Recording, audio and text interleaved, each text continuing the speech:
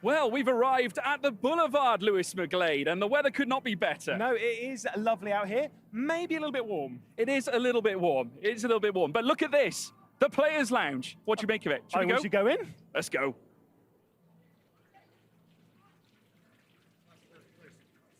Oh, not a chance. Oh, we've been found. Oh, we no. have been found. We've been...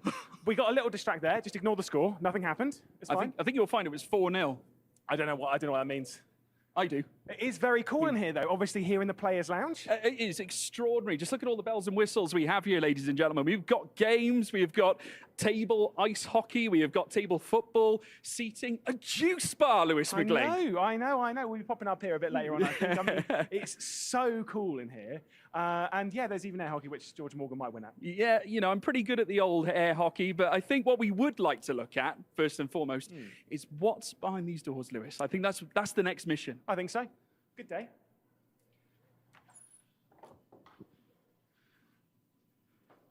So, I've been taking a walk. Of course, we came through the doors. Pretty sure Lewis was still with me, but now he's not. I can't find him anywhere. Lewis? George, where are you? I'm up here, George. I'm here. What are you doing up there? I don't know how I got here. I'm not going to lie. I don't know. Goodness me, commentary is not an IQ sport, is it? Anyway, just take a look at this, folks. The theatre here. I'm not going to call it the Theatre of Dreams, but it could be for a certain team at the end of this event. But here we are in the luxurious lounge area where I'll very shortly be taking a nice long nap. Well deserved, I think.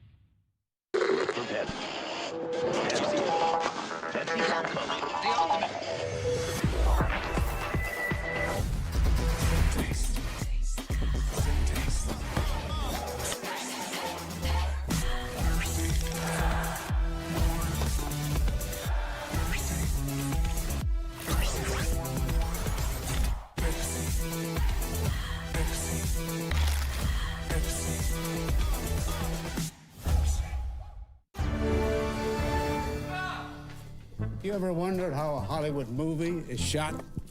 On a Sony. You review it on a Sony. And how do you make that sound epic? You record it on a Sony. Lunch break on a Sony. So why wouldn't you watch it on a Bravia by Sony?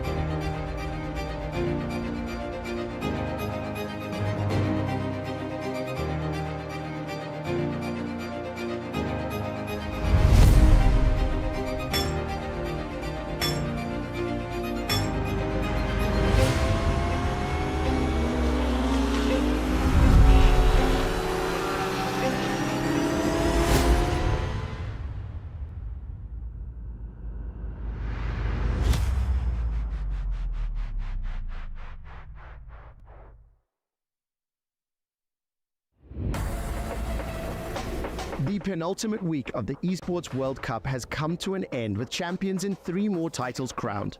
And with that, we have another update to the Club Championship rankings. A champion has been found before the final week kicks off, and there are some shifts in the top 3.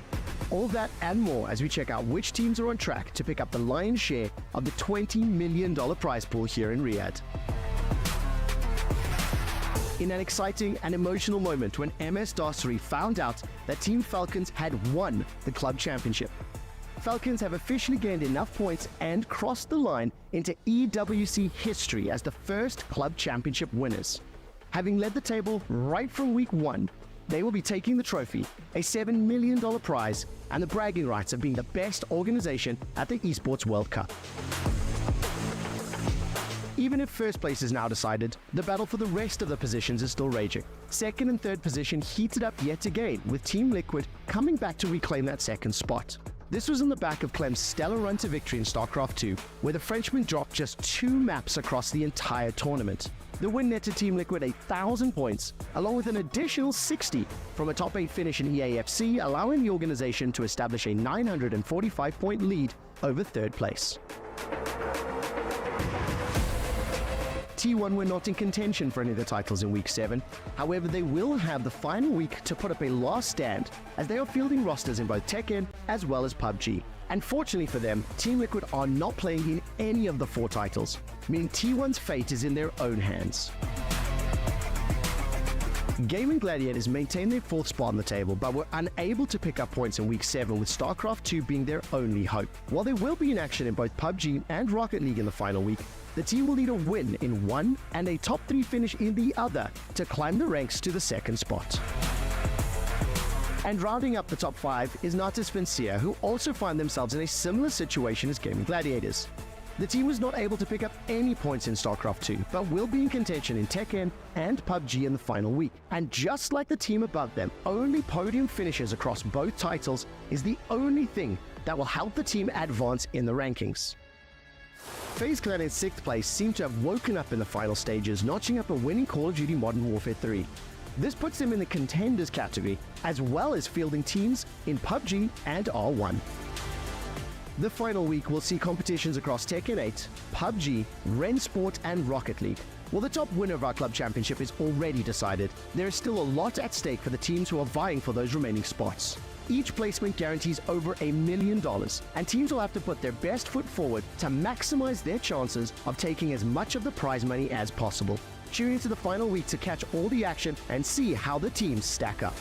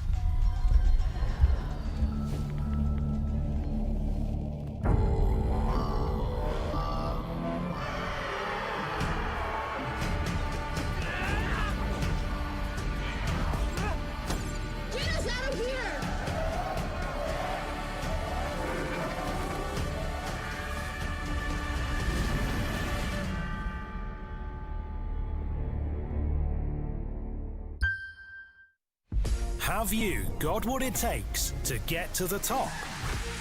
It doesn't matter how high you climb. To reach the top, even the biggest champ needs a break. So you can recharge, dive back in, and dominate.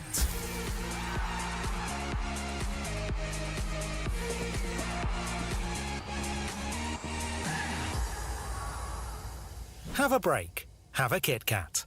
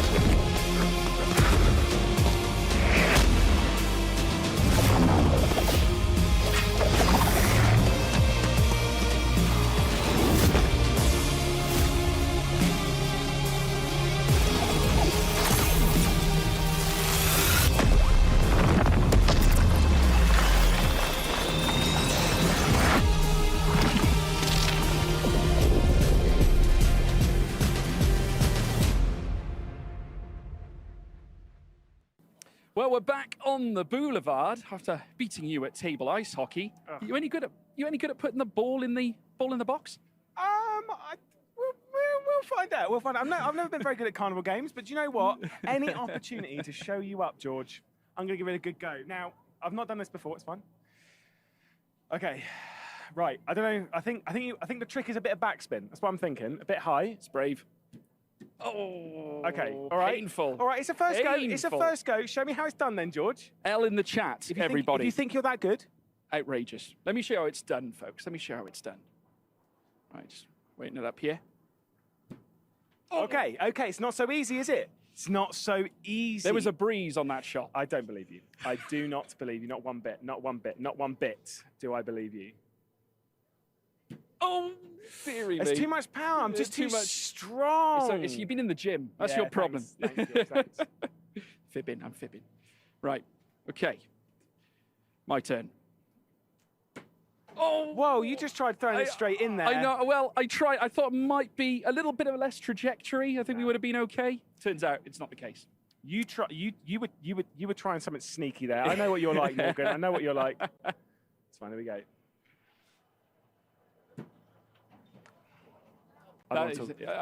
Listen, I think you should just go and stand in the corner somewhere. Watch how it's done. This is how we do it. Right, you ready, folks?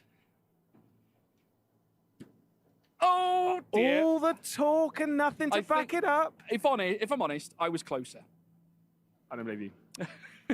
Well, incredible, folks. We've had a lot of fun here at the Boulevard, but let's take it back to the studio.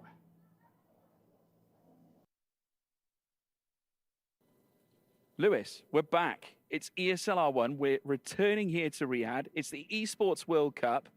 What's the issue? Lewis. I'm trying to turn.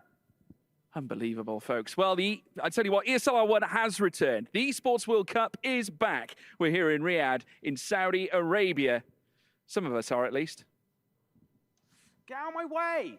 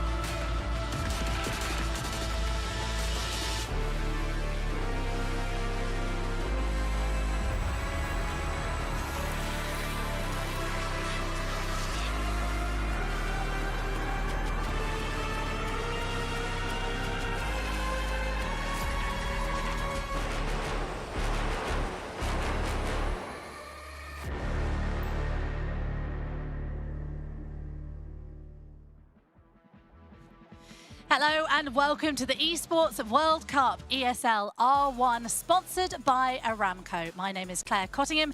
We're here to crown a champion today in the Drivers' Championship, and we're going to be looking at the Teams' Championship as well over the next few days. Alongside me, Cameron Roger and Arjuna Kankapati. Welcome. Lovely to see you both. Cameron, how are you feeling? I'm feeling amazing. It's great to be here. Can't wait to see how the drivers are going to fare throughout this competition over the next 4 days. But as you say, Drivers' Champion will be crowned today. Arjuna, really exciting to be here for the World Cup as well. What a stage for these drivers. Yeah, over the last 2 years, Gamers 8 has made the Boulevard such a hive of activity, but the Esports World Cup has just transformed it even more, and it's been great. Not just Rennsport and ESL R1 action this week, but Tekken, Rocket League, PUBG as well. It's felt so amazing seeing all the athletes, all the players, and now we get to see the action. You guys have both been like a kid in a candy store. You've been going around looking at all the different venues. Which has been your favourite so far, Cam? To be honest, probably the main stage over there in the, cool. in the Battle Royale arena, just because there's so many players in there at one go. But of course, the arena that we got for the sim race as well is absolutely amazing to see all the rigs there and all the drivers getting involved. And of course, we're going to get into ESL R1 a little bit more, but I just want to concentrate a bit more on the World Cup. For you walked up and down, of course, the Boulevard. Very fun out there. Have you really enjoyed the atmosphere? I've been keeping an eye on the World Cup over the last couple of weeks as well, seeing all the various esports in action, seeing totems being crushed and winners being crowned, and it's just so cool to be here finally and see it all play out. And we've also, this is ESL R1 is really going to make a difference as well to the second place in the standings as well. Yeah, when we look at that Club World Championship, which we'll talk a bit more across the entirety of our 4 days here, Team Falcons already having locked up that championship. They've got some brand new jerseys already with a star signifying their win. But yeah, second place, FaZe, maybe Team Vitality. There's a lot for them to look forward to. Oh, it's exciting. Well, let's have a look exactly how the club championship works, shall we? Welcome to the Esports World Cup. Get ready for 8 action-packed weeks of competition featuring the world's leading games, where the world's top esports clubs and over 1,500 players compete for a life-changing prize pool of more than $60 million, the largest prize pool in esports history. This prize pool will be divided into 4 categories: game championships, player bounties and qualifiers, with the remaining 20 million up for grabs in our cross-game competitive format, crowning the best esports club in the world. Introducing the Club Championship. Here's how it works. Each club will have the opportunity to field its rosters across multiple titles. The clubs finishing in the top 8 across each of the 21 titles will receive points based on their placement. For a chance to qualify for the Club Championship, a club needs to place in the top 8 in at least 2 competitions. For a chance to win, a club must finish first in at least 1 competition. Once the tournament has concluded, the top 16 clubs will take a share of the $20 million prize pool, with the first place team claiming the title of the first ever Esports World Cup Club Champion, as well as receiving a staggering $7 million in prize money. The action doesn't stop here. In addition to the competition, the Esports World Cup will transform Riyadh into the epicenter of esports fandom and gaming culture, with a massive immersive festival featuring gaming activations, community tournaments, pop culture celebrations, international experiences, and much more. This will be a historic event, so make sure you witness the action and see who will rise up and conquer the world. See you in Riyadh.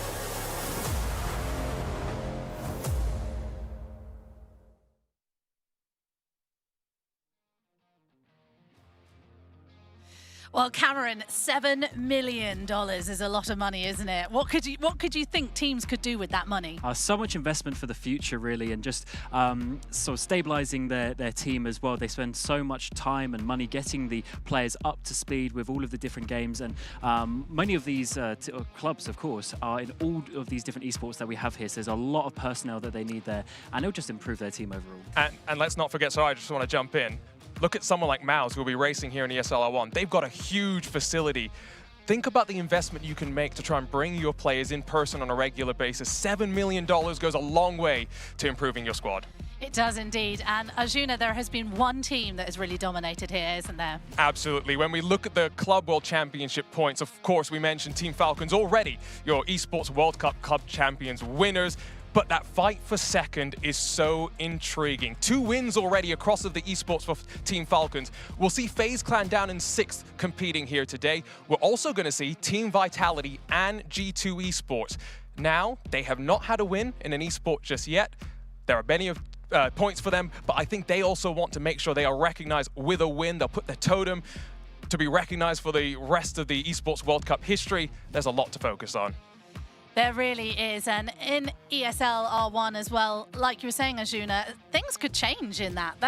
I mean, we were seeing just a moment ago, obviously Team Falcons, they're going to run away and they are the winners. But that second place, they're going to be fighting hard out there in that arena, aren't they? Oh, absolutely. They've got a lot to play for there because, of course, $7 million for the winner, but that doesn't mean that the prize is insignificant for being a bit lower down as well. So there's loads of money on the line, and to be honest, the amount of effort that they've been here. Remember, this competition's been going on for the best part of 2 months, so it's just a big commitment for all of these teams.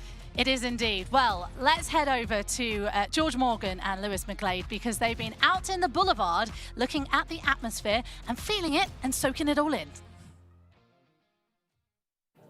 Well, back under the lights and back in the Boulevard here, Lewis. Yeah, it's all happening out here. It's super busy out here. Obviously, yeah, it's absolutely fantastic to see how busy it all is, and there's so much to see around here. Action-packed. The people here are flooding the streets, all looking to take part in the Esports World Cup festivities. It is absolutely tremendous, but look at that. The Aramco Arena, Lewis McGlade. Now, that is what we want to see. That is exactly what we want to see. It's so cool. Obviously, that's where all the magic happens. That's where all these drivers are going to be competing, all the teams are going to be competing, and it's such a cool arena to be in. It is a fabulous arena, so much technology. Obviously, the rigs there, the drivers are all practicing and also competing here at this very arena. It is all on the go in bidding to become a spring season winner and also a winner at a fantastic event like the Esports World Cup. Yeah, of course. I mean, look, obviously, throughout the event, we're going to have a little bit of cheeky behind-the-scenes stuff. Everyone loves the behind-the-scenes stuff. You know, we like to see what's happening backstage, what these drivers, what these teams are going through. Of course, so many of sim racing and esports' biggest names. Obviously, we've got Team Redline, Porsche Commander, Vitality, etc. There's also people like Falcons and stuff. I mean, it's so cool. Yeah, sim racing's one of sim racing's grandest events here in Riyadh at the Boulevard. Tremendous to be here as well, and still plenty of action still to come. I don't know who let those two out into the Boulevard, but they seem like they were having a lovely time out there. Let's have a look at what we've got to look forward to today then. We've got the Drivers' Championship to decide. The drivers have already been out there today in Monza taking part. I mean, it was a cracker of a race too. We're going to look at the highlights very shortly, but just talk us through how the format sort of works. It's been something we've talked about over the course of this entire season. 48 drivers competed in the spring season. Only 12 of them fight for championship points and prizes here today. The points get converted from the regular season, so the driver with the most points comes in with a bit of an advantage. And all you're trying to do, rack up 170 points, make your way to finalist mode, where one win gets you the Esports World Cup Championship. It does indeed.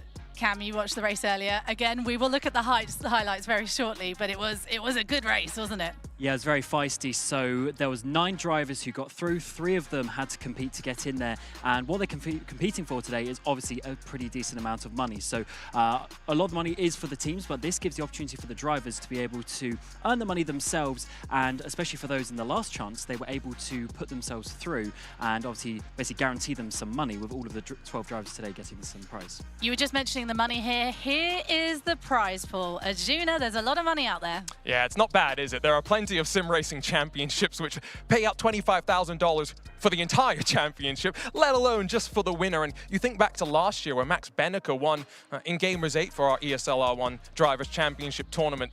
There was so much momentum that was then carried forward as well, right? Because the prize money at Boise, a lot of these drivers are full-time in the world of esports and sim racing, and it just gives them a little bit more time to continue their practice. It definitely gives them a bit more incentive, as we were seeing in the race that we just had. They were fighting for money out there. They knew how important it was. Pride and money is so important. We also had a look, and we will be having a look rather, at the Drivers' Championship, which is happening over the next few days. Today, like I said, is the Drivers' in the next 3 days rather, is the Teams Championship. Let's have a little look about how the Teams Championship works. It's a little bit longer, over 3 days, so do make sure you stay with us. Driver being today, this is the team tournament though. How does this one work, Cameron? Absolutely. So we have, of course, 12 teams, 4 drivers each. So 48 drivers are here. Only 12 are competing for the Drivers' Championship, but the rest of them will be there tomorrow. Top 4 from the first set of races will be going through automatically, and then there is that second chance. 2 teams will be eliminated. Then for that middle 6 teams is their second chance to try and get themselves through to the final, and then we end up with the situation where they need to get the minimum of 230 points, and then they have to win a race. So you actually need a race winner in your team ultimately to win the whole competition. And of course, Arjuna, there is money up for grabs for the Teams Championship as well. And again, a significant amount of money is up for grabs, rather, £140,000. That's a lot of money. Yeah, no, this is, again, you go back to the $7 million for the Esports World Club Championship. That is unbelievable, right? But even this is something that these teams will all be having a big focus on. You think about the fact that ESL R1, one of the story points over the last 18 months has been the drivers want to have the same equipment that they'll use here at the Esports World Cup so they can get comfortable with it at home. Now, how do you do that? You need money to buy all that equipment, and so stuff like that. It's just such a great thing for these teams to be able to focus on the future. Yeah, exactly. We'll get into this more, I'm sure, but let's head over. We let them out, but now we put them back into the commentary box, of course. Let's head over to George Morgan and Lewis McGlade. They are standing by. Guys, how are you doing? I think we're doing quite well, and we're ready for some exciting action throughout the day. But of course, it did already begin with the last chance qualifier, which was pretty wild. It was extraordinary, wasn't it, Lewis? I mean, when we think about it, obviously, where it comes down to races, even on every other day when you're challenging for points, there is obviously those challenges for every single driver. But when you take this circumstance to a circuit like Monza, of all things, it just heightens that tension. You're going to show us a little bit of the highlights now, aren't you? I'm really excited to see how this race is going. So, guys, over to you. Let's see what happened in the highlights.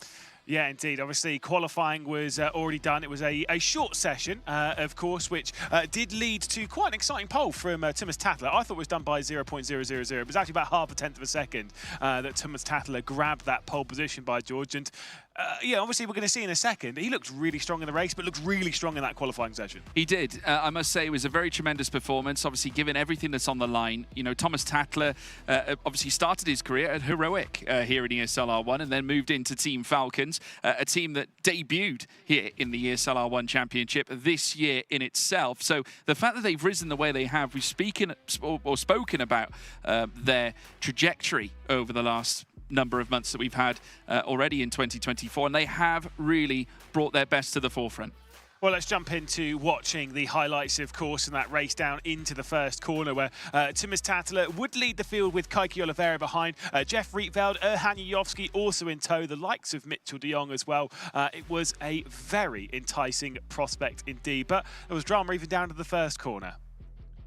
It definitely was. A lot of drama. I mean, we witnessed, obviously, Dane Warren, one of the first to bail out towards the end, but we'll take you through to the coverage. And this is where things got a little bit spicy. Obviously, incredible moments. Turn one, obviously, seeing a Team Falcons car go off, Porsche Coanda. Here's another look at it, Lewis. It was a dramatic start. Yeah, of course, the racing down into that first turn. Like I say, the field was Tattler, Oliveira, Rietveld. There was plenty of drama. Rietveld having a little bit of a squeeze and was pushed off into the gravel. Unfortunately, he would not effectively retire from the race, but be dropped down to the rear end. There was a bit of 3 wide as well, just before this bit of combat where we saw some big moves and some big moments coming down into the first Lesmo.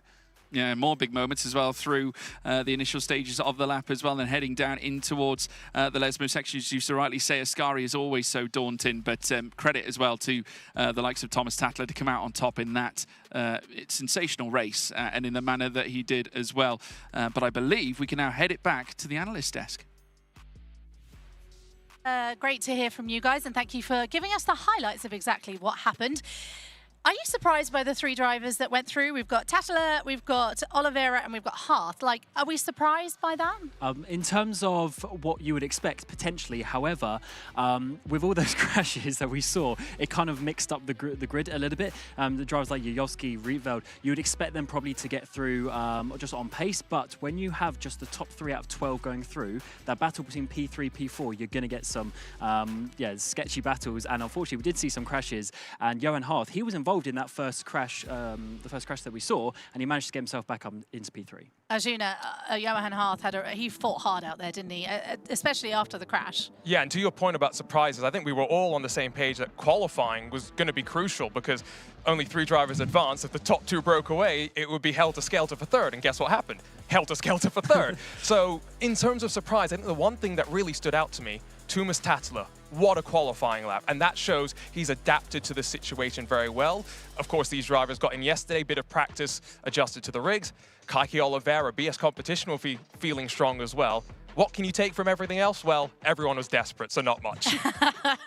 I mean, they were fighting hard out there. But again, as we've been talking about, there's a lot of money on you know, that they could win. They could absolutely win a lot for the teams as well. We did see the drivers arriving earlier. They were heading into the arena. The arena is spectacular, so we can't wait to take you there. What about Kaiki Oliveira? Was he someone that you thought was strong out there? I would actually expect him to be one of the drivers to get through, as we see them here coming out of the Players' Lounge, walking over across the Boulevard in towards the arena. And yeah, for Oliver, I think he is one of those drivers. He's just consistent. He's always consistently good. Whether he would be able to win a race or not, there's a chin chicken Soman at the back there. Yeah, whether he's consistently good enough to win later today, we'll have to find out. But he is one of those drivers. He will just put in a solid performance. Marcel Chinchik's another good one to talk about at the moment, isn't he? He's going to to be incredibly strong out there. And another one we should be talking about as well is Josh Rogers. How impressive has he been recently? I can't speak highly enough of Josh. Everyone knows that my nickname for him is the King of Qualifying, because he somehow, much like Ayrton Senna back in the day, is able to find that magic 2 or 3 tenths. And me and Lewis were talking on the drive over, and we were reminded of a moment at the Gamers 8 tournament here in Riyadh last year, where Josh Rogers not only set what was a track record in qualifying, he broke his theoretical best lap from practice before that. So he went faster than he's ever gone before. The problem, in quotes, is that maybe the Porsche, we've been hearing from the drivers, it might be struggling a little bit at the top end of a straight, for example, for speed. And so when you think about some of the other cars, think about some of the tracks that we're going to go racing at, Josh is going to be really in a situation where he's going to have to pick his battles. It's a situation that suits him. They're one of the cleverest drivers in the grid. He really is. And not only that, he's won the first of the 3 driver rounds. I mean, Cam, that's put him in a really good position, hasn't it? Oh, absolutely. And with how we have this index on the points as well, he's got that lead coming into this. Realistically, he is going to need to win a minimum of 3 races today. So there's still a lot of work that needs to be done. The other drivers can overcome that. Because in the end, if you win all of the races, you're going to end up winning just because of how the format is. So I think, yeah, looking at it, he's in a strong position. But as you say with the Porsche, he is slightly potentially on the back foot. Arjuna, who do you think is going to be really strong today? Who's looking out there? You've spoken, you've gone down to the arena, you've had a chat to some of the drivers, you know what their woes and what they're happy about. Who's really standing out for you? I think yesterday was very different to today. They've had a bit more practice. They're feeling a little bit more settled in. One thing just to note is that there was a rather big update to the game about a month or so ago. They've really only had about 2 weeks to dial in for their car. The previous 2 weeks was understanding the update, doing the BOP process. So who's adapted the quickest and who's going to get ready? I think there's going to be some surprises. I won't say too much. Okay, we'll get ready for the surprises. Let's have a quick look at the schedule, though, because we've got lots of action to get underway over the next few days. Like I mentioned, it is the Drivers' Championship that we're looking at today. Here's today's schedule. We're starting out in Spa, and we're in Jeddah, Cameron. That's a cool one. Absolutely. So, of course, a track that's been around for about the last 3 or so years in Formula 1. It's come over to Rennsport, which is a great addition. It's a very fast and flowing track. It's going to be pretty good for overtaking, I think. So great to have that as an addition. We also have it potentially around race 8 if we get there. So who knows, the champion might be crowned. So yeah, great to have that on board. And Jeddah, is a track that, like you said, has really been more known for Formula 1. But later this year, we're going to bring GT3 cars for the SRO Europe finale. So we get a bit of a preview. GT3 cars at Jeddah for the very first time. It's going to be great. We're going to have a look at our predictions in a moment. And if you want to get involved, of course, you can get involved with stcplay.gg. Quickly, predictions, what do we got? Max Benneker. I think our driver's champion from ESL R1 Gamers 8 last year does it again. That BMW's looking good. Mal's feeling confident. I've got to go with him. Okay, and predictions for you? I'm going to have to go with Josh Rogers. Okay. I think he's on form and he's got that points lead already. I'm going to go for Luke Bennett, but who knows? I just think he looked good and he was going strong.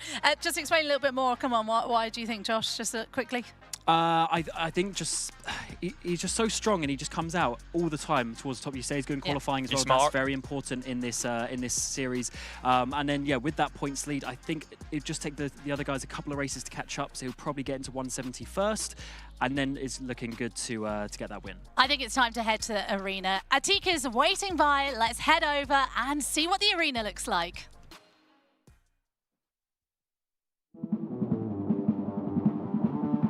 In the world of racing, with a roar of engines meets the thrill of competition. Every turn is a challenge, and every second counts. The virtual track might be digital, but the passion and precision are as real as it gets. Welcome to the Esports World Cup, ESL R1, sponsored by Aramco.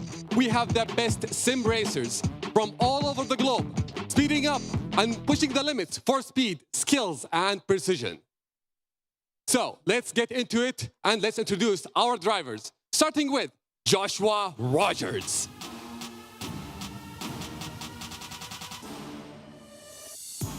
One of the most decorated drivers out there.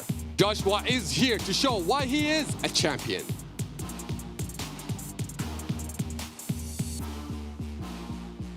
Coming up next, Marcel Chinchik. Known for his precision and relentless drive, Marcel is always ready to push the boundaries.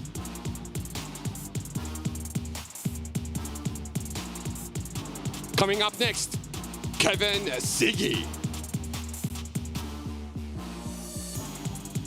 A fierce competitor with a record of incredible finishes, Kevin's consistency and skill make him a threat.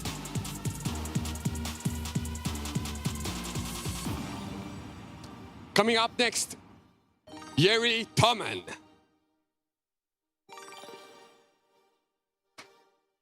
A tactical genius, known for his calculated approach, Yeri is ready to outsmart and outpace the competition. Coming up next, Sebastian Job.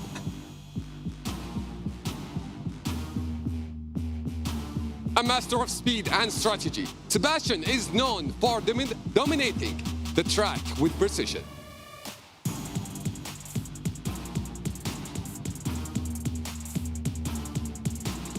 Coming up next, Kevin Ellis Jr. A true competitor with a relentless spirit, Kevin is known for his daring maneuvers and calculated risks.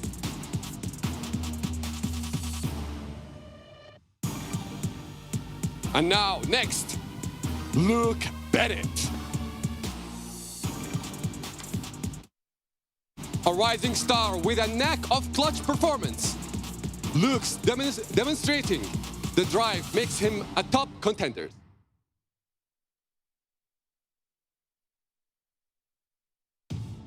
Coming up next, Dare McCormack.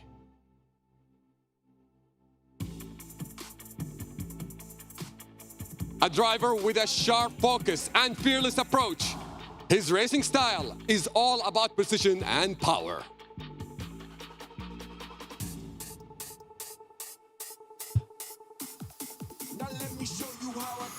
Coming up next, Johan Harf.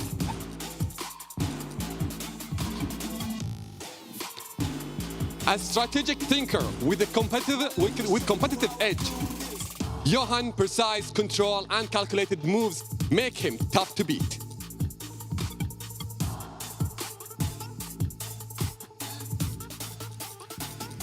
And now next, Kaiki Oliveira.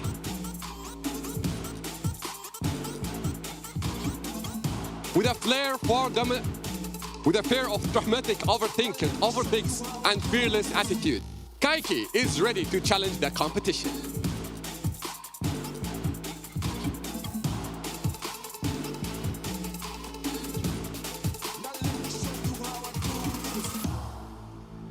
And now next, Thomas Tatla.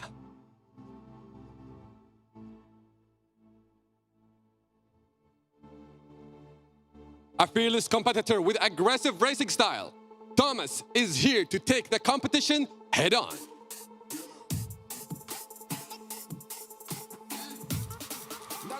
And now, last but not least, Maximilian Beneke.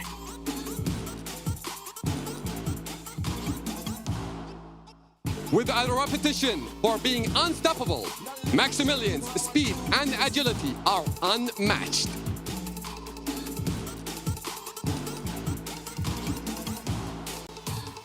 And here we are with 12 drivers. So let's get into it. And drivers, please take your seats. And also, you viewers, take your seats and wear your seat belts because this race is going to be fast. So let's enjoy it and go to our casters. So there we have it, all 12 drivers confirmed as we look to get set for racing. Big thank you to Atik down in the studio for getting us set ready for racing here at Spa-Francorchamps. A circuit that is settled out in the hills of Stavelot and in the heart of the Ardennes forest. It's a very long track, one of the longest circuits, the longest circuit you'll see on the calendar, and has plenty of overtaking opportunities, but also moments that could open up risk as well.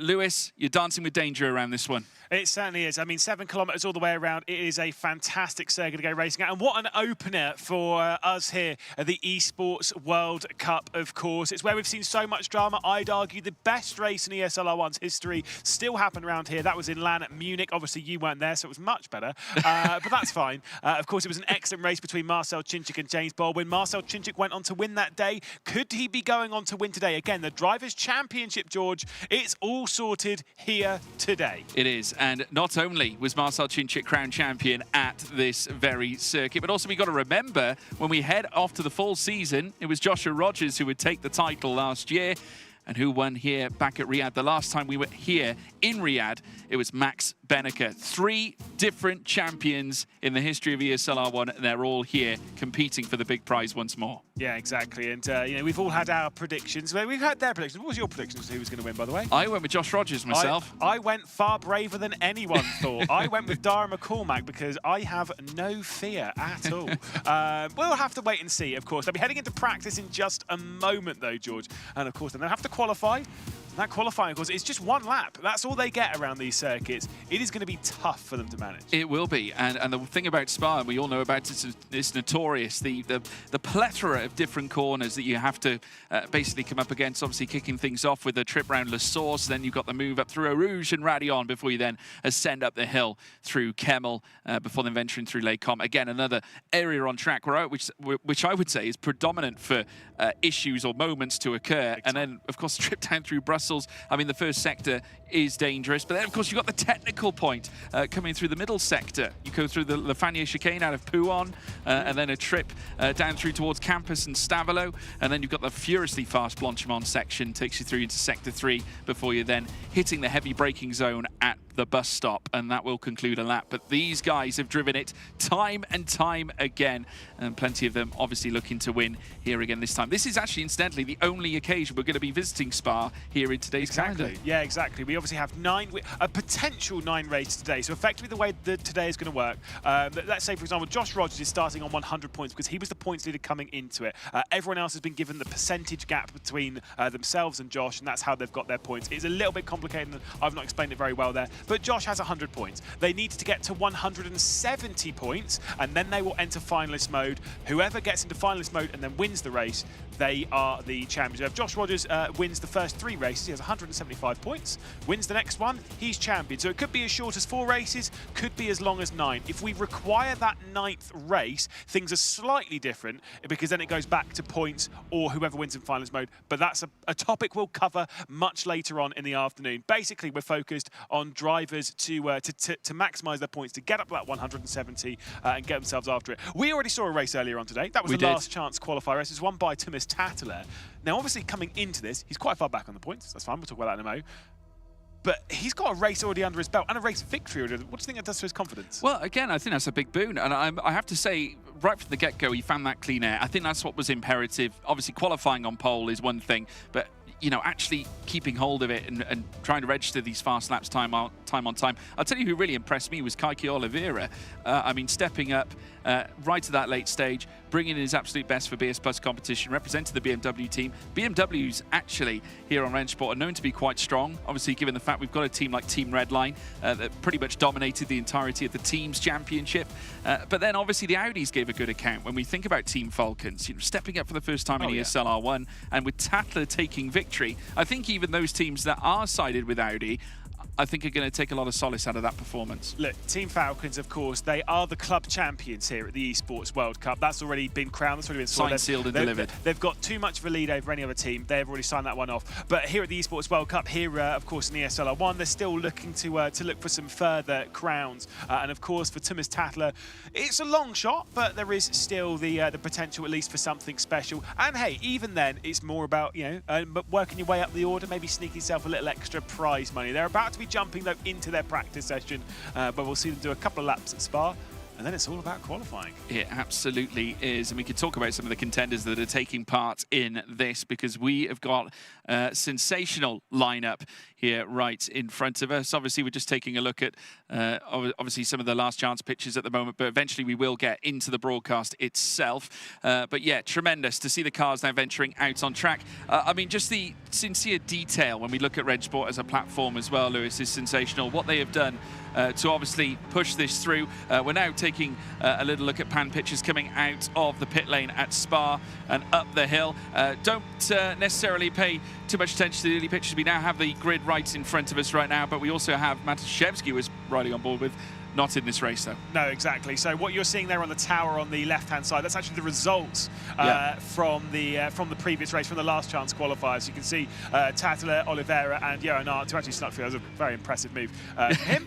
We are on board with one of the red line drivers who was sliding his way into Les Combes, now through Malmedy and dropping down the hill. You really get a sense of the oversteer, of the sliding that these cars go in, particularly with the BMW. I have noticed it does seem to be pretty rear happy, at least on the brakes. You're coming off that brake pedal. It does seem to slip and slide a little bit into the corner. The 12 finalists, we saw them come out, by the way, Dara McCormack, Yuri Toman, Josh Rogers, Kevin Ellis Jr., Kevin Siggy, Luke Bennett, Marcel Chinchik, Max Benneker, Sebastian Job, Kaiki Oliveira, Thomas Tatler, and Johan Art. Those are the 12 drivers that will be taking to the circuit. The final 3 that I read out there, though, those are the 3 that had to work their way through in the last chance. We're actually taking a look at Luke Bennett here. Nope. Kevin Siggy? It is Kevin Siggy. Kevin Siggy in the familiar number 11, and he has been tracked and followed by the Apex Racing team, Mercedes further back. As we now also take a look at Thomas Tatler in the 77 Audi R8 LMS GT3 that just came off the back of winning the last chance race in order to grant himself a placing to be in the final 12 to compete for the Drivers' Championship here in the Esports World Cup. As we now ride on board what we did, we're now going to watch back again the Team Falcons driver heading down in towards Brussels. Very important to find your bearings in these practice scenarios here, Lewis. Yeah, of course. Yeah, these drivers, if you've never watched ESL R1, they have done so many laps of Spa that, to be fair, they could probably do it blindfold. In fact, I think we tried that in Munich and it didn't go very well. So I'll hold my horses on that one. It was pretty funny to see them try. But alas, you know, they've done so many laps of circuit. They know it. They know it really, really well. This practice session is not going to gain them any extra speed. They're not going to learn anything new in this practice session. That's not what this practice session is for. All it is, you know, they've been out with the rig for a little bit. It's just go around the circuit, find your feet, make sure you're comfortable in the rig that you're in, and then, you know, settle yourself, and that's where you're getting ready for qualifying. That is more importantly what this is about. Can see a couple of drivers. There is the 98, of course. Kevin Ellis Jr., by the way. I don't know if you remember this. Do you remember at Gamers 8 last year where Kevin Ellis Jr. had to work his way through into the drivers' final, and it was done in a hot lap shootout between Marco Pech and himself? That was done around this circuit. So Kevin Ellis Jr. could be quite fireworks. Strong here. It was that particular one. But Kevin Ellis Jr., of course, joined in the Apex Racing team via their academy as a 19-year-old back in 2017, and has been with them ever since. Then eventually moving up to their main team roster, and has gone on to do truly amazing things. I mean, we look back at the fall season where, of course, he took victory there. We saw raw emotion back at Sweden on that occasion. We could see a little bit more here today. Team Mouse also with a stacking their chips in the palms of Max Benneker, and for good reason. I mean, if you want someone behind the wheel, you want someone as experienced as he. The 30-year-old who began sim racing. Is he 30? He's 30 years of age, would you believe? Started sim racing, well, what he believed to be sim racing, true sim racing in his words, 2015. He actually began racing in 2011, but he is the ESL R1 Gamers 8 champion, so has the form around Riyadh. And I'm sure his biggest fan is watching on. I won't name names because she'll kill me, but that's fine. I like to say, all these drivers do have their fair fan base, of course. And let's be honest, Max Benneker, definitely one of those. He is our Gamers 8 champion. He's also sat in a gravel trap, which is not a good sign. Here's probably one of the larger favourites, though, for this competition. The 92. It is Joshua Rogers. Still don't fully know what the K means in Josh K. Rogers, but we'll find out one day. Yeah, we certainly will.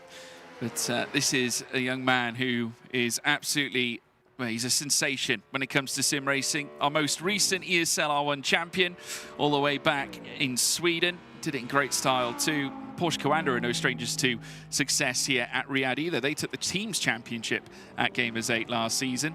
And be looking to perhaps even feather their own nests once more. They've got such a strong lineup. Of Of course, even in ESL R1, we've got a mixture of drivers that have prior racing experience and have also gone on to have racing experience. Josh Rogers actually is one of those people. He actually competed in karting back when he was 5 years of age and ran his karting career essentially alongside his sim racing. But when sim racing started taking off for him, that was when the time was right to make the move. Dara McCormack, also another driver to watch out for. He himself has had an almighty rise in the last few years. My pick. Obviously, up until recently, was the only driver to have won back-to-back rounds of ESL R1. Josh Rogers put an end to that by winning 3 on the bounce, but that's fine.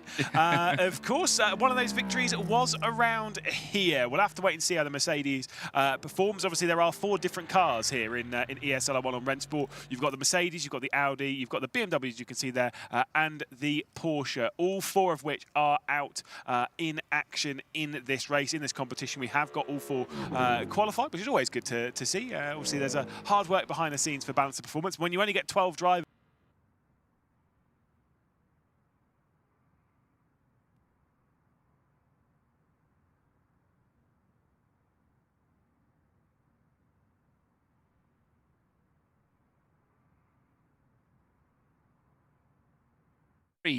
off the back of free practice. And we're now taking a little look at pictures inside the arena. Marcel Cinchik, who is very familiar with final scenarios, as is this man, Joshua Rogers, the man who came into this fantastic Esports World Cup occasion with the championship lead in the palm of his hand. Yeah, we are now back on camera. Our camera did die for a second then. I thought your dashing good looks were too good for the camera, and it did bail on us. But don't worry, don't worry, it is still us. Obviously, like you say, practice there coming to a close, so now it's time for qualifying. Let's talk a little bit about how qualifying is going to work. Effectively, they are going to start before the final chicane, 1 at a time with 20-second intervals. I think it's 20 seconds anyway.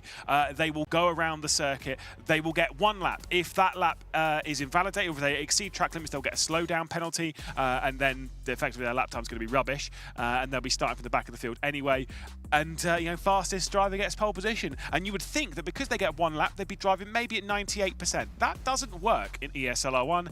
Every single lap needs to be on the limit. Every single sector needs to be on the limit.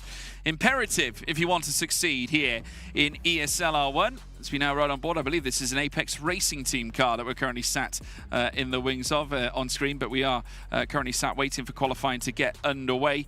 But obviously a lot for our drivers to bear and deal with, certainly around a track such as Spa. Just a quick reminder of the length of this track as well, 7.004 kilometers, that's 4.352 miles. We said you'd be dancing with danger, you certainly will around this circuit. 19 turns, opened all the way back in August of 1921. It's already gone past its centenary year, and we're now back again here in ESL R1 here in 2024. It never gets old, Lewis. No, certainly doesn't. I do believe we are in qualifying, by the way, because I do have, I've got an Apex Racing driver going around the circuit at the moment and trying to hook up all of the curbs. It is a tricky circuit. We'll get these pictures to you as soon as we can, of course, but trust me, they are absolutely on the limit of this circuit. Should be a lot of fun, though, in qualifying. Spa, not necessarily one where track position is king. I was having a little chat with Johan Hart before this, and he said that basically any circuit you can overtake at, the slipstream is more than enough around here as we get to in-game pictures. Yep, we're now in the midst of a lap here at Spa, and as we now watch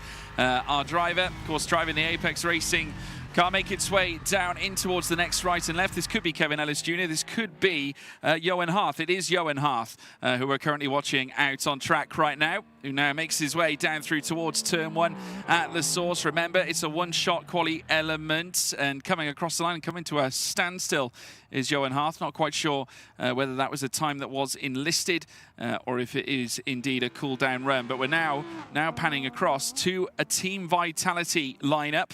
And this is number 15 of Marcel Cinchik. Yeah, indeed. Cinchik then out through the final corner. We'll get these lap times updated to you as soon as we can. Cinchik coming out of Stavlo, out of Curve Paul Frere, going past the karting circuit up towards Blanchimont. Not sure how Johan Hart's lap time was. He crossed the line, but Marcel Cinchik, I mean, look, he's the master of Monza. We've got double Monza coming up a little bit later on, but we'll have to wait and see on that one how the Audi R8 is going to perform around there. Heavy onto the brakes, of course. He was beaten by James Baldwin here back in the in ESL R1's spring season finale, and that was what made James Baldwin enter finalist mode and denied him the championship. He did take it a little bit later on, but that was at Monza. Across the line to finish his lap time goes Marcel Cinchik. Not sure what the time is just yet. Yeah, just bear with us, folks. We will keep you updated as time goes on. We're now going to take a look at Josh Rogers, who's now heading through Brussels corner. And, is he slow? Not quite sure. I think he's on the limit at the moment, heading through the Jochenrink corner. And then down through, or should I say, Jackie Expend, I should say. Your ring corner is down in Austria. A Red Bull ring, as we now watch Rogers swerve down through Puon. And then taking a trip down in towards the Lafania chicane. We've got pan pictures of Kevin Siggy as well in the top right as we now make our way through the middle sector. So I do have lap times coming in. They are coming in a little bit slower, but I will still get you. I've got Kiki Oliveira and I've got Johan Hart's lap time. Kiki Oliveira was a 13.7.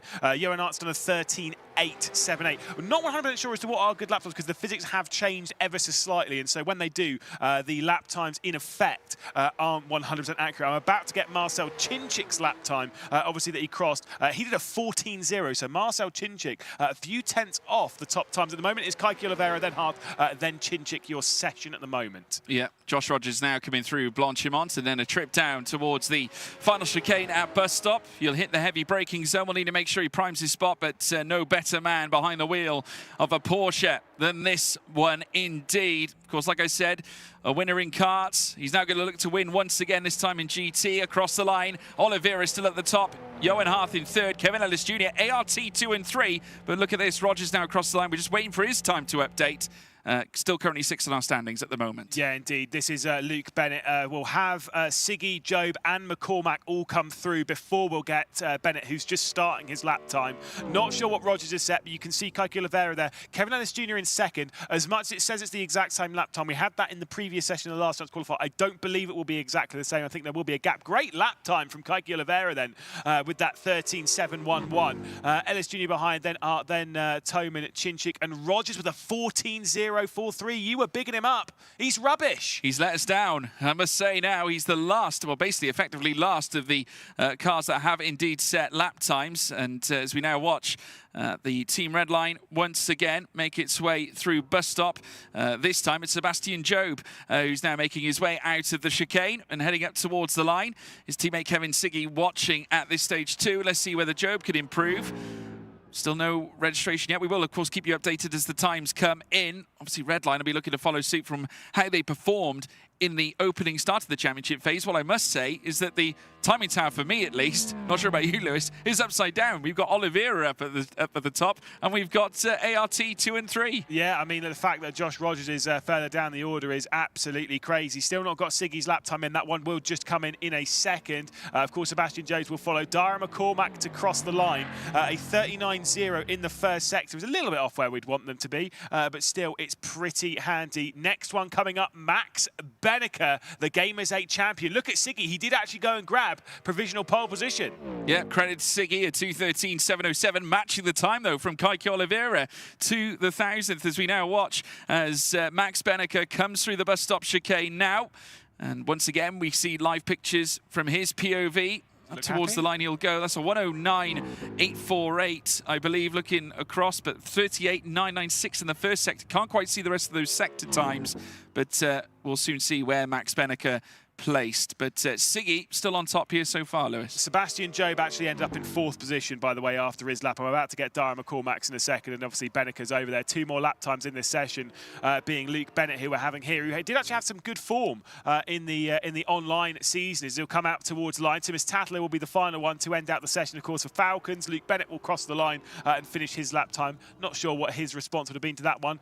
Here's someone who will give you absolutely no emotion at any point, George. No, not at all. And even coming off the back of winning the last chance saloon race as such, but has now got himself an opportunity to potentially steal the Drivers' Championship crown. And what an occasion to do it off the back of winning the last chance.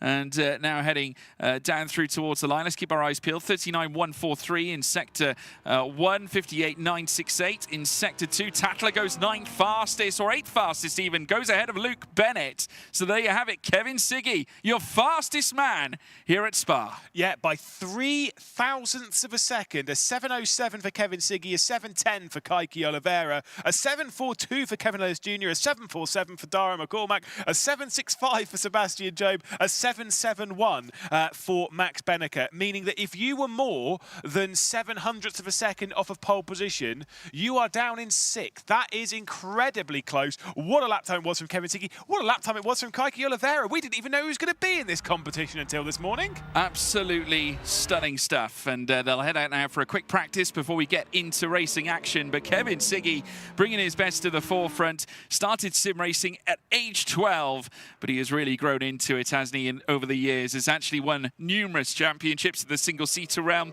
But since coming across and joining Team Redline in 2020, his favourite track, incidentally, happens to be Spa. So he has done it at his favourite circuit. Great opportunity to take this one home, and will obviously favour the clean air. I remember Kevin Siggy back in the day when he was, still fresh-faced in sim racing, 2013. Not quite the same moustache, though. No, definitely not. I remember being in. I've told this story a lot. I did a Porsche championship in a series called Touring Pro Series, which some people might know. Stoffel Van Dorn is a champion in it. Don't worry about it. I took part in that. I was in Division 2. Do you know who else was in Division 2? Kevin Siggy was. That's how bad he used to be. So it means if I'd have kept up with sim racing, I'd have got pole position here today. That's what I'm going with anyway, right? No? Lewis McGlade, a champion. Champion of the ESL R1, sort of. Well, you were faster than me in touring cars, so I'll give you that. Yeah, around here by how many seconds was it? I can't remember. It was all 12, a blur. It was 12 seconds, by the way. Incredible. We won't let him get away with it, folks, I promise you. But yes, absolutely outstanding. Great start, obviously, for Redline, though. Would you say that there's it's a bit of a bittersweet one, Lewis, off the back of maybe expecting a little bit more from your Luke Bennett as such? And well, maybe. The thing is, I'd say, is that the first race, I'm not going to say it doesn't matter because it's still points. These are still the same 25 points that you're going to get. But it's still, if you have a bad race now, it's okay. It's not too bad. Yeah, we will be bringing you the overview of the qualifying results as well, folks. Kevin Siggy, as you can see, your fastest man at 2:13.707.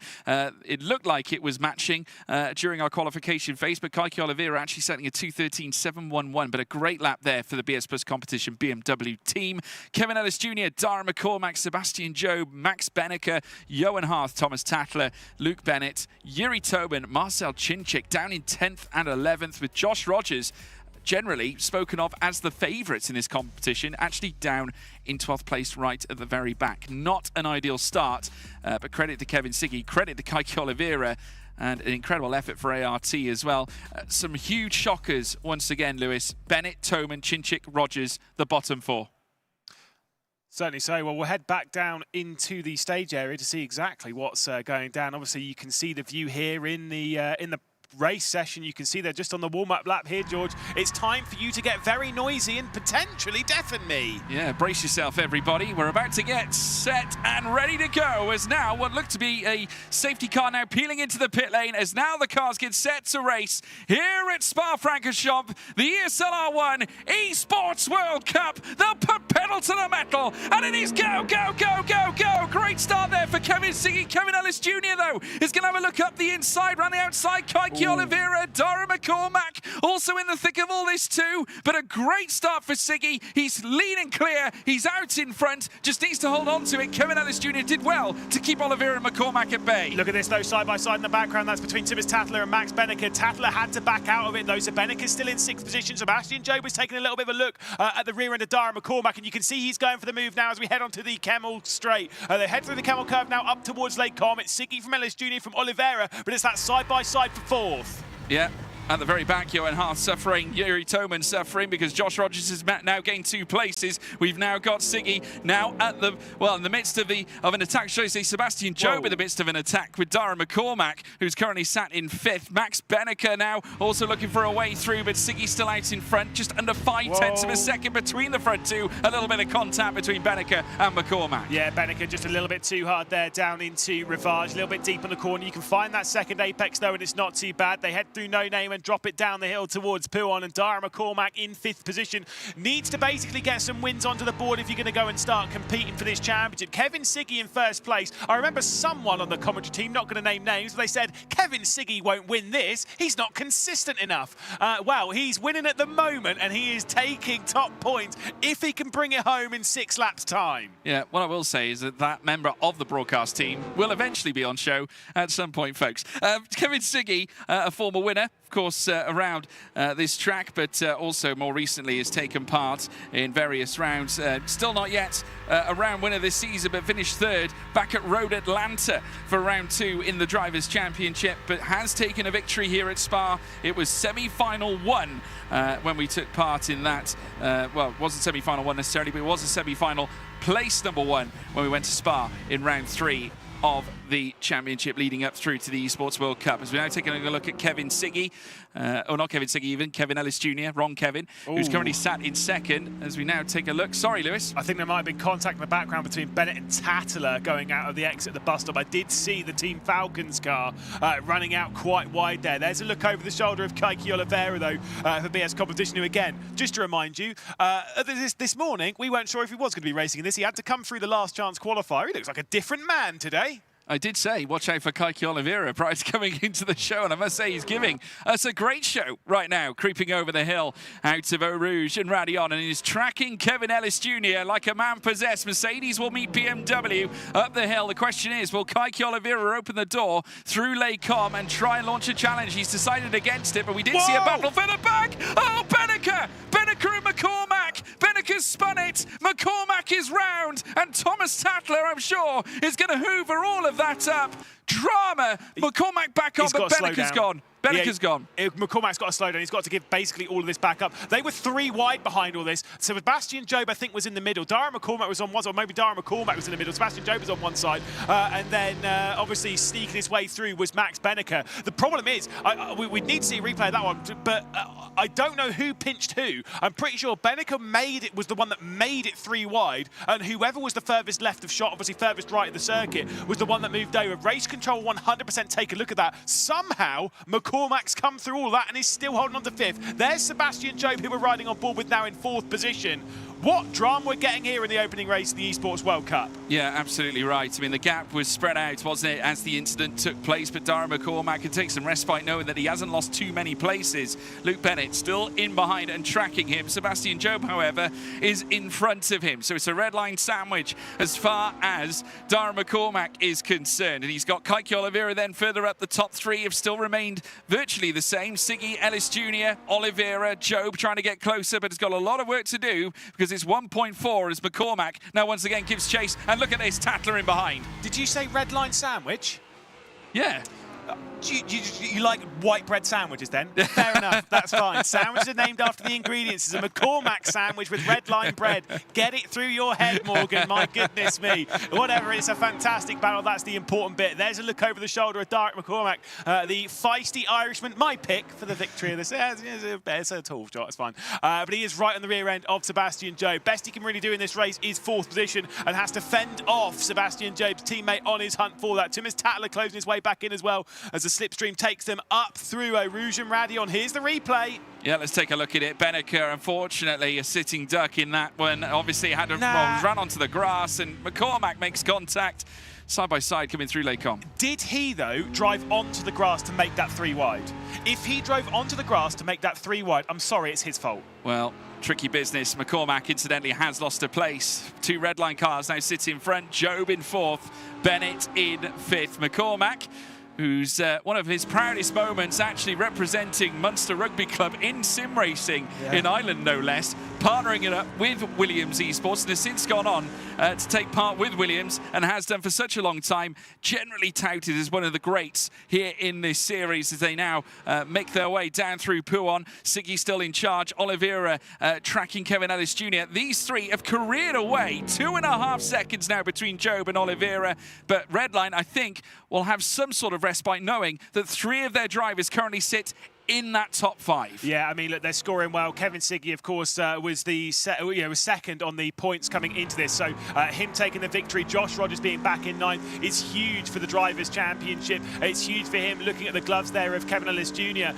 As he sat on the rear end. He's closed his way back up to the rear end of Kevin Siggy. It's Kev versus Kev at the front of the field as we're passing the halfway point of the race. 4 laps left to go during this one. I will say Kevin Siggy, rather, looks pretty calm as he's about to get a little bit of a bump draft potentially. I have been told the slipstream's been slightly increased this season. We saw that a little bit in the online championship, and we're certainly seeing it here as Kevin Ellis Jr. is starting to knock at the door potentially for the opening race victory here at the Esports World Cup. Yeah, still got some way to go. We will have breached and surpassed the halfway mark as we now cross the line once more. A trip down through towards turn 1 lies in wait. Siggy still in charge. Oliveira has snatched the fastest lap away from Kevin Ellis Jr. in that last lap as well. So it's still all up for question. One thing that's not in question, though, is the form that Kevin Ellis Jr. has witnessed since beginning his ESL R1 journey. We remember back to Katowice at the very start when it all first began as they creep over Rouge and Radion once again. Kevin Siggy still up at the top. Kevin Ellis Jr., though, might have given up the ghost. Maybe have,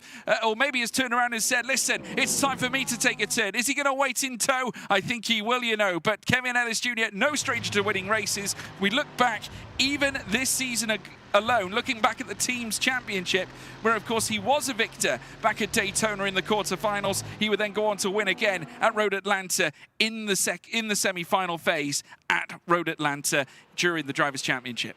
Yeah, indeed. Of course, victories in this camp. You've got Kaiki Oliveira, who obviously has the single victory. You've got Kevin Ellis Jr., who's got 6.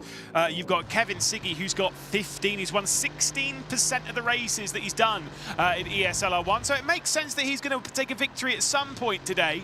What a way to do it, to open it up at a circuit which he likes, he's favoured for. It's the only time we're going to see the circuit of Spa-Francorchamps today. And at the moment, Siggy's in position, but the fastest lap has come through from Kaiki Oliveira, who sat at the rear. This is back to 6th position, though. Dara McCormack staring at the rear end of the red line duo that sees Sebastian Job, Luke Bennett, but he's also got Marcel Chinchik behind him. He's got Tumas Tatler behind him. He's got the points leader, Joshua Rogers, behind him as well. Yeah. Definitely does that. Joshua Rogers obviously has had to work hard from the bottom to the top, but at this stage he's only 9th place and needs to find a little more as we take a look at Dara McCormack riding on board with the Williams Esports driver all the way from Ireland, now starting to close back up to the back of Luke Bennett, who took his place away not too long ago, and now back watching Kevin Ellis Jr. this time trying to close up to Kevin Siggy. But Dara McCormack, obviously someone who's familiar. We have got some action happening for the back in the bus stop as well. Looked like McCormack went very deep down the inside. Bennett is in fact going to take it back briefly. Looked like Dara had his number, but not this time. No, certainly not. Like I say, a couple of switches, but still, you can see Dara McCormack's now having to fend off Marcel Chinchik, who might be to the inside of him, working down to the final corner. Still looking forwards from Kaiki Oliveira as the race for the battle, the race for victory, rather, the battle for the victory is separated by just 0.6 of a second. 3 laps left to go here in the opening race of the Esports World Cup. Couple of slides coming in there from Kevin Ellis Jr. I think we're going to see a little bit of patience here from Kevin Ellis Jr., but I wonder if Kaiki Oliveira might try and force the issue here. He's not the most cutthroat of drivers. Speaking of cutthroat drivers, though, back to Josh Rogers, getting past Dara McCormack for 7th. Yeah, he must have heard me say that 9th wasn't enough, because he's ascended to 7th. If he can get past McCormack at least anyway, heading through Lake Con, wheel to wheel, there will go. Ooh. Rogers squeezing him, as does McCormack in return. They'll head through Malmedy. We look at the rear now of Marcel Chinchik as he sees a Porsche and a Mercedes clambering through out of Malmedy down the hill through Brussels now as we dip dive now. Still wheel to wheel, they'll stay. The Mercedes trying to fend him off. The Porsche has no answer. McCormack defends well and withstands the pressure. 7th place now for McCormack. It stays as it was. So Marcel Chinchik obviously did get through going down into turn 1. That's how he's got up into 6th position. Dara McCormack then down to 7th. Josh Rogers in 8th position. Tumas Tatler, who's actually dropped back quite a lot in all this, down to 9th. But either way, Dara McCormack then holding on to 7th spot. A little bit of the squeeze from Josh Rogers coming down into reverse, so no major dramas there. That's why there was a little bit of contact and it pushed them out wide. Great defence coming in from McCormack. Does seem as though that Mercedes is struggling potentially with tyres towards the end of this race. We ride on board with McCormack. Is the front end struggling? That's the big question. Yeah, that is the big question. Obviously, they need to try and manage the tyres. It is still a factor here in Rennsport, no less here in ESL R1, and it's a long lap around Spa as well. Very tricky, plenty of differing corners, many of them that can certainly fray the rubber. As now once again we rejoin the top end, and Kevin Ellis Jr. leading the way now ahead of Kevin Siggy, with Kaiki Oliveira down in third place. Oliveira still holding on to that fastest lap, but this race is far from over. Penultimate lap now about to begin. No less Siggy, I'm sure, is going to look to try and regain the place that he lost to Kevin Ellis Jr. not too long ago. Ellis Jr. now snatching that fastest lap off Kaiki Oliveira. Do you know who is closing in, though, a little bit? Just bit by bit, I am seeing the gap between Sebastian Job and Kaiki Oliveira come down slightly. It's within a second. I'm pretty sure the slipstream, I think it's pretty extreme, under 7/10, but around like 1 to 1.2 seconds. I'm pretty sure that's where you start getting the first little bit here on Rennsport. So Kevin Ellis Jr. then up to the lead of the race. Kevin Siggy behind, Kaiki Oliveira behind, as you've alluded to. Sebastian Job's not necessarily out of this fight. Remember, he is quite good when it comes to taking race victories. He has the second highest percentage of race victories in ESL R1. Yeah, definitely does that. And someone who is committed to the cause here in this championship for Apex Racing is Kevin Ellis Jr. Kevin Siggy, though, looking to come back at him, has got such a strong legacy, a huge fan base, hails from Slovenia, as well as got Kaiki Oliveira. He hails from Brazil, has been outstanding. Oliveira, since joining the championship, was one of the stars at Furia last year and has now since moved across to BS Plus competition, and BS Plus competition will know all about Apex Racing Team, both having phenomenal histories in sim racing themselves, and now here to roost in ESL R1 once more. Into Sector 2 they will go. Kevin Ellis Jr. still leads the way, starting to break a little clearer now away from Kevin Siggy in behind. It's now 0.4 of a second between them, certainly not enough to should we say, evict Kevin Siggy out of the lead fight. I get the feeling it's all going to happen on this final lap as we now look to bring an end to lap 6. We're heading into Sector 3 proper. Sebastian Job still working hard. And I think you're absolutely right, Lewis, as we just see Oliveira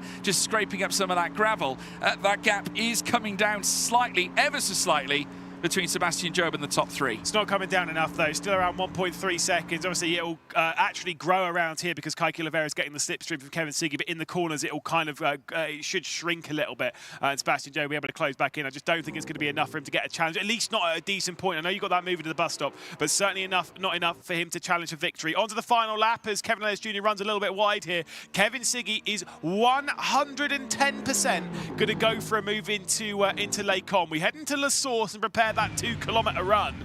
Right now, look at that line. Out wide, brings it in deep, builds himself up a nice half-second margin. He is going to be closing down that bit by bit, George. There is definitely going to be a move here. I would think so. Final lap to come, and it's Kevin Ellis Jr. who holds all the cards. But for how much longer? Because Kevin Siggy is going to be looking for a royal flush. As we now take a look at a replay, that's the moment. Oh, Thomas Tatler, unfortunately, going off through Lake Com. Dara McCormack was involved in this. We now take a look at them going wheel to wheel, heading through the Lake Com fade, just getting Thomas Tatler onto the curb. Very forceful drive in between the two. Obviously, the stewards will be up to decide that one. But what we want to see is the lead fight. We want to take a look at the lead pictures because Kevin Siggy has taken the lead away. And now Kevin Ellis Jr. is trying to give chase. Oliveira looking for his chance. He's going to go around the outside, coming through Brussels corner. Contact between them as they fight over second. But all of this allowing Siggy to get away and hold on and consolidate that lead advantage, Lewis. Yeah, the Ellis Jr. is going to be close enough to try something potentially down into the final corner. It's certainly not done yet. There is a big slipstream, and obviously it's a long run coming out of Stavilo down into the bus stop chicane. Just 0.3 between the top two. Sebastian Job now makes it 4 drivers separated by less than a second when it comes to the battle for the opening race victory in the Esports World Cup. 2 of those representing Redline, 1 representing BS competition, and of course the Apex Racing Team driver there for Kevin Ellis Jr. directly behind. It is going to be a tough battle. I don't know who's going to take the victory in this one. Of course, Siggy's in the favoured spot right now. It's Kev versus Kev. I think Oliveira is a little bit out of it unless there's contact between the top 2. Well, Kevin Siggy, it has to be said, did it where it counted on the run up through towards Lake Com.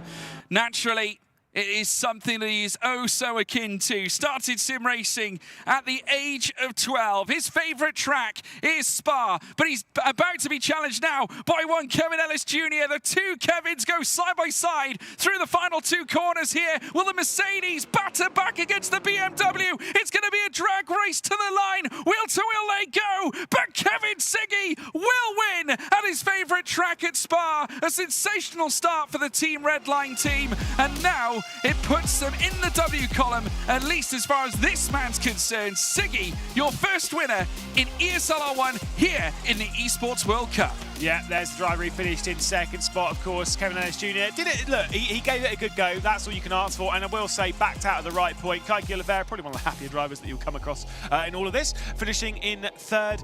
Absolutely fantastic, George. Yeah, well, folks, after all that excitement, we can head to a quick break. We'll be right back.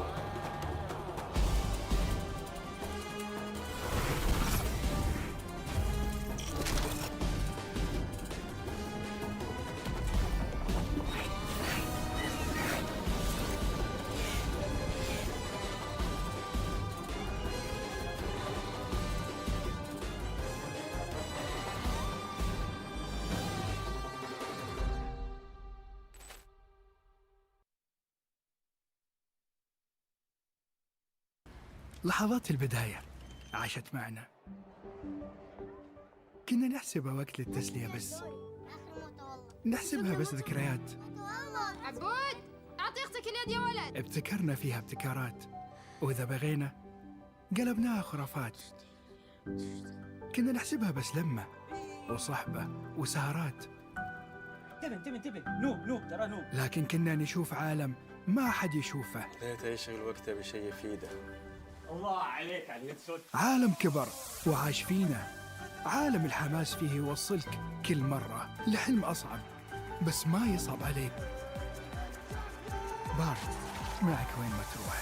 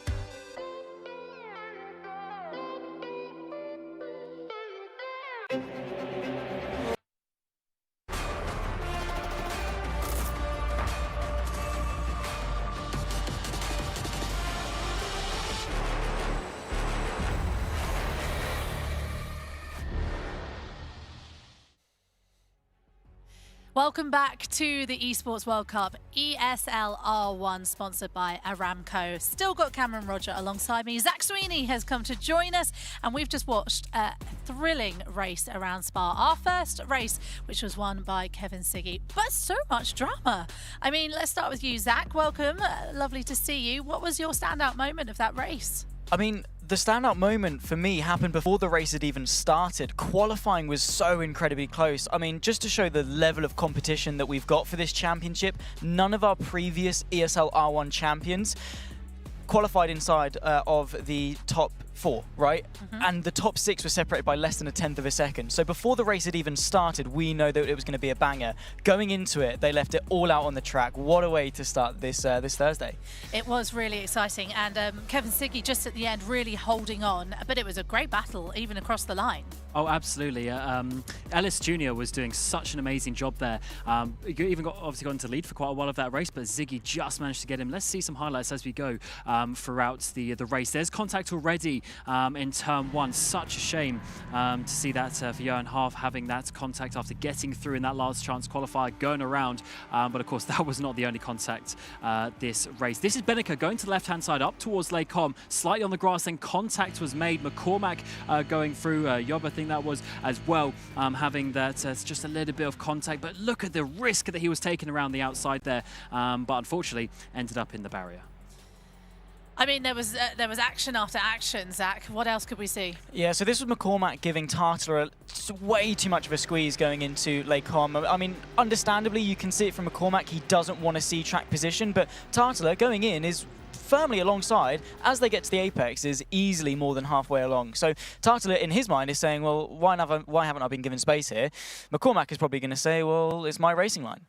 And then we came to the front. This is Ziggy. Oliveira trying to follow him through. Kevin Ellis Jr. on the outside line there for Apex. He then had a really good braking zone. A little bit of door rubbing as they worked their way through Lecom in towards Malmedy. But this was Ziggy there retaking back the lead. And they were just pushing for it. But eventually, of course, Ziggy would come out on top as we got to the exit of the corner. Yeah, and then, of course, in the end, it was going to be Siggy that held on to take his first victory of the day and, with it, take the championship lead, Cam. Indeed. Well, let's see how the results went, shall we? It was Kevin Siggy who was leading. This is the Drivers' Championship at the moment, where Josh Rogers is still leading. Kevin Siggy obviously picking up a lot of points from that one. Are we surprised to see how impressive Kevin Siggy was? He's a very experienced driver. Absolutely. I mean, I wasn't necessarily expecting him to just come out on top like that, but he got on top of that, as Zach said, that very tight qualifying session. He was able to put up towards the front and execute a very good race. So that shows you track position, especially in qualifying, is very key. And Rogers, he ended up starting down at the back. So that shows you if you don't focus on qualifying here, then you are going to be dropping down. Already with how we're looking at the points, remember we have to get up to 170 points to lock your way into that finalist mode. So we still have a good few races to go, 25 points for a race win. So yeah, a long time before we see the drivers get to finalist mode. So they are going to have to do a lot of battling, and those race wins are going to be very crucial. Next up, we go to Jeddah. It's an exciting track. Obviously, it's the home track for where we're at the moment in Riyadh. I've been to Jeddah, and it is a fast and furious track out there. Zach, what's your thoughts on the track? I think it's going to be one of the most balanced tracks that we've got. We've spoken pretty much all week, going to the drivers, what do you think of your car relative to everyone else's? Obviously, we've got the balance of performance to sort of try and level things out ever so slightly. I think Jeddah, it's got a bit of everything. Slow speed, acceleration, change of direction, and obviously that high speed that you need. Any car here realistically has a chance to put it on pole, potentially going win as well. Jeddah is going to be one of those ones that stand out, but the biggest thing is it is such an unknown. They've driven it in practice, they've done loads of race simulations, but there's nothing quite like the real thing. So going into this, it's very fresh. And we did see in that race, because usually, well, sometimes you see in the first race, everyone takes a little step back and kind of tiptoes their way around a little bit more. Not these drivers. Not these drivers at all. We saw a lot of drama out there. We're just watching the highlights. And, I mean, it was McCormack who had quite a few issues out there. Yeah, absolutely. Yeah, he had a little incident up at Malmedy with Josh Rogers. Actually, that was a great battle. Of course, he was able to come out on top of that one. But then the issue with Tattel as well has got to be careful, because, race control are going to be looking at these things. And if you want to get yourself up to 170 points, you need to be keeping yourself clean on the track. So you've got to be aggressive to make the moves, but you have to be able to avoid the penalties, because ultimately, if you just end up losing positions, that's just wasted points. No, and it was, and I think a couple of us, well, as we were watching it, there was a bit of a, ooh, not sure about that. That might be looked at, Zach. Did you feel the same when you were watching? I think pretty standout was Benica, right, and how aggressive he was to take it 3 wide going into Lake Com, because coming into this, he's 3rd place in the championship. He doesn't have to score that many points relative to those behind him in order to get into finalist mode. He has a very realistic chance to take a 2nd championship. And yet in the first race, he's gone in guns a-blazing, taking it 3 wide, half the car on the grass, And just like that, races thrown away, so many points lost. And obviously with the way that the point system works, you really are rewarded for finishing higher up. I know obviously when it comes to the higher you finish, the more points you get, but relative to the lower down positions, between P1 and P2, there's a 5 points difference. Between P6 and P8, there's only a 2 points difference. So the higher you finish, the more points relative to your competitors you're able to get. So for him to just throw away what could well have been, you know, upwards of 20 points in the first race like that, really puts him on the back foot going forward. Kaiki Oliveira only got through in the second chance qualifier, and he had a really good race, didn't he? Absolutely. I mean, just in qualifying as well, getting up into second place, just 0.003 of a second off pole position as well. And then he just unfortunately had to sit behind Ziggy and Ellis Jr. really, but a third place, solid one. He is very far behind in the points, unfortunately, so he's going to have to start winning some races. But definitely, he is one to look out for. He's on form today. Yeah, racing for pride at the moment. Well, let's head back over because we've got some Jeddah action to go. Our commentary team at the moment are Lewis McLeod and Ewan O'Leary. Certainly are, thank you. I mean, yeah, absolutely fantastic to see here and get ourselves ready for the race. The first race we've ever had on Rennsport at the Jeddah Corniche circuit. This will be fun. Obviously, the second street circuit to have joined us here on Rennsport. We had the Orchard Road circuit, which we've already seen in ESL R1, but now we're seeing the Jeddah Corniche. It's absolutely fantastic, isn't it? Yeah, visually, it looks amazing. Don't know how it is to drive yet. I haven't really spoken to the drivers about it, but it is about fast-flowing, twisting corners. Look through here, it sort of follows the curvature of the coastline, if you like. It's sort of embedded into the actual place itself, and it's very fast and flowing. What's going to be interesting, that Arjuna mentioned it in the pre-show actually, GT3s haven't been round here in the real life, as far as I'm aware, yet. Not yet, they will do, but we're going to see it here first, which I think is amazing, by the way. Yeah. I think that's fantastic. So we're going to get a preview into the real world here on Rennsport. And I have been told by Johan Hart, he said you can overtake around this circuit. It's 6.1 kilometres, but nearly 6.2, it's fine. I'll round it up. Around this circuit, there's a lot of overtaking opportunities. Now, normally when you see it in Formula 1, you don't really see too many. Here in the GT3s, though, what we're being told, the run down into turn 1, the run down to the final corner are obvious ones, but you've got a hairpin out the back end of the circuit. You can make a move into that. And around like the fast back end of the section, there is quite a lot of places where you can maybe sneak a move if you are brave or maybe a little bit crazy. These drivers are brave enough. I don't crazy have any, enough? Yeah, and I don't have any doubts at all about being brave enough or crazy enough, that's for sure. It's interesting, isn't it, that the fact that they are a bit more positive about this, because you're right, in Formula 1, don't generally see loads, although we have had a couple of good races there in the last few years we've been. However, it's been in other sims too. I've already seen it. I've very much enjoyed my races commentating on that circuit. So I'm looking forward. I'm hopeful and pleased that Johan does believe there is the overtaking opportunity, because I remember our conversation before Orchard Road. He said, "I haven't got a chance. Nobody's going to be able to overtake here." Yeah, Orchard Road is a little bit difficult to overtake at, but this one does have some slightly longer straights and 27 of the trickiest corners that you can possibly really imagine. Again, including that run down into the sort of turn 22, 23 section, right? Yeah, right around the back end of the circuit. That's where track limits are going to be really talked about. It's kind of through there, through to the exit of turn 10 as well. There's a couple of points, even really at the exit of turn 4. Anywhere where, as you go through a fast corner, you've got quite a lot of tarmac runoff, which is, you know, obviously designed for safety and stuff. It can be fast if you go out there, if you know the right line to take. Those lines are against the rules, and you will receive a slowdown penalty in game for doing so. Of course, I don't suspect it will happen too much during the race, but through qualifying potentially. Maybe, yeah. We saw actually, well, you won't have seen, but I'll tell you, in the qualifying session for the last chance qualifier for Monza, there were a couple of slowdowns in that qualifying session. We've already seen it today, although those drivers who did get slowdowns are obviously not here anymore because they got knocked out. However, it is very much possible, and I think you're right, that qualifying sort of session is going to be really important, even though it is possible to overtake. So, yeah, looking forward to it. Let's head down to the stage and we'll see exactly what's happening down there, because obviously there's a lot of emotion. There's Dara McCormack, who's asking someone, probably Javi, to come over and grab his phone, please. Oh, look, he's thumbs up as well. He knows, he's only because we're talking about him. It's fine. Possibly. It's fine. He just wants his phone taken off. You know what I saw, actually, before you will have seen it at home, we were getting pictures of Dara McCormack. He was asleep, well, not asleep, but he had his eyes closed again, much like he did in Munich. You know, after he won those first 2 races on the second day of the major, he was in absolute flow state. He was just a machine, especially in those first 2 races. He was there again. Well, that's probably regrouping rather than enjoying himself at the moment. There's Luke Bennett. You saw a little bit of a look there at the co-and driver of Josh Rogers. Again, I'll give you the favourite coming into this. He's got the in-ear monitors, basically what they're there. So he can hear the game in that, but more importantly, blocks out 2 really noisy commentators, so that it allows them to focus just that little bit more. Although I always thought in-ears is a little bit more uncomfortable. There's Kevin Siggy having some adjustments potentially to the settings, maybe not liking how it's feeling. I mean, let's be honest, he did only win the last race, so you know, why not? Obviously, we'll jump back to 2 ugly people in the comedy booth. It's fine. Don't worry about it. But you know, it's interesting. You know, you win a race and you start changing things already. Something wasn't quite to how he wanted it. Yeah, that is interesting, although I do find that sim racers are never quite happy with what they've got, especially in a LAN event, so they'll always be fiddling, really, with what they've got. Sebastian Joe, they're having a look at a hot lap from Jeddah, by the looks of things there. That's the final corner. He's just watching there. I think he's just watched a hot lap as to tell him what to do. A circuit, I think he was telling us this morning that he wasn't really getting on with. Yeah, he did say that well, I bumped into him in the gym, because obviously we're all hench, and he was basically saying that he struggles to get used to brand new circuits, and we were talking about this. This obviously is a brand new circuit. It is the one that I'd say they've practiced the least, but obviously we've got Fuji a little bit later on. But Fuji's a little bit more of a typical racetrack, so I think those ones are a little bit more easy to jump in and jump out.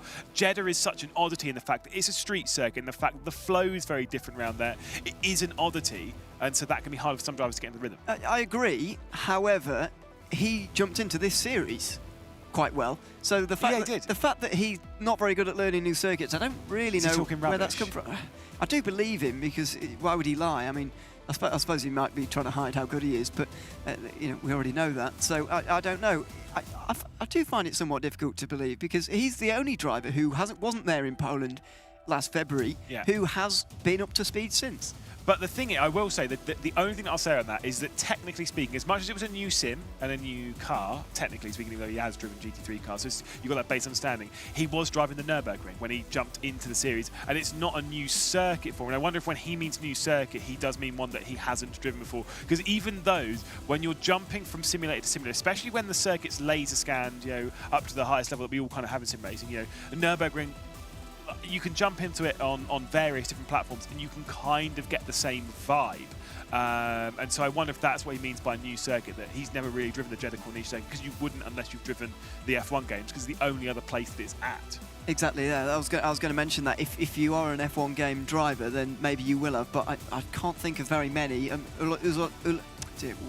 Ulas Yildirim, who we'll be seeing tomorrow, is an F1 driver. He probably knows Jeddah quite well. Michal Schmiedel used to do F1 esports. Tumala, there's a few, but I mean, Schmiedel was a long time ago, probably too long ago for Jeddah to have even been in the game yet. And Tumala, not sure he's done much driving recently either. So even though those guys do have some F1 experience, it might be tricky even for them. Yeah, indeed. Well, obviously you got everyone getting their gloves on, everyone's getting themselves ready, getting themselves in position. Kaiki Oliveira. He's so pleased to be here, isn't he? I absolutely love the vibe of Oliveira. He's got such a positive mental attitude. Obviously worked his way through in the last chance qualifier, which was a great drive, and then has proven that it wasn't luck in that Spa race. I know the BMW is looking pretty good today, and yeah, sure, maybe he's proven it, but to get to that position in the race that he was in, he still had to beat like redline drivers that are in the BMW. Exactly. He's not just benefiting from the BMW, he's beating other BMWs too, which is a good marker of where you are against your own manufacturer, if you like. So it's been a good start for Kaiki Oliveira. We were talking about who's going to make it through the last chance qualifier earlier. I said it's never going to be Oliveira, because yes, he makes it into the final often, but he very rarely wins. And I think I thought you've got to be a race winning contender really to try and make it through. That proved not to really be the case, because first of all, Oliveira and his qualifying performances have really helped him vault up the field, and second of all, he's raced very, very consistently, smartly and cleanly. Yeah, we saw a look at the disc, the gold circle, the gold disc. That is the shield, which is the trophy for the winning team. There it is again.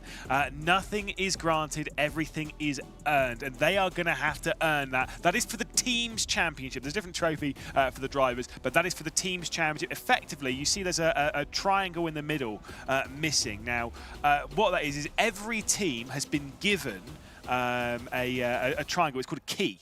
and obviously it's in two pieces. You've got the central piece and you've got the outer piece. The outer piece will go into the large the totem. Totem. Thank you. I was going to say trophy, but it's definitely not. Yeah, into the Can't pick it totem. up. No. It's a bit big. It's a few meters. It goes into that, and then of course the central part of that gets placed into the middle of that shield, and that is their trophy which they'll take home. And everyone else's keys gets crushed, and I'm wisely informed that they get to pick some of the crushed ones from their rival teams to put into the bottom of the trophy, which is pretty cool. Either way, whilst there is a technical issue on the stage, we are going to have a little bit of a breather, and I'm sure you're bored of hearing us waffling. We will be back in just a moment.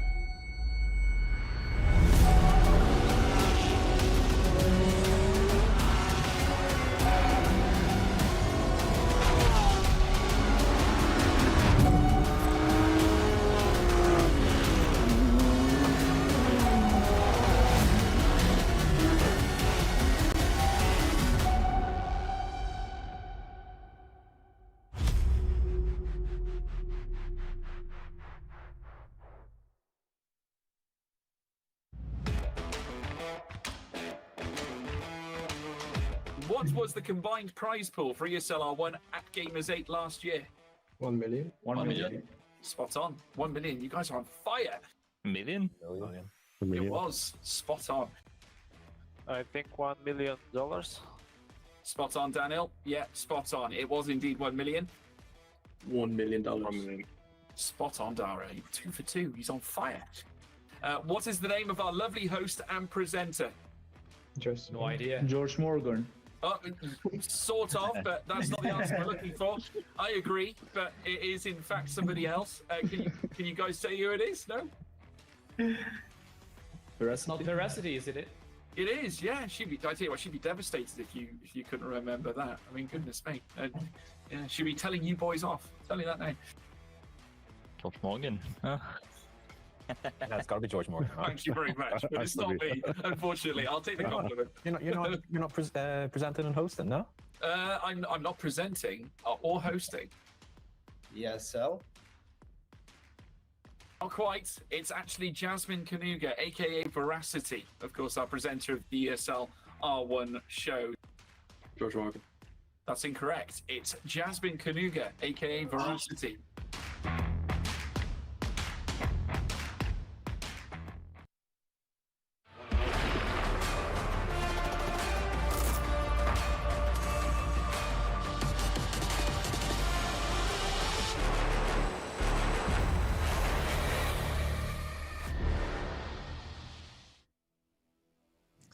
Well, hopefully the technical issue is behind us as we get ready for the second race here in the Esports World Cup. It has been a pretty intense first race there, so much so that even the drivers had to have a little bit of a breather. But we are back. Lewis McGlade, Ewan O'Leary, of course, here in the commentary booth.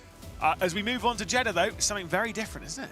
It is very different. We've just had Spa, or a circuit that we visited right for the very first time back in February 2023. That was the very first original ESL R1 circuit, if you like. But now it's time for its newest addition, another track to add to the list of tracks that we now have in this series. And so very interested to see who comes out on top here. Very interested to see who's got up to speed the quickest. Yes, indeed. Now, they're all heading out into practice. We've been wisely informed that the sector times we're aiming for is a 0.6, a 0.69 and a 0.49. Of what, we have no idea. However, those are the... Did you know? Well, no, I don't know, but I just wanted to apportion the blame to Marcel Cinchik and not us, because he was the one. I was sitting next to him and the other Team Vitality teammates, Tibor Kazimov, who's not driving today, didn't even make the last chance qualifier, and Yuri Toman, who's also here as well.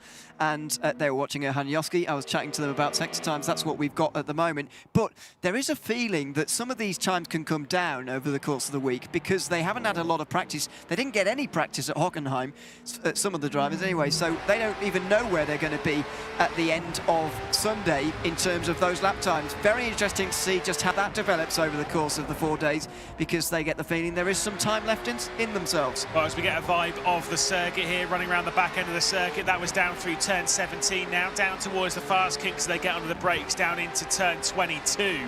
Of course, all these corners are technically numbered, so you know, it depends how you find it. You do have to turn for them, so there is that. Dara McCormack has already abused track limits coming out of turn 10. And here as well, I think he's taking my line round the track, actually. It's not a good line. What did you make of Dara McCormack, by the way, in that first race? I know that you're backing him for the win here today. Are you still shaking on that prediction a little bit, or are you still feeling confident? Because it wasn't a good opening race, but he is good at LAN events. So if I were a betting man, I'd be a little bit concerned. Okay. And I probably wouldn't have gone anywhere near him. No, it's fine. It's just there's certain biases. It's fine.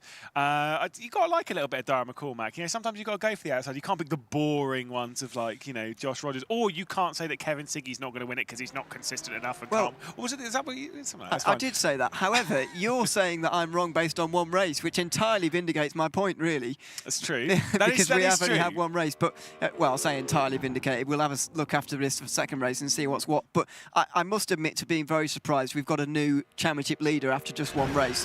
That is something I really wasn't expecting to see. One other thing that happened, by the way, because of race one, we know we're having at least 4 races here, because it's going to take maybe at least 5, because it's going to take Josh Rogers a while to get to finalist mode, or indeed whoever gets there first. Kevin Siggy, it's going to take him at least another few races to get to finalist mode before then he's got the chance of winning. Getting an onboard look here with the Porsche Coanda driver of Josh Rogers as we head through this SS section, drops it down to the third gear as we head towards turn 10, flicks it over the curb on the left-hand side, runs out wide. Now, I believe it's 2 wheels on the curb, and you will be all right. But it is a tough one to navigate on that one as we look back to Luke Bennett. Yep, he's getting as close to the walls as possible as he makes his way through the circuit. What I really got a sense of there actually on board with Josh was that the changes of direction are just as sort of long and sloping and sort of not nice as I expected them to be honest. These cars are not great at changing direction. They're not like Formula 1 cars. It's a big challenge for these drivers. That's going to make it very entertaining for us indeed. Add to that personal challenge as well, by the way, some overtaking opportunity, which should be fun when we get to the race. Indeed. Now a little bit of a look at Marcel Chinchik, who will navigate his way around that.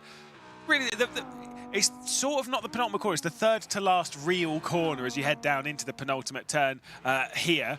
Getting onto the brakes, flicking it in, up and over the curb. A little bit too deep and a little bit too slippery there from Yuri Toman, who is in his 99th race in ESL R1. Wow. This one, I believe it is. That's not the most, is it? No, he'll be the second driver to pass 100 because, of course, Josh Rogers just completed his 101st. Okay, so he's a couple of races. He's only 3 behind. And by the way, it's a good indication, actually, of who's getting through to a lot of finals. I know we're not doing that format here, but in the regular season rounds throughout a lot of 2023, actually, we were doing quarterfinal, or knockout rounds as they're now called, semi-finals, then finals, top 6 going through each time in those races. And it gives you a very good indication of who's getting to the final, especially in the first spring season. That was really advantageous to get to the final. A little bit less so nowadays because you have points in the knockouts and semi-finals, but the more races you do, the more points you can score.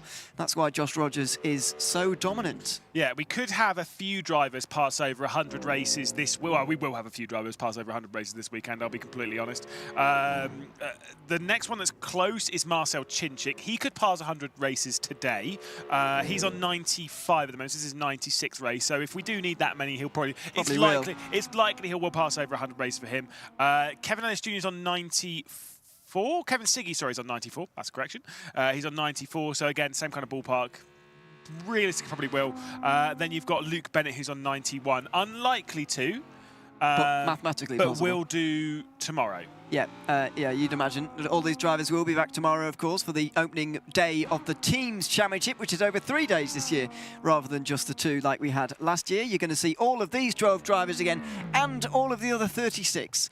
So you get a real look at absolutely everybody who's here for, well, unfortunately us, but mainly the drivers, because that's what you're here to see.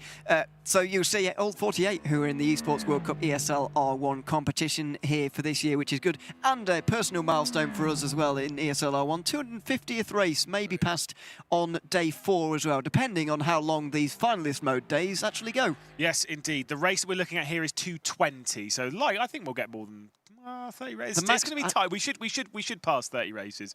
I want to very quickly talk through the Drivers' Championship order so that we actually know. Kevin Siggy's on 107, Joshua Rogers on 106. So 1 point separates the top 2. Remember, they're looking to get to 170 points. On 80 points is Kevin Ellis Jr. 77 is Yuri Toman. Max Benneker is in 5th on 75 points. Luke Bennett and Sebastian Joe both on 71 in joint 6th. Marcel Chinchik has 61 points. Dara McCormack on 57. It's a long shot, it's fine. Kaiki Oliveira there in 10th spot on 47. Then Johan Art and Tumis Tatler on 32 and 27 apiece. That is provisional. I've not double-checked if the results have changed. But still, those are the points that I have at the moment. So Kevin Siggy is your new points leader. We're about to head into qualifying, and there is a look at the top of the table, man. And I'm really surprised that he's managed to get there in just 1 race. I don't know about you, but I really wasn't expecting that at all, but fair play to him. We go on board now with Kaiki Oliveira, who's also made an excellent start here. It's a really long shot for him to get anywhere close to winning this, but if he would do it, it would be probably the most remarkable thing we've ever seen in ESL R1, to be honest, and I don't think I'm over-egging it. He's on 47 points now, as you say, still 123 away from finalist mode. That means the minimum he can get there in is another 5 races. So not great news as far as he's concerned, but he can climb the order. He's only 10 points behind McCormack right now. And interestingly, Lea, just didn't pop it down into 3rd gear going into turn 9. So assuming that the front end on this car is biting strong enough as we head through turn 13 at the Jeddah Corniche circuit, brand new for ESL R1, the first ever qualifying lap that we are seeing around here. Taking the curb quite a lot as we head up towards turn 16 and 17. Flicks it over to the right-hand side, then up and over the curb on the left. Takes a lot of it, maybe too much. Yeah, and it's a really important exit to make there because it's not straight here, but it is flat out right the way through the gentle left and right-handers here. then into the next braking zone, which you can't really see until you're right up there. Watch for it, there it is. Just hit your braking mark, down to third gear again. Get it close to the wall on the left-hander, up over the curb for the right, and then another really important exit, firing down into that final corner. So according to the sector times that we've been given, first sector looks like it's about 3/10 off. The second sector looks like it's about 1/10 off around this circuit. So it's not looking too bad for Kiki Oliveira, and I would suspect this session above all will probably be slightly slower than theoretical compared to the others. Slaps the wall like Max Verstappen did back in 2021 as he departs the final corner. Kiki Oliveira to complete the first ever qualifying lap here at Saudi Arabia at the Jeddah Corniche circuit. What lap time is it going to be as he hits the line? It is a 58.782. Yuri Toman was actually slightly earlier. It's certainly does look like a 58.7. We'll get that verified, of course, and try and work out just where that will be in terms of everybody else at the end of this session. Out of the final corner for Yuri Toman now. Look how close they get to the walls. It's absolutely outrageous. He makes his way up towards the line now. Toman started the day tied third in the points, just dropped to one place to fourth in that opening race. He comes over the line. We'll get confirmation of his time in a few moments' time, as well as to whether he's gone faster than Kiki Oliveira or not. Yes, indeed. Kevin Siggy, next one to come through. First sector's okay. Second sector's actually pretty quick, not far away from where we're really expecting these sector times to be. Big slide as they come through the final corner. Here he comes up towards the line to beat the 58.782 that Kiki Oliveira has already set in this session. What can Kevin Siggy do? He started out with a victory today. He hits the beam and does a 58.612. Kevin Siggy to the top of the session. That should be decent. As I say, we're looking for sort of a 58.4 to be really, really up there. A 58.4, Master told me it is possible, but it's not. It doesn't have to be that to get pole. Let's put it that way. Out of the final corner for Tara McCormack. Look at him shaking his head. He's not having a good start to his afternoon. Head rocks back as well. I'm sure he'll be right in the midfield, right in the melee that we're going to have in towards turn number one. Over the line he goes, and he is not happy, even though he's second. Yeah, I think it's going to be a 58.6, maybe a low 58.7, but I think it's probably more 58.7 is where that one was aiming.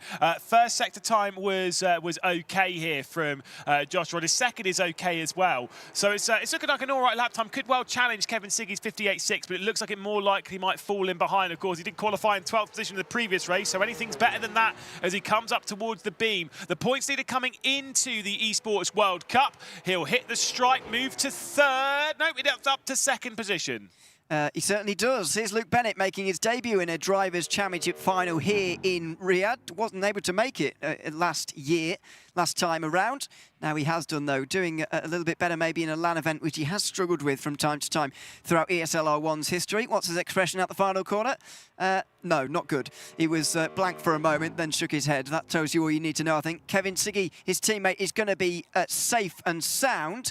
Over the line for Bennett, he will go fourth with a 158.7. That's about where we are. Here's Kevin Ellis Jr., then the driver who currently sits third in the points on 80 points at the moment after that second place finish in the previous race. Looking pretty strong, showing that the Merc has some speed. Deep onto the brakes as we head into the final turnaround here. Of course, the 27th and final corner out through the final turn. 58.612 to beat, but that first sector, it's not looking good. I think he's had a slowdown penalty on this lap, so I think it's going to breach the 2-minute barrier, and it's not going to be good for Kevin Ellis Jr. 2:01.4 slowdown penalty in the first sector. I'd assume that was on the exit of turn 4. And I'd presume loss of motivation afterwards because the rest of the lap wasn't very good, but it doesn't really matter. He's going to be last or nearly last at the end of this session, you would imagine. Here's Tuomas Tattila, who was very impressive in that last chance qualifier where he was able to win by a mile in the end. The battles behind him probably inflated his margin, but he will still be pleased to even be here.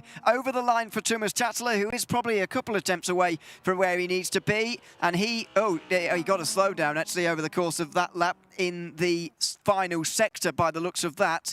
So he is now at the bottom of the timesheet. Yes, indeed. So as we head our way through, Sebastian Job's the next one to come over. Sector times first is about 2-3 tenths down on where we want second. It's pretty all right. It's looking like a fairly average lap time. Might be around where Luke Bennett, Kiki Oliveira have ended up, maybe even a little bit slower than that. Around 4th, 5th, 6th is where I'm expecting it. Of course it's pole position. Why wouldn't it be pole position for Sebastian Job? 58.5. Shouldn't talk him down. No, that's the first 58.5 we've seen today, and so it doesn't look like we're going to be getting down to 58.4s, but that's just the sort of ceiling that these these guys can actually reach. Here's Johan Hart, who told me at the end of the last chance qualifier, where he made it into this session, that he'll do his best to help Kevin Ellis Jr., but he's just pleased to be here in the first place. It's minimum $2,000 earned, of course, for 12th place finishing in the Drivers' Championship. He's not pleased with himself, but he will be ahead of his teammate as long as he's kept it clean, and he goes into 7th. Indeed, two more drivers left to go in this session. You've got the Audi R8 of the Team Vitality car that Marcel Chinchik's behind. Max Benecker, of course, moving over into a BMW for Mouse, of course, the BMW MT Mouse as well. In that sense, they are backed officially by BMW. Marcel Chinchik out for the final corner. First sector is quite a lot down on what we would expect for the Vitality driver, for the spring season champion of 2023. He'll move his way up into 8th spot, just ahead of Yuri Toman. One final lap left to go, and it's looking pretty good. Yeah, concerning for both of the Team Vitality cars to be 8th and 9th. They might well be 9th and 10th soon, because Max Benecker is doing a good job here, especially that middle sector is looking very good. You can get a 37.6 through there, but 37 fine is quite all right.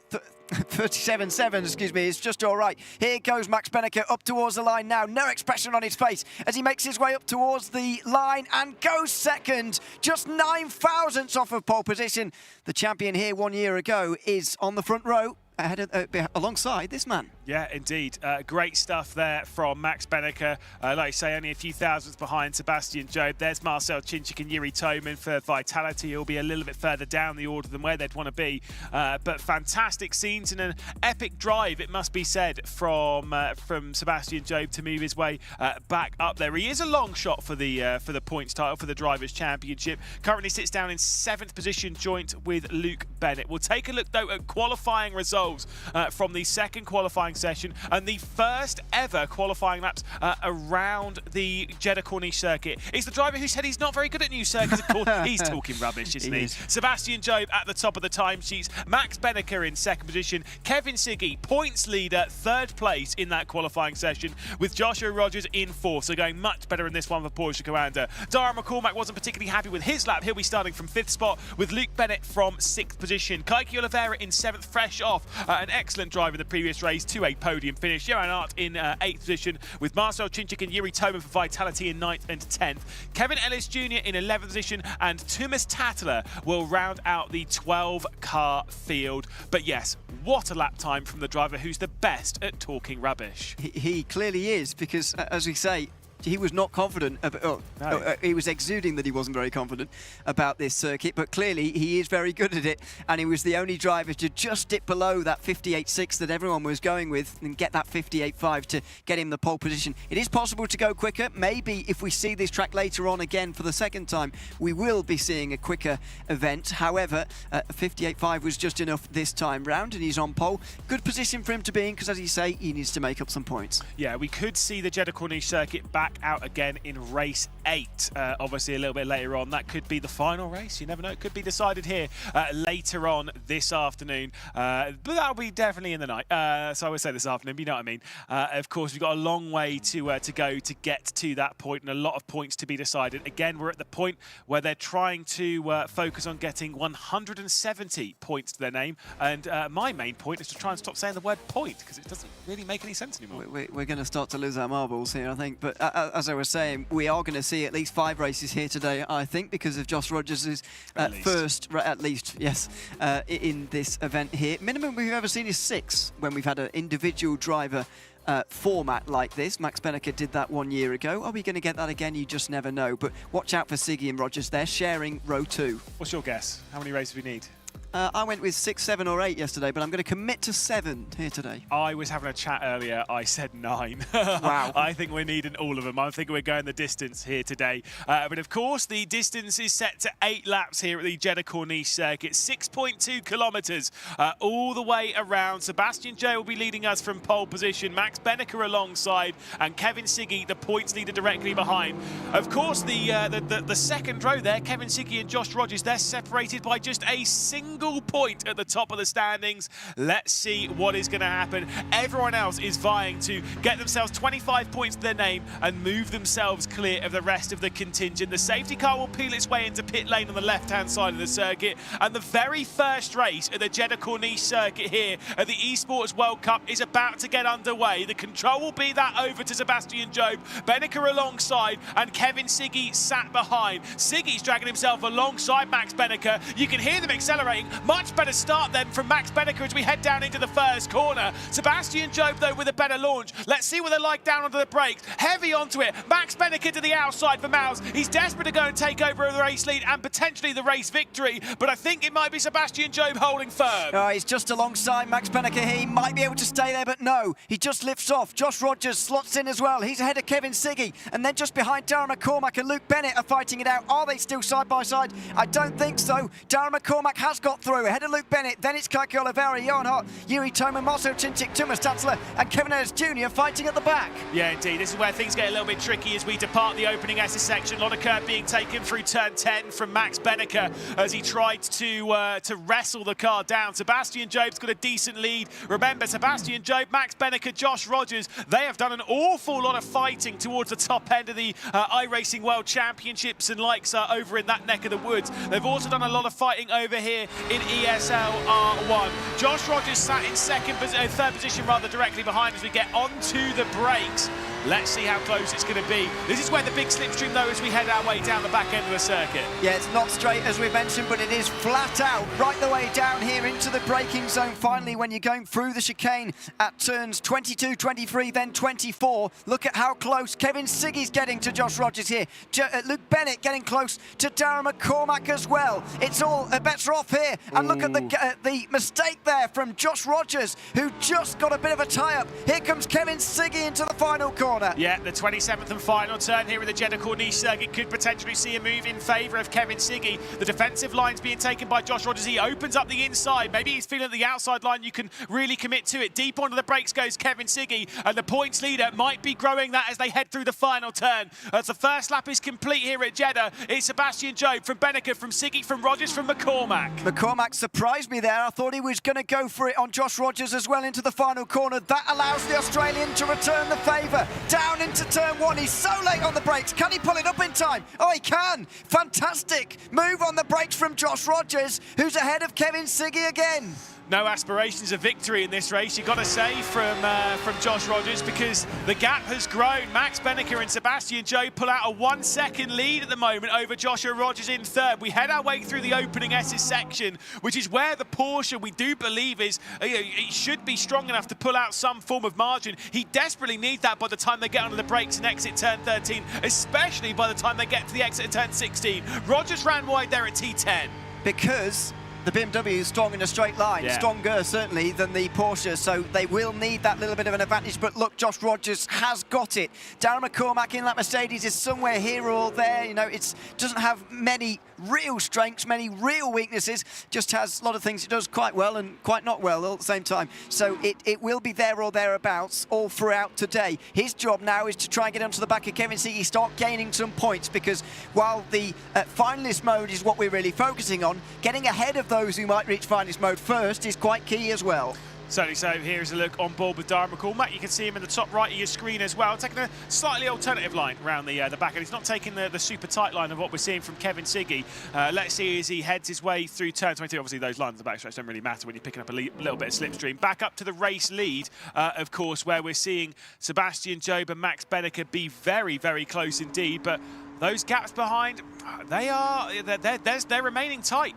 I just noticed there through that previous section of corners, Darren McCormack did get a good run. I think he's quite close to Kevin Siggy here on the way into towards the final corner as Sebastian Job just weaves around, tries to break the slipstream from Max Benneker, who did lose some ground in that opening race. He's dropped to 5th in the point standings after starting tied 3rd. And there's your margins. Darren McCormack looks like he might have had a go, because look at Luke Bennett now right behind him. Oh my goodness, he goes for the inside. I don't think he really wanted to, and in the end he doesn't. He'll slot back into 6th. Yeah, he's got to be careful with that. This is the problem. If you're in Luke Bennett's boots, right? If you go for a move, you're potentially getting quite close to kind of taking out your teammate if you're not careful. Yeah, yeah, absolutely. I was just distracted, sorry, by a four-car battle further down in the field between Yuri Tom and Marcel Cinchik, the two ART drivers as well. It was all going on down there, and you can see by the gap that's been created there, you can see it just behind. The top 7 are breaking away, but it's still Sebastian Job who's leading the way by just over half a second, and then Josh Rogers with that bit of a gap, and he's starting to extend the margin over the likes of Kevin Siggy, then Darren McCormack, who we're on board with here, just looking backwards from him, and then Luke Bennett, who you can see right in the screen.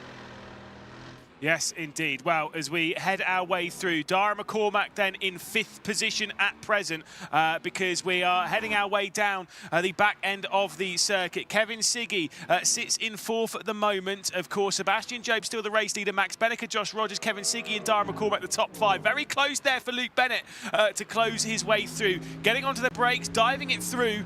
Still no attempt, though, coming in. I think Johan's lied to us. It's quite hard to pass around here.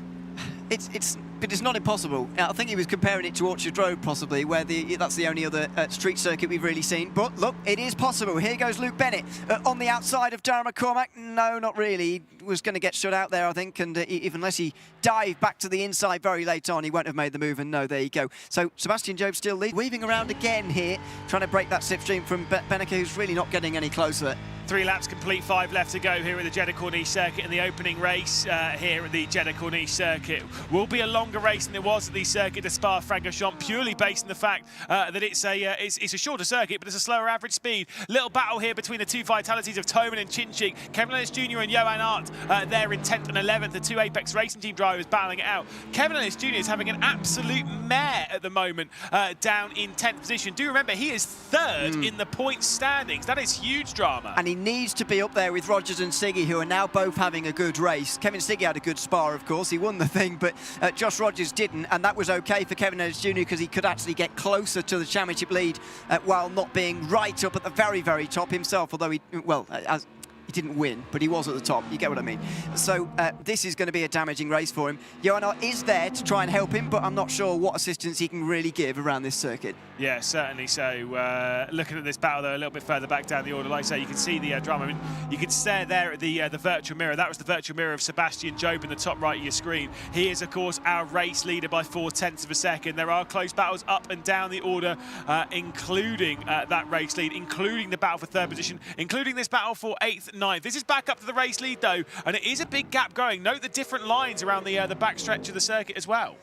It's quite weird, really. I think Job is just trying to break the slipstream, really, rather than try and do anything a little bit different. Surprised Benneker's not following him, despite the weaving around as we about to get out and over and done with the first half of this race. Still 4 laps to go, and it's going to feel like a very long 4 laps indeed for Sebastian Job. He's absolutely clobbering the wall at various points. It's not wall riding because it's always on the inside, but he's got no fear of those walls by basically just driving into him. Surprised. To be fair, that you can get a little bit of awkward contact with that, and it could send you out to the barrier. There's Max Benneker in the top right screen. You can see Kaiki Oliveira directly behind, who's in this fight here, as Josh Rogers has Kevin Siggy closing in. Siggy's going to go to the outside again. These are the top 2 in the points. A bit of a squeeze coming in there from Josh Rogers as we head down to the first corner. Heavy onto the brakes. The Porsche Commander man's going to hang on. The up and under potentially coming in from the Slovenian, but Kevin Siggy cannot find his way past. And how is he going to find his way past? He's not going to get assistance from a teammate, I don't think, in terms of Luke Bennett. Sebastian Job certainly isn't going to offer him any assistance from the lead of this race. Kevin Siggy is on his own here, and he's one-on-one with Josh Rogers. If things were to stay as they are right now, the championship lead would change for a second time in 2 races. And to be fair, I think we are probably heading towards the idea of that happening, and I wouldn't be against it, but they're not scoring too many. This is the problem, is we had this back in Sweden at Jönköping at the end of last year, where those that were high up in the points weren't really scoring consistently high points. Josh Rogers was winning every other race, and the problem with that is it took him absolutely ages to get into finalist mode. That took 9 races at Jönköping. I was so bored of George Morgan by that point. And by the way, this would put these two within 2 races of getting to finalist mode. However, they would have to win them both, which doesn't sound likely in the field we've got at the moment. So that's just to give you an idea of where we're at the moment. We could be quite a while away from finalist mode, but we are seeing some great championship drama. What you don't want is nobody anywhere near, but nobody anywhere close to each other. What we've got here is nobody anywhere near, but people really close to each other. And don't forget, if we've had 9 races and still nobody's won through finalist mode, the driver with the most points will win. Yeah, indeed. Like I say, we'll cross that bridge when we get to it. I still think we're going to need a 9th race, but I still think it's going to be won by someone in finalist mode. So I don't think we'll need that to come into account. So Sebastian Jobe has officially been caught then. We're just over halfway through the race. Big move coming in, though, in the background as Kevin Siggy went for a move on Joshua Rogers, and Siggy is through. The points leader now takes over the front. Oh, look at this. Darren McCormack's there as well. What does Josh Rogers do here? Does he lay it all on the line and go for another move in the risk that he might lose another couple of places? Here goes Rogers. So late on the brakes again into turn 1. He's extraordinary down there. And that is going to be a pass for 3rd place, is it? He's still side by side going into this first sector. Now we go down into turn 4. It's super tight on the inside as we get into that 4th corner. Deep onto the brakes once again. And somehow Joshua Rogers, the full season champion, has just retaken over 3rd spot. That was such a brave move. That Porsche may not be super fast in a straight line, but boy, is it good on the brakes. Absolutely fantastic. Josh Rogers, I think, has got to take some of the credit for that as well. It's not all about the Porsche. I think Josh Rogers has been doing a fantastic job down in towards turn 1 to do that on 2 occasions now. And at this point, Kevin Siggy's going to be wondering, how do I overtake? How do I stay ahead? More importantly, how do I defend? Because it is at the moment looking like a very tall order indeed. Certainly so. Looking backwards once again from Josh Rogers as this fight is really kicking off. Obviously at the front, they will be fighting very hard for victory. As much as Max Benneker, he might be playing the long game championship-wise, you want to score as many points as quickly as possible. That difference of 5 points could make a difference, could make a huge difference. In fact, at the full season major at the end of last year, he missed out on going into finalist mode before the final race by 2 points, if I remember correctly. That 5 points could make a huge difference to how your Esports World Cup is going to play out here in the Drivers' Championship. There's always a driver, isn't there, where there's a couple of points separating them from finalist mode. You need everything you can get. And here's Max Benneker trying to get the race win down into the final corner. He's just got that little bit closer in these last couple of laps after a first half of the race in which he wasn't really providing much threat, but now he certainly is. Sebastian Jobe again looks into his mirrors on the way towards turn 1. Yeah, Sebastian Jobe also, remember, he sat 7th in the point standing, so definitely could do with a couple of extra big ones into his points bank account. Riding back on board with Joshua Rogers, switching it up to the inside as he sends it down to the 1st corner. That's a big send indeed. Kevin Siggy's going to squeeze him a little bit. Darren McCormack back into the mix as well as he gets alongside Joshua Rogers as they depart the fight at the 1st corner. Whoa. It's still going to be a tight squeeze, and Luke Bennett's going to potentially find his way past. Let's have a look here. Luke Bennett on the inside line should be through. Oh, Whoa. Squeeze and a crash. Darren McCormack goes across the curb.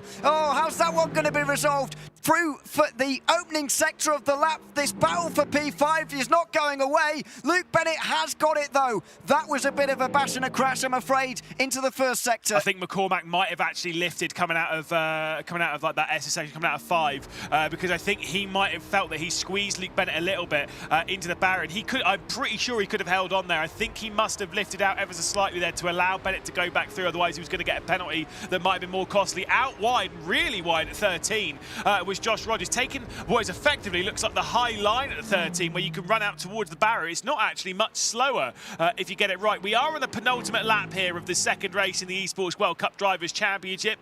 Like you say, we are building up to quite a crescendo here. We certainly are, and I think Max Benneker's still got something left to give here. He's been getting closer and closer, and in hindsight, he's just been waiting for this, hasn't he, really? He's not been attacking so that he can drag everyone else back into the race. He's been laying off for this very moment. There he is, making his way towards the final corner right now. Look at how much closer he is to Sebastian Jobe compared to before. Now just 3 tenths behind on the way down to the final turn. Is he going to leave it to the last lap? He might have no choice. I think, like I say, this is where I don't know. This is the whole dynamic here.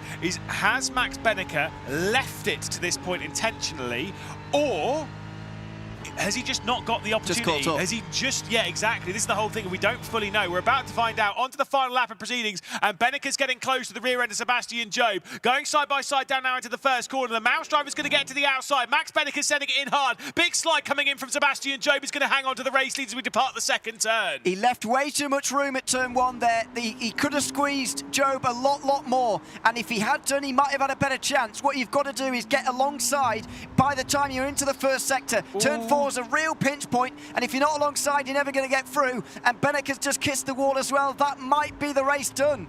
Yeah, he just turned a little bit too early for 5, but look how much he closed in. Turns in a little bit too early for 9 as well. We head through 10. He's going to run out wide and use all the track limits. If he's got track limit available, amount of cuts available, boy, is he going to use it right now. Half a second behind Sebastian Job as we head into 13 and begin the return back down towards the home stretch. Is Sebastian Job continuing to lead and looking for a victory, which will bring him up from 7th in the championship? I think it's done. I think it's done here. Sebastian Job is 8 attempts at clear now. Surely this is too much for even Max Benneke to catch up. He knows how to win round here, of course. Last time we were in Riyadh, he won the Drivers' Championship at Gamers 8. Looking to do the same thing here, and this is a good start into doing that after not a very strong opening race after that incident with Darren McCormack and somebody else. I think it was Sebastian Job, actually, wasn't it, all involved?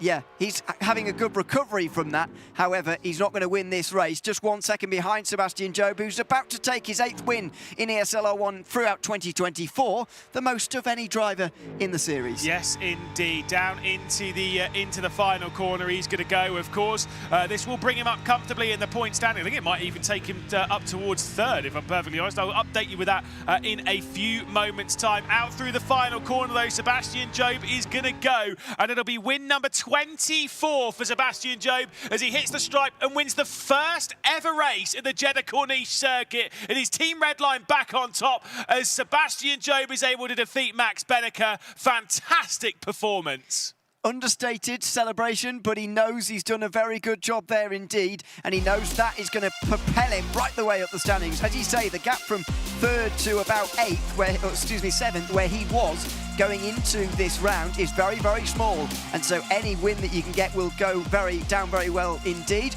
Kevin Siggy will hang on to the championship lead, though. He fended off Josh Rogers at the end there in a very big battle indeed. Well, of course, race 3 will be coming up in a few moments' time. We'll be going to the Daytona International Speedway, the world centre of racing, of course, for the 3rd race here in the Esports World Cup. We will be having a bit of a breather. Kevin Siggy, though, is your points leader.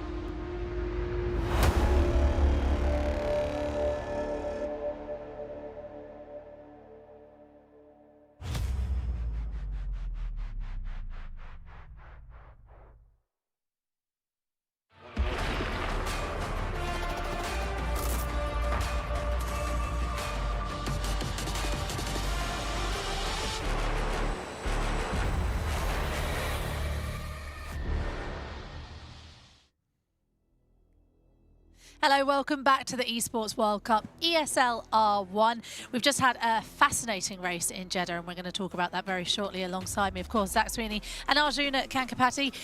Wow. Okay, so where do we start with this one?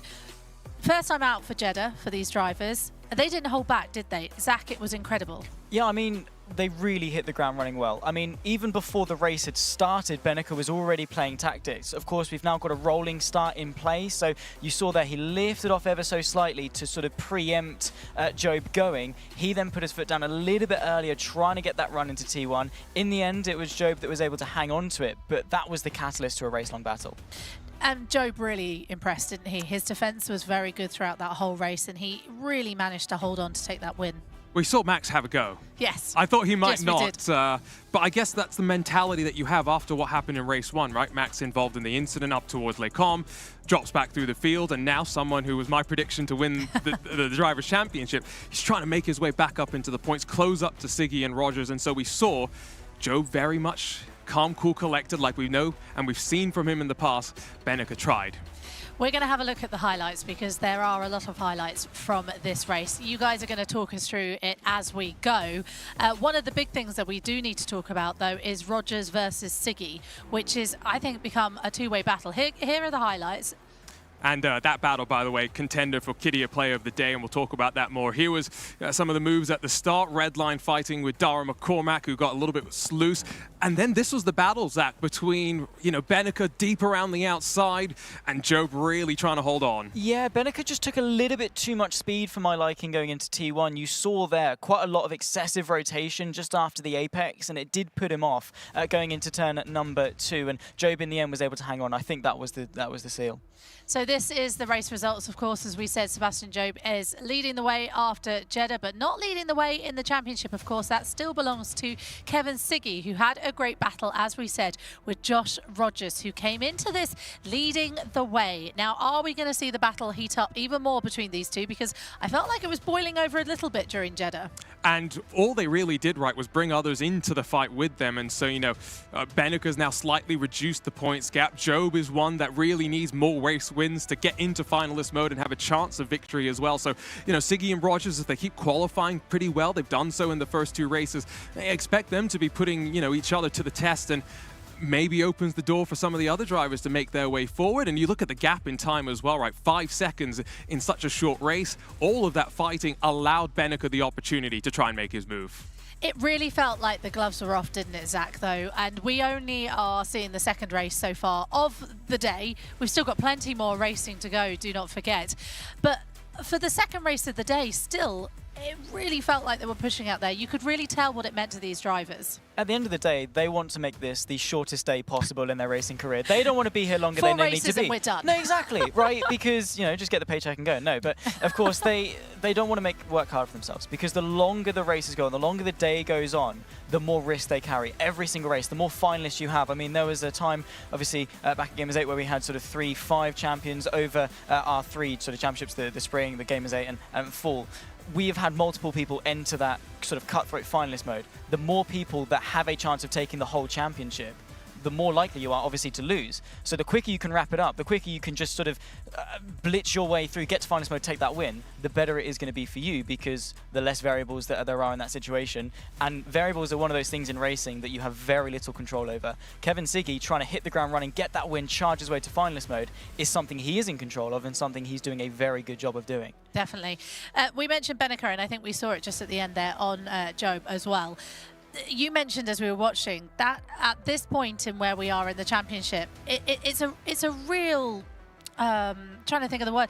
It's a what's the word I'm looking for? Like you're going to not help me because you're not in my brain. I have to read your mind. Yeah, exactly. But it means a lot at this point, is what I'm trying to say. Yeah, we've got 2 races done now, right? We've settled in already, and so drivers have figured out where they are in that pecking order, right? What they're fighting for realistically. At this stage, if you're one of those drivers like Kaiki Oliveira, for example, brilliant third place in that first race, was slight more struggle in that second race. You're not maybe fighting for the Drivers' Championship, as we'll take a look at the points as well, but you might also be thinking, right, let me grab some race wins, let me see what I can do to build some confidence into tomorrow. And here's to the points as they provisionally line up right now. It's 8 points between Siggy and Rogers, 20 further points back to Sebastian Job, and remember, 170, the magic number they're all trying to climb to put themselves into finalist mode. Yeah, we still have a while to go, don't we, with Kevin Siggy in 124 points, but it's very close, isn't it? 116 and 96 to the third place driver. This could all change within a couple of races. As we've already seen for Ellis Jr., he had a great first race and then not a great second race. So this is where it all happens, isn't it? What are we going to see in the next race? Quick. A lot of action, because this is so competitive. We saw it in Spa Quali, top 6 separated by less than a 10th. These drivers are the top of the pecking order, the absolute best of the best, and that's what we love to see. The BOP as well mixes things up with the cars. Yeah, expect a different running order. Well, we're heading to Daytona, and George Morgan and Ewan O'Leary are standing by to bring you all of the action. Let's head over to our casters. Thanks very much, Claire. Great to be along for race 3 of the day. It's time to get a bit closer to finalist mode. We're still a couple of races away, of course, but Kevin C is just inching closer and closer to 170 points. Want to get your thoughts, George, first of all, on that previous race. Jeddah for the first time, not only in ESL R1 overall, but at a LAN event as well. How did you view that race? A fantastic addition, I think, Ewan, for this track to reach us on the calendar. Obviously, to have GT3 in a street circuit scenario is generally quite rare, but the fact that we get to see it here in ESL R1 is something special, but it was an outstanding race. Plenty of drivers put in their best to the forefront. Sebastian Job coming back. I alluded, obviously, time and time again in prior rounds that we haven't necessarily seen the best of Sebastian Job. We saw a great Sebastian Job in full season last year. I would argue and go as far to say that we haven't had a performance like that from Sebastian Job in a very long time. So could this be the cork out of the bottle, I think, is the big question. And he needs it, doesn't he? He's a few points behind where he really needs to be in terms of the championship standings, but he's rocketed right the way up to 3rd from 7th, where he was after race 1. So he is now very much a contender. It is, though, about Kevin Siggy and Josh Rogers so far, isn't it? I don't know about you. I'm really surprised Kevin Siggy's ahead already. You know what I said earlier on, he's not consistent enough to win. I'm being proven wrong at the moment. 1st and a 3rd position finish for him so far, and Josh Rogers on the back foot. I'm surprised that we haven't seen a Josh Rogers win yet. I would have thought that would have been sewn up in the first 2 races, but we haven't seen anything quite like that, which is intriguing, because if you look at Josh Rogers' form in the 3 rounds that we had in the Drivers' Championship, he won every single round. I mean, you can't get much better than that. The only way he could do it better is if he was to win every single race leading up to winning the rounds on top of what he already did. But, you know, nonetheless, I would imagine that Joshua Rogers will build himself into this championship. He's no stranger where it comes to LAN events, but Kevin Siggy, I would say this is the best Siggy we have seen, I think, in a long time. I would agree. I really would. Yeah, he's doing fantastically well. We're about to vault forward, though, and over the Atlantic to, well, I'll say over the Atlantic. I'm used to be in the UK. We're not over the Atlantic at all. It's a lot further than that. It's to the USA, of course, and to the World Centre of Racing. Daytona International Speedway is our location for race 3. High speeds, again, we just saw high speeds at Jeddah, but it's not necessarily having the high-speed corners of Jeddah. It's just the flat-out speed, the oval, of course, the high banks that make this circuit so iconic in the motorsport world, and have given us some incredible races so far in ESL R1. I remember this being first introduced earlier this, or back in last year, sorry. Well, yeah. Really great races to open out and really great action. It was our very first round, in fact, on this season's calendar, starting the team's championship. And I must say, it was actually a track favoured by RAG, now known as Team Vitality. I mean, they were the ones who went ahead and took podiums, or had one driver that took a podium in every single race, from the very first quarter-final to the final that we had during round 1, and that was Yuri Tobin who took that. Erhan Yuyovsky also took 2 podiums that day, and in fact has been showing some really good form during the case of that round. Hasn't necessarily been a strong one, though, for the likes of Marcel Chinchik, who has also had it pretty tricky, Ewan. Have a look at this. This is Rensport, and this is the Daytona International Speedway. Absolutely beautifully created, as we were talking about for Jeddah. It's the surroundings that I really like to have a look at. The attention to detail with all the surroundings, actually, apart from the circuit itself, looks absolutely fantastic. And look in the distance, the high banks. That's where the race is going to be won and lost, if you like. And very possibly, those with teammates could have the advantage here. You're absolutely right. I mean, a track 50 miles north of Orlando, Florida, based in Daytona Beach. 3.560 miles. That's 5.729 kilometers in length. 12 turns will take us around this track. Opened up on the, opened in February 22nd, 1959, a long time ago, but now comes home to roost here in ESL R1. No doubt we're going to see some incredible races. We've had so many prestigious races at this track in the past, including the Daytona 500, which is well known in the world of NASCAR, to those of you who follow that one, and also a major race on the IMSA calendar when we look at the 24 hours of Daytona. A little bit less time on the track today. A little bit less. It's more of a sprint format. Absolutely, not even 24 minutes. So we've got a real sprint race coming up for you here in a few moments' time. But as I promised, it will absolutely deliver, that is for sure. It is only the third race of 9. To remind you what's happening today, this is the Drivers' Championship final. Only individuals going out there on the circuit today. Teams will be competing for the remainder of the week. They'll be working together a little bit more. Kevin Siggy, currently the championship standings leader. He's on 124 points, with Josh Rogers 8 points behind. Siggy a minimum of 2 races away from reaching finalist mode. In case you've never seen it before, first of all, it's very exciting. Second of all, it means that once you're in that mode, you win a race and you've won the championship as a whole. So many iconic, dramatic moments have come from having finalist mode. I think it's been the best edition we've had or the best, what would you call it, quirk of ESL R1? Yeah. I would agree with that. I think from what we saw in the full season, it was outrageous. It actually got to the point where we had to put a stop cap on it. We can't go any further than 9 races. So let's try and keep the hype a little bit more controlled, because it could send us into the deeper echelons of the night. But no, incredible. It has to be said. Amazing to witness this format unfold, and we've had so many great winners in the past. Josh Rogers being the most recent one. Of course, even prior to that here at Riyadh, we alluded to Max Benneker being the Gamers 8 champion, but Porsche Coanda weren't without success. They were teams champions during the course of that week, which was truly tremendous to see. Also gained through finalist mode, so that's going to be a feature on Sunday too, if you stay with us throughout the week, and I very much hope that you will.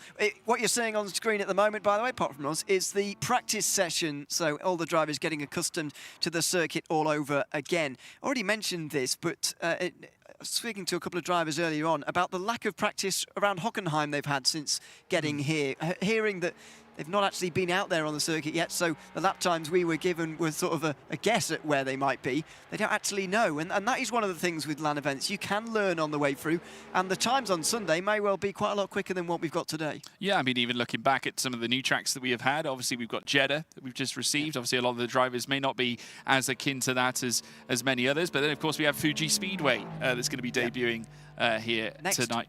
Well, yeah, actually next in line, yes. So that'll be interesting to see. But yeah, fabulous and great to have these new tracks now becoming a presence here on Rennsport as we ever see more and more updates coming through. We had a recent update come out as well, which has really changed the physics and the model of the game in itself. But these drivers are having to become a little bit more adaptable to the changes that are brought out when these updates are unveiled. But Team Redline will be hoping that nothing really changes from their recent form, because I must say they're looking really strong, pretty much following suit from their Teams Championship journey since the very first round in the Teams Championship. What do you make of Sebastian Joeb's comments to me and Lewis and some others earlier on today, that he was saying, well, I'm not very good at learning new circuits.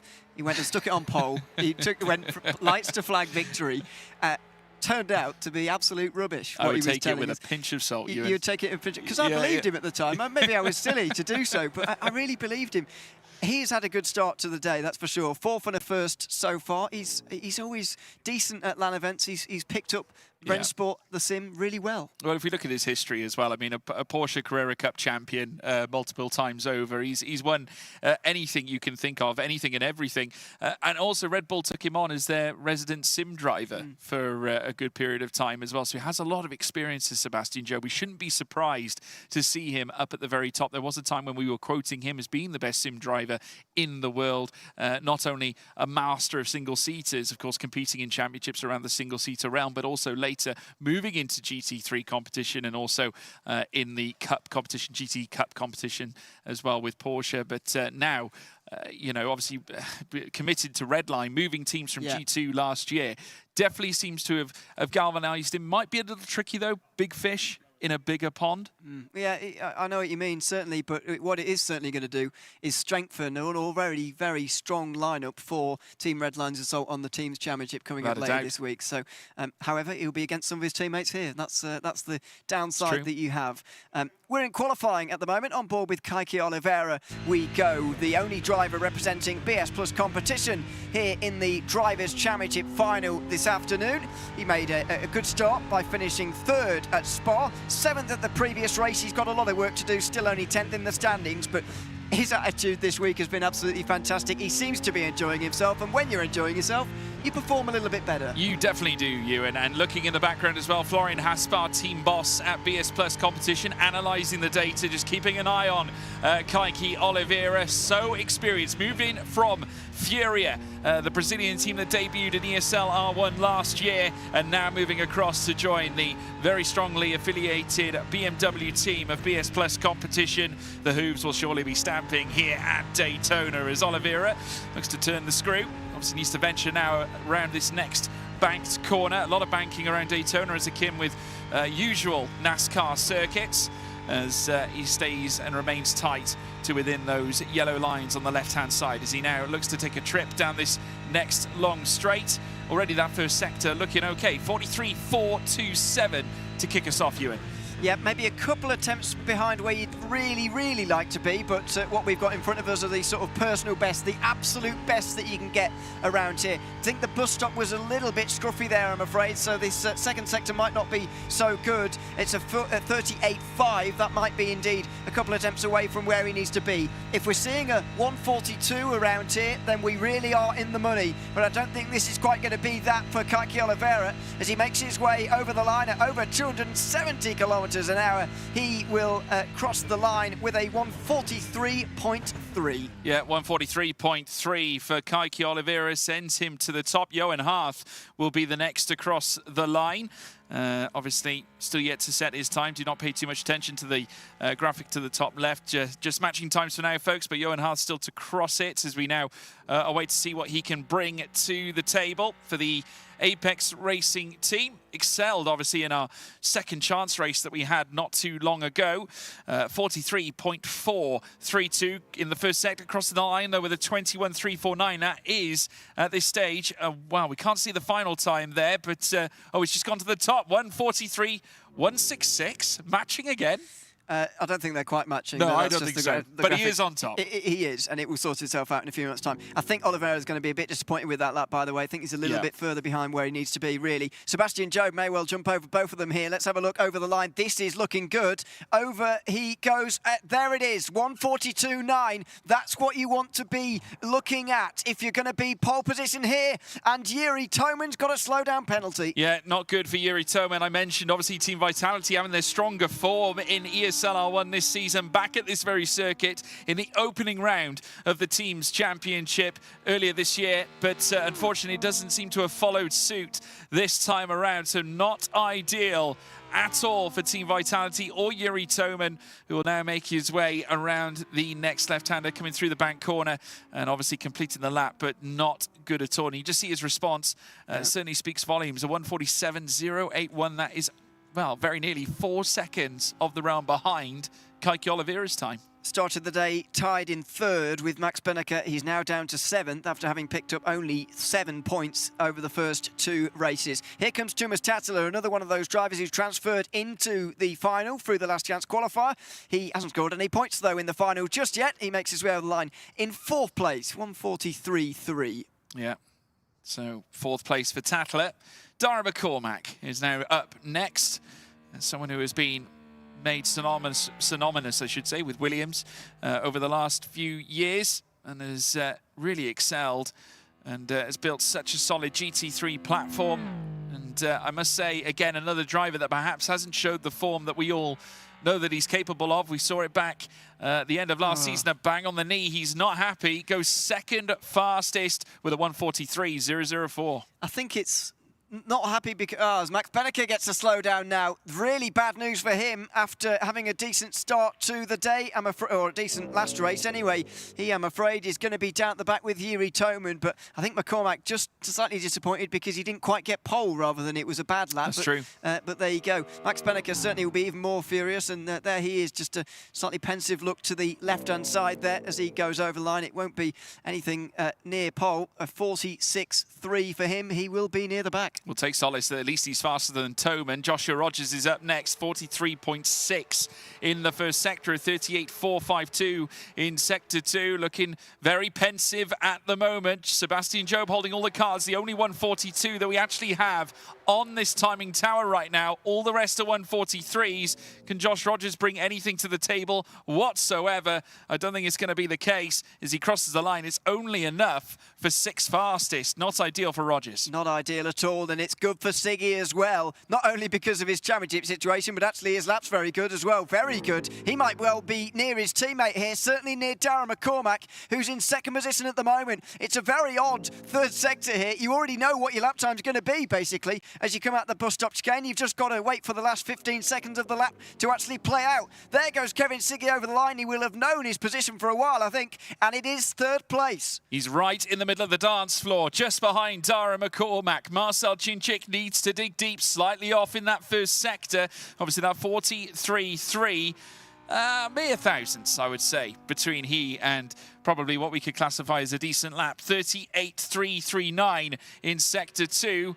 So that, again, just around a few hundredths off the pace, but not necessarily out of the question, as now Chinchik, if he can find something decent in sector 3, it goes 3rd fastest. Blast past Kevin Siggy there, Ewan. Decent, very decent indeed. Marcel Chinchik finally has arrived to the party because so far today he's been a little bit absent. Here goes Luke Bennett. Really good start for Team Redline, of course. Here they couldn't get Jeffrey Road into this final through the last chance qualifier, but there is 3 of them, the most numerous team of any in this Drivers' Championship final. Luke Bennett looking to make his way up towards the line now and climb up the standings in this qualifying session. He only goes 6th, the worst off of the 3 Redline drivers. Well, when a big chance knocks, Kevin Ellis Jr. comes a-calling.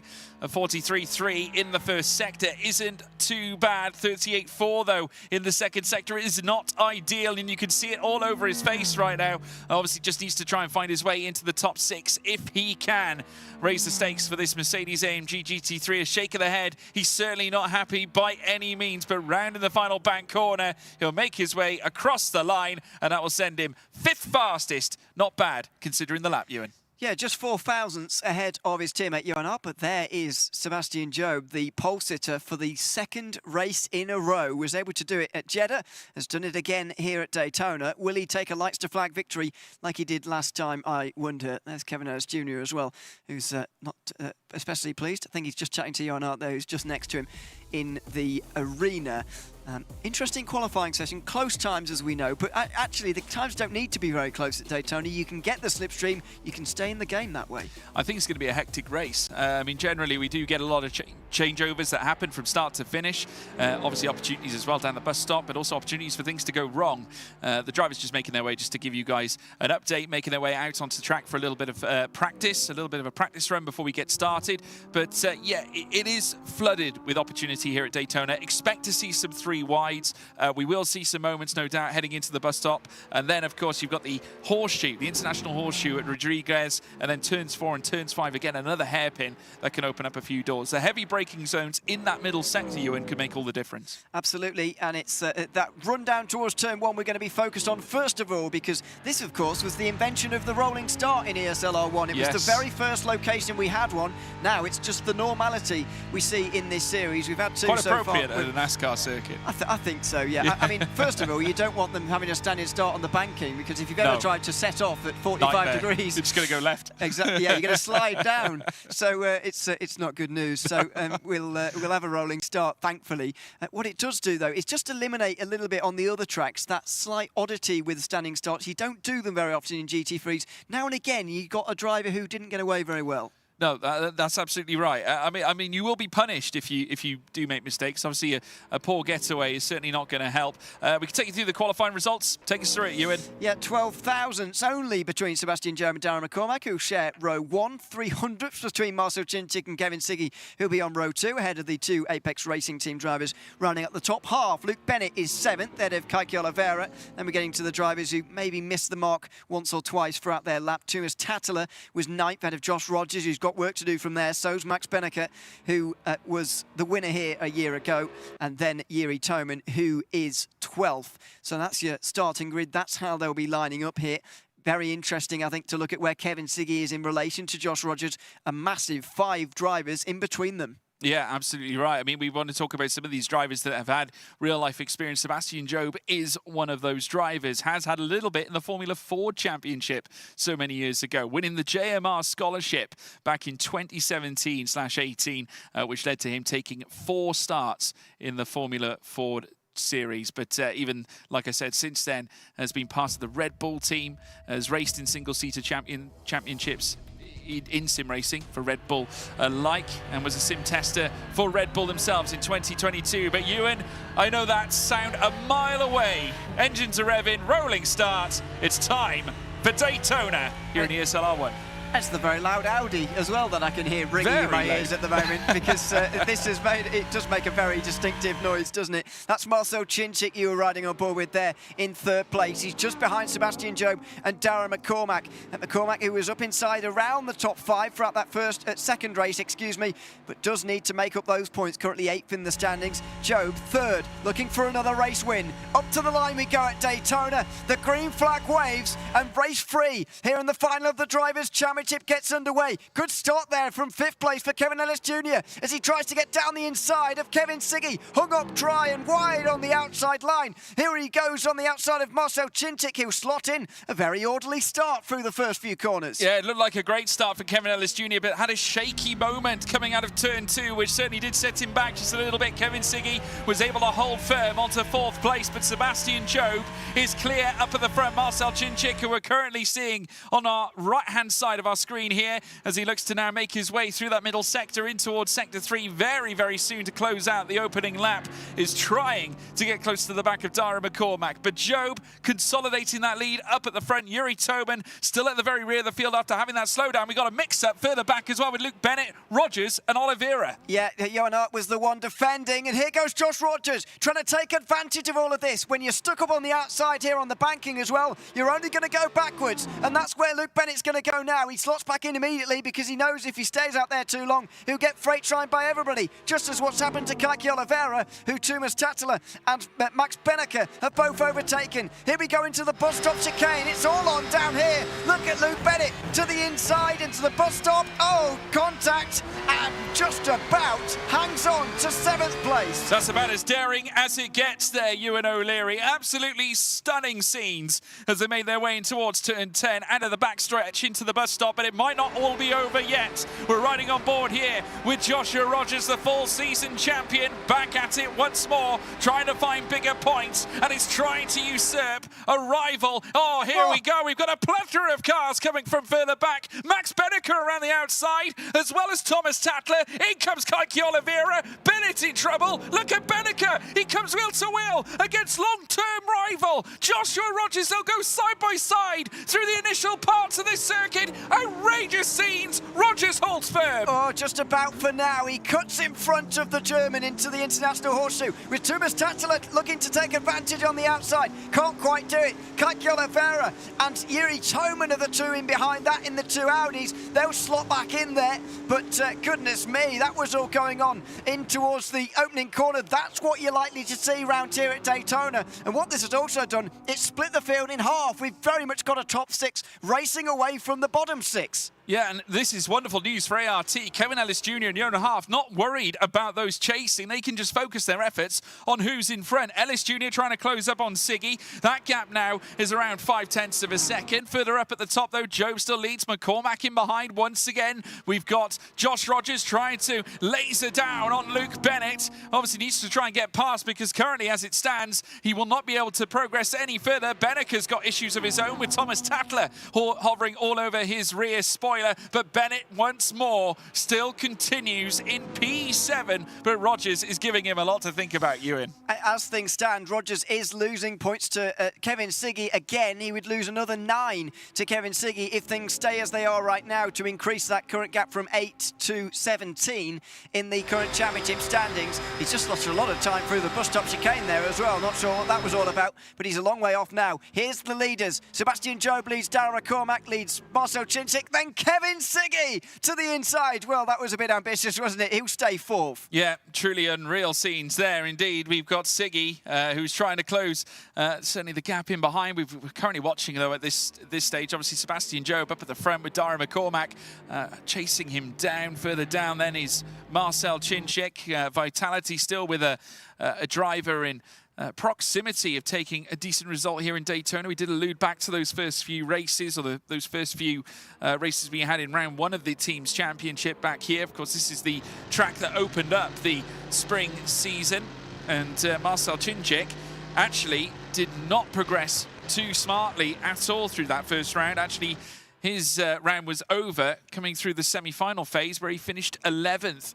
Has not sat on the podium at all here at Daytona this season, but might yet turn this around by taking a decent result this time. He has got, though, Kevin Siggy waiting in the wings, already a race winner here in the Esports World Cup fray now, as back comes McCormack, looking to open the door here on Jobe. I think he's going to be patient, though, Ewan. I think so. I think we could be seeing patience for a little while, actually, especially into the bus stop chicane. That'll wait. But maybe the battle is going to be for second place going on to that final lap, because if you're in that runners-up position, you can try and vault past the leader on that very last run to the line. Is there quite enough time for you to do that? Is there enough space? Is the Mercedes quick enough versus the BMW, which we know is decent in a straight line? Those questions are all to be answered, but we might well get a first preview here.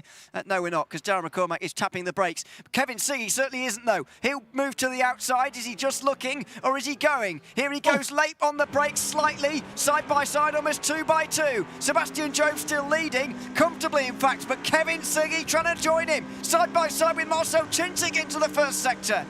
Yeah, trying to make it, instead of 1 red line car in the top 3, try and make it 2. And a wonderful move there from Kevin Siggy. Mustachio strikes once more, this time at Daytona, and now sits in 3rd place. 0.8 of a second separate he and McCormack, who have now careered on further up the field. Obviously, on one level, a reprieve for Sebastian Jobe has been relieved, certainly in some cases, of some of the pressure lying in waiting behind, but maybe he's breathing even more of a sigh of relief with the fact that his teammate is now sat in 3rd. Big opportunity here for Redline to really close out this race at Daytona. Kevin Ellis Jr. is coming as well here, with Johan right behind him. I spoke to Johan at the end of the last chance qualifier. He said, well, it's nice to be in the final, but I'd rather help Kevin Ellis Jr. here because he's got a much better chance of winning, and it's totally right. So those two hooked together at Daytona could be a formidable duo. Here goes Marcel Chinchik, though. Pretty decent straight line speed for the Audi. He'll just close up to the back of the BMW into the bus stop chicane. As you can see him focusing there in the top right. Look at Kevin Ellis Jr. though. He is closing in along with everybody else, actually. Josh Rogers is now 7th. He's bringing everybody else with him too. Yeah, and he's also got the fastest lap of the race, so it just goes to show that the pace still aligns itself with the Porsche in this race, at least for now. Rogers, of course, has had many occasions already since the start of this. Now, as we now see McCormack finally open up the door here on Sebastian Jobe. We did wonder whether this might occur, and indeed, it should be oh so simple. No other drivers in the equation here, but Jobe immediately looking to the outside, towing along Siggy as well. Chinchik waiting in the wings, and just look at how close Kevin Ellis Jr. has got to the back of this quartet that have sat in these positions for quite a considerable amount of time. And I was talking about team play for Ellis Jr. and Hart, but actually it could be Darren McCormack trying to forego this bit of team play that could be happening here for Team Redline. The reason why he's gone to the lead here. If he sat there in 2nd place, he could have got swamped by Kevin Siggy. Sebastian Jobe would have done his best to help him, and suddenly then you're McCormack, you're in 3rd place. It's very difficult to get past 2 BMWs who are slipstreaming and bump drafting one another. And he would love nothing more as well for Apex Racing Team to come into the fight as well and make things a little difficult for Team Redline, not forgetting as well Marcel Chinchik, who sat down in 4th place. But as the race continues, Kevin Ellis Jr. has now taken the fastest lap away from Joshua Rogers. So great effort there from Apex Racing Team, who now have a chance to attack those that are lying in wait in front, and Daytona does offer plenty of those opportunities. We've alluded to the track's layout. The bank corners, if you get those wrong, obviously it does provide plentiful opportunity to your runners in behind. It's so dramatic in terms of the position changes from time to time. If you get it wrong, you could lose more than one place. We've seen drivers sink lower, 4 places down even in some cases, as now we see in behind Sebastian Job and Kevin Siggy. Almost like the red arrows, aren't they? Both coupled together, second and third, and trying to close up to Dara McCormack. And watch them fly by here. I think they're both going to go through, or at least one of them. Sebastian Job is right in behind. No, they're waiting. Thought they were going to do it that lap. Certainly not. 4 to go here at Daytona in race 3 at the Esports World Cup ESL R1. This is the Drivers' Championship final, and we're currently searching for a finalist mode contender. At the moment, Kevin Siggy is the closest to achieving that, although he does need to win the next 2 races if he wants to get there in 2 races. That seems unlikely at the moment, although Sebastian Job is right up there to try and help him. Sebastian Job himself will have designs on getting to finalist mode as well. The field all getting closer together again. Josh Rogers and Luke Bennett are now a part of this 8-car train. Yeah, truly is astonishing. We've got plenty of big names featuring at the top flight here in this race, only missing perhaps names such as Joshua Rogers and Max Benneker, who are currently sat in the bottom 6. Luke Bennett, part of that contingent alike as well. Yuri Toman still working hard at the very tail end of the field too. Obviously trying to move his way, but it's quite tough when you're in a situation where, you know, there's basically trains happening right through the course of this 12-car field. McCormack, though, still up at the top, but just look at this again. We've got the 15 of Marcel Cinchik waiting in the wings behind Kevin Siggy as they head down towards the bus stop chicane once again. Of course, Marcel Cinchik, we heard his story from Hungary. He went on to win the Spring Season Championship, and it was quite the honour. He actually stated that his first ever sim racing wheel could only turn 90 degrees to the left and 90 degrees to the right. Well, he's going to need a little bit more than that around Daytona. We've all been there. Into the first corner they'll go again. Marcel Cinchik not really looking for a move here, but it would be good for him to split the red lines. Good for his own chances anyway, not good for Kevin Siggy. Into the first corner they'll go again, and no change here as the Apex drivers get close again. They're decent on the brakes, but Kevin Ellis Jr.'s exit off of the bus stop chicane was nowhere near good enough for anything to happen, and so for the first time in ages, no positions change on that lap. No, absolutely right. It's status quo, at least for now, but Dara McCormack has just seen his gap, though, flitter downwards slightly, has gone back out. It's gone above near enough 3/10. It's now filtered back downwards once more.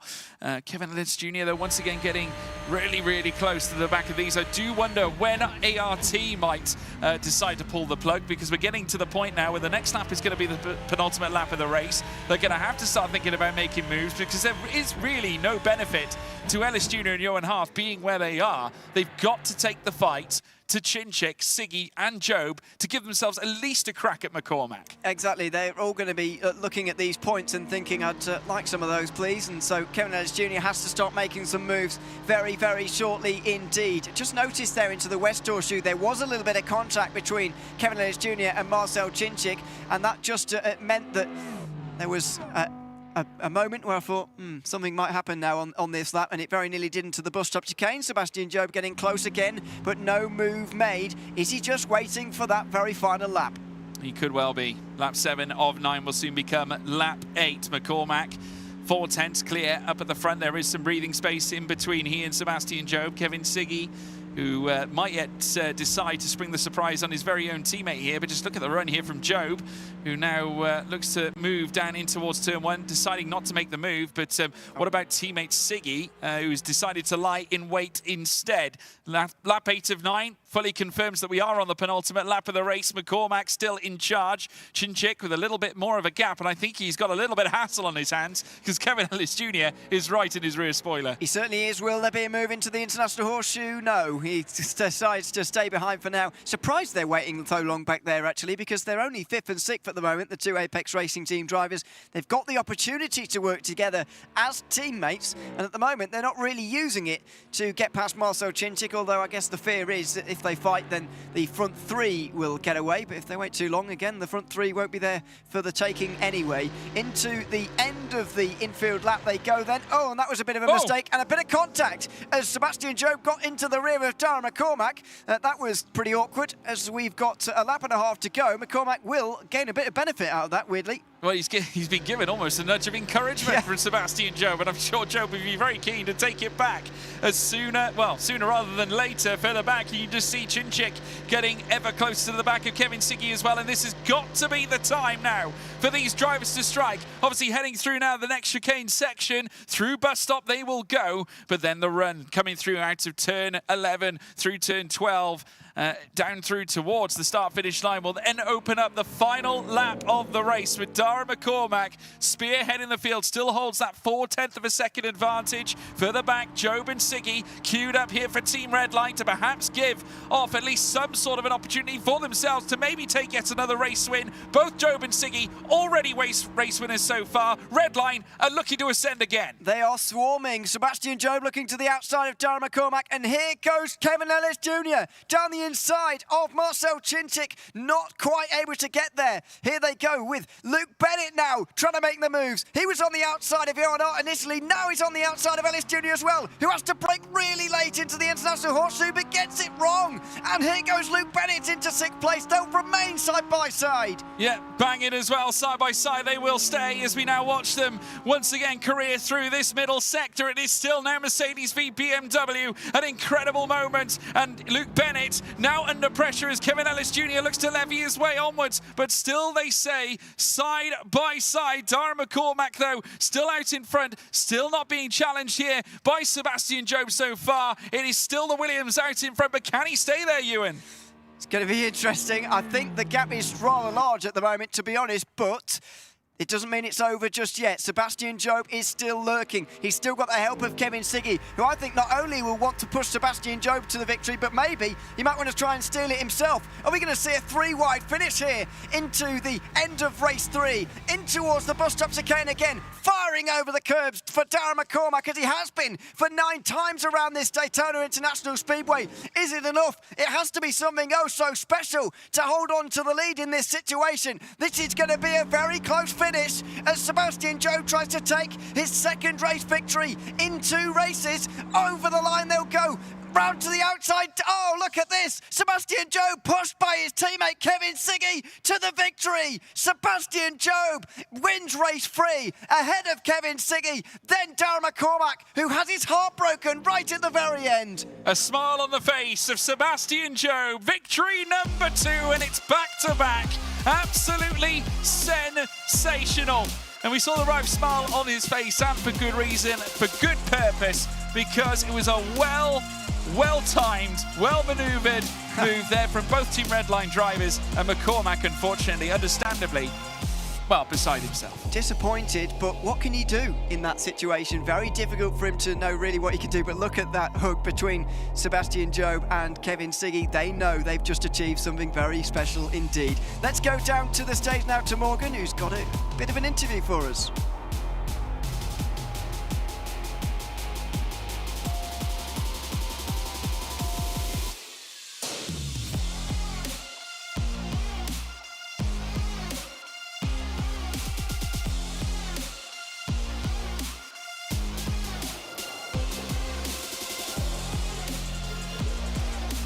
Okay, so this is Morgan, and Job, this was such a beautiful race from you, and you absolutely got that win from a massive win in the late game.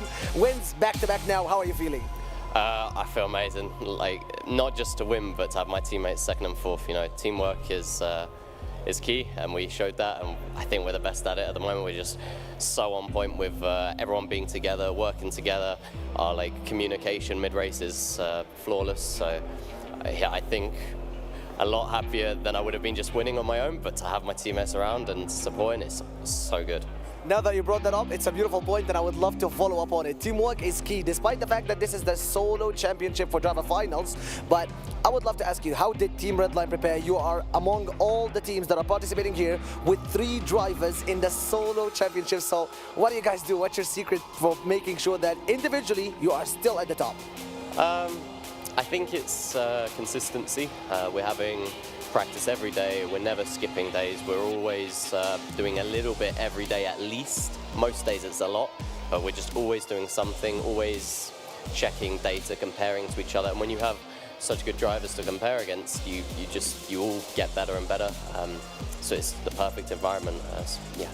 How do you feel Redline team is going to perform now when we switch from the solo driver championships and again against the other teams? Again, Team Redline obviously individually has some of the best names here. Who do you think might be your most furious enemies when it comes to the team championship? Who is the team that you're putting your eye on mostly when we go to the team championships? Well, Porsche won it last year, so they will be a fierce competitor. Among Porsche, we have RHG, who I believe won the first season as well. So they're going to be the toughest ones, I'm sure. Mouse have some great lineup. So I think we've got to focus on ourselves, though. If we look at the other teams too much, then we'll get in our own heads. So, and we're getting to add Jeffrey into that. Unfortunately, he didn't get through the last chance race, but now we'll have him, and it makes our lineup even stronger. Showing a lot of confidence. That was Sebastian Job again. What an amazing performance. Thank you so much. And we're going to be going to break and then straight to studio to analyze that beautiful wins back-to-back from our champion, Sebastian Job.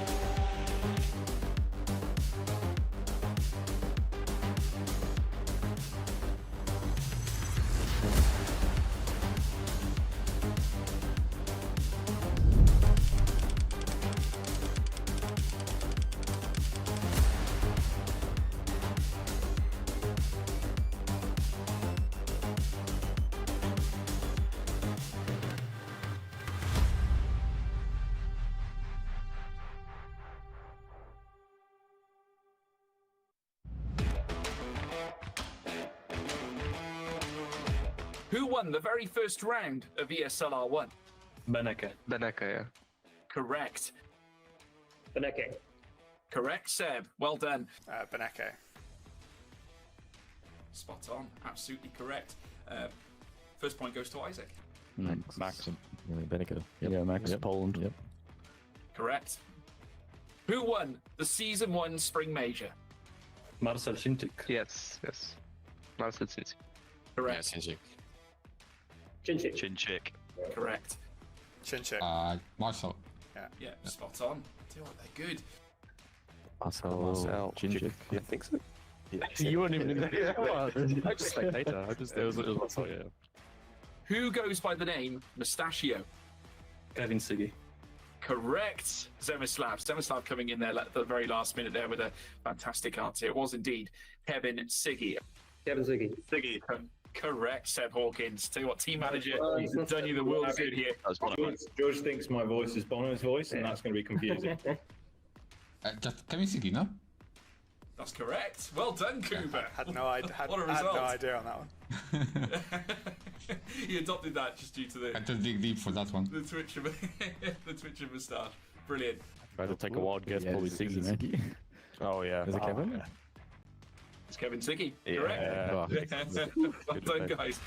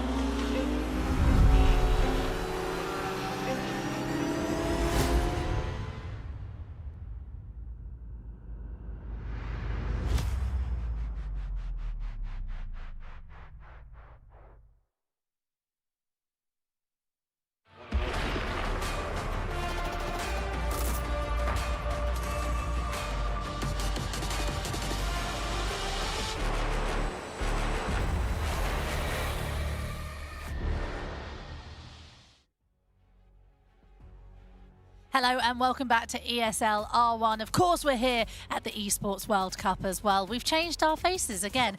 Cameron Roger alongside me, as well as Arjuna. Arjuna, let's talk about that race. We've just had our third race of the day. We've got more to come, of course. We were in Daytona. It was a slower race than the other two we've seen so far. However, there was a lot of storylines in there. Yeah, Slipstream, of course, being the main talking point, and I got the chance to go to Daytona earlier this year, and the one thing that you really get a sense for is the sense of speed. 2.5 miles of banking, and if you stand at the top of the banking, which they let you do in the various track walks, you feel like you're going to fall down. Really? It really is disconcerting, and so it's such a wonderful track. I was a little bit surprised, though, that we didn't see more action at the end of the day, knowing how much Slipstream can play its part. I mean, we did see just at the end a bit of Slipstream. You guys talk us through the highlights. Yeah, absolutely. We did see a lot of sort of gameplay, I think, during the straights. Drivers try not to overtake in certain situations. This was a very nice move, actually, down in towards the international horseshoe. Up the inside there, that was Chinchik in number 15 car, just sort of sliding back a little bit, and it was Ziggy getting through there. Then this is the run up towards the line. Ziggy pushing his teammate Job up towards that checkered flag, and McCormack losing out 2 places thanks to that bump draft. And again, it was all about the slipstream, right? We talked about the BMW being strong in a straight line, but just look on board. The revs rise, the speed rises over 270 kilometers an hour, and pulling out of that draft, McCormack tried to squeeze and tried to block, and proactively block as well. But he could do nothing, sitting duck in a straight line, and just one more look from this angle and you'll see the Red Line Express makes its way to first and second. It was quite interesting as well because we had seen Job make a bit of a mistake earlier on. And it seemed that he actually just dropped back a little bit before the end of the race and then realised, hang on, my teammate's behind me. We can do a nice slipstream to the end here. We're just seeing the celebrations from Sebastian Job then. But it was great to see, you know, that teamwork happening on track. Team Redline are very strong. Just the results here. So as we see another win for Sebastian Job, his second as well. Cameron, just talk us through the points and where that leads us now. Yeah, absolutely. So we are looking at Kevin Ziggy still leading the way. But the thing for him is he's on 143 points. You need to get to 170. So he's more than a race win still away from getting to that finalist mode. But Sebastian Job, who started the day in 8th place, 7th place in the standings, is now up to 2nd after these 2 wins. So he is looking very good. He's coming in fast and those points are racking up quickly. And Josh Rogers is just 5 points behind him. So it's really turning into a bit of a 3-horse race. Josh Rogers sitting down at the bottom there, coming into this whole event, leading the way. Unfortunately, didn't have a great qualifying and then was down at the bottom. Not great from him. And you talk about the teamwork for Redline, right? There's 3 Redline BMWs in the Drivers' Championship, whereas, you know, Mitchell DeYoung and Dane Warren were in that last chance qualifier race, but didn't get the chance to move their way forward and support Rogers in the potential fights, right? And so it was interesting, Morgan asking that question to Seb.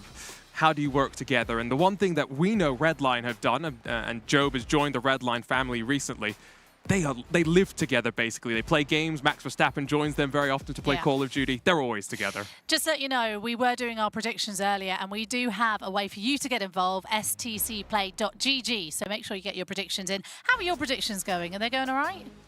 Well, I had Josh Rogers, so at this moment, we are going backwards. Mine was Luke Bennett. I forget who yours was. Well, so today hang on, you can't change it. I went Max Benneker, right, but one thing I will say is that I think we were talking kind of as a team over the last couple of days, and one thing that we weren't sure about was whether Sebastian Job had a realistic chance from where he was in the Drivers' Championship. And I thought he had a chance. I just didn't know exactly how it was going to play out. 2 back-to-back wins. He's got to be full of confidence now. Oh, absolutely. And the reason why is because being in that 7th place, he's just got to make up so many points. But with how it has been with Benneker dropping down, Rogers dropping down, finishing last place there, he's missed out on so many points that Job has been able to amass the points total that he's needed. Well, let's see if Sebastian Job can do it again. We're heading to Japan. Fiji is exactly where we're going. Let's head over to our casters. We've got Lewis McLeod and George Morgan. Certainly do, of course. Yes, the Fuji Speedway, another brand new addition, of course, to ESL R1, to Rennsport as well. It's been on Rennsport for a little while. They haven't been able to practice this one a bit more, but of course it is new to us in competition here in ESL R1. Should be a lot of fun. Very different style of circuit than what we've got from like the Jeddah Corniche circuit, which of course we raced a couple ago, and of course Daytona we did just a few moments. Yeah, I mean, I don't want to call Daytona flat or anything like that because we do have the banking, but I think when you look at Jeddah, for example, the Corniche, when you move to somewhere like Fuji, all of a sudden you've got the elevation changes, which are going to be mightily tricky for some of the drivers to manage. We will, of course, be taking a quick look at the track now very shortly. Just look at this. I mean, under the sunlight, picturesque as you like, and we just saw a brief illustration there of some of the elevation changes. It is somewhat of a roller coaster, Lewis. Yes, indeed. There's so much going on around the entirety of the 4.5 kilometres of this circuit. So many tricky little corners. Of course, you've got that awkward chicane around the back end of the circuit down towards turn 10 at Dunlop. Of course, you run through this tightening right-hander into a tightening left-hander into a tightening right-hander again, all very awkward around the back end of the circuit. And of course, you know, it's hosted so much in the world of motorsport with the World Endurance Championship, with Formula One. It also hosted the Olympics back in 2021 with, of course, the cycling road races and such. Very, very impressive venue.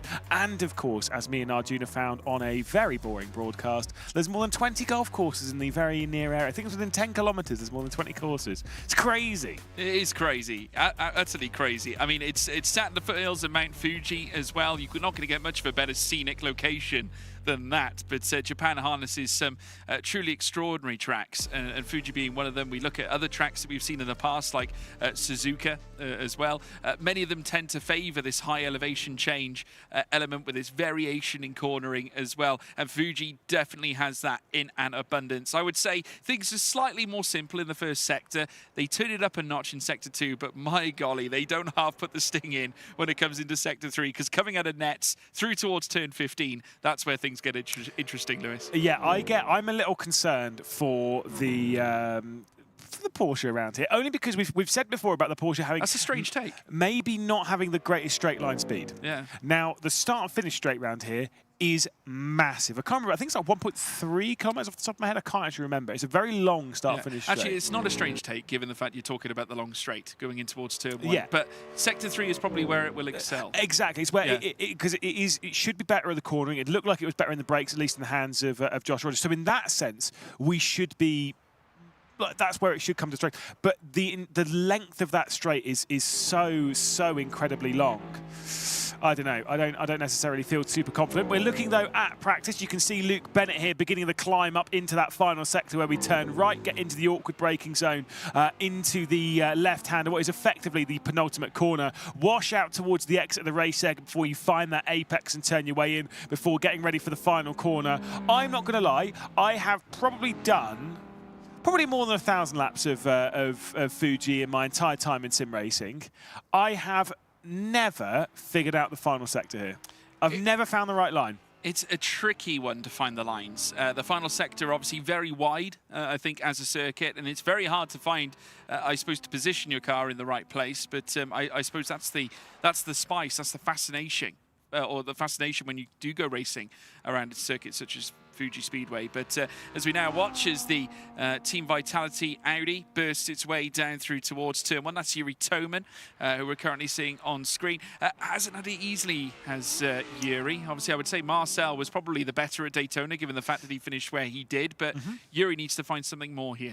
Certainly so, but of course, the driver to beat at the moment, realistically, this man here, Sebastian Job, the 22 for Team Redline, looking really strong. He's moved up to second position in the point standings. We ride on board though with Kevin Siggy, who is the points leader at the moment as we head down now into turn 3, running it out wide. Oh, woo!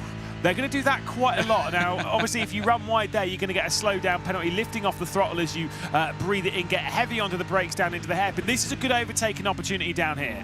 Yeah, absolutely right. And then, of course, you've got the acceleration coming out. If you get a better run, aside from your competitor, then maybe you will get then a better chance. But as we now watch Kike Oliveira, who is looking to try and find his best form, was brilliant in the second chance race. That's what brought him to the dance here tonight. And we did see, of course, Florian Haspar working at the desk, trying to obviously help his driver by any means necessary. And that's the brilliance where it comes to sim racing. They've got so much data that they can work from. in order to aid their drivers here, Lewis. And Florian Haspar, of course, has been such a monumental figure at the BS Plus competition team. Yeah, exactly. The figurehead of BS competition, the figurehead of VCO and the like as well. He's been a very busy man behind the scenes of sim racing, trying to push it forward. Max Benneker there, looking back to Thomas Tattler, who I've got to say, I don't want to be that guy. This is maybe a bit harsh. Been a bit disappointed with after the incredible performance in the last chance race where he absolutely basically dominated to lead, to take the victory from Kaiki Oliveira, who has been pretty impressive, Kaiki Oliveira, since coming into, as you said there. Thomas Tattler has finished 12th and 10th. Yeah, it's not He been scored great. 2 points in 3 races.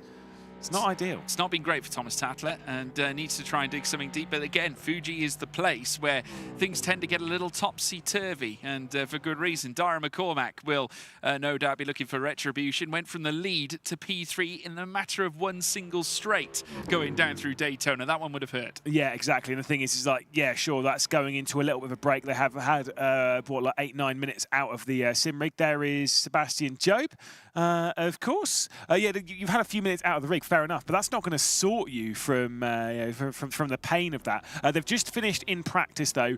They're about to head into the qualifying session, which I would say around here doesn't necessarily matter as much. I have checked, by the way. The straight was 1.475 kilometers. That's 0.9 of a mile.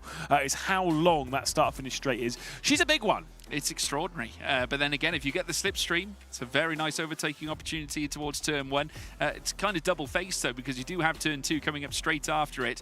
Almost, if you look at it as a whole, it's like one giant hairpin when you then make your way in towards Sector 3, or Sector 2 out of turn 3. Yeah, exactly. Like I said, there's a lot to navigate around here. There's a lot of places where you can potentially make a move, a lot of places where you can potentially make a mistake, especially when it comes to qualifying. Realistically, the ones that we're really talking about, that exit of turn 3, that's one that you can exceed at. The exit of potentially the likes of turn 13, if you exceed at those two, you'll most likely get yourselves a slow down penalty.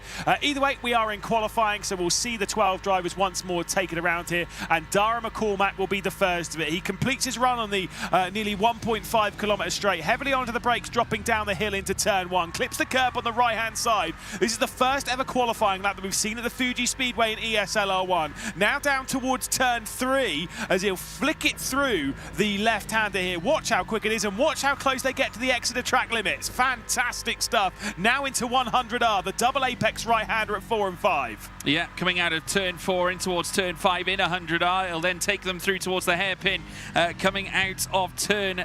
Well, coming in towards turn 7 very shortly. Of course, it gets pretty trepidatious when you head through the segments of sectors. You do have to try and find your limits, especially given the fact that the track is so wide.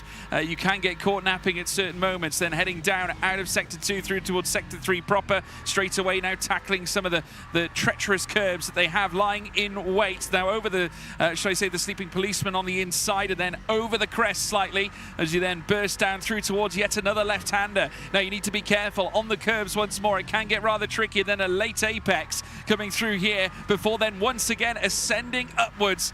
This is very much a roller coaster, Lewis. Yes, indeed. Into the final corner at 16 and out through the turn. You can see the sectors there. 26-0 is what we were aiming for in the first sector. It is a 26-1 there for him. 35-5 in the middle sector. It's about 10. This is actually a pretty solid lap time as we head up towards the line. Let's see what it's going to be from Dara McCormack as he hits the stripe, aiming for a 35-7. It's a 35-9, not bad. Yeah, Luke Bennett, though, coming through 26-185 in Sector 1. That's not too bad. 35-6 in the second sector, so looking to try and topple Dara McCormack, who's already registered that 135.930. Can the car representing Team Redline, the BMW, can it make its way across the M4? Can he blast past McCormack in that final sector alone? What was it? Not quite enough. 36.253, very nearly, well, just over 3/10 off. Thomas Tattler, next one to come through. First sector, 26.1, 35.5 in the second, so not too bad. Although I've written down 25.0 as the one they're aiming for in the first sector, so it could be a second off, but I wouldn't trust my maths on that one. Let's see what it's like as Thomas Tattler makes his way towards the line. Again, aiming for the 35.930 that Dara McCormack has set. Thomas Tattler will cross the stripe and will set himself a 36.1, so goes ahead of Luke Bennett. Yeah, Thomas Tatler with a decent showing, at least to try and get past a Team Redline driver, a phenomenal Team Redline driver like Luke Bennett now down to third. Kaiki Oliveira will come next, and once again the hooves will be stamping once more. 26-1 in the first sector with a 35.593. Doesn't look overly happy with it. You can tell by his reaction, but we'll take a look at the time as he now crosses that start-finish line and does so. Where will he be positioned? Second fastest. It's not bad. 36.040. I was going to say, unless that final sector was terrible, it actually looked pretty decent for Kaiki Oliveira. First sector did look good. 26-0. Fastest first sector we've seen so far here, coming in from Kevin Ellis Jr. The second sector, though, has left a lot on the table with a 35.8, aiming for that 35.5, 35.4.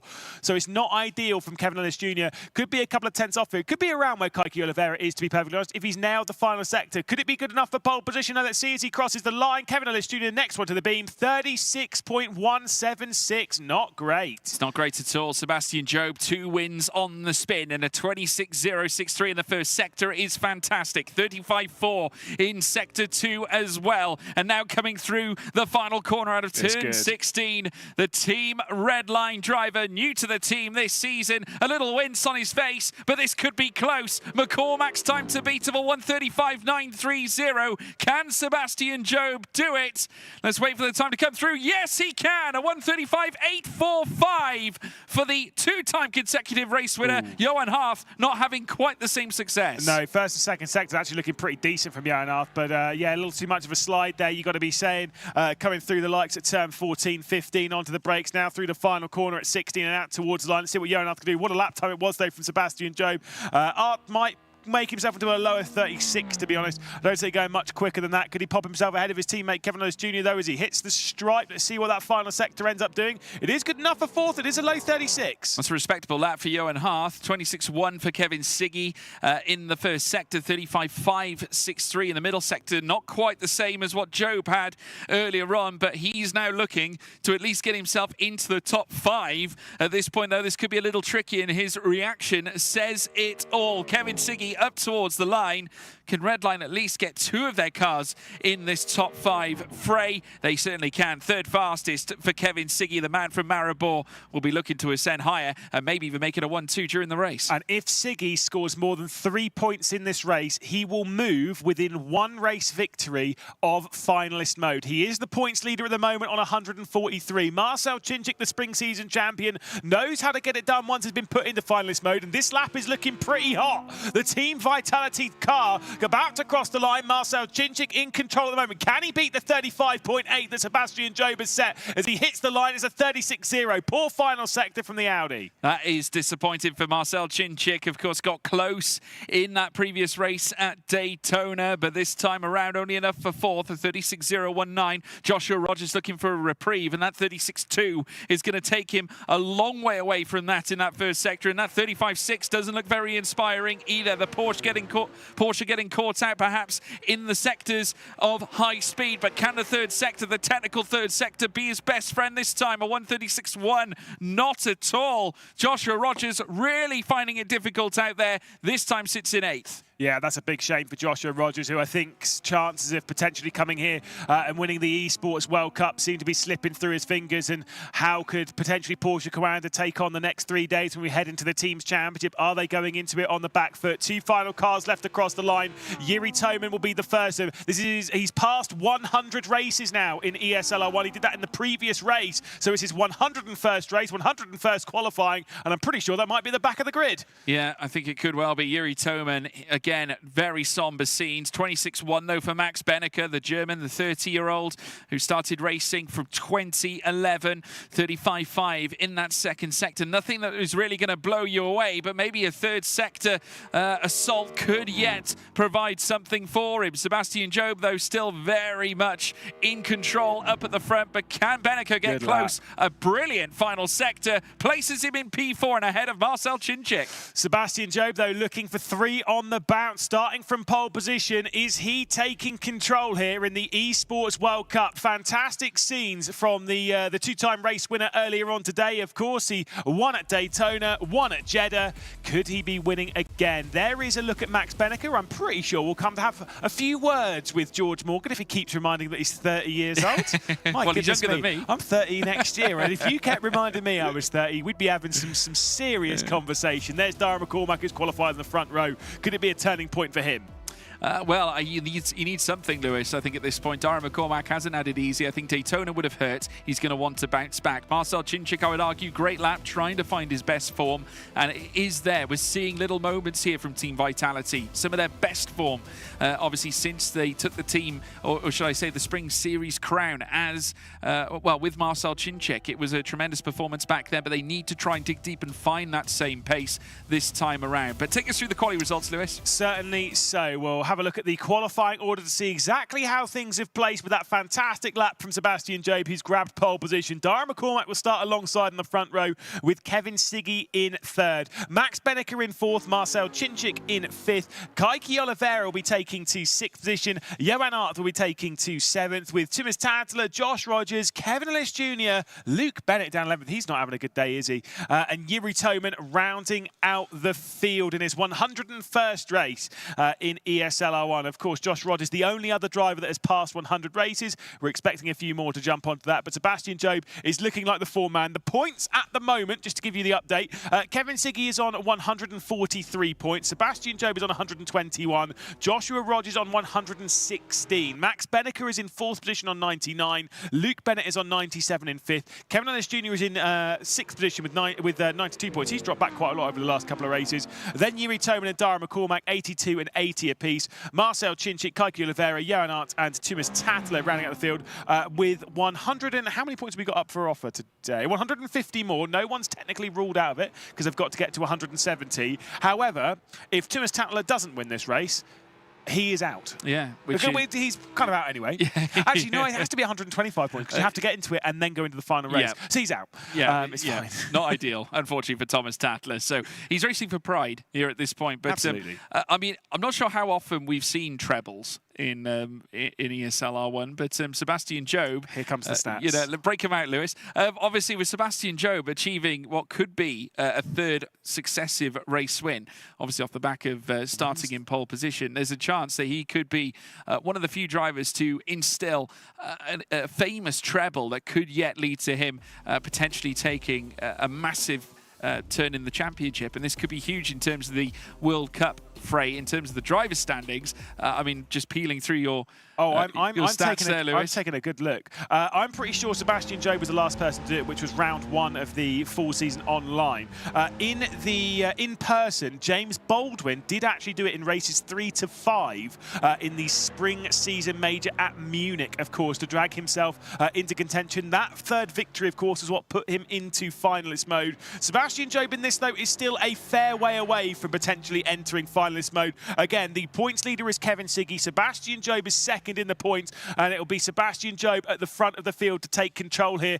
Once more, a brand new circuit for us to go racing at in ESL R1. The safety car drops back and ghosts its way through the back as it returns into pit lane, and it'll be Sebastian Jobe and Kevin Siggy on the outside, Dara McCormack on the inside as we get racing here at the Fuji Speedway. Sebastian Jobe's not gone yet, but now we're moving. It's Sebastian Jobe in control. It could be a red line 1-2 by the time we get down to the first corner. Look at Marcel Chinchik pushing that train on the outside as we head down to the first turn. Dara McCormack's being left for dust at the moment as Sebastian Jobe gets under the brakes, heads down to the first corner and holds onto the race lead. But who's going to be in second spot? Dara McCormack holds firm on the inside as we head through the kink at turn 2. Down towards 3 is McCormack in second. Great start for McCormack to at least try and hustle back against Kevin Siggy. It looked like Redline had it home and hose with 2 cars up in the top 2, but look further back as we now watch in behind Kevin Siggy, Josh Rogers, incidentally, somehow, some way, up to 4th place. He's got Chinchik now in behind, who goes late on the brakes, trying to keep Benneker at bay, who has lost a feast full of places in his own right, and has got Kaiki Oliveira for company as well. Incredible scenes here as we now peel through the second sector. You can see in the distance as well the 2 ARTs, Kevin Ellis Jr., Johan Half,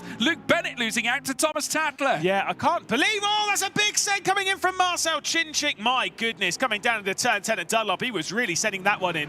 but I will say, Joshua Rogers, unbelievable start to get up into 4th position. I mean, yeah, sure, that wasn't a straight line speed. He'd done something right down at T1 and T2, down into the 3rd corner. Has clearly been very brave, but watch as they go out onto the start-finish straight. You could see this Porsche go a little bit slower in a straight line. The slipstream, it should help, especially considering it's a triple slipstream, but I could see him potentially losing out here to Marcel Chinchik. It's a good exit from the final corner as we complete the first lap. Yeah.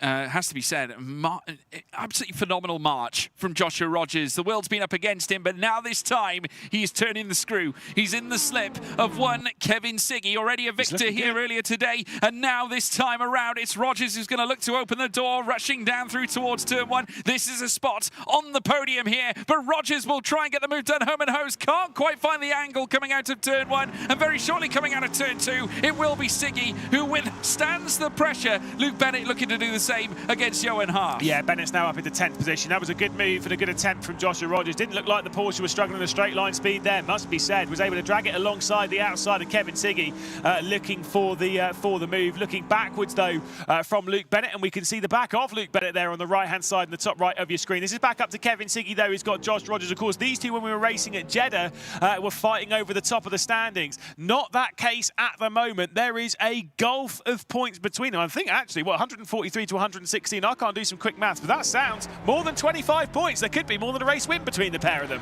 It could well be. Heading through the chicane now before they then venture uphill once again. We're riding on board here with the Porsche Coanda driver Joshua Rogers, who now peels through over the right, well, through the next right. He's got Kevin Siggy still out in front. Wasn't successful in getting the move done in towards turn 1, but I think Rogers could be happy, obviously, of just getting the move done when he did.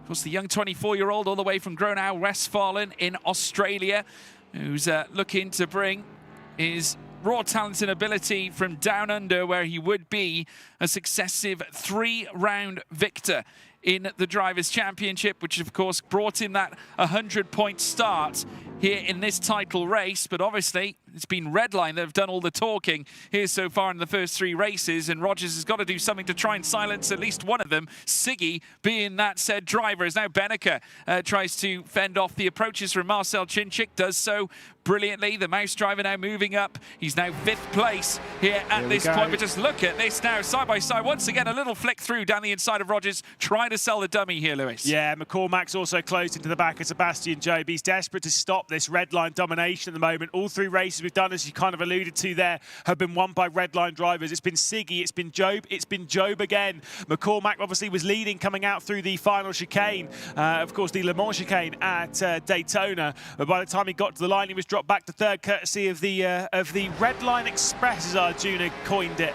But certainly not the case here, as you can see Mount Fuji there in the background. Deep onto the brakes goes McCormack. Yeah, got very tight to the back of Sebastian Job. I wouldn't be surprised if there was just the slightest little bit of contact there between the two, as they now fly over the hill and then up again through this next left.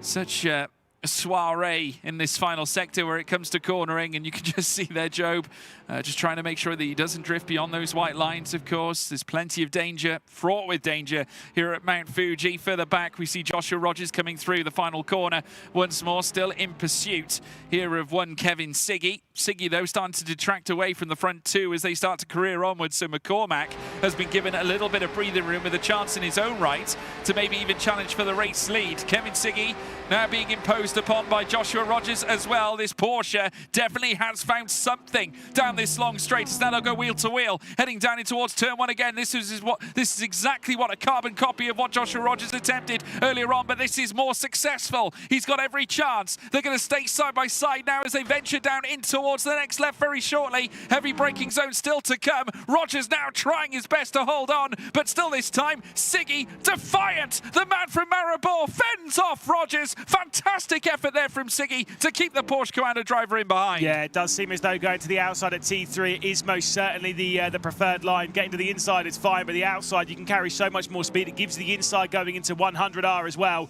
Perfectly called there by Kevin Siggy to have played those cards. Now we're being joined by Max Benneker, the Gamers 8 champion. Close for the race lead. Did see McCormack didn't want to go for a move down into T1. I don't think he wants to get bitten by the slipstream again. No, not at all. Obviously, you can get caught out from that. We saw McCormack getting very close to the back of Job not too long ago. Siggy, 1.6 now away from the top. Rogers now 2/10 away of the realm, away from potentially getting into P3, with Siggy determined to stop that from happening. Benneker also lying in wait. Once again, Rogers and Benneker, two names that are synonymous when it comes to sim racing. We've had a long-standing rivalry. I must say that was a very uncomfortable exit there for Kevin Siggy, but I think he's done well to at least stay on board and hold on to P3. McCormack trying to get close to the back end of Sebastian Job. Once again, we run on board here with Joshua Rogers, who's going to try and make the move in towards turn 1. He's got to commit to the outside again this time, Lewis. Yeah, exactly. It's what he's tried a few times. Onto the brakes early goes Dara McCormack once more. What's Joshua Rogers going to do behind all this? As you saw earlier, he was going around the outside. He's tried it once more. Is it going to work this time? He holds firm, but it's not going to be enough. Once again, Kevin Siggy's doing everything he needs to do at the first corner. But what does Joshua Rogers do? He's got to sit behind. He's tried that a few times. It just doesn't really work to the outside.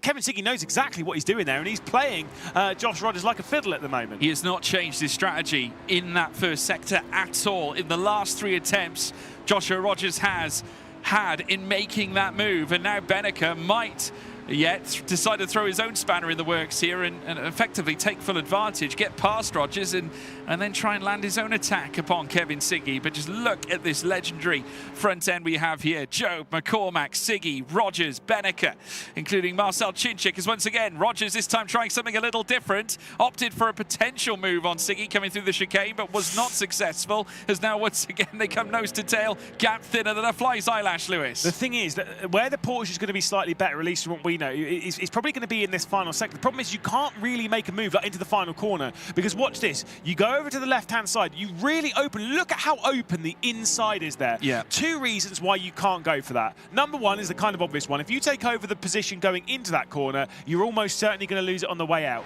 Number 2, if you commit to a super tight line in that final corner, there's only one place you're going to go, and that is into the side of the other car. That's where there's contact, and that's where the spin and the race control will have to step in. Once again, the defensive line coming in there from Kevin Siggy as Josh Rogers is going to get to the outside. Max Benneker's now right in this fight, but he gets onto the brakes early. Josh Rogers sending it once more to the outside as they come out of turn 1. But once again, Kevin Siggy so good on the brakes as he wrestles it down towards the apex of T1. Yeah, again, Siggy adopting that very similar defense we've seen in the prior 3 attempts. It's happened for a 4th time as well. The red line driver is putting absolutely everything out there to defend against the onslaught from Joshua Rogers, who once again is denied in the face of Slovenian Kevin Siggy. Max Benneker might have looked to go 3 wide, maybe even try and spring some kind of trap to break the status quo, but it wasn't to be. Kaiki Oliveira has his own fight on his hands. We saw he and Marcel Chinchik going wheel to wheel, but Oliveira bested him on this occasion. Yeah, indeed. Well, let's see how things are going to tighten up, though, between this grouping. Can Dara McCormack obviously sneak his way through for what would be, by the way, his first victory since Daytona, right at the start of the full season. He hasn't won since then. He's been on the podium plenty of times, but a victory has eluded him. And he won twice at Daytona. Exactly. And to be fair, was closing up to Luke Bennett to potentially take the clean sweep, but unfortunately made, from what we've been told, a bit of a mistake going through the bus stop, but it is what it is. Either way, McCormack is trying to close his way up and try and end that drought of victories. Out through the final corner, it is Siggy once more. Surely, though, he's going to take the defensive line, as he has done lap after lap after lap. Still 4 to go at the line. Yeah, absolutely. Still plenty more to be had. Doesn't need to take the defensive line. No, not this time. Not this time at all. Joshua Rogers has got a reprieve. 0.3 of a second between Siggy and Rogers. As they now head down towards turn 1. As we now take a look at Kevin Siggy's POV on the right-hand side, just see the amount of inputs and the amount of force being fed back through the steering wheel, back into Kevin Siggy's hands as he looks to try and control this BMW M4 around this track, the M4 GT3 that has been a prominent sight here for Team Redline throughout the entirety of ESL R1.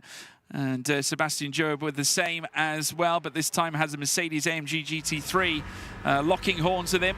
Currently sat in second, Dara McCormack, all the way from Ireland, and has also proved to be a sharp contender. Definitely one of the, well, definitely the man carrying the flag for Williams, the only driver from Williams, incidentally, that is actually taking part in this, which was actually quite a surprise because Dominic Blyer has been scintillating on the run-up through to this very championship. Of course, last year, when he first entered, I remember it, I think it was Daytona of all places, and he excelled. And many people were saying this is like a clone of Dara McCormack. Yep, definitely can't say bad about any of the drivers that aren't in this race, because they can definitely hear us. That's fine. They're all sat in the area. They're all watching and supporting. So if there's anyone you want to talk some rubbish about, make sure they're in the race. It's fine. So they can't hear you. Exactly. I'm sure the team will probably relay that information, but that's absolutely fine. Who have I never liked? Anyway, back into it though. Sebastian Jobe, of course, leading down in the first corner, half a second between the top two. Dara McCormack's dropped off just a touch. As Felix van Delft I didn't like. As Dara McCormack, he's close enough, but just can't go for that move down to T1. Speaking of moves, same as always. Well, again, defended well by Kevin Siggy, and that's a fifth attempt there from Joshua Rogers, who is bound to be getting really frustrated with the fact that he can't get past this Team Redline BMW. Kevin Siggy still making it a Redline 1 and 3. Their other sister car, Luke Bennett, still trying to lock horns with Kevin Ellis Jr., but there's quite the gap in between those two as well, stretching to nearly a whole second as we ride on board with Joshua Rogers. You see him in the top right of your screen now, and no doubt feeling the pinch. Just look at the front two and how far they've careered away through the field. It's just over 2 seconds now between Kevin Siggy and Dara McCormack in second place, and is continuing actually to go outwards. I would say that Siggy is definitely committed to the defensive drive here at this point, Lewis. He's just doing so well at the moment, is Kevin Siggy, to hang on a third. And do remember, this will, 3 points is what he needed to move within a race victory of finalist mode, which is great. Fair enough. Obviously, with where he's currently running in the race, he's going to be scoring a lot more than just the 3 points. It'd be 16 for third position, which will move him very comfortably up there. And do remember as well, again, I'm not naming names, but someone did suggest, as we ride on board with the very, very loud Joshua Rogers in his Porsche Commander down towards the first corner, but Kevin Siggy, who currently runs in third position, he's been on podium in all 4 of the races so far. Can he make it? Sorry, all 3 of the races so far. Can he make it 4 from 4? Sorry, that Porsche was so loud I couldn't even think. Yeah, well, he also tried yet another move this time, though. I think just overcooked it ever so slightly. Was quite late on the brakes coming in towards turn 1. Again, maybe a display of frustration on part of one Josh Rogers, still pursuing after Siggy, but now the gap between he and Benneker is reduced, so Benneker might become the threat this time in his very own BMW. So Rogers with a bit of a dilemma on his hands. Kaiki Oliveira having a great race, sat in 6th spot as well, with Kevin Ellis Jr. Just tracking them in behind. Has got a fairly equal gap in between cars that are in front and cars that are behind. That's one behind being Luke Bennett, who has managed to claw within that 1 second gap that was, as we ride on board here with Joshua Rogers coming through the very tight chicane once again. Nip and tuck between them. Kevin Siggy still working hard to keep this Porsche in behind. But just look at the gap between Siggy now at the top end, 2.8, and it's approximately 2.3 between Siggy and McCormack. Yes, indeed, as Kevin Siggy once again dealing with the pressures of Josh Rogers. To be fair, I don't see a way through for Josh Rogers to get ready for the final lap. Once again, a look to the inside. He's trying something different, trying to get him offline, going through that final corner. Ewan O'Leary did say that Kevin Siggy wasn't consistent enough to win this thing. That's fine. I'll throw him under the bus. It's okay. But 4 consecutive podiums could be on the horizon for him. It could be 3 consecutive victories, though, for Sebastian Jobe, unless Dara McCormack can do something. Final lap here at the Fuji Speedway, and where is the move going to come? The defensive line once more. Is there going to be the cover, though? As once again, Josh Rogers commits to the outside. Max Benneker's on the scene as he heads down into the final turn, and it will be Kevin Siggy hanging on to third. But will Joshua Rogers try something elsewhere? Will he now try and land a blow at another portion of this circuit? Final lap well and truly underway. Sebastian Jobe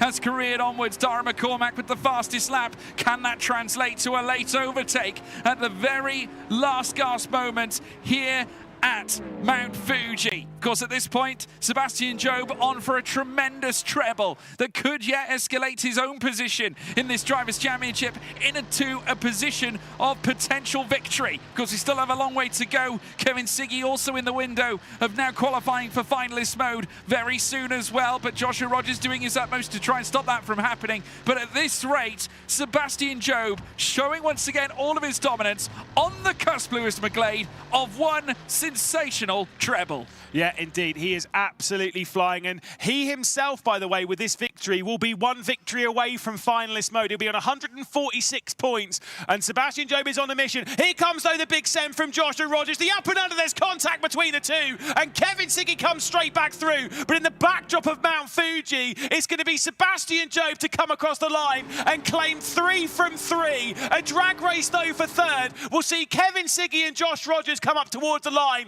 Job will cross it as the victor. McCormack in second, but who on earth is in third? I think it's going to be Joshua Rogers denying 4 consecutive podiums for Kevin Siggy. Absolutely outrageous scenes, but the treble on hand here for Sebastian Job. 3's the magic number for the man from East Grinstead, and there's a massive grin on his face, I'm sure. Dara McCormack unable to batter against the Demon. Second place for him, but Joshua Rogers will be frustrated. It didn't come any sooner, but it arrived when he needed it most, crossing the line to take a podium. Yeah, absolutely incredible stuff and a fantastic victory from Sebastian Job. Again, he is within a race victory of finalist mode. Also, Kevin Siggy is within a race victory of finalist mode, but he was knocked off of that podium for the first time this evening. I think we'll be heading down, though, in a second to try and catch up with Sebastian Job. To be fair, I'd love to hear what he has to say. Wow, it'd be tremendous, wouldn't it? I mean, 3 is a phenomenal effort as far as Sebastian Job's concerned.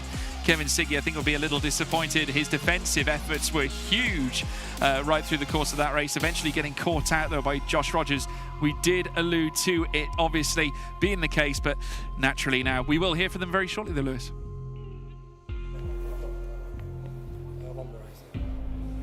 So right here again, I'm Morgan with the legend himself, Kevin Siggy. Siggy, that last race was absolutely massive. You might have not taken the first spot there, but at least you were able to secure more points. So almost 1 race away from entering finalist mode. How do you feel after this one? Yeah, I feel a little bit worse than before. I would say I think Spa was much better than what I anticipated. But so far the pace has not been that great in qualifying. I mean, it's okay for top 4, but still not enough to get pole. I mean, Sebi's done an incredible job and won 3 races in a row. I mean, it says enough. The car's got potential, and I hope I can bring some of it back later on. You've been very consistent this tournament, and you participated there last year as well when it was under Esports World Cup last year with Gamers 8. How did you prepare differently for this year? What different did you do in order to be that consistent and that good? What's your secret for this year? I mean, considering we got 2 more tracks, and we had to learn, I think, also 2 more. There was a lot of prep going into it, a lot of qualifying prep and a lot of race prep together as a team. But it's been nothing different, the same kind of stuff, just boring driving and qualifying, really. There's nothing else to do in this game, I'm afraid. But yeah, I mean, that's the only thing that we did, nothing else different. Maybe a little bit more hours to do, but we didn't really have enough time anyway. Okay, so nothing different, just the same boring driving, Siggy says. So how do you keep up your passion, and for the team championship at least, how do you think Team Redline is going to perform? I think when I was with Sebastian, he said that you guys are looking at Kawanda most of the time because they won last year, so they're your biggest enemy. But in the individual championship from finals today in solos, who was the player you expected the most to be performing well? I mean, Sebi, it is a given. I mean, it is Sebi after all. I mean, he showed that the last 3 races he can do it. But also I can a little bit, although just being a little bit more behind. But I mean, Dara also, I kind of expected him, even though his car is not the best. But we can see that he's doing really good qualifying laps. But it's just those people really. Maybe I think maybe Banneker was the one that should have been doing pole positions, but unfortunately, I guess he might be having a couple of issues. But in practice, he's been looking very strong. But so far, not as impressive as Sebi, for example. So that's the only one. A lot of shout-outs being given here from Siggy to Sebi. I love how they give these nicknames to each other. And now, that was it with Siggy. Best of luck to the next races. And I enjoyed this interview with you as much. And we're going to be going off to a very quick break again before we go to right at our studio.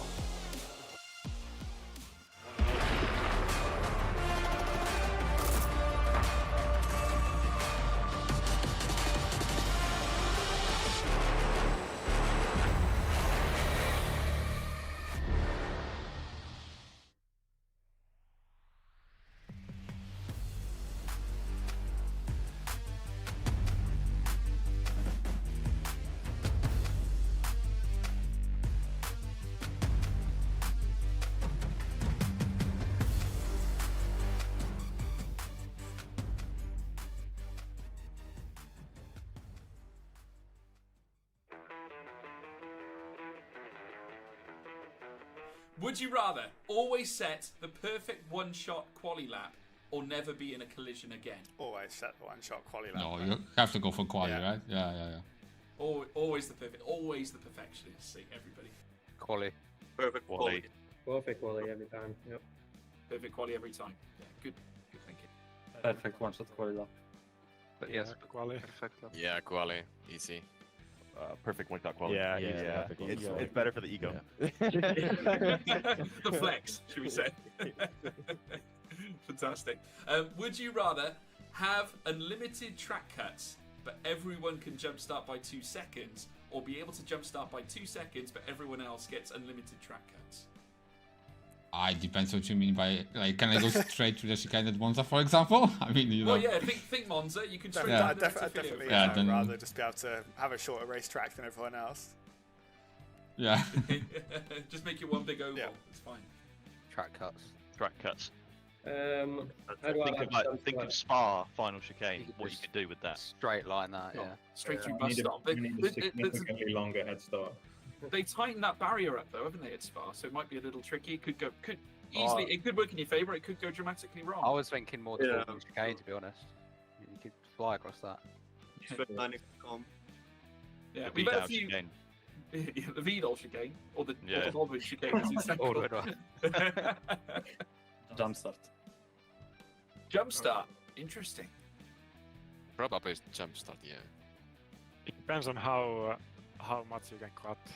Yeah. It really depends on the track, but I would say usually it's jumpstart, I think. Yeah, but if you get the Paul Ricard, for example, then obviously the track cuts. Yeah, there's lots of runoff. You can just shoot on through, can't you? No one can stop you at that point. Yeah. And you can imagine Monza at the chicanes as well. Oh, that would be nice layout to life. Unlimited track cuts. Like apply for every track, or just in general? It'd be every, I presume. But yeah, I'd imagine with Monza it's somewhat of an advantage, right? To get First option for me, yeah. Yeah, it depends what it means though, because like at Monza, like you can just take like the turn one. Well, like Daytona, so turn one you just skip the whole track. Yeah. It's like one big oval, pretty much. Yeah, pretty much. Yeah.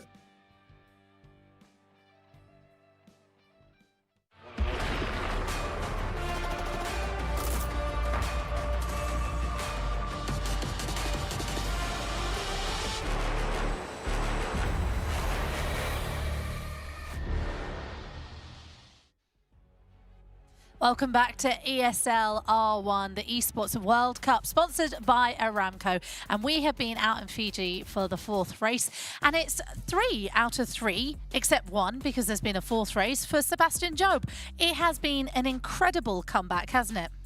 Yes, Sebastian Job has been on top form. He is the driver to beat in this championship. He has set the standard, but also on that point, I think it says a lot about the importance of the spring season. Oh, absolutely. The thing is, he was so far behind that he's had to bring out this performance. He's not made it easy for himself.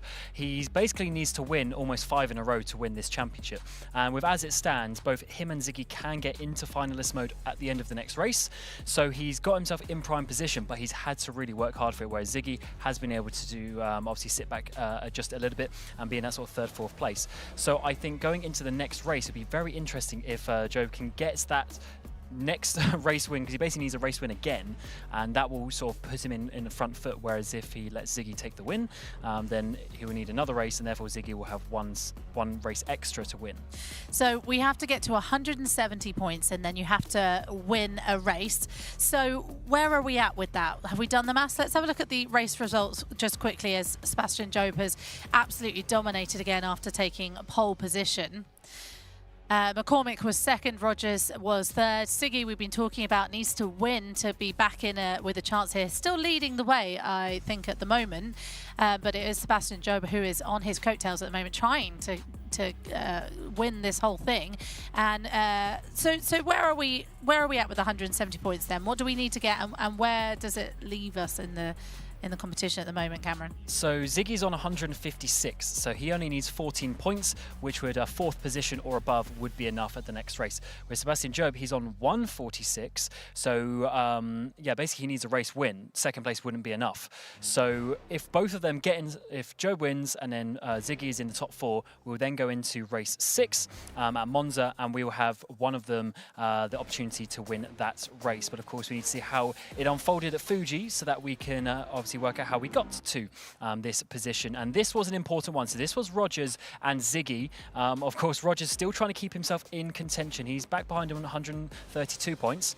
But this was an important battle, Zach, wasn't it? Because if he didn't get past Ziggy here, then that would be points lost. Yeah, exactly. Rogers has always been on the back foot, and to be fair, has been one of the most impressive racing drivers of this competition. We saw there, of course, him sending the move to the inside. He's tried so many different things, and that move into turn 1, the outside line, obviously wasn't working. We said before he couldn't set up the switchback because of the threat from Benneker behind. He was trying so many different things to find a way through. We know the Porsche is slightly lacking on that straight line speed, at least relative to the BMW. Rogers trying to launch the move to the inside to get that run to the line. His racecraft has definitely gone levels above because he's had to do that to stay in this competition. He had the advantage, of course, of winning the spring season, but coming into this, it's clear that he's on the back foot and struggling to work his way into finalist mode. But mathematically and realistically, I'd say he still has a chance. Yeah, he does. Because it's a match point system, once he gets into finalist mode, it doesn't really matter how many points he accumulates, unless we do get to that maximum of 9 races. So Rogers, it's just he's going to need 1 extra race. That's the problem. He needs...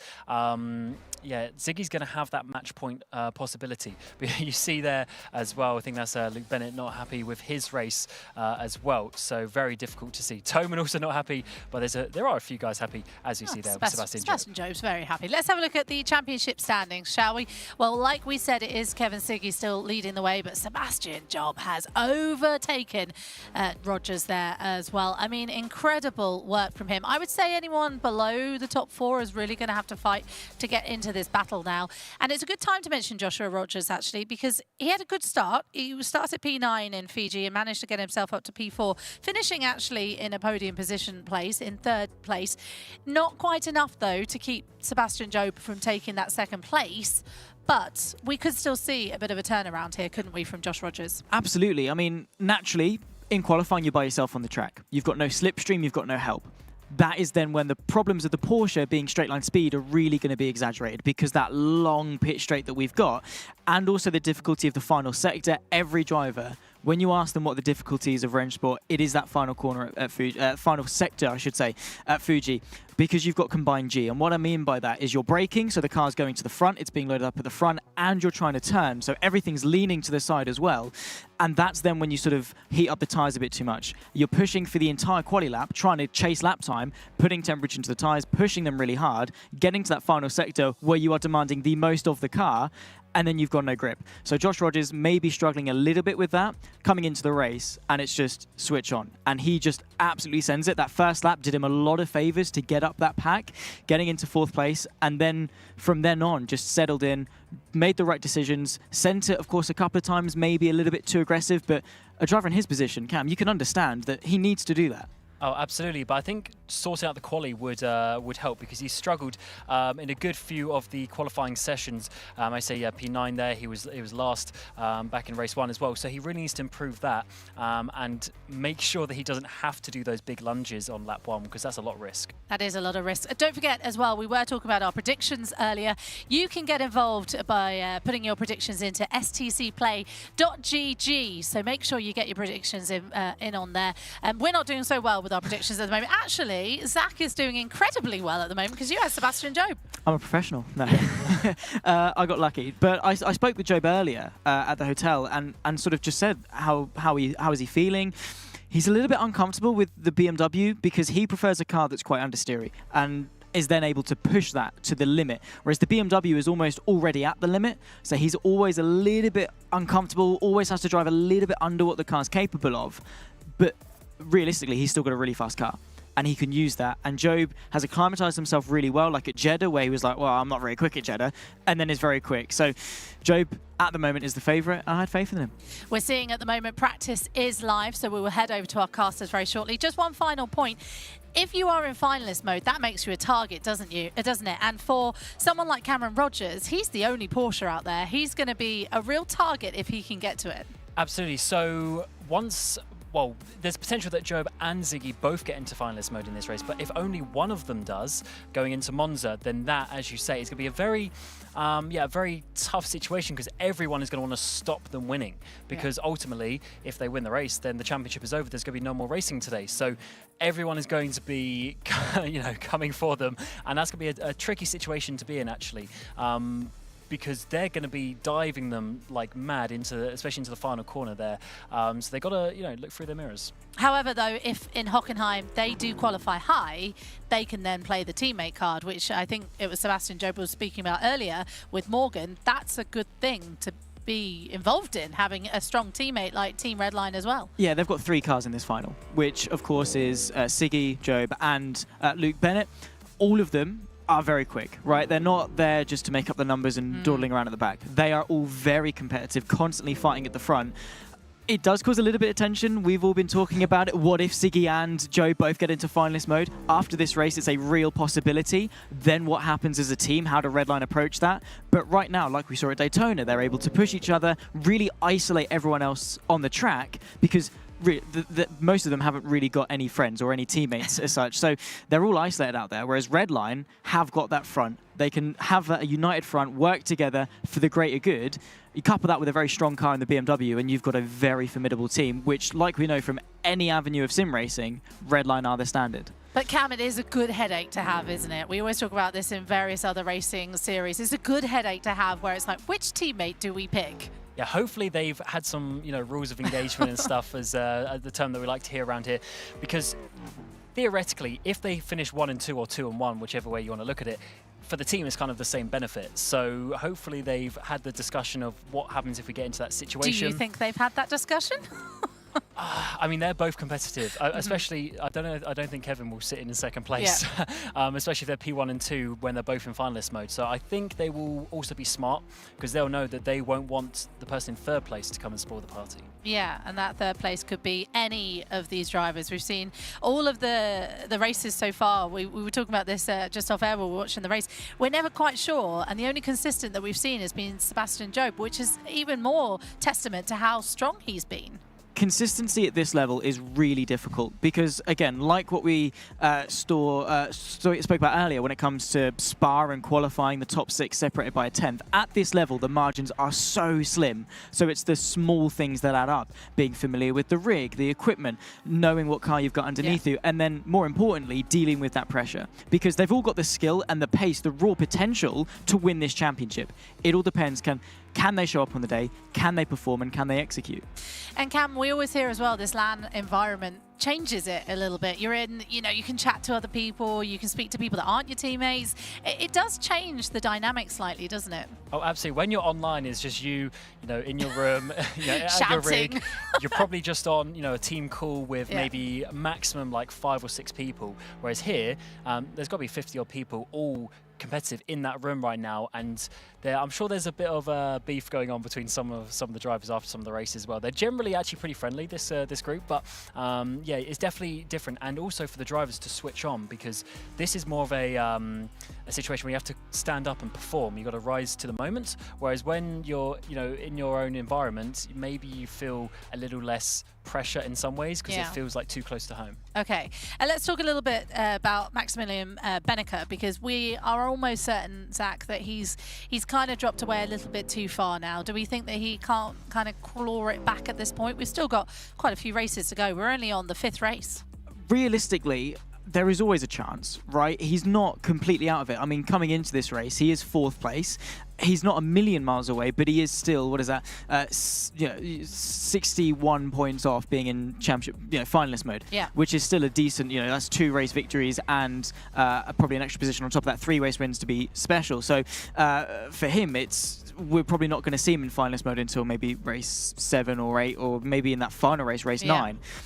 Spa didn't help, obviously running wide at Lecom and having that off. Ever since, he has been sort of dawdling just off the podium as such. So Beneke is going to have a tough job of him, but he is a champion. And he has performed at the top level of sim racing for quite some time. He knows what he's doing.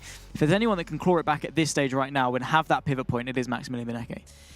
Okay, fighting talk. Well, I think it's time to get our next race underway. It is race 5 of our competition so far. We're heading to Germany. We're off to Hockenheim, and we've got Lewis McGlade and Ewan O'Leary standing by to bring us all the action. Thanks very much. Looking forward to it. Another great race ahead of us. It's the Esports World Cup, it's ESL R1, and it's the Drivers' Championship here on Thursday afternoon. This is the location that will not be settling it, not yet anyway. The sunset gleaming down nicely on the circuit. It's a great, fast circuit. It's that sort of balance between lots of corners, lots of challenge, but also quite a lot of straights as well with overtaking opportunity. Kaki Oliveira is the first driver out there on the circuit at the moment. He is beginning this qualifying session. Hopefully he'll return to some of that qualifying form that got him up the order in the first place. Since race 1, he's not really been around where he needed to. Yeah, okay, first sector from him as well, 19.9. That's all right. We're looking for a 19.8 in that first sector, but fair enough. We'll say again, do remember this circuit. Remember the form on this circuit, because it might be needed later on. This is the host for what could potentially be the 9th race here in the Drivers' Championship of the Esports World Cup. If we need 9 races, it will all come down to this, and that 9th race will be the final one as he comes into the final sector. He's doing okay so far as well. As you say, we're looking for a 19 in that first sector, maybe a little bit lower than that, but it was okay. 45.5 is pretty good too. And so Kaki Oliveira might well be setting a time that's pretty difficult to beat. Over the line he now goes, and it is a 35.7. Not sure whether he just fell off towards the end of that lap or not, but I would be surprised if that time is pole. Yeah, indeed. Well, let's go over then to Dara McCormack, who, of course, took 2 victories as an overall round back in the spring season last year. The first one was at Spa. The second one was right here at the Hockenheim ring. Can he do something very similar today? First and second sectors, pretty decent, to be perfectly honest. Should put him ahead of Kaki Oliveira as he crosses the line. Dara McCormack crossed the line with a 35.5, so we'll move up to the top of the standings. That is good news for him. Kevin Siggy on the screen at the moment, still the championship leader. Took that after the opening race of the day all the way back at Spa. Feels like a lifetime ago. At the moment, Kevin Siggy holds just 11 points over Sebastian Joe, but needs a top 4 to get into finalist mode at the end of this race. Out of the final corner goes Kevin Siggy now. He's happy today, isn't he? Pleased with himself on that lap time as well. Over the line he goes. Oh, maybe not. Spoke too soon. It's a 35.5 for him. He's 3,000 a second behind Dara McCormack. I'd say relatively happy in Kevin Siggy's senses. He was just knocked off the podium, so he's not on 4 consecutive podiums, but I don't think the wheel's taken an absolute battering today, so at least there's that. That's normally a positive for Kevin Siggy. Thomas Talu, I argued, has been a little bit disappointing. Ignore that car that was sat there. That's just a driver getting ready for their lap. This driver cannot see them. Out through the final corner. First sector is okay. A couple of tenths off where we want. Second sector is pretty mediocre. It should be behind Kaki Oliveira as Thomas Talu across the line. I will shut my mouth because he'll go to third. Never mind. He's struggled a little bit today, hasn't he? For only 4 points in the 4 races so far, but that's a good start for him. Marcel Cinchik also struggled a little bit. It kind of feels like ever since he won the spring season back in Munich over a year ago, he's never quite reached the same form again, although you know it's still there. He just shows flashes of it at almost every event that we're at. Out of the final corner he goes now. Is he pleased with this or not? Not delighted. Over the line it is. Oh, he should have been a bit more delighted. 35.4. That's a pretty handy lap time from the spring season champion. Of course, remember that R8G, which is the team that Vitality is, they are the full season teams champion. So they have shown consistency, but not that race win killing instinct that we normally see from the likes of Josh Rogers or Max Beneke or even Dara McCormack and Kevin Siggy to a certain degree. Speaking of one of those, Max Beneke out through the final corner. Middle sector is pretty middle when it comes to the timesheets. Across the line he's going to go, and the 71 will find its way up into 4th position, but a couple of tenths off of the pole. Yeah, I think the middle sector is where it ran away from him, and maybe where it's running away from Johan Hart as well, the former iRacing Rallycross world champion of quite a few years ago, into 26 years of age now, experience, plenty of experience behind him. Told me after the last chance to qualify, he's getting too old for this. I said, no, you're not. What are you talking about? Jamie Fluke. What are you talking about, mate?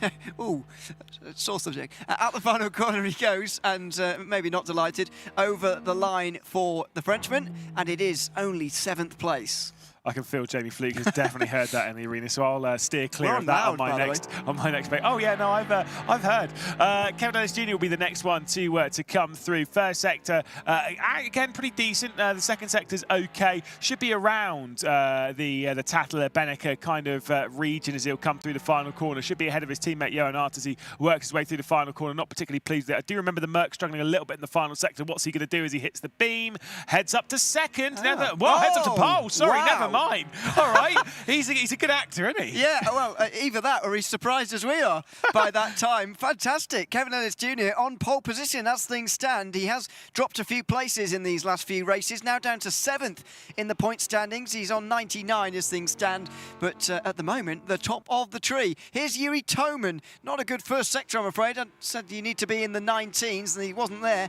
I'm afraid he's been struggling today, and over the line he will go. I think it will be 9th. It is indeed 36-0. Here comes the 4-man, though, at the moment. 3 victories on the bounce. 1 victory away from being in finalist mode. Kevin Siggy needs 4th place to get into finalist mode. Sebastian Job needs a victory. The pair of those can obviously grab those results because those don't contradict with each other. But let's see what happens from Sebastian Job into the final corner. Needs a solid final sector to end what has been a pretty decent lap time for him if he is going to beat Kevin Ellis Jr. as he heads up towards the line. 35.457 to beat as he hits the stripe. He crosses the line, and it's a 444 up towards the top. He is outrageous. This is an unbelievable run for Sebastian Job, who might be about to take his 4th pole position in a row. Outstanding from him. Here's his teammate, Luke Bennett. Not too far away from the times of Seb Job himself, actually. But whether it'll be enough for pole or at least even a front row for Luke Bennett, not entirely sure. 6th place currently in the standings, which is roughly where he was when we started the afternoon. He will move up in this qualifying session 2. Wait for it, 4th place. Not too far away from his teammate. And one final lap time to come in, which is Joshua Rogers. The only reason I don't want Sebastian Job to go into finalist mode and then win is because then one of my children's correct, and that of course would be Zach Sweeney. He's the one that's predicted a victory coming in from Sebastian Job, and I can't allow that. That's fine. Josh Rogers then into the final corner. It's not been a great lap for him, but let's see where it ends up. Could be pretty mid-table. I don't know, to be fair, it could end up anywhere with this Porsche at the moment. You just never really know. As he comes across the line, the final lap time in qualifying, 10th place. That is a yikes indeed. A well-earned yikes. So, yeah, sorry, Josh. I'm not trying to be insulting. There is Sebastian Job, who has taken another pole position, and it's not becoming a surprise at this point, is it? 4th in a row as he looks for a 4th race win in a row. I can hardly remember a driver so dominant and getting so many consistent race victories, consecutive race victories, time after time after time. Certainly something we've never seen at a LAN event like this. I don't know if 4 in a row's ever been done. I don't think so. No, me neither. I'd have to really go back through the stats and check, because I know 3 in a row's been done. Definitely. Because Sebastian Job's done 3 in a row to take an entire round. Rogers. And 3 in a row has done, oh yeah, Josh Rogers and, of course, James Baldwin in the spring season major. Here are the qualifying results from that session. It's just 13 thousandths between Sebastian Job and Kevin Ellis Jr. Marcel Cinchik right up there, showing some of those signs of form again for Team Vitality, with Luke Bennett alongside him. Then you get those 35.5. Starra McCormack and Kevin Siggy are next. Max Benneker currently 7th ahead of Thomas Tattler. They both did a 35.6. Then the 35.7s of Kaki Oliveira, Josh Rogers and Johan Art, and then Yuri Toman, who definitely made a mistake during that lap, unfortunately for him. What you're seeing at the moment on the screen is warm-up. So while that's going on, we'll preview this race. What are the implications of this race, I hear you ask? I feel like we should go over that one more time. Kevin Siggy is 13 points away from finalist mode. To boil that down even simpler, he needs 4th place or better to get into finalist mode at the end of this race. Sebastian Job needs to win this race if he wants to be in finalist mode, and the form he's on at the moment, who would bet against that? And Josh Rogers and those all behind, not too far away, but they do need at least one more race after this one before they can even get into finalist mode.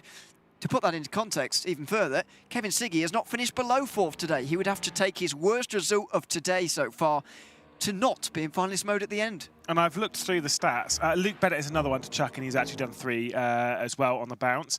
Josh Rogers has done it a few times. I cannot find anyone who's ever done 4 until... I really don't think it's happened. I also don't think it's happened. So we could be making history here today in the 223rd race of ESL R1. It's not quite as snappy, is it, as 250 that we're going to get later in the week. Yeah. We'll talk about that a little bit more on Sunday. 222 was all right, but yeah, 2... Yeah. Although, depends how short the finalist modes are, of course.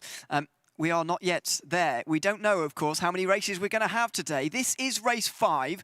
9 races is the absolute maximum we can have, by the way. If there is no finalist mode winner through the regular way, after 9 races, then the driver with the most points will take the win instead. Yeah. Is that likely? I'm not feeling it at the moment. Kevin Siggy and Sebastian Job are getting very close to winning almost every race. Yeah, I was going to say this is. I said 9 races earlier on. I'm a little bit less convinced now. Yeah. I will say it is a 99th race from Marcel Chinchik. Next one's 100 for him as well. Oh, very nice. We're getting all the milestones today here at the Hockenheimring. As I say, it is race 5 here of ESL R1's debut at the Esports World Cup. And Sebastian Job is on pole for the 4th time in a row. Can he take a record-breaking 4th win in a row? We've never seen consecutive winning done on a scale like this before, but Sebastian Job could be about to make history here at the Hockenheimring. Race 5 of the afternoon is about to get underway. The lights go out, and we are racing again as Max Benneker is the one who's making the moves first off. He looked up the inside initially. He slots back in with everybody else afterwards. Sebastian Job leads Kevin Ellis Jr., followed by Luke Bennett and Marcel Chinchik, who battle side by side into the first at the end of the first sector. Just remember again, as Dara McCormack slightly gets into the rear end of Marcel Chinchik, a victory here will put Sebastian Job into finalist mode. Next circuit is Monza as well. Wasn't that a circuit he did the triple on? Can't remember. I think so. We'll have to double check. I don't have that one written down. He's done some impressive things around Monza as well. Here comes the defensive line from Max Benneker as well as he tries to fend off Thomas Taylor. He's squeezing him back over. What was that move back over?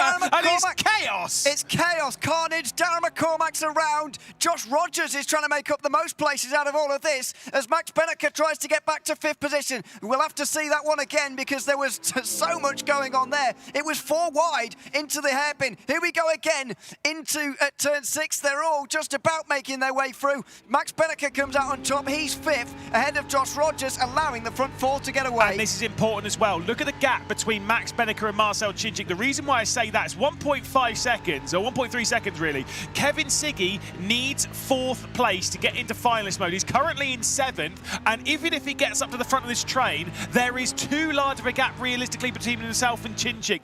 That could be potential problems for him to grab himself a finalist mode entry. And could you imagine Luke Bennett, his teammate, could be the man to prevent Sebastian Job from getting finalist mode at the end of this? That's a storyline that could play out over the course of the next 9 laps. Kevin Ellis Jr. and Marcel Chinchik are also there. Through the opening corner they go. Max Benneker leading the train. Darren McCormack, the only driver not a part of a train at the moment. He was spun around at the hairpin. We need to see it again, as I say, but it didn't look like there was a lot he could have done about it. It does seem as though he was in the middle. Again, we'll have to take a good look at it. It did seem as though there was a lot of I'm coming through, no, I'm coming through, no, I'm coming through, no, I'm coming through. And Josh Rogers has once again snuck his way up the field into 6th place as he closes up to the rear end of Max Benneker. Someone was at fault there. I don't want to be that guy, but it did seem as though at least one part of that was Max Benneker was moving straight back over in the braking zone as well. We'll have a little bit of that. It did look like that, yeah. Thomas Tassler, of course, lost out a lot from that. He was attacking the top 5 positions on the way in there. Oh, dear. I think Josh Rogers, a bit unsighted, went straight over the grass there and had to just back out of that one on the way down the hill there. Well, not really a hill, is it? But down to the braking zone. Sorry, into turn number 8. Through into the final sector they now go. Couple of seconds behind. This is what we're looking forward to. This is the replay. Pick the bands out of this one. Yes, we needed to look back from that. So Dara McCormack is nothing he could do. He actually just gets punched from Siggy, who also could do nothing there. Yeah, he was being pushed by Benneker. Siggy got pushed by Benneker. Benneker moved. Rogers was firing it down the inside. He's the one that made it 4 wide in that. Beneke did move back over, like he did squeeze to the inside, but whether that was what instigated the incident, I do not know. I think Beneke getting into the back of Siggy was the bit that pushed Dara around, actually. 100%, no, 100%. But so, you know, he might land himself in trouble from 2 angles, actually. We'll see on that front at the end of the day, or the end of the race, excuse me. But yeah, that's not, I'm afraid, great. I mean, the one positive we can take as a neutral, or as neutrals, only one driver actually spun around, so we've actually still got a very good race on here with almost everybody involved. It's only Darragh McCormack, unfortunately, who's fallen by the wayside, and even he is not that far behind. Yeah, I mean, he's too far behind to really go and grab anything as we ride on board with the very, very loud Porsche of Joshua Rogers, right up into the slipstream once more of Max Beneke, and deep onto the brakes. A little bit too deep goes the likes of Luke Bennett as well, but once again it is Sebastian Jobe who needs a victory here to grab himself the finalist mode. Will be the first driver to enter finalist mode, which does mean that he would take over the points lead. Yes, it would, and that would be our second points lead change of the day. Right the way back from race 1 was our first one. We haven't seen one for a little while, but it would indeed be an exchange between teammates. On board we go with Marcel Chinchik, who is currently 9th place in the points alongside his Team Vitality teammate Yuri Toman. I've got to admit, this is not a great start for Team Vitality thinking about the next 3 days, because the Audi they weren't that positive about the Audi when I was chatting to them earlier, and they themselves haven't seemed to be on red hot form today so far. But the Audi is, technically speaking, the only other car that's won today. What do you mean? Well, it won the last chance qualifier. Oh. So, I mean, other than that, it's been Team Redline all the way. No, you're absolutely right. There are a few concerns there for Vitality, but their consistency and stuff when it comes to the Teams Championship, the difference between them and quite a few other squads. I mean, look, when you look at the likes of Vitality and Redline and stuff, you know, Crown, well, they're basically Typhoon.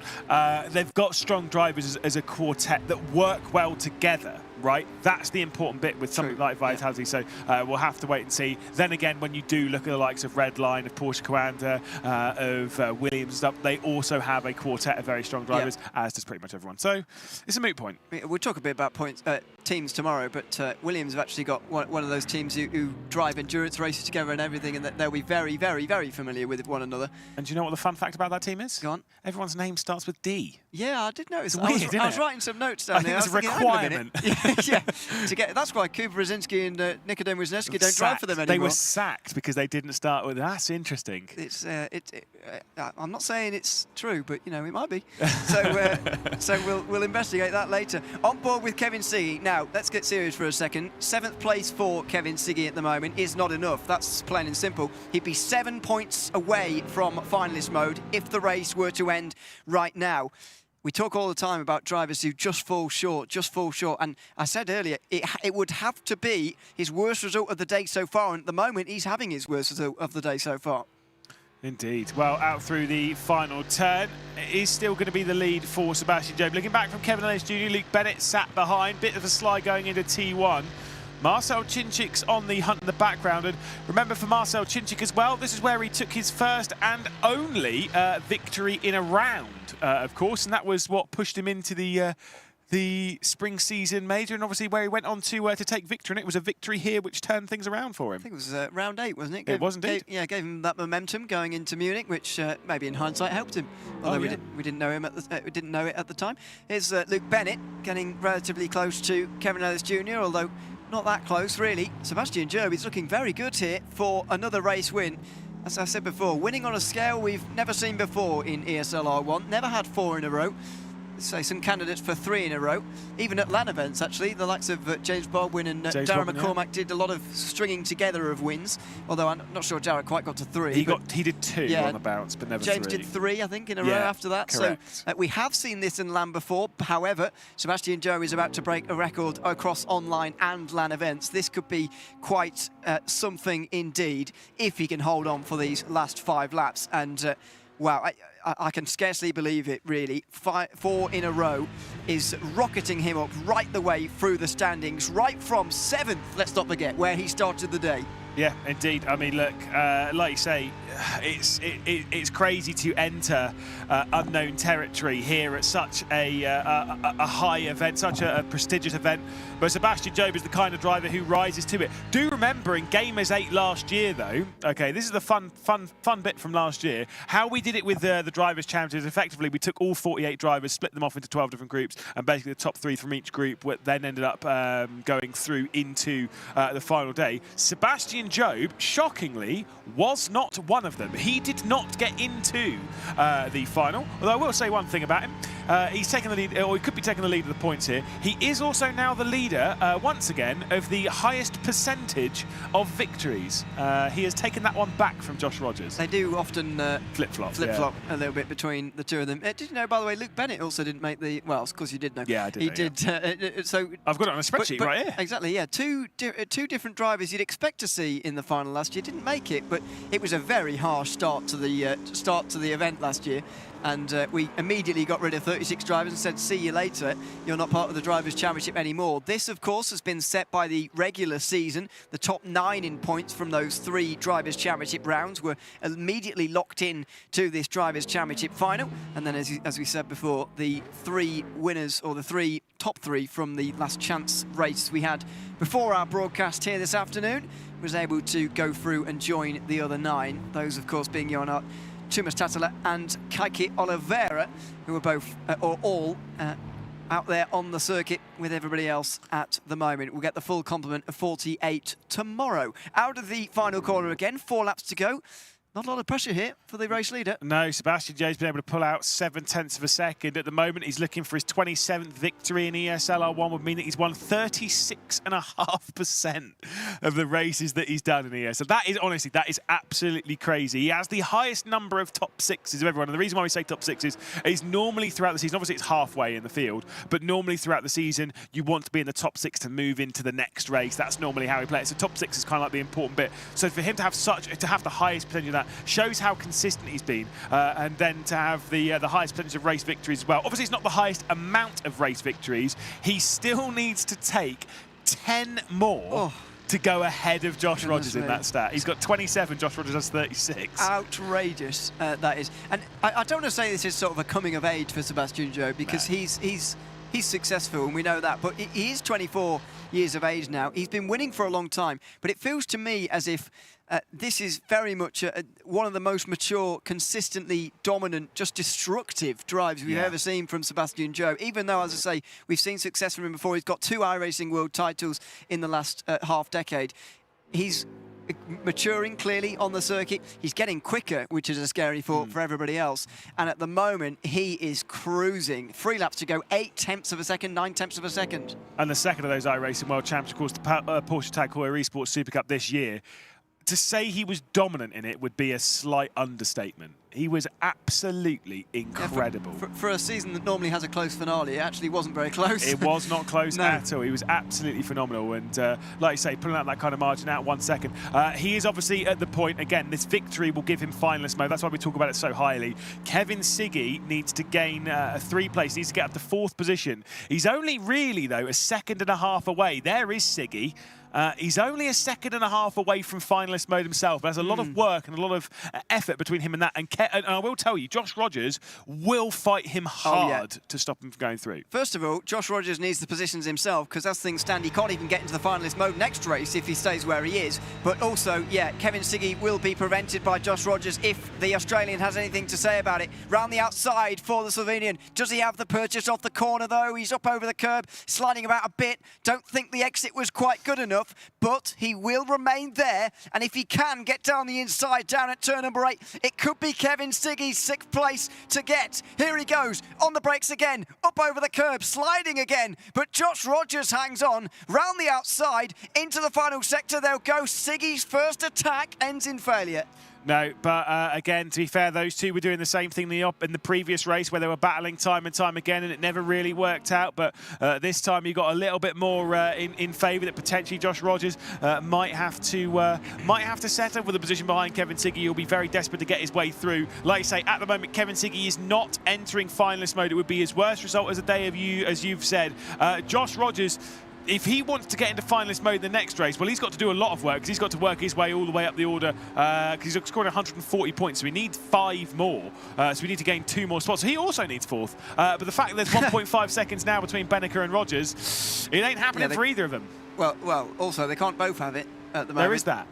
Yeah, you're right. That most previous battle has opened the gap to Max Benneker. That really is going to be the sticking point for Kevin Siggy, who is going to have his worst result of the day so far. But to say that that might be just 7th place is quite ridiculous, really. He may well be looking for this 6th position to finish in the top half all over again. There's Sebastian Job, and there's Luke Bennett. He's got past Kevin Ayres Jr. As meanwhile, Max Benneker's going down the inside. The champion here 1 year ago.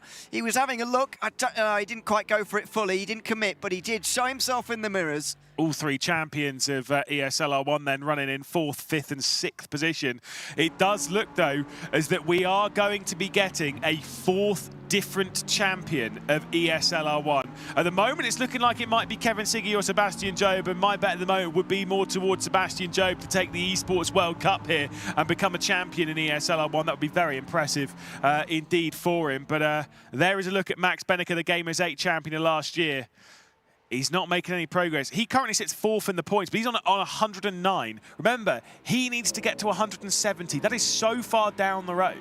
It is a long, long way away, but if you can keep preventing finalist mode drivers from winning, then you can keep getting it. But the problem is with this 9-race limit, you have to get there soonish because you're not going to win on points. You're going to have to be in finalist mode and you're going to have to win. I don't think anybody other than Kevin Siggy or Sebastian Job are going to win on points if we have no winner after 9 rounds. Into the final lap we go on race 5 of the Esports World Cup ESL R1 action here on day 1. It is Max Benneker you're currently riding on board with. Marcel Cinchik just up ahead in the Team Vitality Audi, and just up ahead of everybody, Sebastian Job stroking it home for another victory.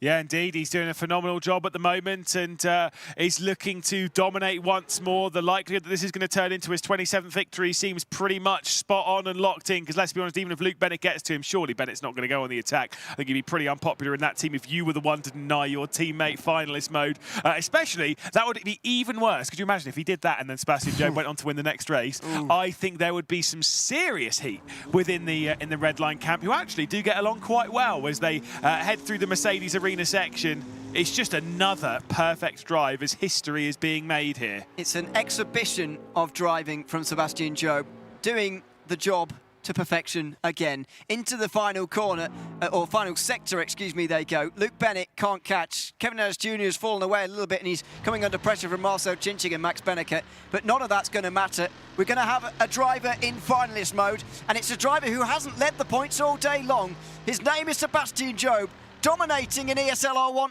on a scale we've never seen before. A 4th consecutive race win for the very first time, and Sebastian Job gets there again. Race 5 at Hockenheim goes to him.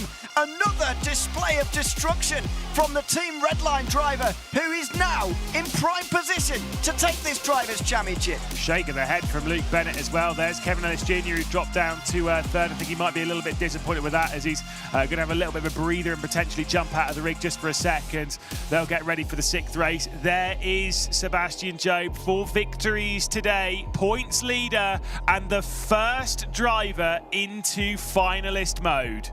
Absolutely astonishing. Sebastian Job is going to get out of his rig and feel very happy with that indeed. Kevin Siggy not quite there in time, not quite there yet. He'll be 7 points away.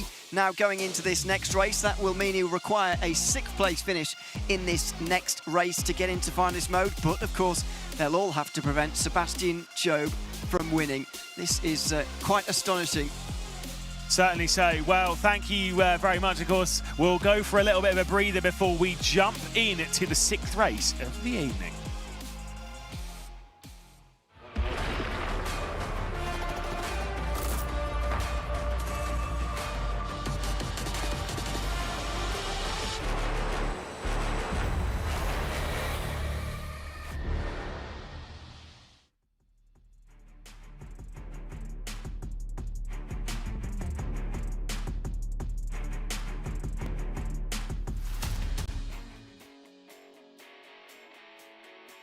Would you rather have tyres that are in perfect condition until the last lap, where they all of a sudden completely break, or have completely worn out tyres for the first lap, but perfect tyres for the rest of the race? Physics, eat your heart out. I can fall away last lap. Yeah. First one. Just one. The first one. It's all about the first lap. Yeah. There we are. Bit of sense coming in from some of these professionals here. You have to, I guess, well, if you have bad tires for the first lap, you last, and then you can't make it up, right? So you go for bad tires at the end. Strong. Yeah. Start strong, finish a little slow. Yeah. Smart thinking. First lap. First lap. First lap. Easy. Yeah, that'd be a fun challenge to try to hold on for the first lap. Yeah. Would you rather race on Monza forever or Hockenheim Ring forever? Hockenheim. Yeah, Hockenheim. I don't It's want like to me, do I that turn one ever again. Like the less turn ones, I'm happy. Have you got warm memories of turn 1, Thomas? I have memories, not warm ones. Not warm ones. Goodness me. Monza. Really, Marco? Monza? I thought you liked Hockenheim. Yeah, you're right, to be honest. You're a winner around Hockenheim, right, Mark? Yeah. Monza. Yeah, we've already done the Hockenheim Ring forever one, so yeah. Monza. Monza this time. We'll change it up. Hockenheim without turn 1, I can take that. Monza. If I didn't have to do another lap at Hockenheim in my life, I'd be pretty happy.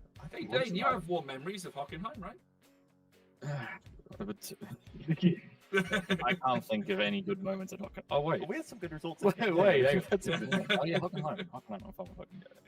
Sorry. Oh, okay. Next up, would you rather race on Spa forever or Nürburgring? Spa. Yeah, unless you can do the whole Nordschleife, then I would say Nürburgring, but otherwise Spa. Matty likes a challenge. He'd rather take on the green hell than race on Spa forever. Incredible. Spa. Yeah, it's got to be Spa. Nürburgring, I reckon. Spa, I think. Yeah, Spa. Oh, right down the middle between the four of you. Incredible. Or the Nürburgring. Spa. Oh my god. Spa. Oh, there you are. Resounding. It's a running joke for me now that all we do is race Nürburgring in GT3 cars. Although, I mean, Spa is very common as well, but it's a much better track, in my opinion. Spa. Spa, yeah, so easy.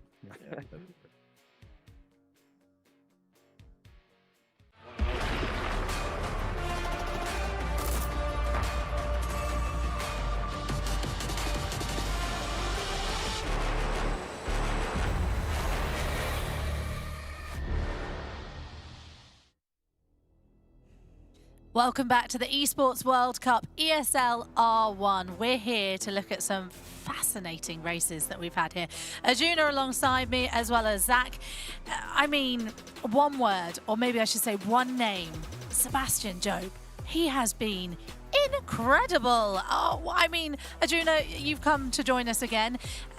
How impressed have you been, and how impressive is this performance? He was the man on the outside looking in many ways, looking at the point situation. But, you know, for a iRacing world champion who in 2023 didn't compete in all of the ESL R1 rounds, broke in late in the spring season, should have won his very first race, except for a jump start. I think this is the Seb that has been threatening to dominate pole positions and now wins 4 in a row. Can he do 5? Can he become our champion? Can he, Zach? That's the question. His dominance defined this championship. I mean, he's won 80% of the races today, all but one, which in fairness, he was on the back foot. He's still finished P4. He has done exactly what he needed to do, which is show up, win races, take a crown. That is what he's got an opportunity to do in Monza. Historically, he's got an opportunity to do so. This carnage, though, very much helped. Hockenheim lap 1 was the big standout. And it really instigated by a self-inflicted mistake from Dara McCormack, right? Going deep into the braking zone, clipping the back of the Vitality entry from Marcel Cinchik, and then all that chaos behind. You can see the red line car getting pushed by Benneker, almost 4 wide off the corner as well. Typical lap 1 stuff at the Hockenheim Ring, if we're being honest. But then, of course, you know, the moves that started to develop as the field started to stretch out as well. Joe breaking away at the front and very much making sure that not only has he dominated so far, but that momentum is being built up as well. There are a couple of red line cars that could help him out now, let's not forget. That could be important. That spin was really interesting, actually, because it helped Rogers out, who then moved up to P6. However, it did not help Siggy out at all. He dropped down to P7 after that hit. I was going to say contact, but in my head I was going to say conflict, and it very confused my head. But that was so important, isn't it, moving forward now? It really has handed it to Sebastian Job. Here is the race results from Hockenheim. It was Sebastian Job who led the way from pole position, Luke Bennett second, and then Ellis Jr. was third. Chinchik was fourth, and we've spoken about him a lot, haven't we, Maximilian? And he's still just in that very fine place of 5th place, which unfortunately has kind of pushed him out of anything. So unfortunate for Bennica. Rogers sitting 6th at the moment, Siggy down is 7th. And that is the tricky one, isn't it? It's Sebastian Job's to give away at the moment, isn't it? He's going to go into this next race. We're in Monza, a track they've already raced at today. Actually, no, he wouldn't have raced in it today, but they have raced it before. It's a track we all know very well. It's promising if he gets pole position here and a win. Exactly. Everything, all the ingredients are there for Job to run away with this. Crucially, the pivot in this championship was Siggy not getting into finalist mode after Hockenheim. All he needed was a P5, which he has done every race up until this point, which is the worst time for it to have happened, but the most crucial, because now Job is isolated in finalist mode. He's the only one now that can seal the deal. Siggy, even if he wins this race, it's great. Still got to do it again. Yeah, let's have a quick look at the Drivers' Championship and see where it leaves us, because I'm pretty sure it's getting a bit tight at the top. And I think one thing to keep in mind now as well, right, knowing that Siggy is not in finalist mode, Sebastian Job reaching that crucial 170-point marker is, like I was saying, if you are Redline, you need to factor in the fact you don't want this to extend much longer, right? You have a chance to wrap the championship up in the next race. I'm not saying Siggy and Bennett aren't going to push, but they could very well be called into play, much like Yuyovsky was in the spring season in 2023, helping Marcel Chinchik win the championship.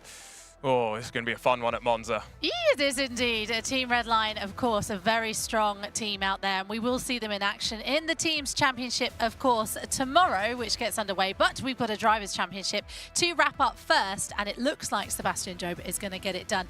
Is there anyone at this point, I know we talked to Zach briefly about it, that he could be a target at this point? It is very much like you've got a bullseye on your back, right? Because everyone here is vying for 25,000 USD of prize money. They all want it. Yeah. A couple of them still realistically have a chance to go and get it, and Job is the only person between them and having a chance. So right now, he has got 11 drivers out there that are saying, you are not winning this race. Categorically, that's not happening. 9. Yeah, but that's true, Redline. That's 9. true. Siggy, though, might. Because, again, it's the good of the team versus the good of the driver. I don't know what Siggy's mind is going to go into this. I was speaking to a couple of the drivers from different teams as to say sort of, what would you do in that situation? If there was a conflict of interest where you had the good of the team versus the good of yourself, at the end of the day is the Drivers' Championship, not as the Team's Championship. But a lot of them said, you race, you give an extra cars width, you do not be that guy that ruins it for the team. Well, at the moment, Zach, you are leading the way as well in the predictions. You can get involved as well with stcplay.gg. Put your predictions in. We haven't got long left, so make sure you get your predictions in. Zach has predicted Sebastian Job, and I think that would be a pretty good one to go for at the moment. However, anything can happen in sim racing. We've seen it so much, haven't we, Arjuna, that sim racing can swing so quickly. Sebastian Job might have a bad race. He might be, and also we were talking about the fact that he could be a bit of a target now. If he doesn't have one of his team red lines behind him, looking after him, basically, he could be an absolute target to be knocked off and at the back. As soon as he punched the throttle at the Hockenheim ring, I told the person I was sitting next to in the arena, he's just won that race. He timed it perfectly, got the lead. If he grabs pole position, a 5th pole position in a row, how could you look past him? It would be very difficult, even with those hungry people starting to look down and trying to make sure they make his job as tough. Make Job's job as difficult as possible. Say that one 5 times fast. The other thing to keep in mind, though, is Redline are strong. Yeah. All 3 of their drivers, you talk about Siggy being P5s, except that last race, Bennett P2 in that last one, and we know how quick he can be. Start thinking forward. Start thinking to tomorrow and the Team Championship as well, because they're in a great position right now for the Drivers' Championship. The Esports World Cup could be all about these Redline drivers. Indeed, it is. So we will next be heading, of course, to Monza. It's a track that we all enjoy, isn't it, Zach? It very much is. Obviously, you've got the Rettifilo chicane, and as we know, what happens at the Rettifilo chicane stays at the Rettifilo chicane, especially on lap number 1. It is the pinch point, and infamous in sim racing for being that type of corner, especially in a race that carries this much weight. And maybe you want to go straight and try and avoid some of that chaos. We've seen, for example, Moritz Lohner came in like a wrecking ball. Maybe you want to be the Gluten Dodger and get out of that trouble in the early stages, right? So keep that in mind. You know, you say it stays at the Rettifilo. Let's be honest, the anger carries forward. True. That is true, because racing drivers and frustration is not a recipe that mixes very well. They hold grudges, as I'm sure a lot of people who have raced anywhere competitively, you hold on to that. You get a sort of an impression of a driver and you stick with that for pretty much forever, essentially. So an air of caution is going to need to be taken naturally, but still aggression and wanting to win, that natural instinct is going to come out. Well, practice is underway, so qualifying will be taking part very shortly. We will get over to our casters and bring you every moment of qualifying, and then very shortly as well the race where we could see a championship wrapped up and decided. We're not sure yet, but let's have a look at some of the results so far. So as you mentioned, in race 1 it was Spa, and it was Siggy who got pole position and won, and then from then on you don't need to change the name, because it was Sebastian Job who got pole position in Jeddah, he won. He got pole position in Daytona, he won. He got pole position in Fiji, he won. He got pole position in Hockenheim, and he won. I mean, unfortunately, actually it's not, because it's very easy. It's just one name. But Arjuna,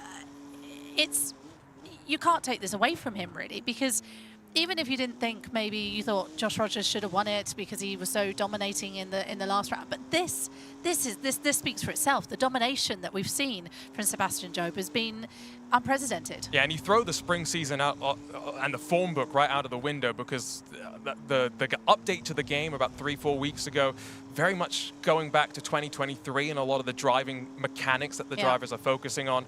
They only really had, what, a week and a half after the BOP process was done to then really learn their car once again and try and understand the nuances. And these are such stressful times, right? Especially qualifying. We've touched on how important the one-lap qualifying is. You only get one chance to get it right. We know that running off the track and getting a slowdown penalty can really compromise your race. And so that mindset from Job has been the most impressive thing, right? I called Josh Rogers the king of qualifying. Not anymore, apparently. He's had his crown taken away from him. And we've spoken a lot about Sebastian Job, but what can Kevin Siggy do from here? It's his teammate, so there is also those, you know, intra-team battles that we've got going on, but also to respect your teammate and to make sure that the other, I mean, you're going to say racing drivers are racing drivers, I'm sure, and they're going to fight for themselves, but what can Kevin Siggy do? I mean, Redline themselves, I think you spoke about this earlier, they are very much a family team, right? They have their community streams, they all get together, they all have a lot of fun. There is a very strong relationship between each and every single one of the drivers. Of course, from an outside looking in perspective at the very least. But the sort of you know, what I sort of get out of that is that, you know, they're very well knit, the chemistry is there, they all get on well, and that definitely translates into the racetrack. Because like I said, when we were speaking about racing drivers and those grudges, that goes the other way in terms of, oh, I'll give him an extra little bit of space, I'll brake a little bit earlier, I won't be as aggressive, especially when it's your teammate, especially when you've got the good of the team and probably the team Redline management breathing down your neck to say, if you take each other out and ruin this for us, it's going to look badly on you. So you don't want to be that guy. And I do not foresee any situation in which Kevin Siggy or Luke Bennett, if Sebastian Job grabs pole, are going to make the job too difficult. If they have to make a move because there are people behind that are lurking,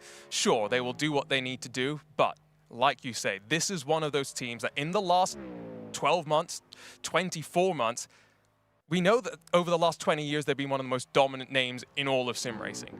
But I think Lewis and myself have had a debate about whether Coanda, Redline, Williams, Apex, who's the best team in sim racing. I think everyone at this point is probably pretty aligned that it is Redline, and part of that is their cohesion.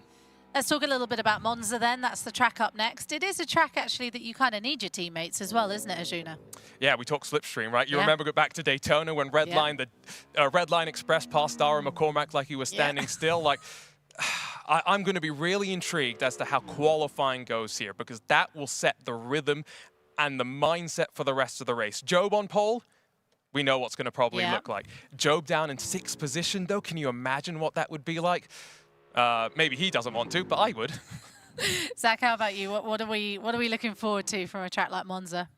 Just carnage, right? Because everyone is going to be well knit together. Everyone's going to be kept close because of the slipstream. It all depends, because like we saw at Gamers 8 when Chinchig obviously took off in front. Turn 1 at Monza can go one of two ways. Yeah. Everyone emerges nose to tail, or everyone emerges 5 seconds apart because of the carnage that happens. It can be one extreme or the other. Okay, well, you've heard from the experts. Let's go over to our casters, because they could be crowning a champion in the next few moments. So let's head over to George Morgan and Ewan O'Leary. It's time for Monza. Thank you ever so much, Claire Cottingham. Thank you ever so much, everybody there at home. She's absolutely right. We could yet be crowning a champion very, very soon. And we head to the third world's purpose-built circuit, of course, set north of Milan. And on top of that, too, it was built in the Royal Villa of Monza. And now we're back here once again. 3 was a dream, 4 for more. 5 would be sublime for Sebastian Job to take the title, and there's every chance, Ewan O'Leary, that could be the case. Yeah, the momentum is very much with him at the moment. It's very hard to look past a driver who's just won the last 4 races on the belt. It's very hard to say he's not going to win today in this next race. So he surely has to be the favourite now. And what's impressed me most actually about this is that he has gone pole to win on all of those occasions. He's got pole every time. So that is the thing that's very hard to achieve in this series with things so close. That is almost more impressive than the race victories themselves. Yeah, I mean, we could talk about Sebastian Job's CV. I mean, it's absolutely tremendous when we look at it on paper.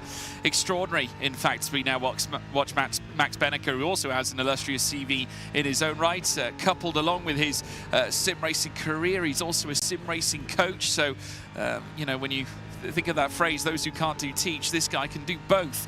He is absolutely exceptional. 34.9 in the first sector. I mean, Benneker, such a relentless force in sim racing. He certainly is. 30 years of age now, but so much experience behind him. Not least on this simulator. Here 1 year ago, he was the Drivers' Champion at Gamers 8. He was the Porsche Esports Carrera Cup Deutschland Champion, also here on Rennsport. Since the last time we were here in Riyadh, he knows his way around Rennsport, that is for sure, as he makes his way up towards the line right now. He's doing well on this lap, I've got to say. You're looking at a high 34 in your first sector, a low 35.2 in the second. That's exactly where Max Benneker is at the moment. Yeah, 34.9 in Sector 1, 35.248 in Sector 2. What will Sector 3 bring for one Max Benneker, the German, across the line at 1:45.453 to kick us off. Next up, though, Johan Harth. Yep, got into the last chance qualifier at this very venue, of course. He crashed wildly on the way down towards turn number 1 and still finished 3rd. It was an unbelievable race, and he will surely have fond memories no matter what happens at the end of race 6 here. Out of the final corner for Johan now, currently 11th in the standings, really looking at protecting 11th, staying ahead of Thomas Tattler and using this as practice for tomorrow. Over the line for the Frenchman, he will set a 45.7. Yeah, we celebrated a centenary year here at Monza 2 years ago.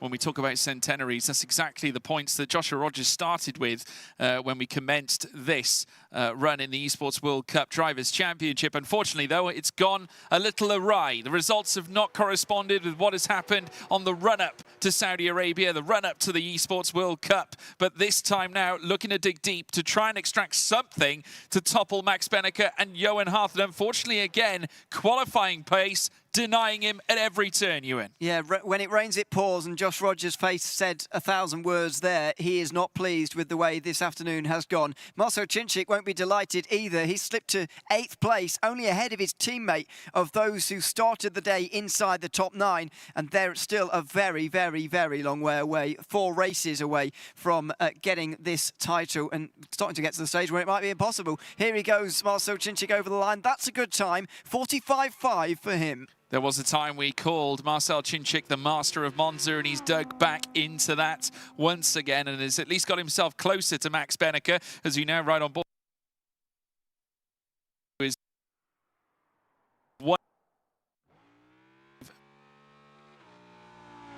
Vitality. Can they see two drivers now escalate their positions to the front here in this order with just over 4 minutes and 45 to go? Here comes Toman up towards line 146.054. That is not ideal whatsoever. And again, Toman's concerns continue to humble him.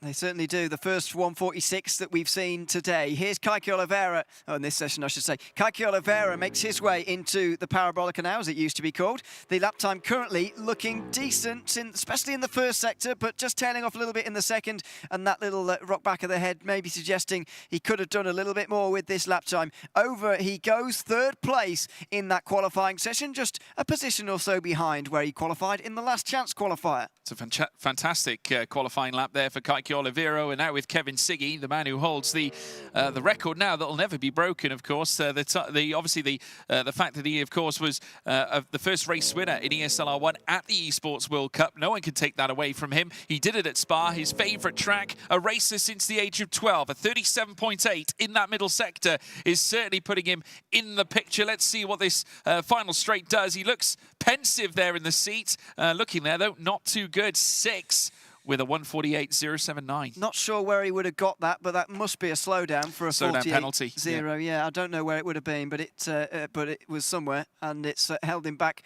quite dramatically. Kevin Ayres Jr. put in a good performance at the Hockenheim Ring, was on the podium for the first time today, the first time since race 1, and now he goes over the line again and slightly bemused at that lap time. By the looks of things, he is going to go 6th with a 45.8. Yeah, also purse lips there on the face of Sebastian Job. Has already gone consecutive in terms of pole efforts. 34.856 in the first sector with a 35.355 in sector 2. Kerber Alboreto to come, and Sebastian Job bidding to make it a fantastic 5 victories, but can he achieve pole position first and foremost? Grimacing on the face coming through Alboreto, coming across the line. Ooh. Third fastest though, 145.610, just behind Marcel Chinchik. We have a right race on here. We do have one. Oh, goodness me. And he needs this for the title. He certainly does, and that is going to make it very, very interesting indeed. Luke Bennett, his teammate, right in behind him. The next driver to cross the line. 34.9 in the first sector is around where you want to be. 38.4, not really. In the middle sector, not at all, in fact. I have a feeling he and Kevin Siggy have made the same mistake throughout the middle sector because they've both had a slowdown penalty. Team Redline on the ropes slightly in this qualifying session for race 6. Yeah, they both had 38 in that middle sector, obviously akin to that slowdown penalty. Dara McCormack up next, who has had a very tricky time, got spun back at Hockenheim Ring in our previous race and was sent to the back of the field after an issue at the hairpin coming out of the Parabolica curve, this time tackling Monza's version of the Parabolica. He'll be hoping for better. A 34.913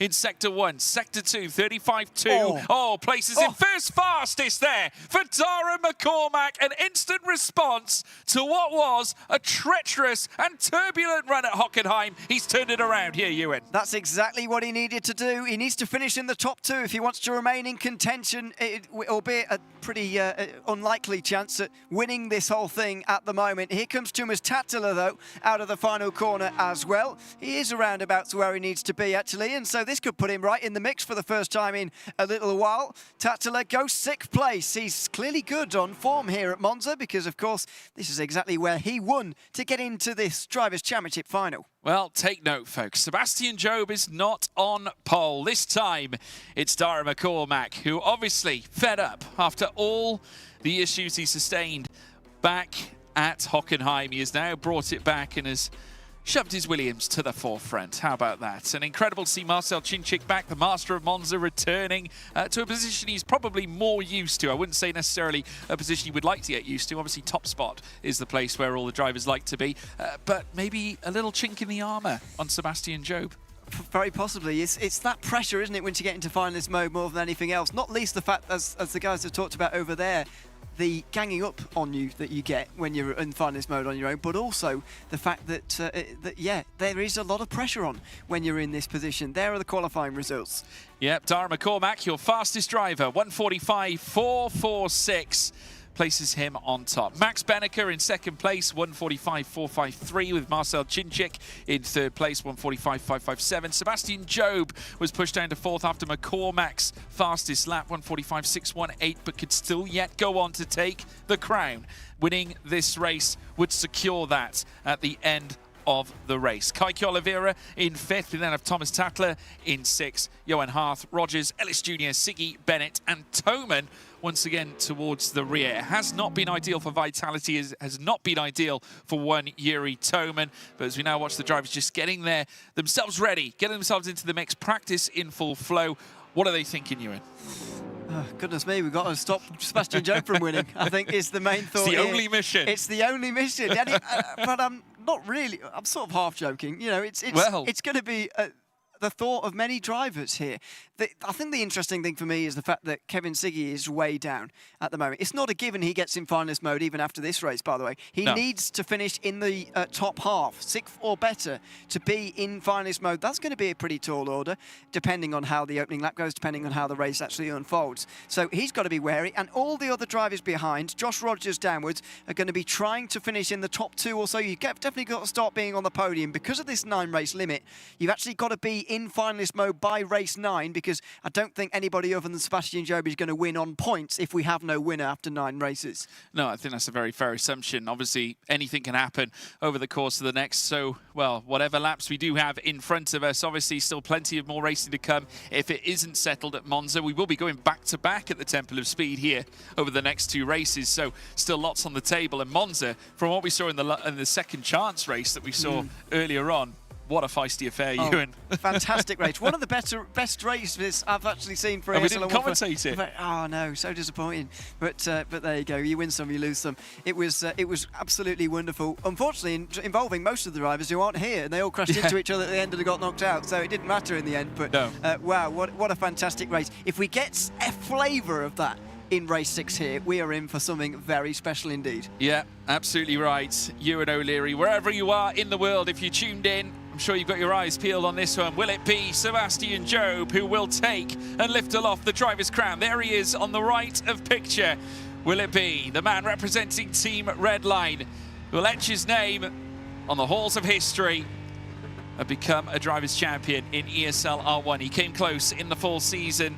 The commitment he has to sim racing is unbelievable, but he has got 3 cars that lie in wait. McCormack, Benneker and Chinchik, 3 names that you will not love to dice with. It's going to be a rude awakening. It's going to be a fond affair as they put pedal to the metal. And it is go, go, go, go, go. And not wasting any time at all. Sebastian Job trying to work his way through the middle of them all, trying to part the Red Sea in front of him. But still it's McCormack who holds the lead. Benneker with Chinchik side by side. McCormack and Benneker there, first and second. Should I say Chinchik having to cut the escape with McCormack, and I think he's had to give way some time, Ewan. I think he will do. Darren McCormack might well have to as well. Marcel Chinchik slots back in behind Max Benneker, who's coming here for the lead, very possibly. Into the second chicane. Tatler and Job go side by side into the second chicane. This is important if he wants to clean this up in race 6. He has to get it done now, but he can't. Oh, he's in the gravel, and he's going to drop down the order further now. Sebastian Job, I tell you what, getting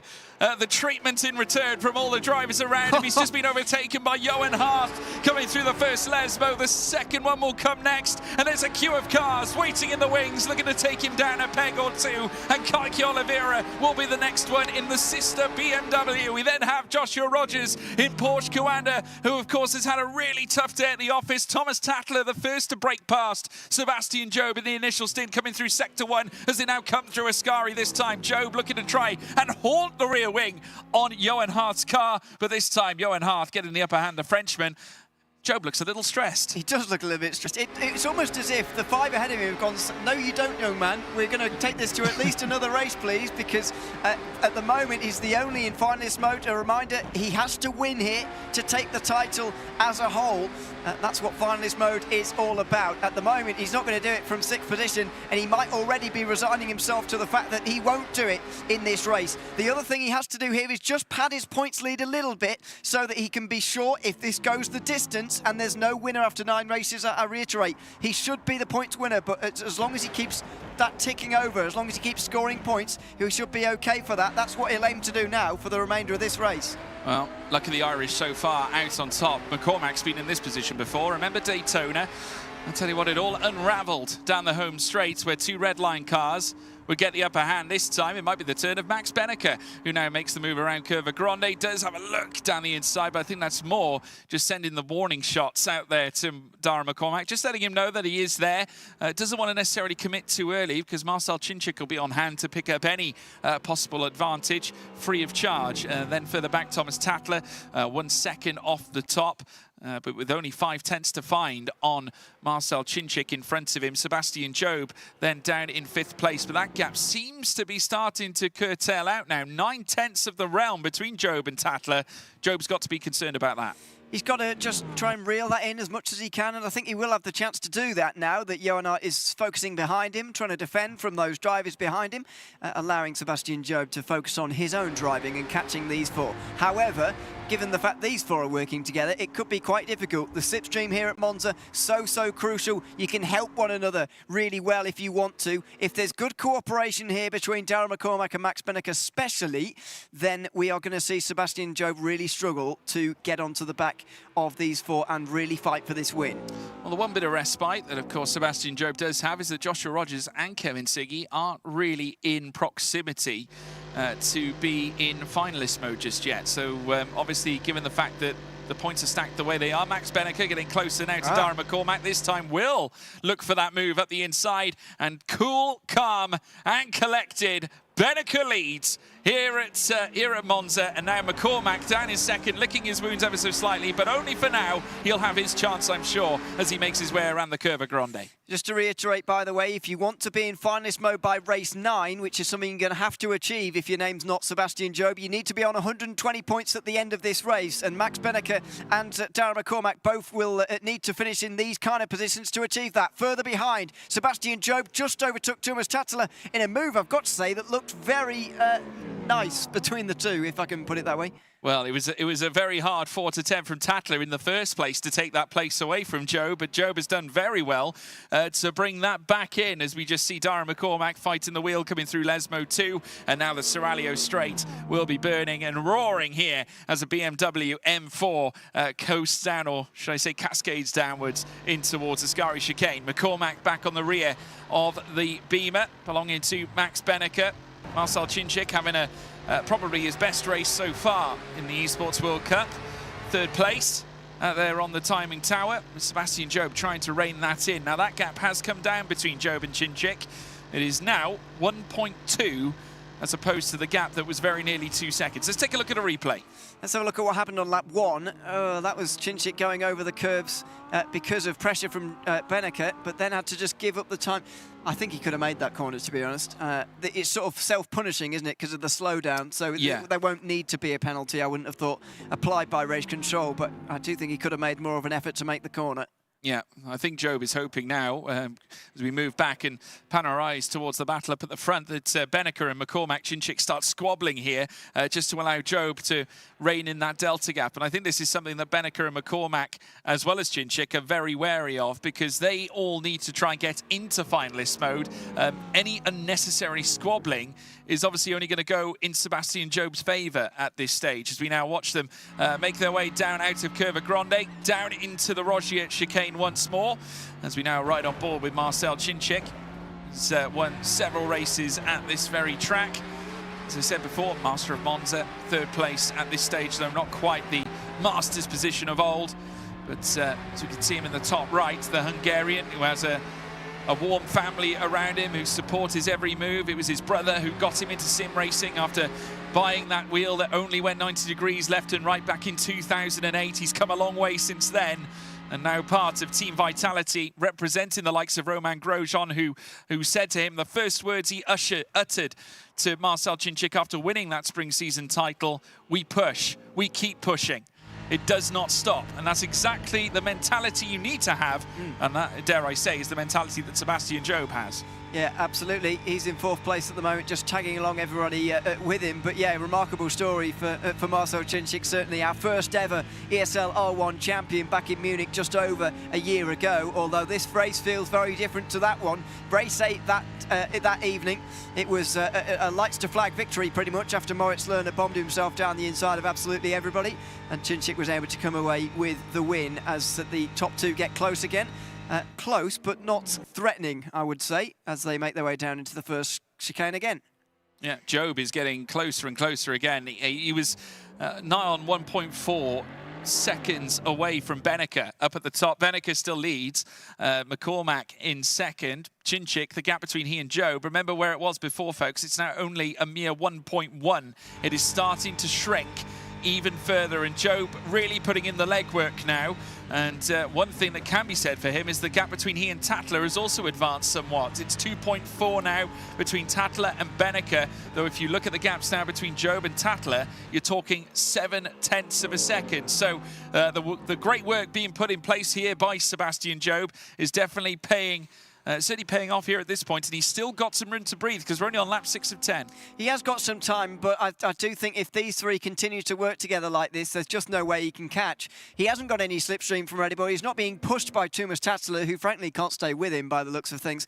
And when there's 3 ahead of you working together and you just by yourself on your own trying to catch up, I don't really see how this is going to work for Sebastian Job. As Marcel Cincic goes off, he's hit the curb through Ascari. It's a chicane that the Audis do not enjoy, and Marcel Cincic himself was telling me about how much they have to be careful through there, probably more than any other manufacturer. That might change the game as he makes that slight mistake on lap 6. Those immobile obstacles, the raised curbs through Ascari, ever so treacherous, and they've punished Marcel Cincic to a degree. Though one thing that can be said is that he hasn't lost a huge degree of time, but still Job is going to persevere, and dare I say, he has broken to within a second of Marcel Cincic. So if it keeps on like this, he will have that slipstream. He will be able to join the runners up at the front, and Cincic is somewhat exposed, and Tatler has also rejoined this front end fight. Yeah, that might just have reconnected the groups here. Further behind, by the way, the battle for 6th place is still very fierce,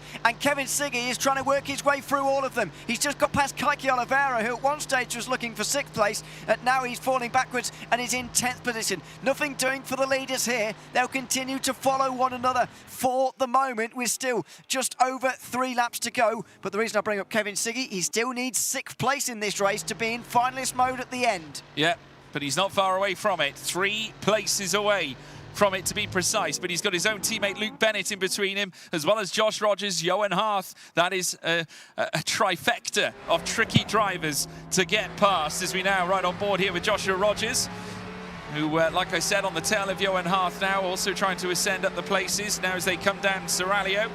And very soon Ascari will grace them with its presence very shortly, as now they'll run nose to tail. Rogers not plumbing for the move through Ascari. Very wise thinking. We saw moves like that for the second chance race. Johan Harth almost going sideways, coming through the midway part of the Ascari chicane.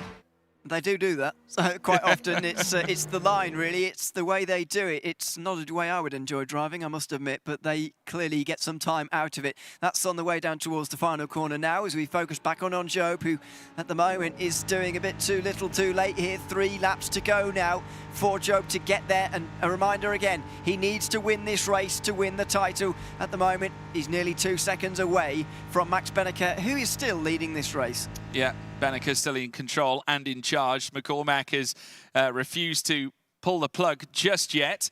We do have some battling further back. I think Rogers and Luke Bennett have been going at it right at the back, and also I think you can add Johan Harth into the mix too, so a 3-wide scrap coming in towards turn 1. I think Rogers actually got the upper hand because he's ahead of Johan Harth here at this stage. A fantastic effort from Rogers, who has had his obstacles in front of him. Obviously a very different set of circumstances from the rounds leading up to the Esports World Cup, but has got to try and dig deep for something. Obviously came into this with that 100 points. He's just lost out again because Johan Harth is now peaking into 6th. In fact, I think they're running side by side right now as we ride on board here with Max Beneke. Yeah, and Bennett's there as well, and Kevin Siggy as well, as he tries to make his way forward into 6th position. But there is Beneke leading the race again. He's already won on 5 occasions in 2024 in ESL R1 in decent form.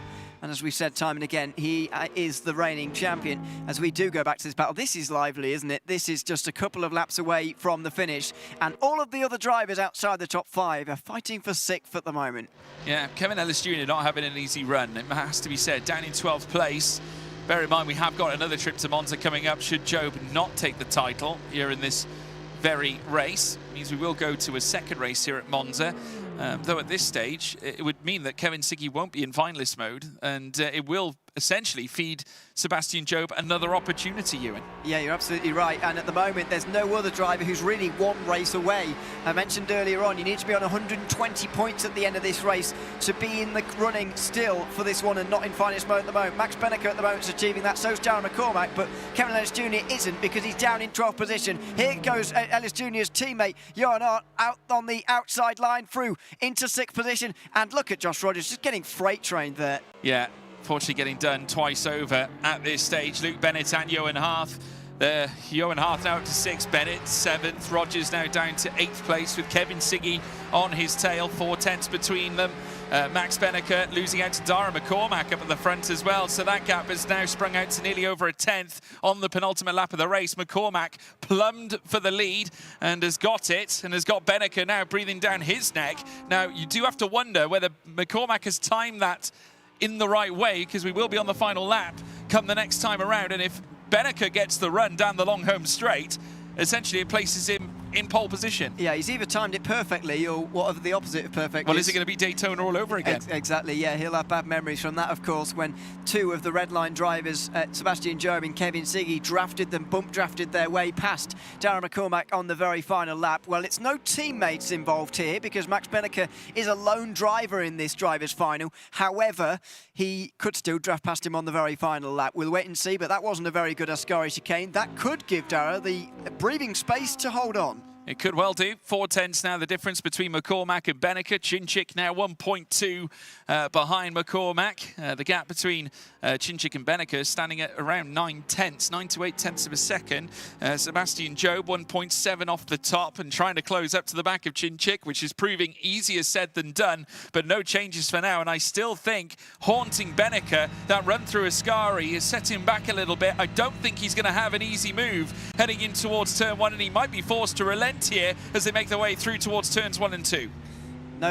Nothing doing in towards turn 1 this time round. I don't think he was close enough, to be honest, and so he will have to try somewhere else. Second chicane, I don't think he's close enough there really either. I think it's going to have to come into either Ascari, which is not a normal place to do it, or the final corner, where we did see some last chance moves in the last chance qualifier as well. Here we go though, second chicane, Benneker's going for it. Well, we didn't think he would, but he did. A fantastic move from Max Benneker. Oozing brilliance here from the veteran, 30 years of age. Of course, he still got it. Various championships that he's won in the past. He's now looking to be on the cusp of taking a victory around the Temple of Speed at a very momentous time. And it could yet force the hand of, obviously, several other drivers around to try and pick their game up in order to try and enter finalist mode. Benneker now bringing his best. Here comes McCormack coming in towards the Serralio straight, through towards Ascari. The Williams on the attack. Benneker says no. Not for the moment. Darren McCormack needs the Ascari of his life here, but I don't think he's quite had it. It will be final corner or nothing, and indeed it will be nothing. Both of these two have done enough to stay in contention for finalist mode at the end. They're going to finish 1-2 here, though. Well, he started his sim racing journey back in 2011, but as far as he's concerned, the true journey began in 2015 at 20 years of age. Max Benneker coming out of Kerber Alboreto. He's going to be a victor for the first time at the Esports World Cup here at the Temple of Speed. It's Max Benneker who takes victory with Darren McCormack in second, Marcel Chinchik third. It was for naught for Sebastian Job. He finishes in fourth. Benneker is still alive in this championship. 4th place now in the points, moving on up after his first win of the evening. He'll be very pleased indeed. He'll realise there's more work to do as Darren McCormack denied at the last hurdle for a second race today. Yeah, it's not the first time we've seen that. Darren McCormack getting punished immediately after Daytona. And same thing happened again. Chinchik, I think gracious in the manner that finished. Obviously, there was nothing really more he could have done, finishing third in that instance. Obviously, tricky business for him. But a great job for Max Benneker and a big one for Mouse as well. He's the sole driver for that team. Absolutely, it's always difficult when you're on your own. Only Redline really have got 3 drivers on their team to really help them. Has it helped Sebastian Job here? You would say so at Daytona, for example. Yeah, well, this won't be the last time we take a trip to Monza. We'll be back at it again soon, but first of all, a quick break.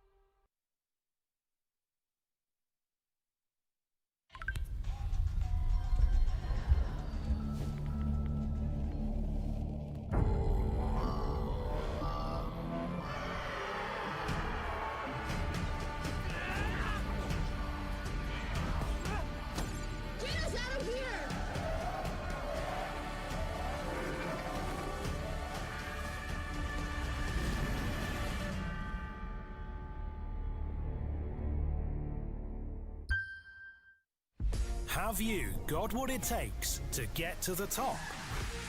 It doesn't matter how high you climb. To reach the top, even the biggest champ needs a break. So you can recharge, dive back in, and dominate.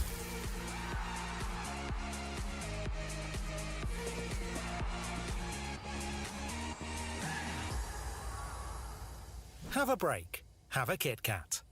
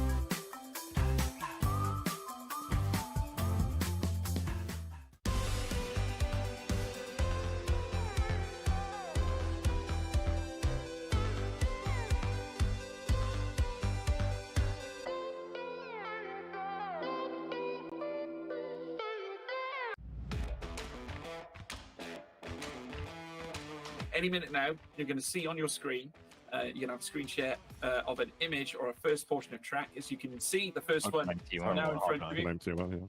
It is, yeah, you're on the right lines, but what's the name of the corner? Wow. We don't deal with corner. Unless it's Spa or Monza, you don't deal with corner names. Is it Nordcurve? I can tell you that it is Nordcurve. You nerd. Well done. Mate, Well done. come on. Get in there. I tell you what, not many people get these right, so you should be proud of that. That's good. Good start. That could be a good question. This is a corner where you get a cut every single time. Yeah. You're not wrong, Yuri. You're not wrong, Yuri. Did anyone get this right? There has been a right answer, yes. And what if you cannot? What if I absolutely don't know this corner? Like skip. It's I can tell. Do you want the answer, guys? With it, that help? Yeah. It's Nordcurve. No. Never would have guessed it. Okay. So, guys, what are your thoughts? What's the name of this corner? Turn one. Turn one. I will say you're half right, but I need the actual corner name. No idea. No idea? No. Shall I tell you? Yes. It's Nordcurve. Nordcurve. Okay. Nordcurve. Turn one, Hockenheim. Turn one, Hockenheim. The You're name? technically right, but we need a name. Name. Oh, name. Yeah. And no Googling. I'm watching you, Dennis. What? No clue. Any You idea? should know. You should No know. idea. No idea. No ideas at all. No idea. A Hockenheim ring. Shocking. It's Nordcurve, guys. Nordcurve. Oh, yeah. I would have known. Yeah. I would have known Sax curve, but this one. How about this one? Oh, it's I mean, I probably corner number 10 on the track, but it's 55. It's the 50th corner in the track, but they call it turn 5. What it feels like. The fifth, well, is it A, B, C, D? Or Does it have an asterisk beside it? I don't- 5 exclamation point. Yeah, we going with turn 10, are we? Turn 5. Turn 5. Turn 5. Coming out of the S's, I presume. Yes. Yeah, I'm going to go with that because there isn't actually a specific bend to it. So we'll go with turn 5 on that one. We've got another one for you. Whoa. How about this one? What could be? It's like I have. Is it like an American name? I can tell you it's not. It's not. Oh. Okay. It's actually simpler than you think it is, to be Is honest. it named? Is it named after some driver? No. No. No. Well, like I should. It can be probably something easy like. I have no clue. Absolutely. Do you want me to give you the answer? Yes. Yes, please. Yeah. I can tell you that there is no name. It's turn 5. How about this one? We definitely don't It's know. road Atlanta. You've identified the track, Mikhail. That's good. That's a good start. But what about the corner? What is the corner? So it was the bus stop. So, Michael, maybe do you know what number of the corner is it? No, I think it's like 6th corner. You are so close. It's turn 5, Mikhail. That's the name of the corner. You were close. Turn 5, though, however. God, how about this one? Turn 5, road Atlanta. That is spot on. Well done, Dara.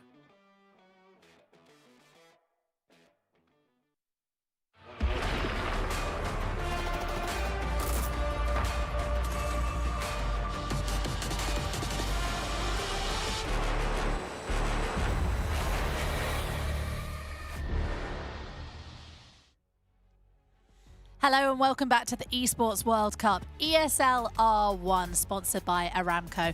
Again, I've got Cameron Roger alongside me and Arjuna Kankapati. My name is Claire Cottingham. Thank you for joining us. We've had so many races already, so if you're stuck with us, I'm really happy to see you because we might be crowning a champion. However, the last race in Monza, we didn't crown a champion. Sebastian Job, who managed to get himself over 170 points. Cam didn't quite manage to do the job. What happened? Why did he stall? I think it was down to that qualifying. I mean, he had 4 races in a row where he was basically on pole position, got to the front in turn 1 and then just ran away with it. However, this time around, unfortunately, he was back down in sort of P4 in qualifying and then wasn't able to get through. Of course, there's a couple of things going on ahead that probably lacked his stunted his progress as well. So that just shows you how qualifying is so important in this series. And Arjuna, let's have a look at the highlights because the start was pretty chaotic, wasn't it? And I don't think that helped Sebastian Job at all. So let's quickly see what happened. Yeah, and I think the interesting thing was, like we were saying before the race, that qualifying would set the tempo and everyone was aggressive down to turn 1. Seb was being aggressive as well, and no one wanted to give him the room. Saw Dara McCormack, Marcel Chinchik take the shortcut. The gluten dodgers effectively down through that turn 1. But this was a really bold move from Tumas Tatalu. And Claire, you and I were watching this and going, ooh. Yeah. And then we saw Seb off into the gravel. We saw the number 90 Apex Racing machine of Kevin Ellis Jr. fire it on through as well. And so it was just one of those situations where Job got trapped in the back of the field. And as much as there was some chaos and carnage around, Luke Bennett, Kevin Siggy, Sebastian Job weren't up the front for the first time today. Red line outside of the top 5 for the most part. I mean, that's the only good thing at the moment that Job can have is that Siggy also finished 9th. So in his 99th race, he finished 9th. So in his 100th race, which is coming up again in Monza, we could see him get over that 170 point and be able to start fighting for this championship alongside Sebastian Job. Yeah, absolutely. It was a very, very interesting that we saw Ziggy not get into that. So this gives Job another opportunity. And just look how the slipstream was working there as well, down in towards turn 1. And we're back, obviously, to Monza again. So I wonder if that race is going to be, sort of the history of that is going to come into this next race, or is it so close that the qualifying order would be something completely different again?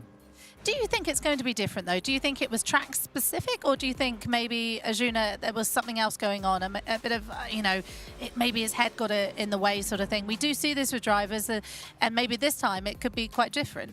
We're 6 races in at this point, so you've got to also factor in, fatigue starts to play a little bit of a factor. We just had a little bit of a break, though, fortunately for the drivers to deal with as well. I think what I am expecting here is the fact that Max Benneker, very important to keep this in mind, a race win puts him to 169 points. So he is still, even if he gets a race victory in this race at Monza, outside of that finalist equation. We go to Jeddah after this. If there are 2 redline drivers who are both in finalist mode, that's when things start to get more interesting. Okay, we should also say in our last chat that we had, I don't think it was you, Cam, I think it was Zach Sweeney that we were talking to. We did say that Max Benneker was maybe out of it now, and I feel like we should maybe apologise a little bit because he went and smashed Monza and was pretty impressive, wasn't he? Yeah, that just shows you how the point system works. With 25 points for a win, you can really boost yourself up. And yeah, he probably has stunted his progress a little bit today. I mean, just looking back at some of the previous results, he really did fall outside of the top 10 many times. Sorry, top 8, I should say, many times. So he has hindered his progress. I should say, because it's 169, that means he still needs another race after this to even get into finalist mode. But if he goes and wins the race, then that obviously stops them from achieving it themselves. And sorry, Claire, Benica really struggled with qualifying at the start, right? And that first race had that incident up towards Le Con. We could tell he had that intensity, the aggressiveness that we really expect sometimes from our championship contenders, right? And so on the back foot, he's finally fought his way back to the front. I would not be shocked if he does the double. I think McCormack also, to move it on to another driver who has maybe had a bit of a struggle to start coming into this Esports World Cup. He really impressed as well in Monza. He's had a couple of collisions throughout the couple of races we've had. However, this one in Monza, he kept it clean. Yeah, absolutely. And to be honest, he's on pretty good form. Of course, the previous race, race 5, he didn't do so good. But yeah, second place there. Then he had a couple of podiums in the races before that. So 3 of the last 4, he's been on the podium. He's really coming in strong later on in this championship. So I wonder if that's maybe the track suiting him. Maybe he's just getting a bit more comfortable as well. And I do think the fact we're at Monza again 2 races in a row is going to help that, because he'll take that confidence with him. And the one thing that I heard from a lot of the drivers is the worst car the Mercedes drivers thought they had the worst car at Monza, to which I will just say, Dara McCormack finished second. That car's not that slow here, even if it's got a differential made of cheese. Hey, look. I'm sorry. That's what one of the drivers told me. Okay, well, that's fair enough. We can only go with what the drivers tell us. I'm just wondering what kind of cheese, but let's not go into that. Brie, Gouda, halloumi. Is that but is it melting or is it not? Anyway, we're going too much Fondue into cheese style. now. Definitely melted cheese. So here we are. We've got practice underway, of course, ahead of Monza again. Is this going to be a hindrance, though, Cam, would you say, for Sebastian Jobe, who didn't qualify well here?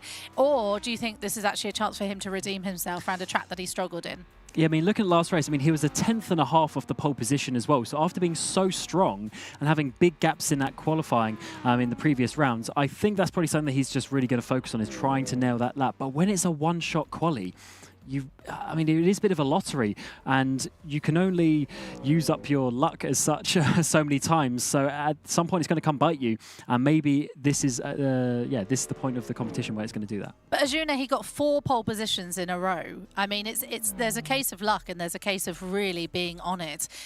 I'm just so surprised that he qualified 4th for Monza, and then essentially finished 4th just because of the nature of how the race played out. Again, I think maybe there is just that element as well, as he's been on that limit, right? He's been so perfect for so long. Have one mistake. It's now at 10 minutes, let's not forget, to reset, to go and have a chat with Jeffrey Rietveld, Luke Bennett, Kevin Siggy, the drivers, Andre Kunchman as well, their team manager, helping to strategize on all of that stuff. So maybe it's a chance for that mental reset to get back into that groove that saw him get to the pole position so many times. And I think a track like Monza, the one thing you've got to remember is you're trying to be so perfect over the curbs. It's a very bumpy track, curbs and the surface included, and so one small mistake can cost you a couple of tenths and put you down towards the back. That's a really good point, Arjuna. They've had a 10-minute break. We've got out after Sims after 3 races. It could just be a mental thing that he's actually just, needs to take a break away from the sim. How important is a break? Hugely, especially in this format where it is race after race and you're going to a different track as well. Yeah. So it's, well, not this is the first time we've had back-to-backs, but before that, when you go into a different track, you basically have to open up a different pocket in your brain of knowledge, and that is very fatiguing over time. It is. Well, let's see how they're going to fare, because we're going to Monza again. It's time for Italy, and let's head over to our casters. We've got George Morgan and, of course, Lewis McGlade. Thank you very much, Claire Cottingham. As always, we're now heading back to the Temple of Speed for yet another time. And last time it went the way of Maximilian Benecker, once again putting Sebastian Jobe's attempts at taking the driver's crown, putting it on the back burner at least for now. He'll have his chance here though, Lewis. Yeah, certainly so. Obviously, we're going to jump straight into the game. Kevin Ellis Jr., Johan Arth rather, is the first driver that we're on board with here. Like you say, Sebastian Jobe wins this race, he wins the whole thing. Kevin Siggy can get into finalist mode by scoring 4 points. That's all he needs in order to move his way into finalist mode. So I think it's 8th. It didn't need 8th or better, and Kevin Siggy will be in finalist mode. Let's be honest. It's probably likely to do it. That said, he was 9th in the previous race at Monza. He's got every chance. I would say, Lightning, I mean, I don't want to say it, it doesn't always strike twice. It can, but at the same time, given the fact that we've got 12 drivers on this grid that are, very likely to be going full send at this point, it's literally everything or nothing. you can bet your bottom dollar that the results are probably going to change. Certainly so. Well, first qualifying lap around here at Monza, and is Johan Hart we're on board with. First sector is a 35.1. We're more aiming towards the 34.8s as we head down the Seraglio straight up towards Ascari, of course, where we'll get the second sector split, looking for a 35.2. Let's see what it is as we head onto the brakes. 35.4, not looking so good for Johan Hart, and I think he might be slipping a bit far clear of the 45.3 benchmark they're aiming for. Might be around a 0.7 or 0.8. Yeah, it certainly seems a bit outside the window of what could be classified as a decent time here at this stage, though the second sector just a little bit too far out. The first sector isn't much better either, but now making his way up towards the line. Just see what time Johan Hart can put together. The Frenchman, shake of the head, clearly not happy in the Mercedes-AMG GT3. And we'll wait now for that time to update. 1:45.898. See, I'm good, mate. I said it was going to be a 45.7 or 8. Well predicted, I mean, it was by 2,000 a second. It was just a 45.8. Next up, then it will be Marcel Chinchik, who heads into the final corner. Of course, won the spring season championship round here, and I will tell you, he's looking pretty quick. First and second sectors are decent, looking like it's going to be close to the 45.3 that we were expecting. Straight across the line, 45.4. Decent lap time. He's in the shop window here, Lewis. Max Benneker, though, might be one to head in a little further. 35.2 in that middle sector is where he really needs to be. 34.9 is not out of the question either. We generally like to see them, in the 34.8s. If you're doing a 34.8 of the first sector, then it means you're on task. You are on the line for a potential top-end time. But this time, he's got to try and usurp Marcel Chinchik. A final third sector of brilliance would be sensational, and it is. It's a 1:45.393 and goes nearly a tenth faster than Chinchik. And importantly, that was faster than the previous pole time. Dara McCormack said a 45.445. Benneker said a 4.53. So he's gone faster than the previous qualifying session, which of course was around here as well. Josh Rogers, the next one to work his way through, and he qualified down in 8th position with an 8.11. First sector though is again a couple of tenths off where we'd expect. Second sector is right on the money. Let's see what Josh Rogers can do as he hits the beam. It's a 6.01, so it is most certainly faster. That would have put him in 4th place in the previous race. Yeah, the first sector was not inviting at all. Sector 1, though, for Dara McCormack, 34.9, again, putting him in the window for a potential successful lap. 35.2 in that middle sector is pretty much in the dance floor, but needs to find something juicy in the third sector in order to maximise. He's got Benneker at the top of the tree to beat. 1:45.3, remember, fastest time we have seen at Monza so far. Here comes McCormack, and again, just slapping that leg at once more. 1:45.530, only enough for third. I was thinking it was going to be PT, but no, it wasn't. It wasn't even that. Kevin Ellis Jr. next one to come through, and the first sector is definitely left wanting more. Of course, 34.8 is what we're aiming for. 35.2 is certainly well away from the band. Second sector is not great. I think that Kevin Ellis Jr. might be slotting in behind Josh Rogers here. It's going to be somewhere in the 6s or 7s, I have to say, as he comes up towards the line. Let's see where Kevin Ellis Jr. is going to go. It'll be a 1:45.8. Ooh, God, it's even worse than I thought. Sorry, mate. I had higher expectations of you. Well, he was higher than his teammates. ART currently sat 5th and 6th. The rest of the drivers in behind still yet to flood their lap times in. But I must say, Kaiki Oliveira's first sector is absolutely sensational. 34.886 with a 35.3, however, in the second sector. So does lose out a little bit in sector 2. Would have ideally wanted the 35.2. But coming up towards the line here does the Brazilian from Sao Paulo. Second fastest for the BS Plus competition driver. Preliminary, at least for now, front row. And that would have been on pole position in the previous race by 100th of a second. Kaiki Oliveira, who finished in second position in the last chance qualifier around here, looking pretty strong once more as we head then into the final corner with Tumis Tata, the driver who won that race. Of course, he has looked pretty quick round here. Of course, a victory earlier on in the day in the last chance qualifier at this circuit. Of course, 5th in the previous one. He'll come across the line and will move his way into the back of the field. Well, I was bigging him up quite a lot there, and well, it's a bit short of him, isn't it? He let you down. I'll tell you who else he's let down. Kevin Siggy. And has he had a bit of a moment? There seems to be something on his forehead. He's got to slow down.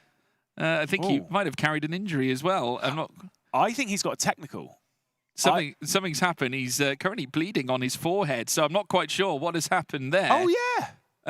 Kevin Siggy, a serious moment. Whether he went down and maybe had some force feedback issues, maybe the wheel might have bounced back and hit him or something like that, but he's currently running very slowly, and I would say that that's him out of contention. I think that's going to delay the day, actually, because that will probably need some form of medical, and I don't think they'll let the race go ahead whilst that's in the position. So he's going to return to pit lane. That's fine. Let's see how the rest of the qualifying works out, because we've still got Luke Bennett. He'll be the next one to come through. We can see Yuri Toman here.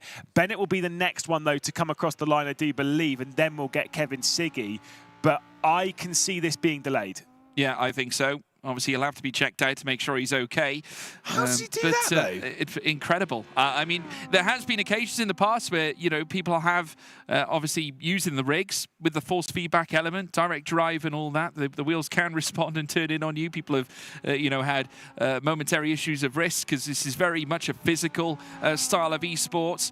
Yuri Toman, we're going to take a look at his lap, 35.0, not in the window here in Sector 1, 35.4 again, 2/10 outside. It has not been a good day for Yuri Toman, and the pain continues. He's in the 146s and obviously not happy with how that's occurred. Bennett did go to 4th and all that. Next one is Sebastian Jobe. We'll focus on this and then we'll talk about all of that. Yeah, I'll discuss what I've just been told in just a second. It's interesting. Sebastian Jobe then will come through the final corner. First sector's looking good. Second sector's looking good. And again, he needs a victory to win the whole thing. Can he beat the 45.393 that has been set by Max Benneker? Up towards the line he's going to go. It's only good enough for 4th. Benneker is on pole. He is. Maximilian Benneker. Take note, folks. Winner at Monza last time, on pole this time around. Sebastian Jobe could not send his car to the top late in the day, and in fact managed to match his previous position at Monza, finishing 4th on that occasion. And obviously it gives him yet more work to do, making his way through the race. I think probably the talking point, the most bizarre moment, Kevin Siggy. Yeah, indeed. Obviously, Kaiki Oliveira's qualified quite well in there. And do you want to know something? Oh, tell me. I'm ready to join the herd. Whoa, here we go. A BS competition scarf. Oh my goodness me. Hello. I look good. Oh, wow. No, I will say that the note, I'm wearing this, by the way. I'm just keeping to it. I'll let you read through the qualifying results and then I'll update you with what the Siggy stuff. We'll get down to the breaking news regarding Kevin Siggy very shortly. Let's take a look at the results, folks. Max Benneker is at the top of the tree for Mouse. 1:45.393 took him to the top. Fastest lap time we've seen at Monza all day. Kaiki Oliveira in second, a great lap for the BS Plus competition driver Marcel Cinchik, master of Monza, back again in the top end in third. Obviously starting second row with Sebastian Jobe, who could yet take the crown with a victory here once again. Luke Bennett in fifth, fellow Redline teammate McCormack Rogers, Ellis Jr., Harth, Tatler for the down. Of course, we've got plenty more contenders looking to take the prize. The drivers out there now out on track. Again, we'll go back. Talking point, Kevin Siggy. Tell us about it, Lewis. Yeah, so I got a note in that qualifying session that's from Arjuna that said that Siggy's got slowed down to the last 2 qualifying sessions. You know, fair enough, is what it is. Okay. Then he said he got off track and rammed his head into the wheel. I don't understand how is that your reaction? Like, oh, I'm a little bit annoyed by this. Bang, full-on headbutt. He is being treated at the moment, so obviously that is being sorted. I'm assuming he's not actually out in this practice session. Shouldn't laugh, really, to be honest. Apparently he's laughing He's about laughing. it. That's okay, we then. did say earlier, like after the first few races, how he had like a load of podiums and stuff, and I was like, oh, well, you know, his wheel's not taken a battering yet today. I was expecting more hands and fists. I'll be honest, it makes me very concerned because I beat Kevin Siggy 3 times at Tekken in a row this week. So I'm just waiting for that one to be reserved for me. You could receive a little bit of head damage from Kevin Siggy. I wonder what's come out worse, the wheel or his head. His head's a little bit of blood, but well, why would you headbutt a wheel? They're quite sharp. That's a very good question, Lewis McGlade. But obviously, we do hope that first and foremost, Kevin's okay. He'll be fine. And yeah, obviously, never ideal to have that going on. Obviously, the last thing that Team Redline need at the moment, with the fact that they've got one driver who's in finalist mode looking to win the championship, and Siggy needing 4 points of the realm to move into finalist mode. Now, I will say, obviously, with those points required for Kevin, so I'll let you have that in a second. Give me one moment. Obviously, a victory here for Sebastian Jobe will win the whole thing. Yeah. Next track, though, is Jeddah, where he did win quite comfortably earlier on. Yeah. So I think Sebastian Jobe's actually kind of probably fairly comfortable right now. Well, he might be. The only thing He's is, he looked a little bit rattled as we're now watching the cars make their way around Curva Alboreto. It's Max Benneker at the front again. Seems to like it around here, does he not? He's got Kike Oliveira, 2 BMWs sharing the front row, with then an Audi belonging to Marcel Chinchik, a former successor around here at Monza alike. Sebastian Joe bidding to take the driver's crown here in ESL R1 at the Esports World Cup. We're back again, should I say, back to back here at Monza, as now we put pedal to the metal, and it is go, go, go, go, go. Great start for Max Benneker. Marcel Chinchik now trying to move in a second, trying to run on the coattails of Max Benneker out in front, and now breaks away, looks to go down the inside, coming through the Retifilio chicane. In comes Luke Bennett out of absolutely nowhere, joined by Sebastian Job. 2 red line cars now, 3 and 4. They could be 2 and 4, but no, not this time. Chinchik battering back against Luke Bennett to withstand the pressure, take P2, but Benneker leads. Yeah, Benneker from Chinchik, from Bennett, from Sebastian Job. I think Luke Bennett might jump out of the way for Sebastian Job, or might try and force his way into this battle a little bit to allow Sebastian Job to make his way through. Let's wait and see. Benneker leads. The last team on planet Earth that Max Benneker will allow to win this race is Team Redline. He does not want to see Team Redline take a crown. It's one of those interesting ones, though. Despite how strong Team Redline have been, the only thing that they've won in ESL R1, realistically, is the Teams Championship in the spring season last year. They've never won a Drivers' Championship. They didn't win here at Gamers 8 last year. They didn't win the Teams Championship in the full season.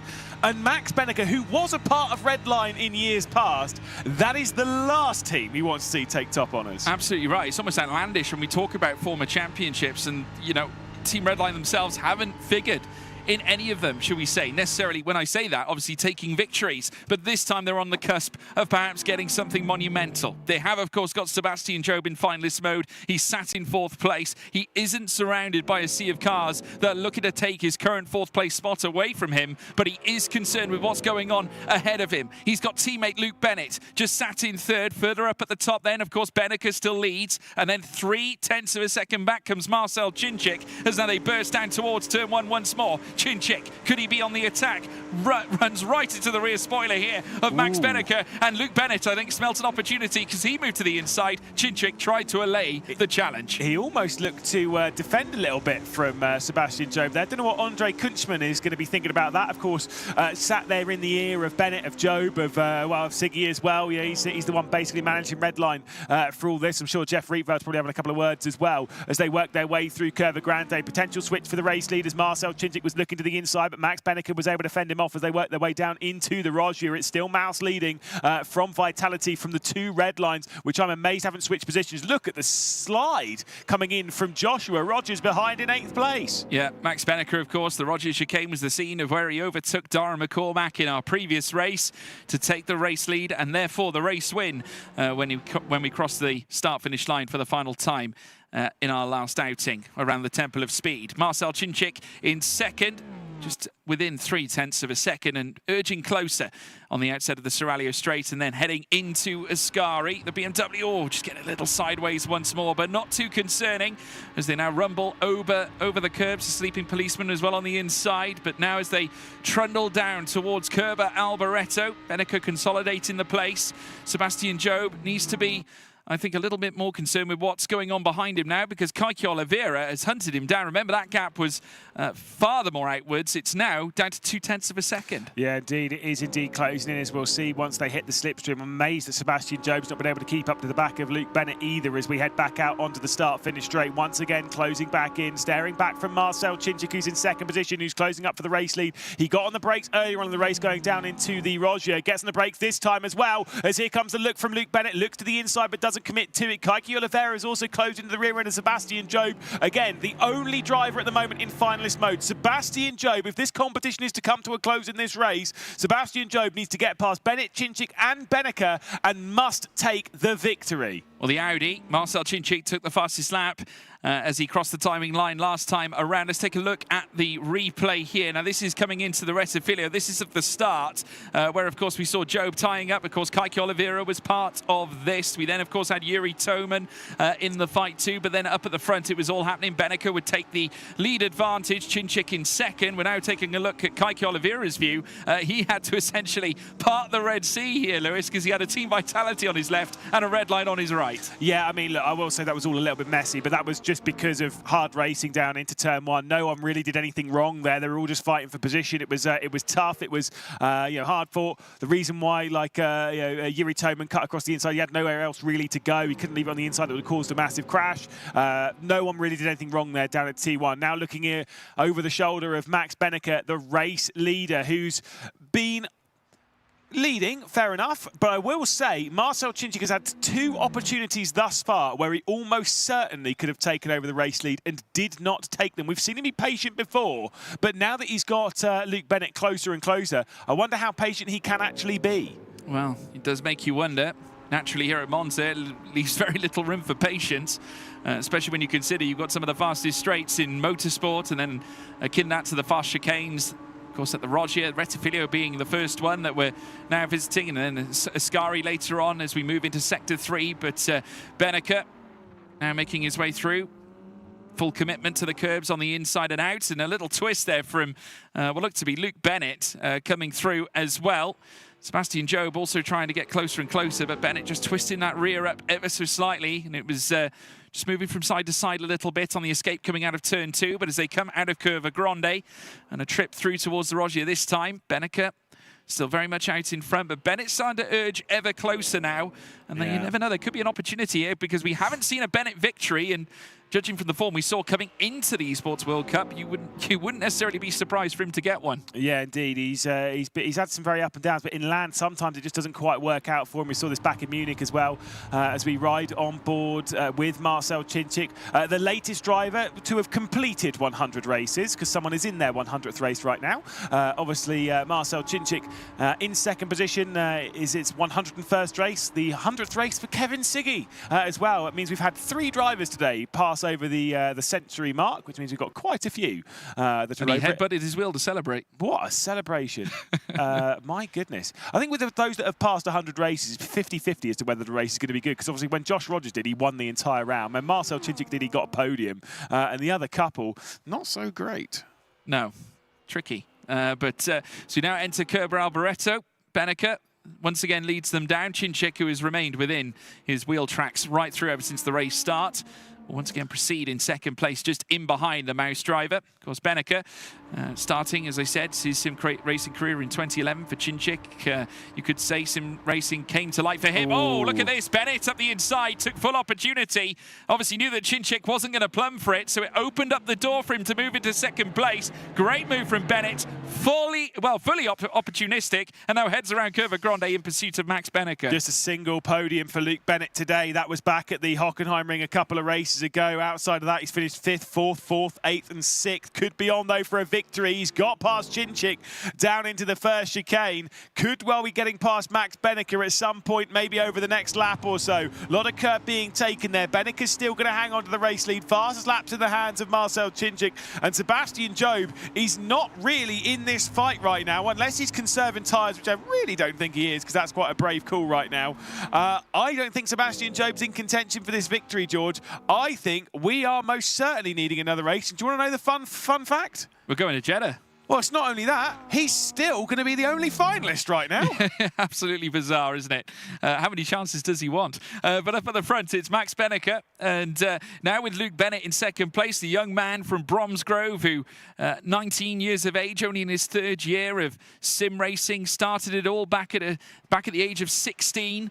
His favourite track being Brands Hatch, and this track is far apart from what Brands Hatch truly is. Of course, when you consider the elevation and the track width as well, it's pretty much the opposite really, when we consider that. Did you say his favourite track? His favourite track is Brands Hatch. Good lord, get a life. Brands Hatch is pretty cool, but that's it's not. It's not there with like Bathurst or the Nordschleife or come on. It's Come iconic. on, Luke. Give the Brands Hatch a break, Lewis McGlade. As we now watch Marcel Cinchik having a look and just swapping all over the back, incidentally, of Luke Bennett, who's been forced to defend up the inside, at the same time trying to be cautious of Benneker up at the front.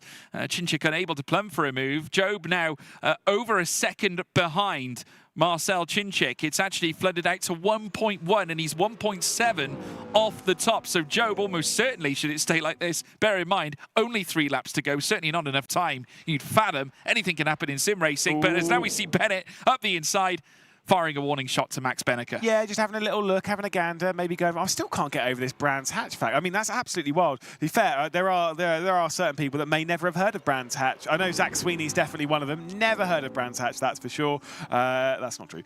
Here comes a look at the move. Like you say, Marcel Cinchik was just kind of lifting out of it just a little bit and allowed Luke Bennett to come through there. But it was just pretty opportunistic there. Just went for it and thought that now was the time. But well, I mean, it's not like he had anything to lose because, I mean, second place, he'd still have the slipstream of Max Benneker if he gets the move done. So, in fact, as far as Luke Bennett's concerned, it's the only move he could have made, I think, in that regard. So, absolutely. Credit to him for it. And as a result, it's garnered him more points should it stay like this. But Cinchik is going to be very hard to shake because we all know how good he is at Monza historically. Yeah. We've got up at the front the Gamers 8 champion. We've got the very first spring season champion from last year, sat in 3rd place. Sebastian Job still working hard to try and close, but once again that gap is going outwards, Lewis. 1.3 now. Yes, indeed, and we're looking at a driver who could potentially take his 18th victory, in ESL R1. He's going to go for the race lead now, coming down into the opening chicane. I don't think Benneker's going to fight this too hard. You can see he's lifted out there slightly.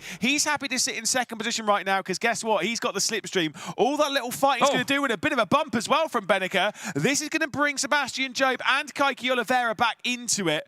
But right now, Max Benneker sat in 2nd position, the first driver to deny this red line dominance. Well, we still could be looking at another victory here. He's bump drafting Bennett just a touch. But it has been successive wins for a BMW at this point. But what we can say about Benneker, you will not be too upset to lose the lead at this stage because remember, he overtook McCormack at the Rogier chicane on the final lap, heading through to the latter stages of this, at this very track at Monza in our previous race. And it was a great win for Benneker. Darren McCormack is not a very easy driver to get past. We all know how strong he truly is in that Mercedes for the Williams Esports team. But we're not seeing McCormack up at the front this time. This time it's Luke Bennett, the young pretender to the throne who could yet become a sensation at Team Redline. Arguably already is a sensation as Benneker swaps all over the back of the BMW M4 as they now traipse through the Ascari chicane once more, sending it over the curbs. You just see how they're sliding in and off right now,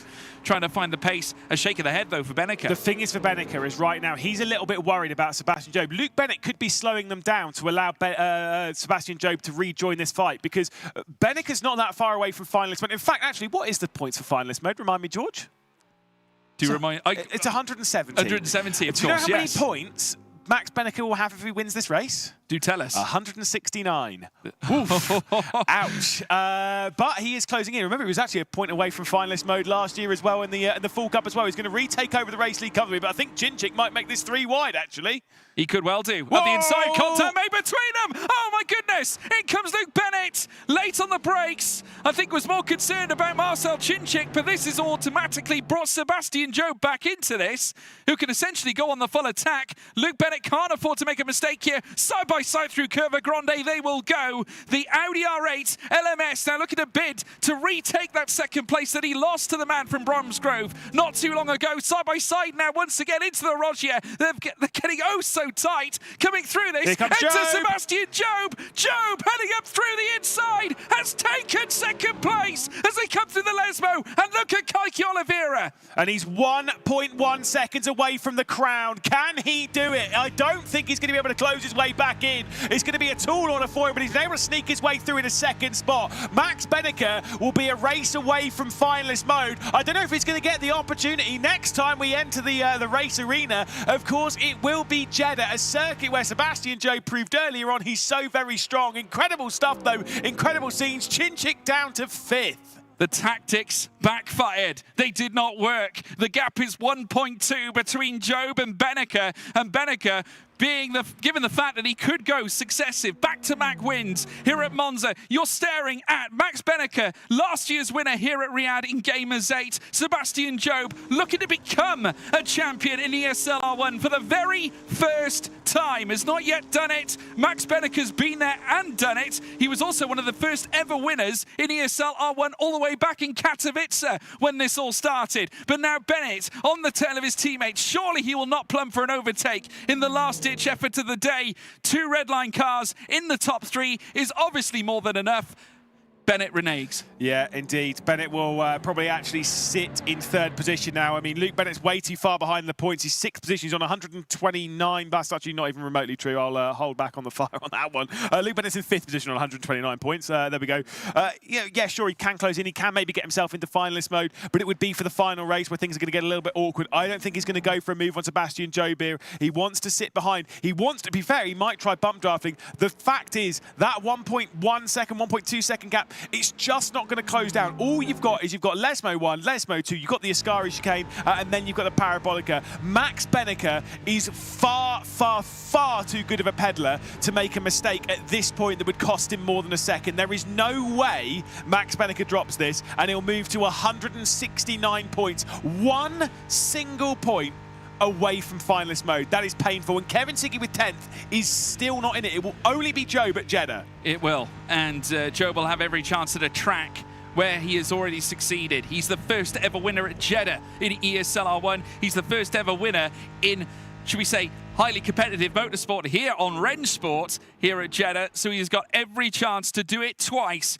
here tonight. But one man who is going to do something twice, as in win at Monza twice, the legend, that is Max Benneker, returns once more, this time for Mouse, the sole contender for Mouse, but he is the sole man on top step of the podium, this time at the Temple of Speed again. It's Max Benneker who wins at Monza, a 2nd win in a row, and 1 step away from entering finalist mode. There is Luke Bennett. He finished in 3rd. Sebastian Job splitting the difference in 2nd place. Yeah, indeed. There you can see Luke Bennett. There you can see Sebastian Job 1 position away, and you can see that he looks stressed. That's beginning to frustrate. It is beginning to frustrate, and I understand it. I mean, you got to accept these drivers under a huge amount of pressure, and Sebastian Job, he's the same as everyone on that, and to come up a position short of ending this whole thing, of ending the entire competition, is tough. It is tough, absolutely tough. A tremendous effort, though, from all drivers concerned. Unfortunately, it was not a red line victory on this occasion, but they will be back come racing when we go to Jeddah next time around. And absolutely fantastic efforts, certainly to behold by all drivers concerned. It was a huge fight, a huge scrap, but Benneker was the man in charge. But I believe we do have an interview standing by in the arena with an engineer.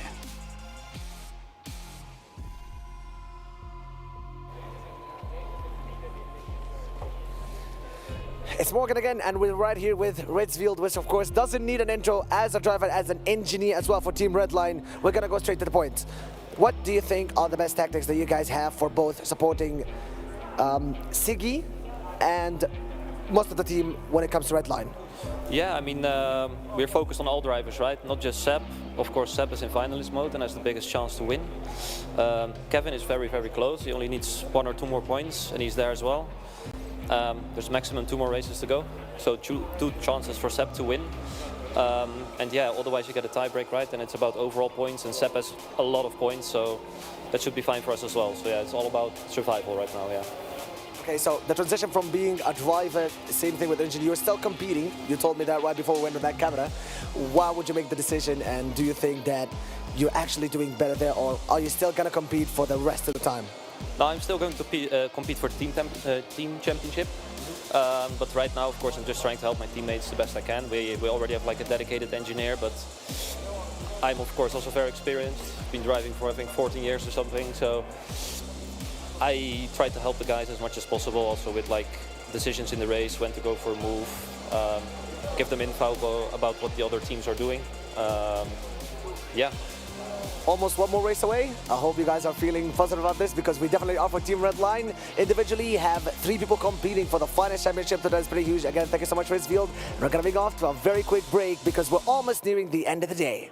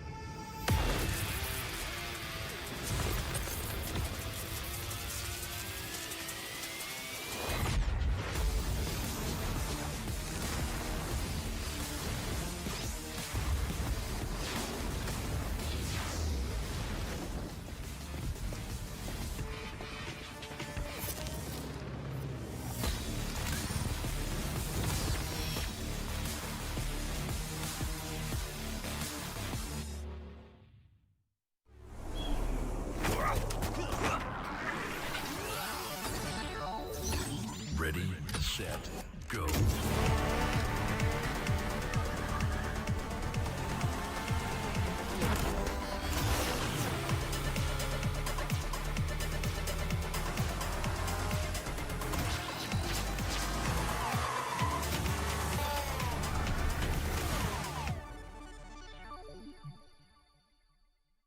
It's the EWC and you want to play like a pro. Well, we've got a lesson for you. Axe on. You're fresh, ready to fight and grind those long hours. It's how it should be. Axe off. You're slow, unfocused, and lagging. Do you get it? Let's go again. To unleash your best game, you must freshen up first. Get your axe on. Spray, play, repeat. Axe and Esports World Cup.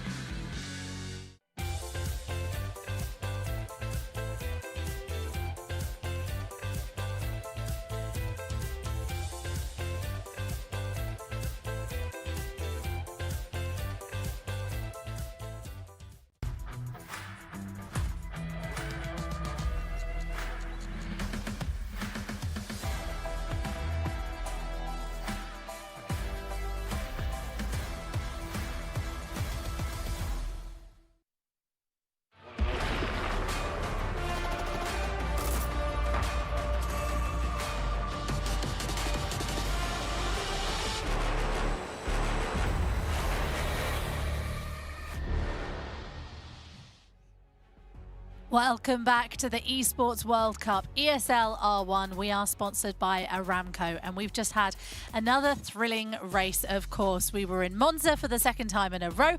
Alongside me is Cam Rogers and, of course, Zach Sweeney. Cam Roger, rather. Don't want to get that wrong. You get so upset if I get the name wrong. Cam Roger, of course. A fantastic race there. I thought it was quite a good race. I quite enjoyed it. However, how many times do we have to ask Sebastian Job to do this? Let's have a look at the highlights because we're going to see exactly what happened. And there was a bit of carnage at the beginning, as always, into turn one. Yeah, absolutely. So Sebastian Job, there he is on the right-hand side. You've got Kaiko Vera to the left.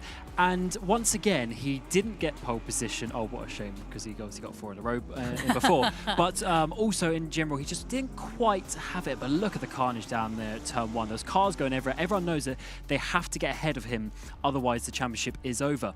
And then what we saw was, of course, Luke Bennett was actually the one to really challenge. It was interesting, Zach, was actually to see it was Bennett out of the 2 red line cars rather than Job being the one challenging at the front. Yeah, I mean, understandably, Job is a little bit cautious, as he would be. Naturally, that pressure being on him is always going to make you think twice before you do anything. Bennett, obviously, I mean, he's moving up in the Drivers' Championship. He's now within 1 race of being in finalist mode, so there is a chance he wins this himself. But he's got a lot less to lose relative to Job, so he can afford to be so aggressive, and that's what he was doing, leading the charge, getting ahead of Chinchik, then ahead of Beneka, and almost immediately we saw him start to park the bus. Yeah, absolutely. I was actually expecting Bennett to romp off into the distance when we saw him making this move for the lead. He seems to be having a bit of a comeback over the last 2 races. He's had a 2nd and a 3rd place, so 2 podiums, but then it just didn't quite work out. This is some tight racing as well. We saw this is how Job actually ends up getting it up into that 2nd place. Bennett wasn't able to keep that momentum going and hold on to the lead. Yeah, and then this was such a good move. Arguably, maybe one of the moves of the day as well. Sebastian Job getting underneath through the Roger, just applying the power, and again, just setting it up, takes the first apex, flips underneath, the 2 in front run wide, he puts the power down, and through he goes into 2nd place. But unfortunately, the damage was already done. At that stage, Beneka was too far out of reach. As much as the 2 red line drivers tried to catch, 1.2 seconds in, a lap and a half is not going to happen. And Kevin Siggy as well, the other red line driver, the cause of frustration. Yeah, that was interesting to see that replay there, actually. That was how Ziggy got the cut on his head. He did indeed. We'll talk about that in a second. But these are the race results. It was, of course, Beneke again winning in there. And I mean, maybe he just really likes Monza, or maybe, I don't know, he suddenly decided that he wants to come join the party again. But Beneke is now on 169 points. He is 1 point away from being able to win this whole thing. If Sebastian Job, who has been already given 2 chances to wrap up this championship, isn't able to do it in Jeddah in the next one, he's going to be under some serious pressure. Absolutely. Remember, we have a maximum of 9 races. So if Job doesn't win it in Jeddah in a few moments' time, then we are going to go to Hockenheim, and someone, of course, is going to win it. It will come down to points. So every point is going to count. And for the likes of Beneka now having those 2 wins in a row, that is really going to come very handy for him. We saw in the highlights there Kevin Siggy getting a little bit frustrated, and you can see why he's frustrated. He came in incredibly strongly and has had 3 really tough races. I think you've got the results just in front of you. What was his results for the last 3 races? So we're just going to contrast it to the start of the event, right? He kickstarted it off with that win in Spa, a podium then at Jeddah and Daytona, and then that's where the decline started to happen. Off the podium when we went to Fuji, 7th, 9th, 10th. It just gets worse and worse for Kevin Siggy. There is a lot of an adrenaline rush when you're driving. I mean, I know you talked about when you used to do your competitive esports racing. There is nothing like being sat at the 5 red lights ready to anticipate a race, right? The adrenaline soars through the roof.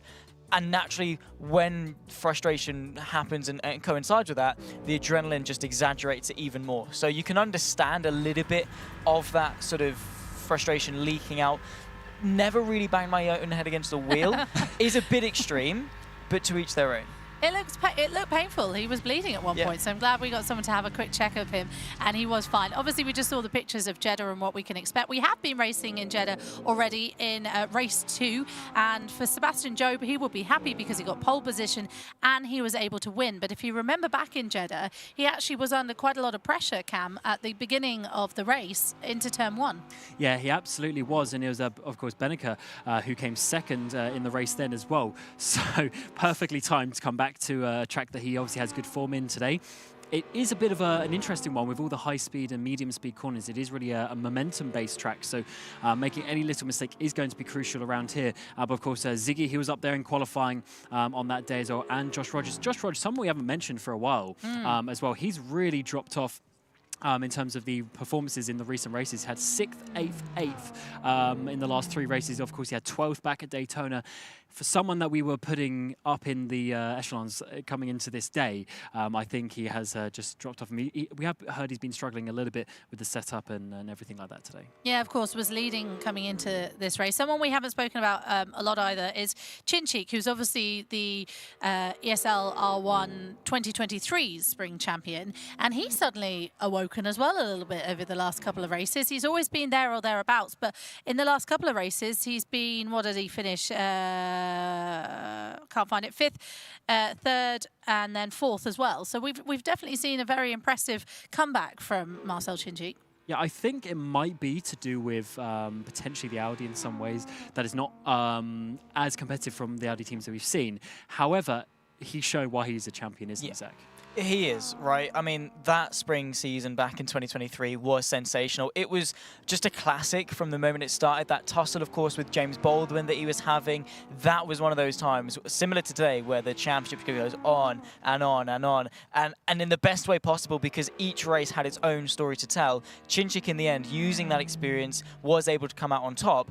The Audi had maybe some teething problems. Like we've touched on, they've had very limited testing to really nail the quirks. They can't change the setup, so they are fixed on what the base game setup is on Renge Sport, so they can't tweak much. They may have some adjustments they can make with brake bias and things. The most important ones are traction control and ABS. Traction control for the majority of people, in fact probably unanimously, is off. ABS is that one you can tweak, so the anti-lock braking system, how much the car assists you in stopping those brakes from locking, that is something that can change. Maybe he's unlocked something in that regard to sort of find a bit more time, or he's just unlocked something. We've spoken about the tyres and how important keeping the tyres are. It's sort of in that operable temperature window. Maybe he stopped overdriving it, sliding less. Loads of different variables can come in to unlock success. And at this level, it doesn't take much to find a lot. So equally, you say that you can unlock it. Can you lock it back up? Is that what's kind of happened to Sebastian Job at the last kind of... Potentially, yeah, because it's all about muscle memory in sim racing, because whilst you do have the force feedback in the wheel and things like that to give you a bit of reference, a lot of it is just from practice. You know what the car's going to do in a certain situation. You know if you're coming to a corner in sort of 4th gear and you're breaking down into 2nd, you know how the car's going to feel. You know how the rear is going to step out, or if it pushes on the front, things like that. So if any minor change to your feeling, you're really going to struggle with that, because your brain is like, oh, I don't know what's coming next. So the battles then, Zach, who are we watching? Job, obviously. He's still the only one in finalist mode, which is incredible, considering coming into this, he was P7 in the championship, and obviously we've had our discussions over the week. Who's coming out on top in the drivers? Who do we favour most to take the top? And I have had faith in Job, but understandably... He was your prediction. Exactly. Understandably have empathised with some of the concerns that we've had in regards to, well, he's starting on the back foot. It's going to take a lot for him to not only make up the deficit, but then also get into finalist mode. Yeah. Whereas now he's just shown up, he's delivered. The last couple of races, he's fallen off a little bit, but Jeddah is his hunting ground. He smashed the first race that we came here to, and today, right now, for the penultimate race of the championship potentially, he wants to make it the final one. It is indeed his hunting ground. We're going to find out what happens next. Saudi Arabia is our home. Jeddah we're heading to. Let's head to our casters. We've got Lewis McGlade and Ewan O'Leary. Thank you indeed. Of course, we are here and ready to go. Could be in for one final race, could require 2 more. Again, the absolute limit for us here in ESL R1 is, of course, the 9th race. And at the moment, because of that, there's only 5 drivers now, technically, that can win this Esports World Cup. Talk me through it. Yeah, so we've had finalist mode for a little while now. However, we've never seen it with a limit like we have here. 9 races, and as you say, that means you sort of have to be close enough to get into finalist mode by that final race. There's no point getting into it by race 9, because we're all going home. So, Sebastian Jobe's already there. We already know that. Kevin Siggy is 2 points away. He needs to finish 10th or better, and he's been really struggling to do that in the last couple of races for whatever reason. These last few races have not gone very well at all. Max Benneker just won that last race, of course, and he's just 3 points. He needs 9th place to continue today. And Josh Rogers and Luke Bennett, who are really clinging on by a thread, both need to win. So effectively, they need to win twice, if you think about it, if they want to win overall. So that's the situation we're at. Unfortunately for Josh Rogers, he has struggled so much today, hasn't he? And that's going to be a difficulty for him to even win once, never mind twice. But Jeddah is probably one of the better circuits for the Porsche. Hockenheim, probably not bad either. Everyone's talking about the straight line speed. It's shouldn't be a massive hindrance at these two. Yeah, indeed. Again, it is, as you said, Sebastian Jobe, Kevin Siggy, Max Benneker, Josh Rogers and Luke Bennett, as you say. Josh Rogers and Luke Bennett requiring that victory could be a tall order. And the first person we're going to see around the Jeddah Corniche circuit will be Josh Rogers himself. Earlier on in the day, he qualified in 4th position with a 1:58.687. Currently running through the first sector. The time he's looking for is something around the 43.6s. Heading into turn 4 now, and then up and over the curve at turn 5.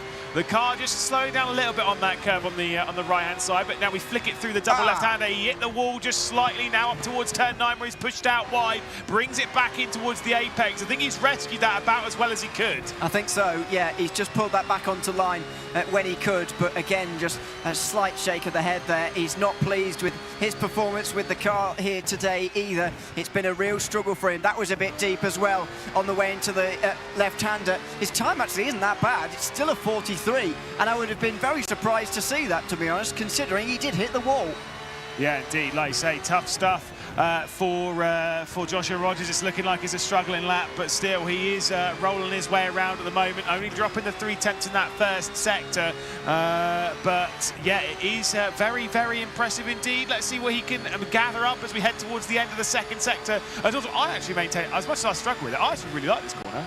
Yeah, it is. It's really committed in it. You have to get so close to that wall on the left-hand side, and then you need a run on the way out of here. Again, it's not an immediate straight, but it is an important corner to get right. This is not looking like a great lap time from Sebastian Jobe at the moment. The second is from Sebastian Jobe, from Joshua Rogers at the moment. We'll see Sebastian Jobe out there in a little bit, of course, as he works his way down to the 27th and final corner, breaks it down, brings it in, and sends it out through the final turn. Remember that Josh Rogers earlier on in the day set a 58.687. It was a 58.596 from Sebastian Jobe that grabbed the pole position, heading out onto the start-finish straight here at the Jeddah Corniche circuit.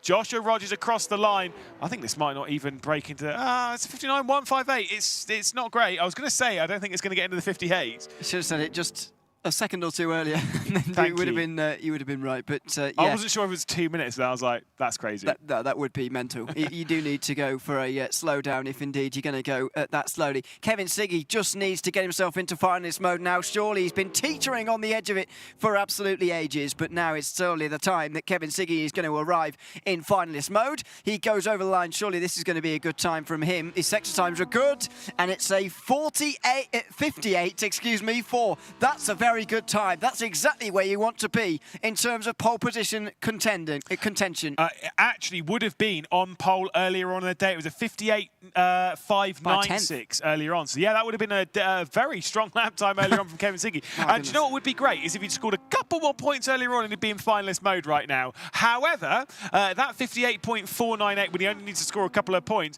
might be a little bit frustrating. Timus Tattler goes then into second position, and Big Sebi Jobe is the next one to come. It's not great in the first sector. It's about where Josh Rogers was, so I do wonder whether he clipped the wall on the way in towards turn 4 as well. Or was it turn 6? I can't remember. It was one of them. And so that may be just holding back Sebastian Jobe again. He's been in finalist mode for ages now, but you need that one last race win to win the entire championship, and Sebastian Jobe has not been able to do that just yet. Head in his hands. He's disappointed with second place. Indeed. Do you remember, I'm pretty sure, as we'll see Dara McCormack, the next one to come down to the final corner, I'm pretty sure Marcel Cinchik back in the spring season major, obviously a long time ago when we were in Munich, he was also in finalist mode for 4 races before he won. Now, it was 4 because he got into finalist mode at the end of the 4th race and then was in finalist mode 5 through 8 and obviously won it on 8. At this point, Sebastian Jobe, if we go into a next race, will be in finalist mode for 4 races. Dara McCormack then across the line, goes to pole position. Oh, we didn't even see that. Fantastic lap time from Dara McCormack. I was waffling. That's what we're trying to do. 58.429. That is going to take some beating. Although I thought Kevin Siggy's lap would take some beating, and Dara McCormack has done just that. Here's Kevin Ellis Jr. out of the final corner. Started well today. I'm afraid has fallen away and won't be winning the driver's title here tonight. Over the line for the British driver. Wait for the time to pop up. It's a 58.6 from him. Let's see Yuri Toman, then the next one to come through. First sector, a couple of tenths off. Second sector, a 10th off. So probably more in sort of like the 6, 7, 8, 0.6, 7, 8, that kind of margin. So he might drop in behind Kevin Ellis Jr., but ahead of Timus Tattler. Out through the final corner, he is going to come. Let's see what he sets as the Vitality driver hits the beam. Marcel Cinchik, his teammate's been pretty strong in the last couple of races. We'll see him in a few drivers' time. Yuri Toman crosses the line. Where does he end up? Wait for the time to come, as he'll head behind Timus Tattler. Oh, God, really bad final section, never mind. Unfortunately, I think that's the roundabout where he ended up in the last qualifying session as well, and it's been a bit of a difficult afternoon, I'm afraid, for Yuri Toman. Here's Luke Bennett, who is one of those drivers looking to get into finalist mode here, along with Josh Rogers, needs a win. That qualifying lap reaction doesn't look like it's going to set up a win to me. His first sector time was maybe just slightly off the mark. Second sector time was good, but he doesn't look like he's very happy with his third. Over the line, it's 4th place as the 3 red lines line up in 2nd, 3rd and 4th. Yeah, exactly. And Sebastian Joe being in that 3rd spot. Dara McCormack can no longer win the event, so it's more about him just gaining a few more points and moving a little bit further up and gaining a little bit extra dollar. A little bit of a slip and slide in the final corner there from Marcel Cinchik. First sector's pretty decent. Second sector's okay. Let's see what he does out towards the line. Could be around the 0.6s. Can he get ahead of Sebastian Job there? Marcel Cinchik will come across it. Might have lost a little time in the 27th and final corner as he hits the stripe, goes up to 3rd. He does get ahead of Sebastian Job. And the remarkable thing about the development of these drivers over the course of the day, that would have been good enough for pole 2. Exactly. In the opening, what was it, 2nd race, wasn't it, earlier on in the day? So that is the evolution that you're seeing, and that's going to give these 12 drivers a big advantage tomorrow and for the rest of the week, you would think as well. Out of the final corner for Kaki Oliveira, he looks at the camera, puts his thumb down. Oh dear, I don't think it was a lap he's very pleased with, but quite amusing. Where's he going to actually end up here in the end? It's going to be last by the looks of that. Yes. Oh, 202. I see. Do you know what the reason is for that? I've taken the scarf off. I've departed the herd briefly. I'll put it back on in a mo. Don't worry. Johan Art now the next one to come through the final corner. Gets out close to the barrier. Sends it out towards the line. The sectors are looking pretty decent from him. Let's see what Johan Art is going to do. He's had a couple of struggles in qualifying himself. Could be a 0.6 to be perfectly honest. Let's see where he ends up. He crosses the line. Where does the Apex Racing team driver go? He's going to wait for the time, and he goes to 3rd. I did think it might have been quite good from Art, and up there he goes. It certainly was a good finish, or excuse me, a good qualifying from him. He's not finished higher than 7th so far today, and this might be the chance for him to do so. Out of the final corner for Max Benneker now. He needs just 9th place or better to get into finalist mode for what's going to be a barnstorming final race, surely. Out over the line now for the German. Does this put him anywhere in the ballpark? If just a decent time will do, and it's 6th place, that will do. Yes, indeed. I did say, by the way, I just want to update on something from the previous race. You can see a bit of a plaster on the forehead. It is also, you can see it's getting a little swelling. Is there a different cut? Has that because he's got a plaster that's a little bit higher up, and it does seem as though this one's a little bit lower down. I wonder if he's he can't have headbutted it again. It's either misplaced or indeed he has headbutted it again. No, there's no way he headbutted it for a second time. I'd hope not, but but goodness me, he's been through the walls today, and he'll be wearing the scar of that for the rest of the week for sure, and a bit longer. But yeah, all he needs to do is finish in 10th place or better. Maybe I'm not the only one that's going to be wearing a cap this weekend. We'll have to wait and see. Goodness me. They are, of course, in practice mode. The thing that I wanted to update was I said that Max Benneker was on 169 points. It's not quite as fun as that. He's on 167. Someone, Zach Sweeney, gave me, and Ewan, gave me the wrong numbers this morning for my spreadsheet. So it's mostly right, but now we've updated it. It's 168 points for Kevin Siggy, 167 for Max Benneker, who could win the next 2 races and win the whole thing, which would mean that he'd be the 2nd driver to win 4 on the bounce in the same day. That would be quite extraordinary. Yeah. We definitely won't be reading that again in a hurry. No. I wouldn't have thought. So so that would be quite something to see. But he doesn't even need to do that, of course. Only needs 10th place in this race to get into 9th place into finalist mode. Yeah, this is warm-up, by the way, that's going on. It looks like a race, doesn't it, really? But it's probably good. I always think it's a good idea to practice racing. I always find it very useful as a driver to actually practice going wheel to wheel. It's indescribable how different it is to just driving on your own. One time I had someone do that to me in a practice session. It was Jarl Tyen, who tried racing me whilst he was in a Formula 1 car and I was in a Formula 3 car. And to say he absolutely battered me off of planet Earth at turn 9 at Catalunya would be an understatement. I put a lovely message into chat. He probably has no idea, no memory of that, but I thought it was quite funny. Either way, they are battling their way around the circuit, and like you say, going 2 by 2 all over the place. Hopefully the race looks a little bit like this. To be fair, as the day goes on, everyone gets a little bit more desperate. They certainly will, and we could have it's got the very likely situation. The maximum, by the way, I just want to reiterate, the maximum drivers we're going to have in finalist mode for this final race is 4. I know I said there are 5 drivers still in contention, but 2 of those need to win, and obviously they both can't do it at the same time. So that's just to reiterate that. We should be in for a dramatic final 2 races. Indeed. Well, we'll take a look at the results from qualifying, which have seen, of course, an excellent pole position come in from Dara McCormack, who's been close to taking victory a couple of times today and has had it robbed. So let's see if he can maybe put the Williams car up onto the top step of the podium in this one and delay the chances of ending this competition early and mean that we're going to need all 9 races. Kevin Siggy in 2nd position, Johan Art in 3rd, Marcel Chinchik, of course, they're in 4th position, Sebastian Job in 5th, and then Max Benneker in 6th, Luke Bennett and Kevin Ellis Jr. in 7th and 8th, Thomas Tattler, Yuri Toman, and of course Josh Rogers and Kaiki Oliveira rounding out the grid. About to head though into the race, of course, rolling starts one more. Do you think this ends now? Or do you think we need one more? I think we're going to need one more. Job has got too many rivals ahead of him here to surely go through and win here at Jeddah. I do think he's not going to be the only one in finalist mode at the end of this race. I think it's all going to come down to race 9, where the others are trying to prevent Job from winning, who will, of course, win on points if it goes to that situation. Indeed, well, safety cars peeled off. Dara McCormack is in control. If Sebastian Job wins, it is all over.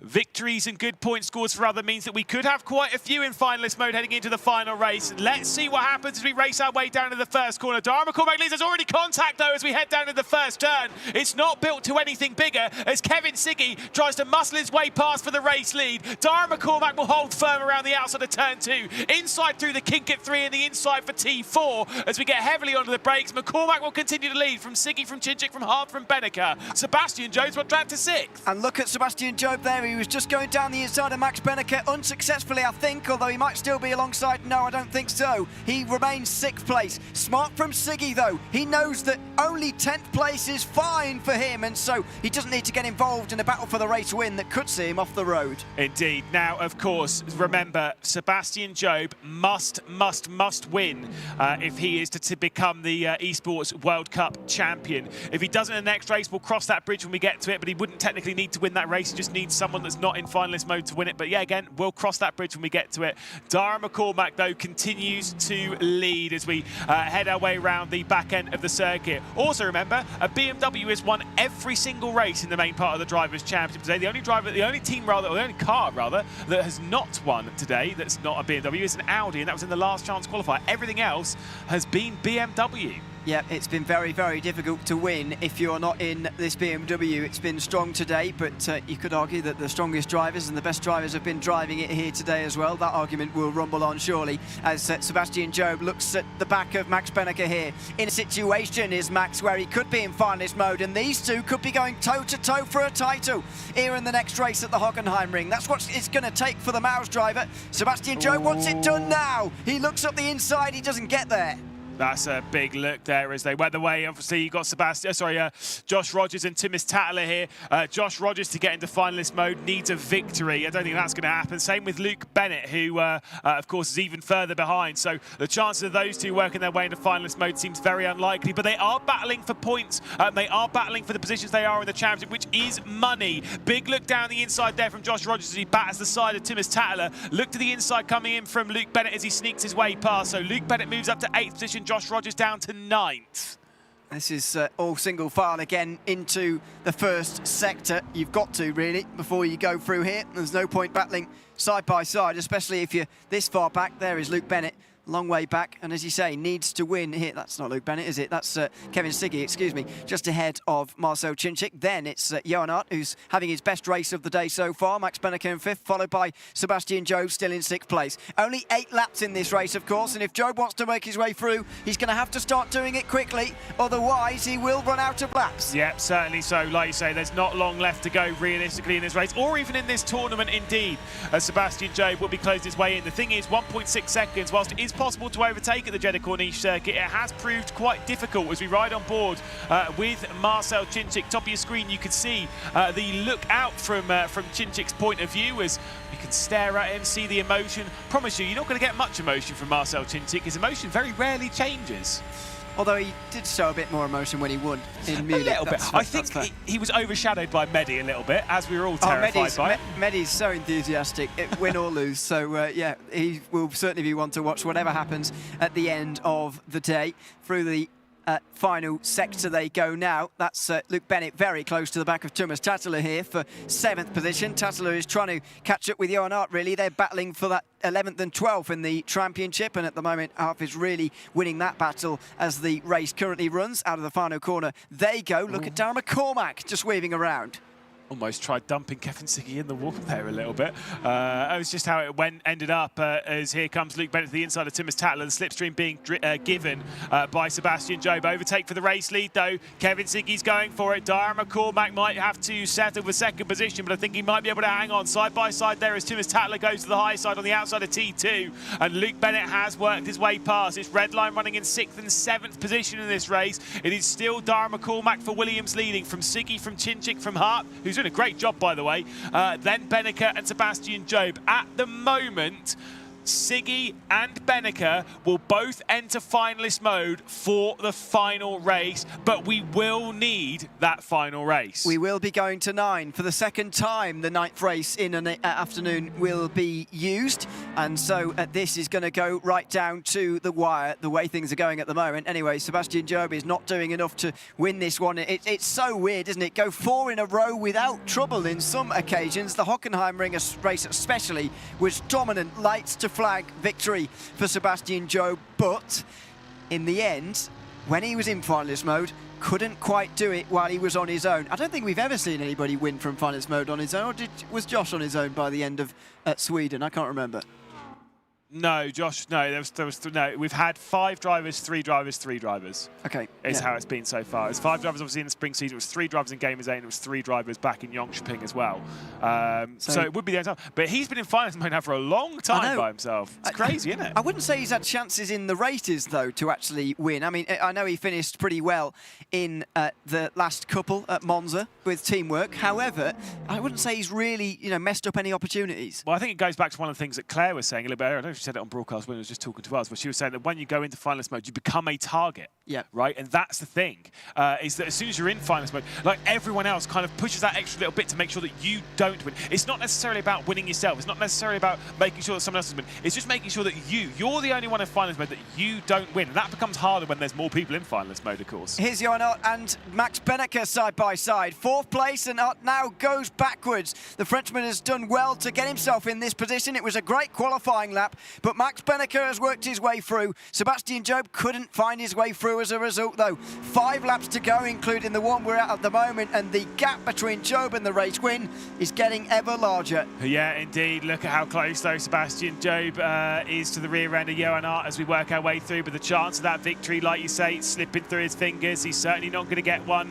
Look at it here as we head our way through. It's all coming down to qualifying, where he was so meticulous in qualifying earlier on in the day. When he took those 4 victories, they were all 4 from pole position, if I'm not mistaken. And the thing is, if you want to win that race, if you want to win this one, if you want to win at the Hockenheimring, it must be from pole position. That's how you take control yourself. And Sebastian Jobe's not really giving himself. That's the thing. He's just not helped himself with the qualifying being a little bit mid-tier. In these last 3 races, yes, but don't forget the last time we were at the Hockenheimring, I'll bring it up again. He was absolutely supreme, and so if he does that again, I don't think any of the others really stand a chance. Darren McCormack just breaks the slipstream on the back straight there for Kevin Siggy, as Jobe was looking up the inside there.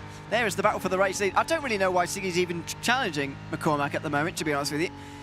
If I was him, I'd be staying behind and just banking finalist mode, and then thinking about that when we get to it in a few moments' time. Yeah, I don't... What's the points gap between... Because this is the thing, is now we might need to talk about points gap. And the points gap between Siggy and Jobe is probably... It's not going to come down enough. So basically what we're saying that for is that if it comes to the finalist, the final race in race 9, it can come down to points in that race. Obviously, those that are in finalist mode, if they win, they still win the whole competition.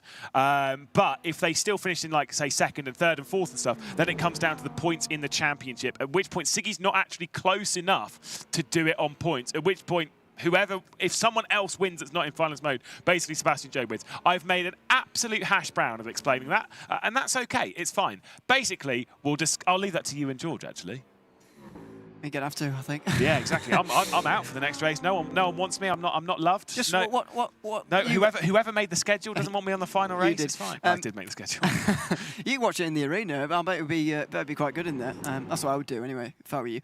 Oh dear, as that was off the road for Kevin Siggy. Speaking of, he just decided to go a bit wide at turn 10. I'm sure he didn't mean to, but he did run that little bit wide after taking that little bit too much speed. Johann down to 7th now, and that has allowed both of the Team Redline drivers to move on forward. Luke Bennett needs to win here, though, and so does Sebastian Jobe. It doesn't look like Redline are going to be taking a victory with either of those drivers. No, indeed not. As we head our way through, it's just not looked the dominant force that we were expecting. It does seem as though there might be a non-BMW victory in this race. And to be fair, I think do you know what? I think it's fairly fitting if Dara McCormack is to win, because he's been so close a couple of times today. And I won't take the commentator's curse, because I know I picked him, but I don't accept that. Luke Bennett's right on the rear end of Sebastian Jobe. I wonder if he will go for a move here, because he could kind of maybe do with an extra couple of points. Exactly, yeah. And yes. Sebastian Jobe's not going to win this race, so it almost makes more sense for Luke Bennett to be ahead of Sebastian Jobe. Yeah, because at the moment, Bennett would be ahead of Josh Rogers, and that would further put him ahead of Josh Rogers as things stand. So that would make a lot of sense, I think. Let's see if they actually do that as we ride aboard with Dara McCormack, aggressively weaving from side to side here to try and break the slipstream. Don't think he should be too worried about that, really. Kevin Siggy is fairly far back as things stand.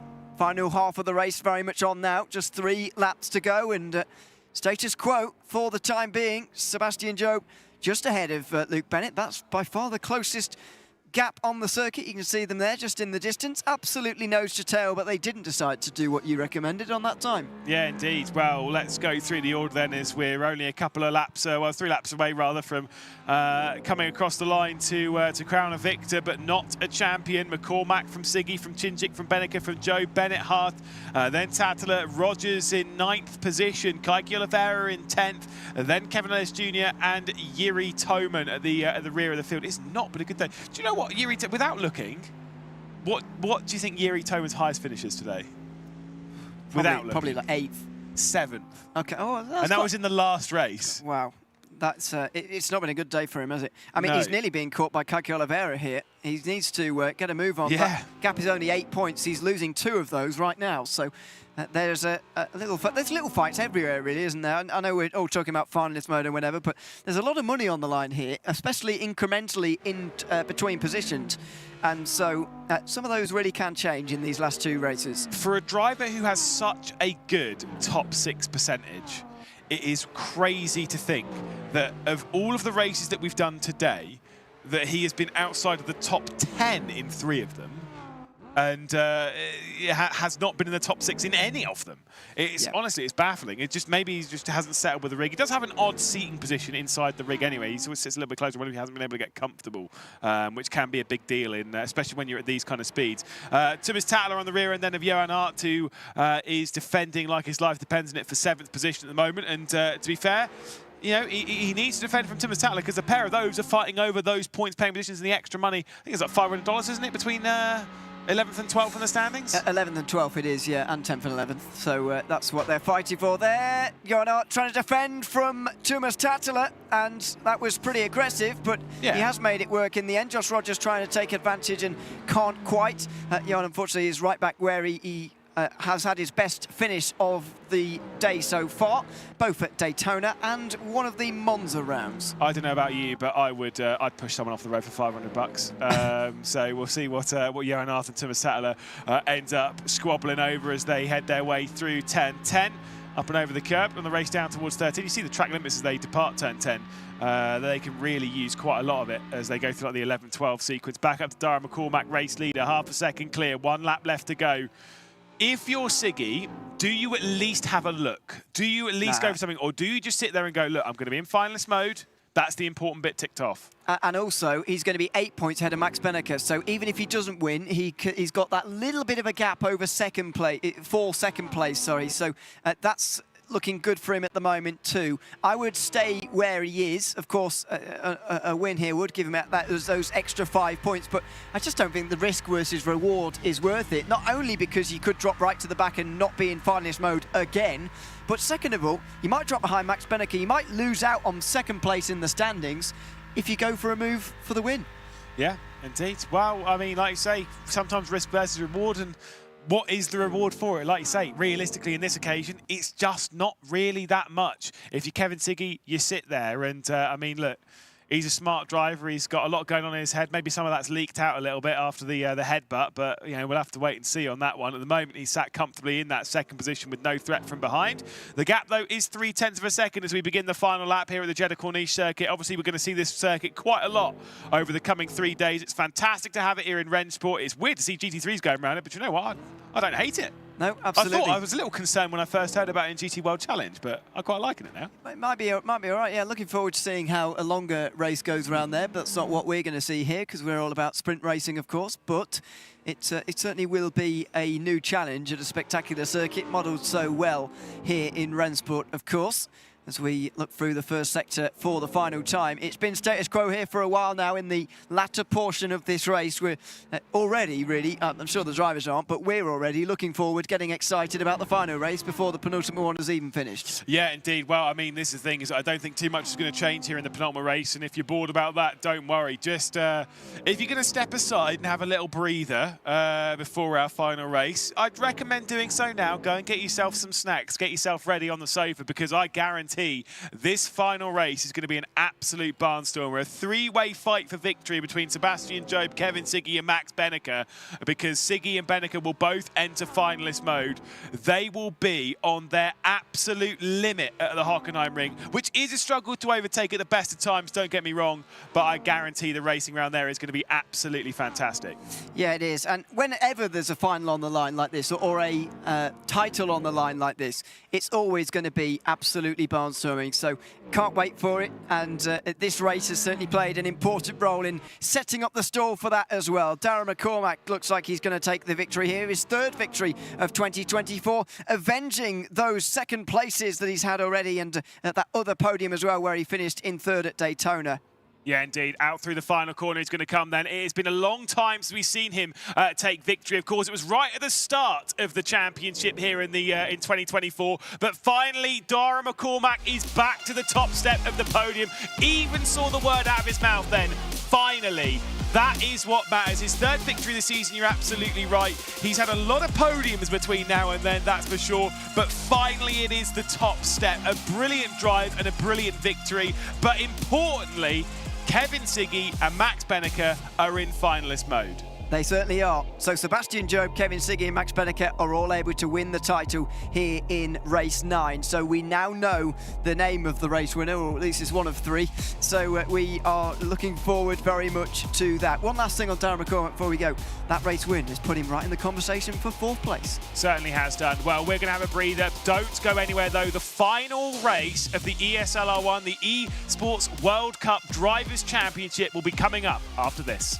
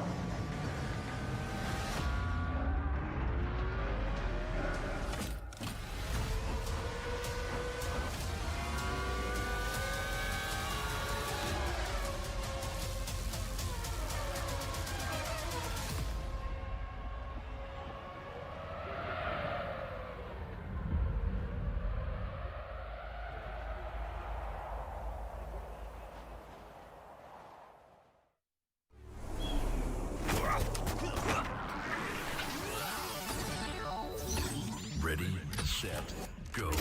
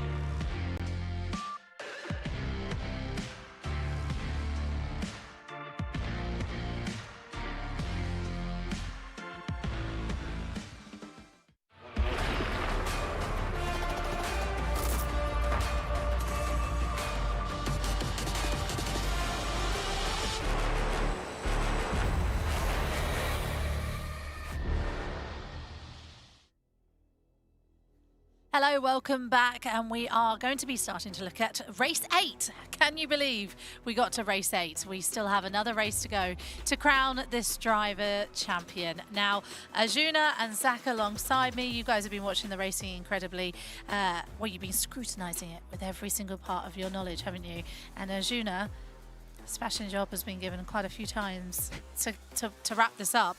I don't mean to put pressure on him, but you can really see, we saw after he didn't get pole position, how much it meant to him. His head was in his hands. He's really starting to, and I don't want to say the cracks are starting to show, but fatigue is starting to set in maybe. It's a long day. It's a very long day here for the first day of 4. Let's not forget, this is just the Drivers' Championship. Teams take the focus tomorrow.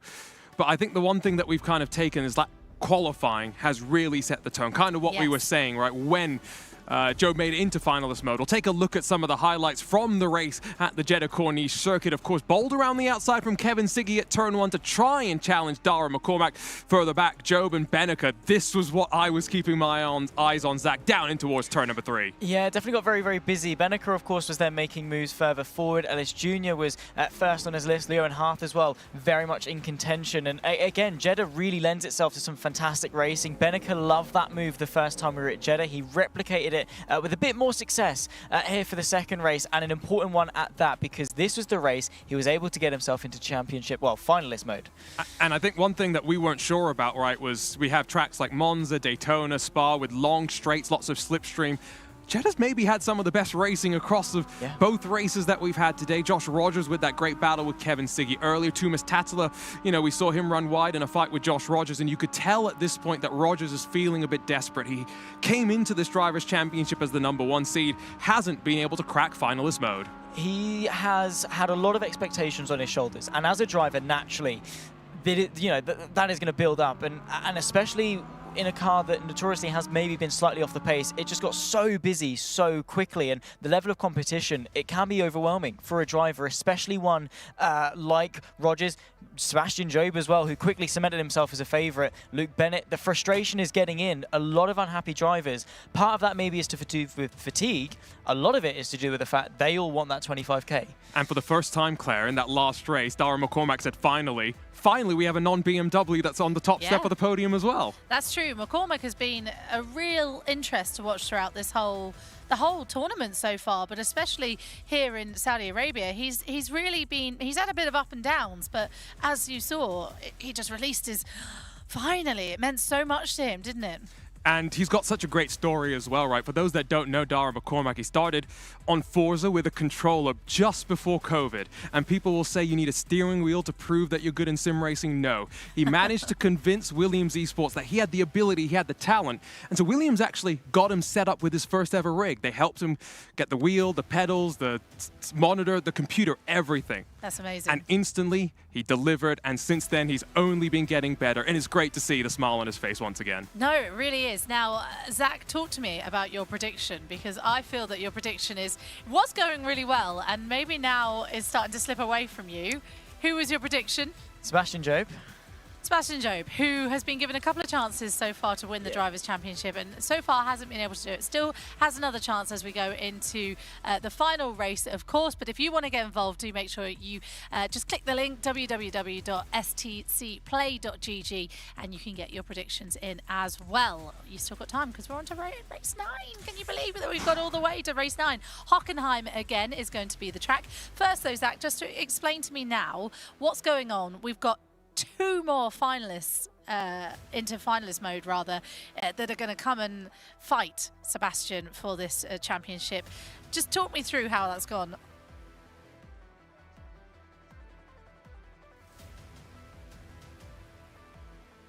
The day, and with so much tension, Sebastian Job, of course, he is required to deliver. Like, after getting into finalist mode so early on and having so many chances, I thought it was wrapped up at the first race at Monza. I think you did as well. There was a chance we were like, sweet, we're done for the day. Like, and I think some of the drivers did as well. And then it was a poor qualifying. And then it was a poor turn 1. Yeah. And then it's just spiraled into that. It's very easy for when you're on form to go from one thing to the next. But then when you're off form, to then it just have a steady decline. So it swings and roundabouts. And remember what happened the last time? We saw those great track pans at the Hockenheim ring. You remember the last time we were here? Yeah. Sebastian Job pole. And then Sebastian Job, as soon as he punched the throttle at the start, no looking back. These one-shot qualifying sessions are so pressure built, right? You think about Formula One. You get 3 15-odd minute sessions, right, to build up to get to your fastest lap. Here, it's go out and get it perfect, or in Kevin Siggy's case, headbutt your wheel when you get it wrong. Yeah, we need to work out what's going on there because he's got 2 bumps now. I don't know if he's got 2 more headbutts. He had he had a plaster on one, and then anyway, we'll find out exactly. I'm sure Morgan is down there to find out exactly what's going on. No, but it is really interesting because we kind of. For us, we're not racing out there, so we're not really taking in how much it kind of means to the drivers. But for Sebastian Job, he will be heartbroken at this point, won't he, Zach? Because he's had such a good run, and like we say, you know, just fallen off it just slightly, and it's not a nice thing for a driver to go through. It isn't, and that mental game. I mean, a lot of drivers, sim racers in particular, actually consult with sports psychologists. Yeah. I think a couple of our teams actually do have that sort of mental assistance, especially coming into an event as big as this. Yeah. You would be surprised as to how much toll that can take. In the real world and in the sim world as well, I mean, as a driver, you start doubting yourself. And with anything, the moment doubts start to creep in, that's then when they become real. You've got to have that self-confidence so that you can go out there and deliver. If you go into a qualifying lap and say, I'm going to mess this up, you're going to mess it up. If you go into there and say, I'm the top man, I'm going to go into this, I'm going to get pole, your likelihood of doing it is much higher. All the BMW teams had a great boot camp, however you want to call it, with Formula Medicine, physical boot camp. They went and did yoga on the beach, which some enjoyed more than others. Yeah, I love a bit of yoga. Exactly, on the beach as well, right? As long as it's not raining. But Good point, yeah. A great way to build up some of that fitness, right? And the other part of it, like you say, some of these teams are working with mental coaches, and so BS Competition have brought Tyler from Mind Frame Performance to help them. Williams also work with the same group to really dial in, because so much of sim racing, we talk about muscle memory, right? And really being kind of a robot at the end of the day and repeating your movements. Can't do that in these land situations when the pedals might be a little bit different to what you're used to. You've got the lights, you might get a cameraman suddenly in your eye line. So how do you adapt to that situation, and how do you perform at the highest level possible? Zach, that's such an important point, because land racing, in how we're doing it in the arena, is completely different for these drivers. Like you say, camera people just walking past, or just in general, the lights being on you.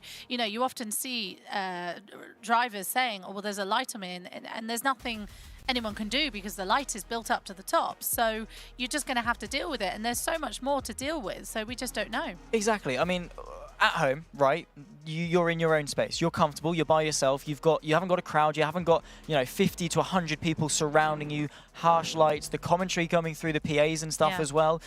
And also, you're right, the equipment. A lot of teams will have the same wheelbase, the same pedals, even the same monitor and sound systems to make it feel as familiar as possible. But at home, you get into a comfortable position and you stay there. You do not mess around with the settings every 5 minutes. You get into a LAN event, you've got, say, half an hour's practice. You're spending that half an hour adjusting the seat a little bit. How far away do I want the pedals? How comfortable can I be? Everything makes a difference at this level because of the margins are so slim.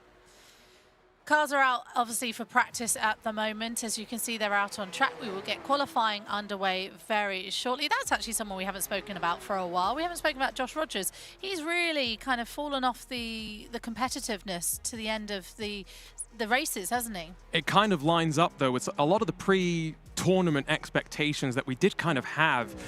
Not just about Porsche, but I think in some ways Porsche Coanda as well, where we knew the car maybe not as strong as it's been in previous LAN events, but maybe also some of the other Porsche teams, G2, FaZe, having the opportunity to put the pressure on in that team championship to be the best of the Porsches. And so it's going to be interesting heading into tomorrow. I think one thing that we have kind of touched on, right, is the fact that red line of 3 teammates in this respective drivers championship. Rogers is by himself, so he doesn't have any help. He doesn't have anyone to talk about how the track's been going, what he maybe needs to improve.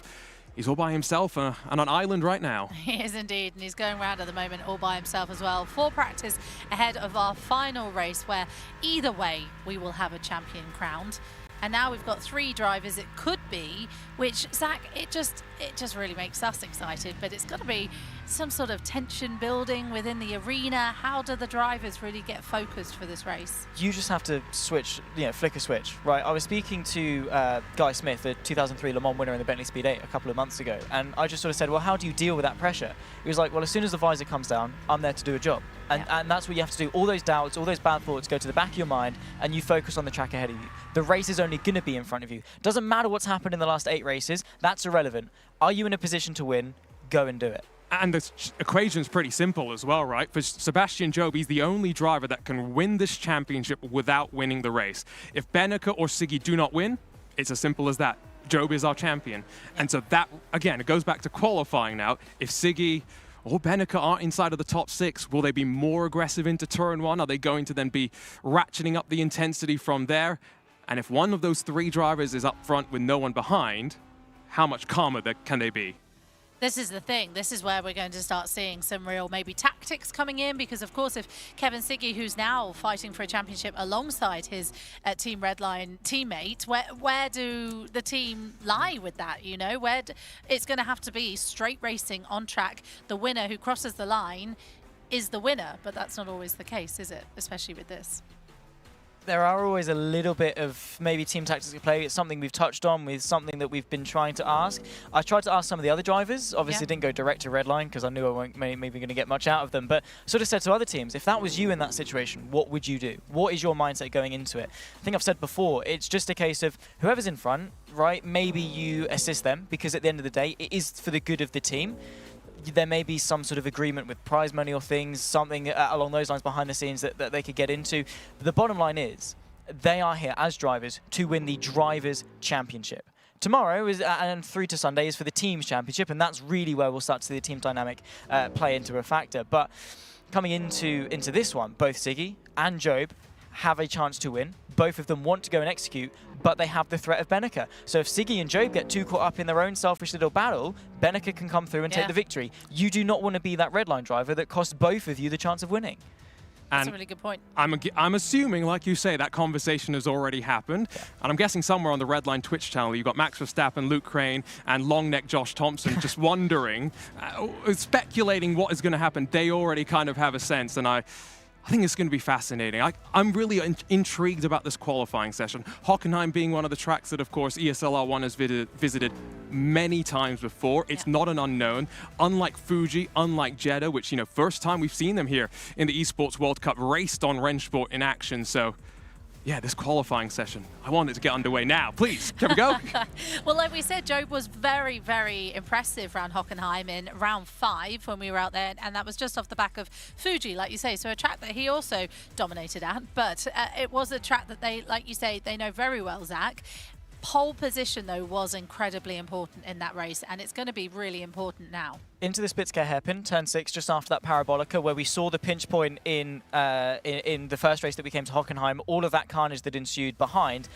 very much can happen again. In fact, I'd probably say it will happen again, especially with the tensions that are coming into this race. The champion will be crowned this race.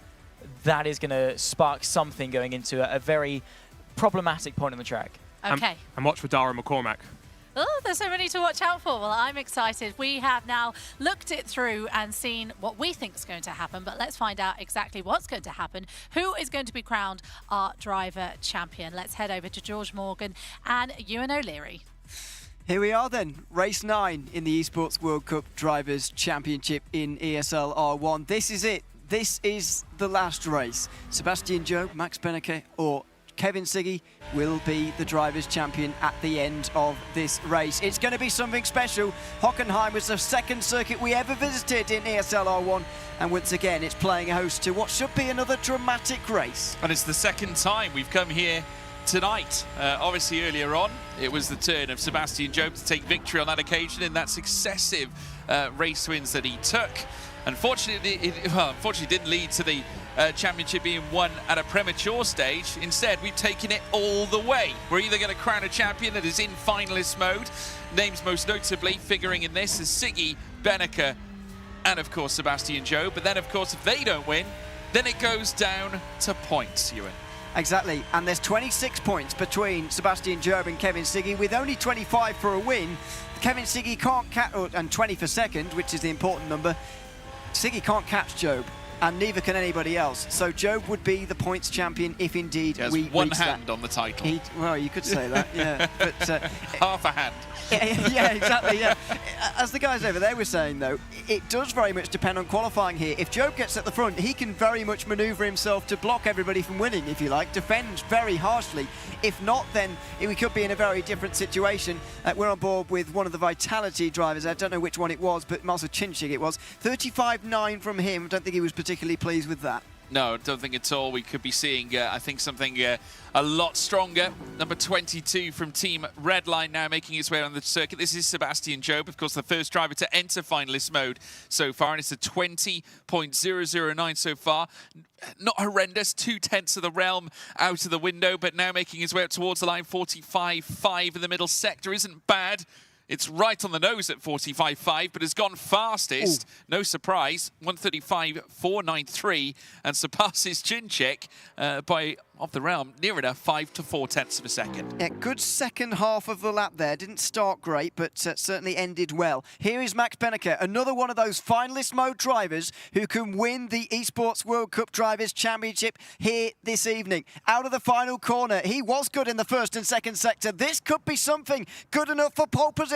Over the line for Max Beneke, a nod of the head, a pole position provisionally for Max Beneke. And interestingly, that would have been good enough back in race 5 for pole. Smack bang, 0.08 of a second between Beneke and Jobe here in this, well, at this moment in time. Joshua Rogers coming up next, who has had a really tough day at the office. In fact, it's been a tough day for Porsche Coanda as a whole. 20.015 in the first sector, not beyond the realm. 45.712, however, in the middle sector is not ideal. Coming through across the start-finish line, and he is over or nearly 4/10 away from Sebastian Jobe in second place. And here is Kevin Siggy, a 35.5 from him in that first race we saw back in race 5. As things stand, he's right there or thereabouts. Both of his rivals have done 35.4s, putting the pressure on the Slovenian here, who's teetered on the edge of finalist mode for ages. But now it's time for his moment here. Over the line for Kevin Siggy, and he goes to pole!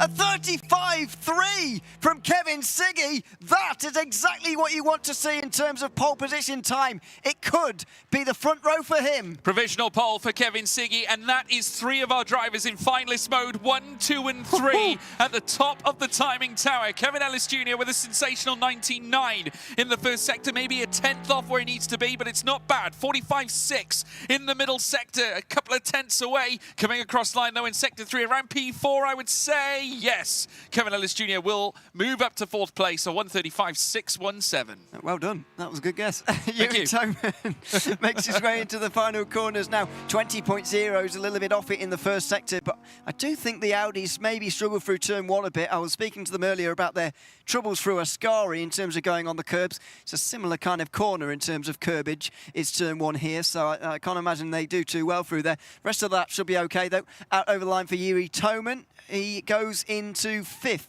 for the moment, quite considerably ahead of his teammate. Yeah, he is. Chinchik must have had an issue somewhere along on his lap. Well, he would have done to certainly drop a 1:35.916. Certainly not, I would say, in hand with what he can deliver for Team Vitality. A 20.1 in the first sector, not ideal at all for Thomas Tattler. 45.5 in the second sector, around a 10th off where he needs to be, but coming through the final corner now, out of Sud Curve at 16, now towards the line. Where is he going to go? 6th fastest ahead of Joshua Rogers. So Team Falcons midway in the pack. Yep, Thomas Tattler has kind of been there for most of the day, just 11 points behind Johan Hart, and that's the only position he can get from here. They're fighting for 11th and 12th. Kaki Oliveira is looking to get ahead of Yuri Toman. They're fighting for 9th place in the driver's standings, and that's pretty much all they can get, 9th or 10th for the both of them. Toman is currently in 5th place. Kaki Oliveira is not going to be 5th because he's got to slow down through, I'm going to guess, turn 1. 21.5 will put him right at the back in 9th place. Yeah, almost 2 seconds actually off the pace in the first sector, which is not ideal. No doubt to slow down, playing its own hand in that case. 20.1 for Dara McCormack is not ideal either, around 3/10 in that first sector. Lost 45.6 in sector 2 means that he's of the realm, 2/10 off the pace, and Dara McCormack not happy at all with that lap. Crosses the line, will no doubt go higher, you'd fathom, than Josh Rogers. Does go 7th fastest to 1:35.845. Next up, Luke Bennett. Now this could be interesting. Luke Bennett's going well here, and if he gets himself amongst the top 3, it could be interesting. Let's say in race 9, don't forget, the Esports World Cup Drivers' Championship has to end here. We will find a winner, and Luke Bennett might well be one of those drivers to change the outcome here as he tries to search for 4th place in the Drivers' Championship at the end of the day. Over the line for Luke Bennett now, it's 3rd place. That very much sets the cat amongst the pigeons. Well, what he's done is he's separated his teammate from the top 2. I mean, obviously they'll still start in the second row, Sebastian Job and Luke Bennett, but still Job would still want to be in the fight with the front end. Do it in finalist mode. Do it where it counts. I mean, regardless, obviously, the championship is in his favour, but no doubt he would want to win when we move into our next race. Johan Hart now makes his way up towards the line. 20.0 in the first sector is not ideal. 45.5 is of the realm. Sector 3 not bad, but only enough for 9th fastest, just behind Dara McCormack. So it goes the way of Kevin Siggy. There he is, the lump on his head, not phasing him, clearly. The pole time in the race 5, Excellent by the way. Oh, very good. Pole time in race 5, by the way, was a 35.4. Kevin Siggy was able to find a 35.3. That's exactly where you want to see in terms of the actual absolute best, in terms of actual LAN event pressure all on, one-shot qualifying. That's the kind of best of the best that you can see. We've just seen something very special from Kevin Siggy, but we're going to see a very special race coming up here as well. 3 of the finalist mode drivers are in the top 4 on those first 2 rows. Like most eggs, he's cracked it. Incredible job for Kevin Siggy. Top of the shop, and will start on pole position. Has got some good company around him, including Max Benneker, who has already gone twice back-to-back at Monza, no less. Now we're heading to Hockenheim, of course, another flat circuit in the heart of the Rhine Valley, near Baden-Württemberg, of course, but has gone through many track changes in the past, synonymous, of course, with the likes of Formula 1. Many great championships have come and raced here in modern times, but nowadays we're going racing at ESL R1 at this very circuit. Always great to come here to Hockenheim Ring, and I must say that was a very stirring qualifying session, tantalising, really whets the appetite when you've got 3 of the finalist mode drivers up at the very sharp end here, Ewan, and I think this will speak volumes. We have got the results coming up very shortly as well, folks, so do stay tuned, but incredible to see this lineup we have here. Yeah, let's have a look at those qualifying results now. Kevin Siggy on the pole position, the only driver to get a 35.3.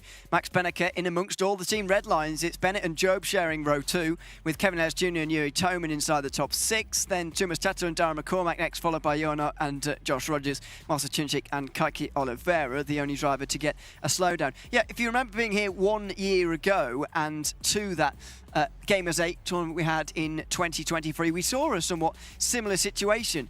Top 3, or 3 drivers in finalist mode. It wasn't race 9, admittedly, it was race 6. However, 3 in finalist mode, in the top 3, having a battle between themselves. Max Benneker was one of them, and so it feels like history is repeating itself. It does feel like that, it has to be said, and it could be the case that he could go back-to-back at Riyadh with ESL R1 championship wins. I mean, to go from Gamers 8 to then taking the Esports World Cup, I mean, that's got to play in some part to a triple crown of sorts, isn't it? I would imagine, at least a double crown, I think, at this stage. But to do that would be absolutely sensational. You would not write off Max Benneker to do that, certainly based off what we saw last season. We saw the raw emotion when we were in the arena at Riyadh last year, and we're back in the arena again, and this time, once more, showing that prowess at Monza as well, of all places, back-to-back, just stamping his authority. He's been in this game now for a very, very long time, since 2011, no less, and now all that experience, that pace, the drive, everything that he has got underneath him is here at the forefront. But first and foremost, he needs to break down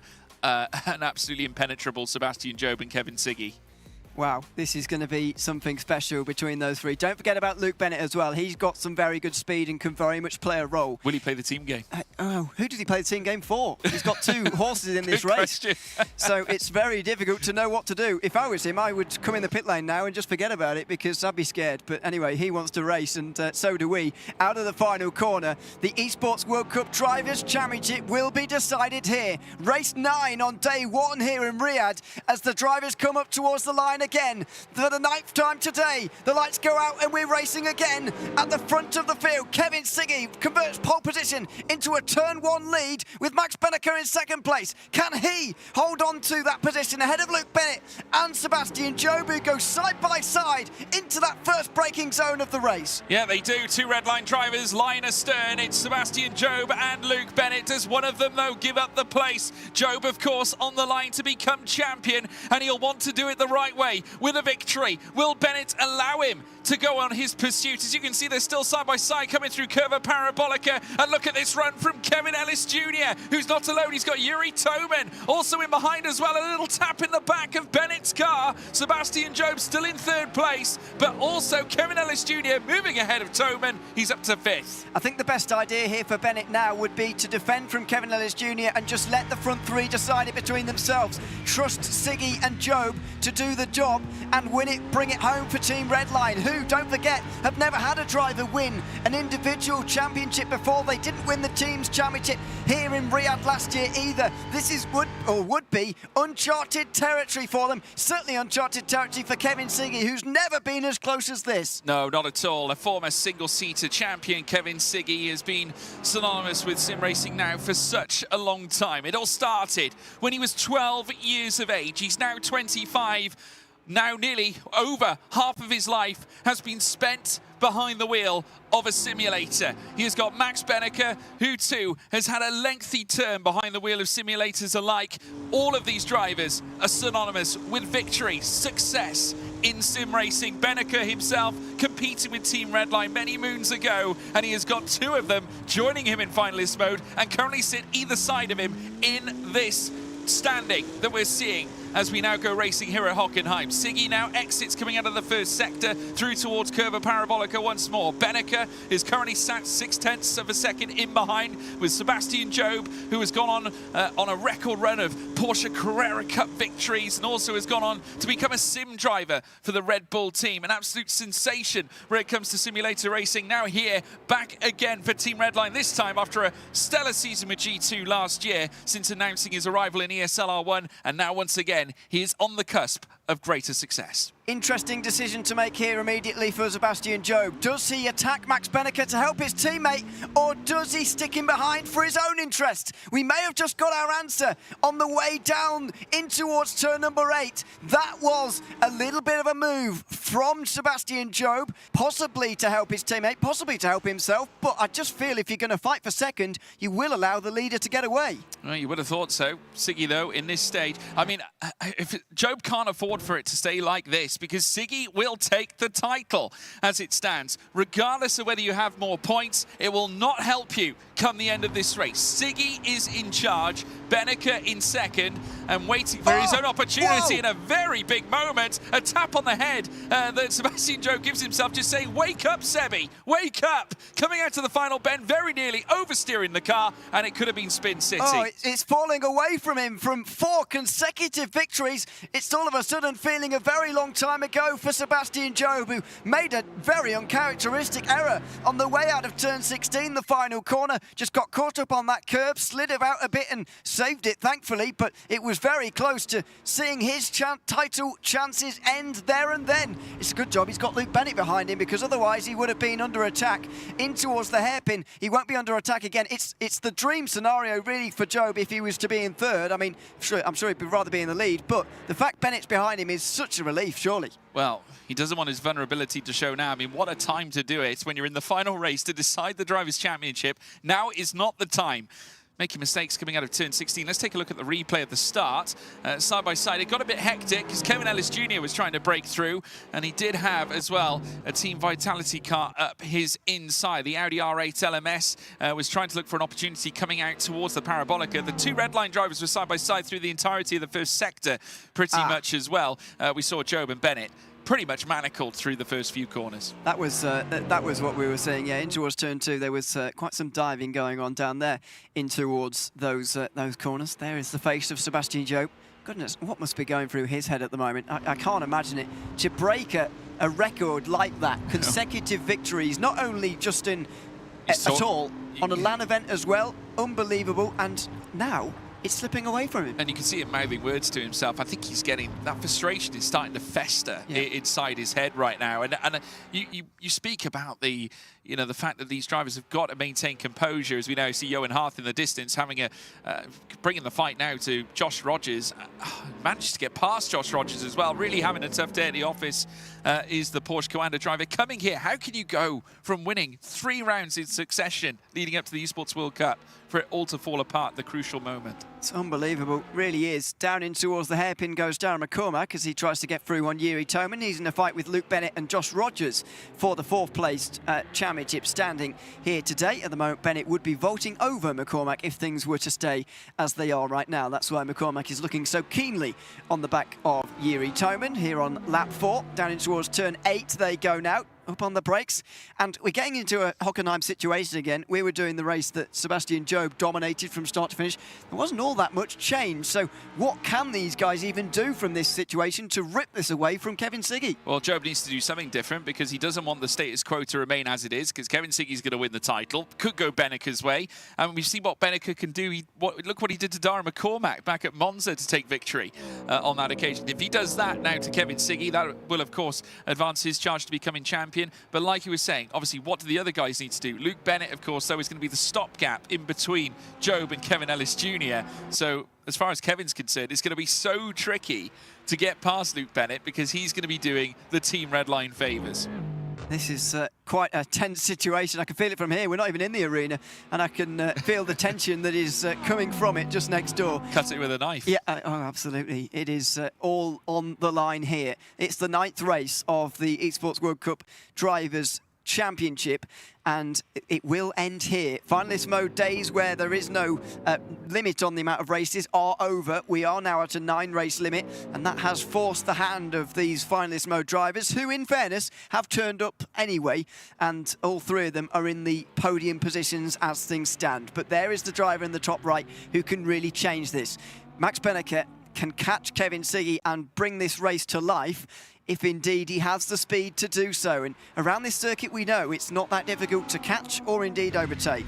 No, we're beyond the halfway point now in this race, halfway through lap 5 of 10. Sebastian Jobe still nursing a gap of 7/10. It's fairly equal between Benneke's two opponents. Of course, the one in front, Kevin Siggy, around 7/10 away. Sebastian Job around the same. In fact, it's starting to drop within 7/10 of a second now as they swing through the ending stage of this lap. Of course, Sachs curve and then coming through towards Sud curve out of turn 15 and 16. Still Siggy in control and holds the fastest lap of the race. Doesn't even need the slipstream to make that happen. I mean, what this would mean to him to win this title. If we look back 12 months ago, we saw his anger and frustration there on show at Gamers 8. But now, a very different set of affairs. Maybe the bump on the head has done him a favour. Give him a knock into life. Yeah, maybe. It's a good theory. He's certainly doing well for the moment. And one other interesting thing, actually, by the way, so many unique things about this. But actually, one other thing I think that just maybe says more about the way this event has unfolded compared to some of the others. If Kevin Siggy or Max Benneke were to win this, then that would be the first time the driver with not the most points has won. Yeah. Normally, finalist mode gives that chance to drivers who don't have quite as many points to win, because if this was a regular championship, Sebastian Job would be home and dry by this stage. But he's not, because a race win can change the game. However, in the first 3 events, Marcel Chinchik, Max Benneke and Josh Rogers all had the most points anyway. So actually, it didn't change the overall champion. This would change the game. This would allow someone without the most points to win the title as a whole. And I think that's a really unique and a interesting thing about this format we've never seen before. Yeah, and it raises questions about how clinical drivers are as well, because when we look at Sebastian Job, the amount of opportunity he had prior to any of the other drivers becoming part of finalist mode, you know, we haven't seen anyone else being able to be, well, no one else has been in quite the same position as Sebastian Job, because he's had so many races where he has had the opportunity to take the championship. Kevin Siggy has only had it for what? Well, is it? I think it's just this race now. And now he has an opportunity to do it in one race, which I'm sure is something Sebastian Job would have loved to have done a long time ago. Yeah, absolutely. He's had plenty of chances to do so. It was at this circuit where he got into finalist mode for the very first time for race 6. He's been in finalist mode now for a 4th race. That's the tied most of anybody's ever achieved. Marcel Chinchik also had that in Munich back for the spring major. So, yeah, it was a tied most for Job, excuse me. Siggy and Benneke, only the one. I'm not sure if we've had only the one before. Maybe we have, but I need to stop going on statistics that I'm not really sure of the details of. But anyway, he's certainly only had one this time round, and he is currently delivering. However, that gap there just looked a bit smaller to me. Look at the timing screen. It's now half a second. Is Benneke just starting to wind this up and put that pressure on Siggy in the final 3 laps? Just a little bit of race management, I think, on part of Max Benneke. Not too concerned about really making a very early charge. He had plenty of laps where he could sit behind. We still have 3 more to go. Siggy just nursing his car along out in front. Sebastian Job has actually stolen the fastest lap away from Kevin Siggy as well. Luke Bennett is dropping further and further back now, 0.5 of a second away from his teammate in 3rd place. Benneke's starting to lurch closer, and Siggy is going to be very watchful in that rear view mirror, because he knows exactly what Benneke is capable of. And if we take a look at some of Benneke's form over the past successive times, obviously in history, we've seen lots from the man representing Mouse. Of course, was a round winner back at Orchard Road in round 2 during the course of the team's championship, and since then has taken victories in Hockenheim in quarter-final action and semi-final action in the Drivers' Championship, where we went to visit during Drivers' Championship round 1. So it's not like it's alien form from Max Benneke. On board with Yuri Toman at the moment, who's just trying to hold on from Dara McCormack. Toman trying to stay ahead of Kaki Oliveira in the Drivers' Championship, and at the moment is doing enough to achieve that with 6th position in this race. There is a look at Luke Bennett, who's just in behind Sebastian Job, trying to catch up to those front 2. Benneke is getting that little bit closer though, and how must it be to be Kevin Siggy at the moment with all that pressure on him? He's, again, never been in finalist mode before. Benneke has. He knows what it feels like. He knows what it feels like to do it here. There must be so much pressure on the Slovenian now. No doubt. All the way from Maribor in Slovenia, as you so rightly say there, Ewan. But again, a driver who harbours a lot of experience, has spent over half of his life competing at the highest level. Still out in front by just over 0.5 of a second. Maximilian Benneke, who hails from Germany.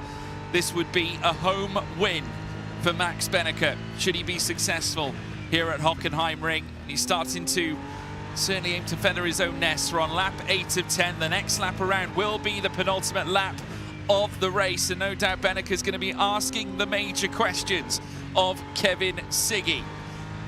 And despite his favourite racetrack being Spa, Kevin Siggy, this is a vastly different concern with it being so flat. No elevation changes here, apart from the time where you fly over the curbs, as these drivers have done so heading through turn 1. Can Siggy bring it home, Ewan? He's got just 2 laps to do it. This is a very tense situation indeed, and I don't know which way this is going to go at all. Kevin Siggy is under huge pressure here from Max Benneke, who is applying that to the best of his abilities, but we know it's relatively difficult to overtake round here. It's not quite like the Nürburgring or Orchard Road that we've had in previous editions of ESL R1 competition. However, it is one of those that is a little bit tricky as well. So Max Benneke is going to have to work on this. Right up to the back of him through the hairpin that time, almost touching him, going on to this final lap in a few moments' time. This is it for the World Cup. This is what it comes down to. Yeah, just a few reminders gifted to Kevin Siggy from Max Benneke saying, listen, I am still here, with those glowing yellow eyes now peering in the back of Kevin Siggy's rearview mirror. Max Benneke is starting to roam closer. He is within 5 tenths. He's closing up to 4, and they're coming in towards the Mobile 1 curve, and a trip through Sachs will then tee up a run through the final couple of bends on this circuit layout before they venture on to the final lap. Kevin Siggy, who has led all the way so far from start to finish. It's been a stellar performance from the man from Maribor, but now this time the German is starting to close up to the back of him in a bid to become champion at the very track that sits within his own homeland, to become a home race winner here on this occasion, to make it win number 3 in the Esports World Cup and settle down Kevin Siggy. But first and foremost, they've got to get through the first few corners. I don't think that was a good run through turn 1 for Benneke. I just heard him lift off slightly through the opening corner there on the exit. This is it now, lap 10 of 10. This is the World Cup. This is for the World Cup now for Max Benneke. Is he close enough to Kevin Siggy to rip this away from the Team Redline driver? The first Redline driver to win an individual drivers' championship in ESL R1, down into the best overtaking opportunity on the lap, and it doesn't happen for him. Well, let's just say, coming out of the hairpin, the momentum still favouring Kevin Siggy, but Benneke is still very much there. It has been a long stretch since Siggy last won a race here tonight. Of course, last time he won was at Spa in our opening race, but this time around, Benneke is going to try and ensure that he has a chance to make it victory number 3, but Siggy is doing a tremendous job of marshalling this gap, ensuring it stays above 4 tenths, or at worst 3.5 tenths, as they now fly through Mobile 1 curve for the final time. It's Siggy on top, looking to take this crown, and his first ESL R1 crown. And the first race he's ever been in finalist mode for. It's unbelievable. Kevin Siggy won at the start of the day at Spa. Now all of a sudden he's got a chance to win here at the Hockenheimring and take the whole thing. Out the final corner he goes. Kevin Siggy is the Esports World Cup Drivers' Champion here at the Hockenheimring. He puts his hands to his head. He can't really believe it. Max Benneke couldn't quite get there in time, and Siggy has done it. Take a bow, Kevin Siggy.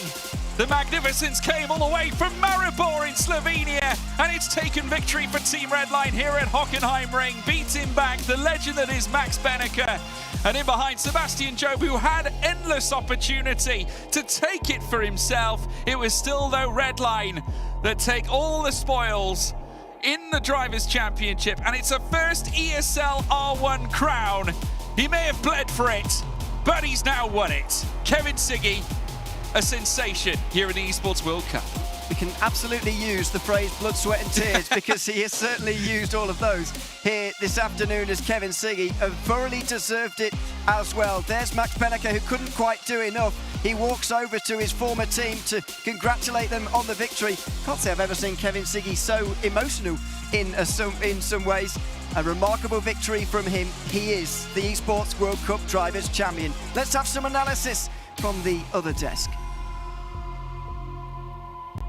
Thank you so much. Yes, well, what a race we saw at the end. It was a bit more quiet than we're used to. And however, it is Kevin Siggy, as we understand, who is the driver champion in the ESL R1. I mean, would we have really thought that coming into this? I don't even know if I can catch my breath. Arjuna, did we ever think there was going to be Kevin Siggy? I think if you had said it after the midway part, people would have thought you were a bit crazy. The form that he had, though, in those first 2 races, that's the Kevin that was the champion-elect in many ways, right? Moving himself to the front. But what a final race, right? Put it on pole, never looked back. The drive of a champion. Turns out he just needs to headbutt a few more wheels once in a while. Yeah, well, I mean, he's got 2 bumps there, and I'm still wondering if it was 2 bumps of, 2 separate things, or we'll find out from Morgan, I'm sure, or we'll find out in the interview. Cam, for yourself, I mean, we say how we're shocked, but like Arjuna says, he did take pole position in the first race. He won the first race, and he was quite consistent until I think it was Hockenheim race 5, where suddenly he just dipped down to 8th and then really struggled at the lower end. Yeah, absolutely. The first 3 races, he was on the podium. He was the one going forward. Then it was, of course, Job, who came back in the mid part. But then when the pressure came, he started to fall away. And I think he is going to look back with some sort of regret how he maybe handled the qualifying over the course, especially of those few races. But then when it came down to it, Kevin Siggy had the opportunity in his hand and he took it. If he bottled that qualifying in Hockenheim, it probably would have been Max who took the title, but instead he got through lap 1 and was able to hold on to it. Benneke's an interesting one as well, because he was really holding back the Redline Racing team behind him. He was like, absolutely not. But unfortunately for the final race, like you say, it was Siggy who managed to get pole position. And after that, Arjuna just managed to control the whole race, really. Yeah, and we were watching and like wondering if Max was going to be able to close, right? He tried. That final lap, he got within half a second for the first time and almost 5 laps at that point. But I think... well, again, it just goes back to that qualifying. It sets the tone for the rest of the race. We know it's difficult to really make moves at the front when drivers have that clean air to take advantage of. And I think for Benneke, he can't look back at this event with his head held down, right? He did the best that he could. He wasn't necessarily the favorite to win the championship. He still made his way forward to second and brought the fight to the best BMWs that were here today. He had no teammates. He'll go into the driver team championship, I should say, knowing Yuri Kastorp and the rest of the Mouse team, Moritz Lohner and Christopher Dan Beats. There you go. I can get all 4 names off the top of my tongue. They will have confidence, I think. And now, BMW's winning all but 1 race. That's a storyline to talk about as well. Of course, Kevin Siggy is the story that we will be talking about, and get the reaction, of course, and we will see the driver being crowned champion rather as well. We have to mention Sebastian Job, though. He had such a chance, didn't he, to win the championship, and unfortunately, just at the end, it fell away from him, didn't it, Cameron? Yeah, and in some ways, it's possibly worse that his teammate actually won in the end, because all we saw in the pictures there was Bennett and Riyadh. They were all there congratulating Kevin, but unfortunately in the background we did see Sebastian just looking quite disappointed, I think. And with how he came out, he had nothing to lose initially, but then as soon as he had something to lose, he just lost that 10th of a second in qualifying, maybe just a little bit of confidence, and that was enough. So that's something to look back on and reflect on and try and work with maybe his team, some engineers to try and find out. And it's one of those things, it's percentage game and 1% here and there, and unfortunately, he lost that, and then that was all it was. Arjuna, could it be down to the fact that when he came into this whole Esports World Cup this morning, it feels like it's been a couple of days, but this morning, he didn't have anything to lose. He could throw everything at it, and then as soon as something became, important and he started putting something on the line, it became harder. There may be an element of that, but when you have a driver like Job that's raced at the top level, won iRacing World Championships, the Porsche Esports Super Cup, I think there's also an element of that fatigue that surely did come into play, right? It's going on just past 11 local time here. Some of the drivers fairly jet lagged as well. And so I think one thing that we have to consider is that's a streak that we may never see repeated. 4 poles and 4 wins. It was incredible. How much did that take out of him mentally? Yeah. And then did he have the energy to push for the rest of the day? Very quickly, Kevin Siggy, he was the impressive person out there, though, wasn't he? Oh, absolutely. We were speaking about this actually during the race. Like, he's not necessarily the person who'd go out and say, oh yeah, I'm going to be the champion, but he is always there. And when it counted, he was able to turn that on. And that is so impressive because any driver would really know what their sort of maximum level is. And he probably went slightly above that. Yeah, indeed. Well, I believe that our champion is standing by, of course. So I think it's time for us to head over to our host, who is waiting and standing by to bring us all of the action. But we'll come back to that just shortly. Go on, you were going to say something. Yeah, I've got something to say. People have bets, right? Yeah. What do you think Kevin Siggy's going to be doing tonight, outside of celebrating? Sleeping. No. Snacking. No. Practicing? Dyeing his hair pink. Dyeing his hair pink. We'll see if he shows up tomorrow with that. Let's head over to Atik. And here we are with our driver champion, Kevin Siggy. I'll be honest, I am happy for you because I predicted that you're going to win. I'm the only one. And by the way, this is the only prediction that I got right in the whole EWC. So how does it feel actually winning this tournament? Oh, thanks for the prediction. I mean, yeah, I would assume no one really predicted that I would win. But yeah, I mean, winning this is amazing. I mean, being in this country and everything, competing again in Riyadh it's amazing. And getting the win is obviously a big step in my career. Luckily, I got it to work at the end. I mean, bit of bruises a little bit because I was really annoyed at Monza. I mean, it felt like I started off very strong and then just plummeted down. But then thankfully somehow it just like adrenaline shot up after that, and yeah, I managed to get a good lap in. And you managed also to win this tournament, but there is still another competition with the team champion. So how's that gonna go as well? Well, I think it's gonna go great. I mean, we've got powerhouses in the team. I think Bennett unfortunately couldn't show all of his pace today, but I am very confident that he has a lot of it. And Sebi, I mean, you've seen it the whole day. He's won 3 races in a row, and he's absolutely mental in qualifying pace. It's just a shame that we really lost a little bit of focus in the end. But overall, I think even with Jeffrey, we might smash it. I mean, there's obviously a big chance that someone else might still beat us. But I think we're confident in our abilities, and we can still manage to get it. Well, good luck then. But right now, congratulations for winning that driver champion. Congratulations again. So, ladies and gentlemen, please give it up one more time for our driver champion at EWC ESL R1. Kevin Siggy!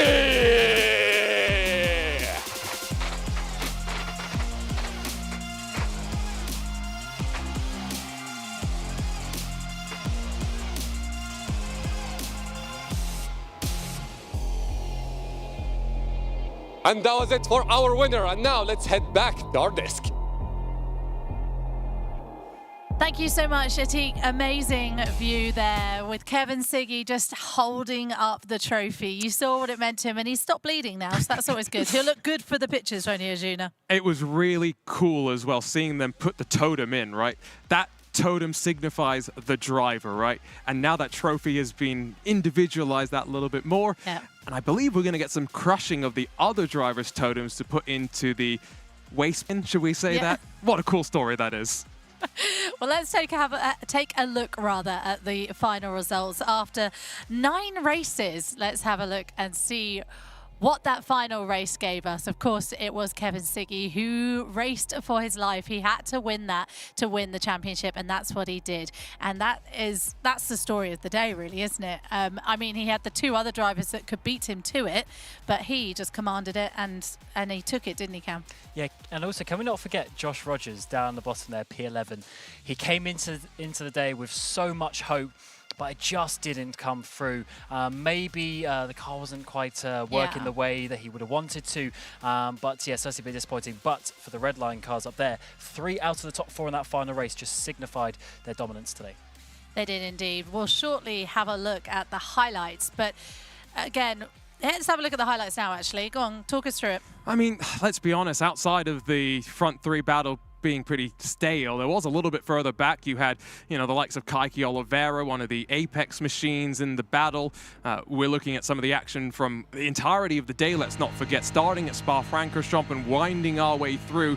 So many different tracks, so many different races, but the BMW straight line speed on display at the top of the kennel.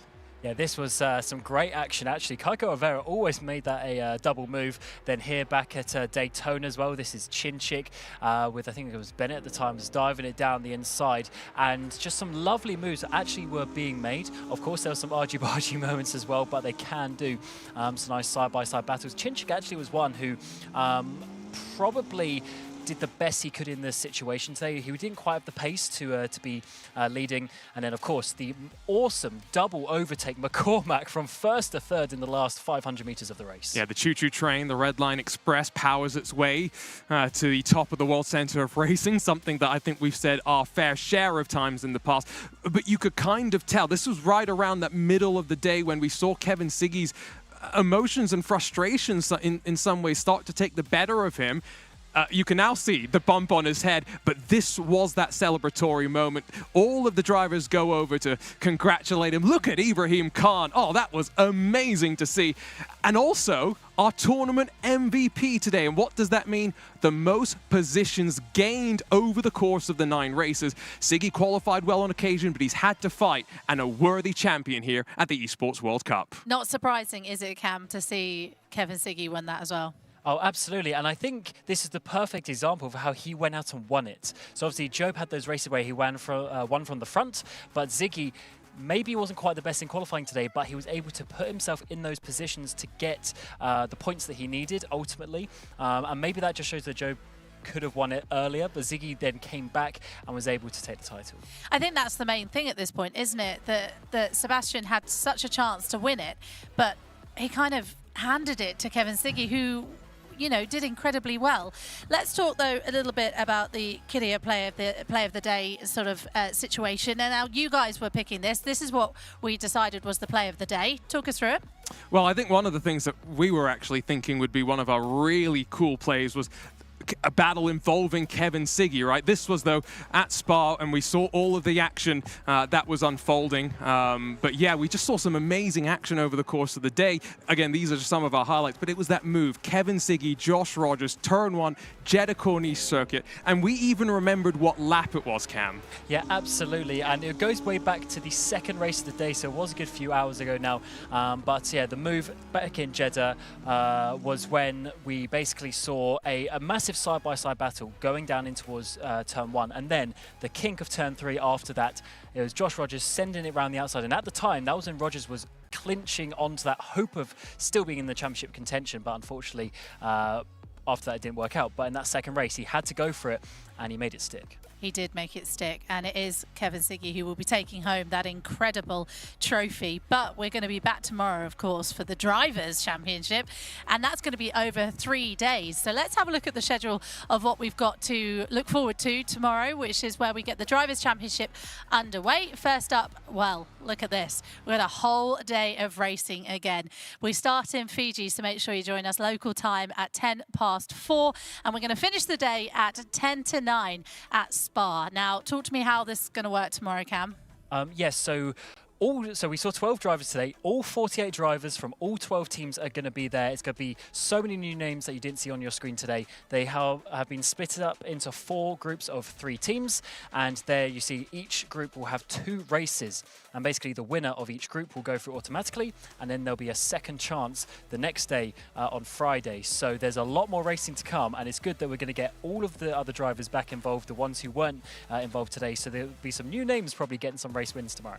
Yeah, we've got lots of new names. How many drivers is it? 42, 48? I was going to say 48, but and 12 teams. So we've got a lot of racing to do. Guys, how much have you enjoyed today? What was your favourite moments? We've obviously spoken about the Kydia day, moment of the day, but go on. Kevin Siggy headbutting his steering wheel. Okay. I was going to say the same. Okay, all right. And for context, I was sitting right behind him, and I didn't see it. Jakub Maciejewski was next to me and pointed it out, and then we saw Kevin start to touch his head. We started to see the blood. But maybe that was the thing that turned around the day for him, right? So again, I've got to say that is, without a shadow of a doubt, blood, sweat and tears moment of the day. Blood, sweat and tears, exactly. It was Kevin Siggy's day. He is our driver champion. We are going to be crowning a team champion over the next few days as well. So do make sure you join us. Guys, thank you for joining us. Please make sure you join us tomorrow from 4:10. We will be racing again. Join us then.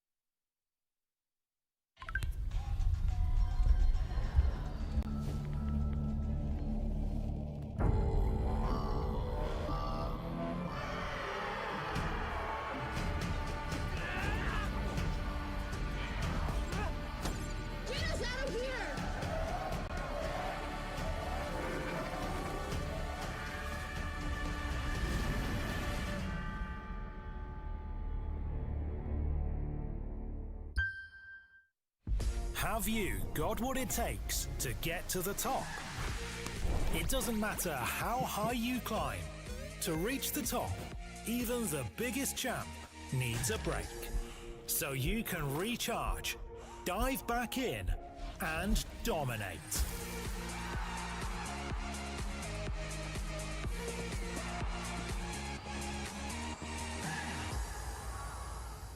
Have a break. Have a Kit Kat.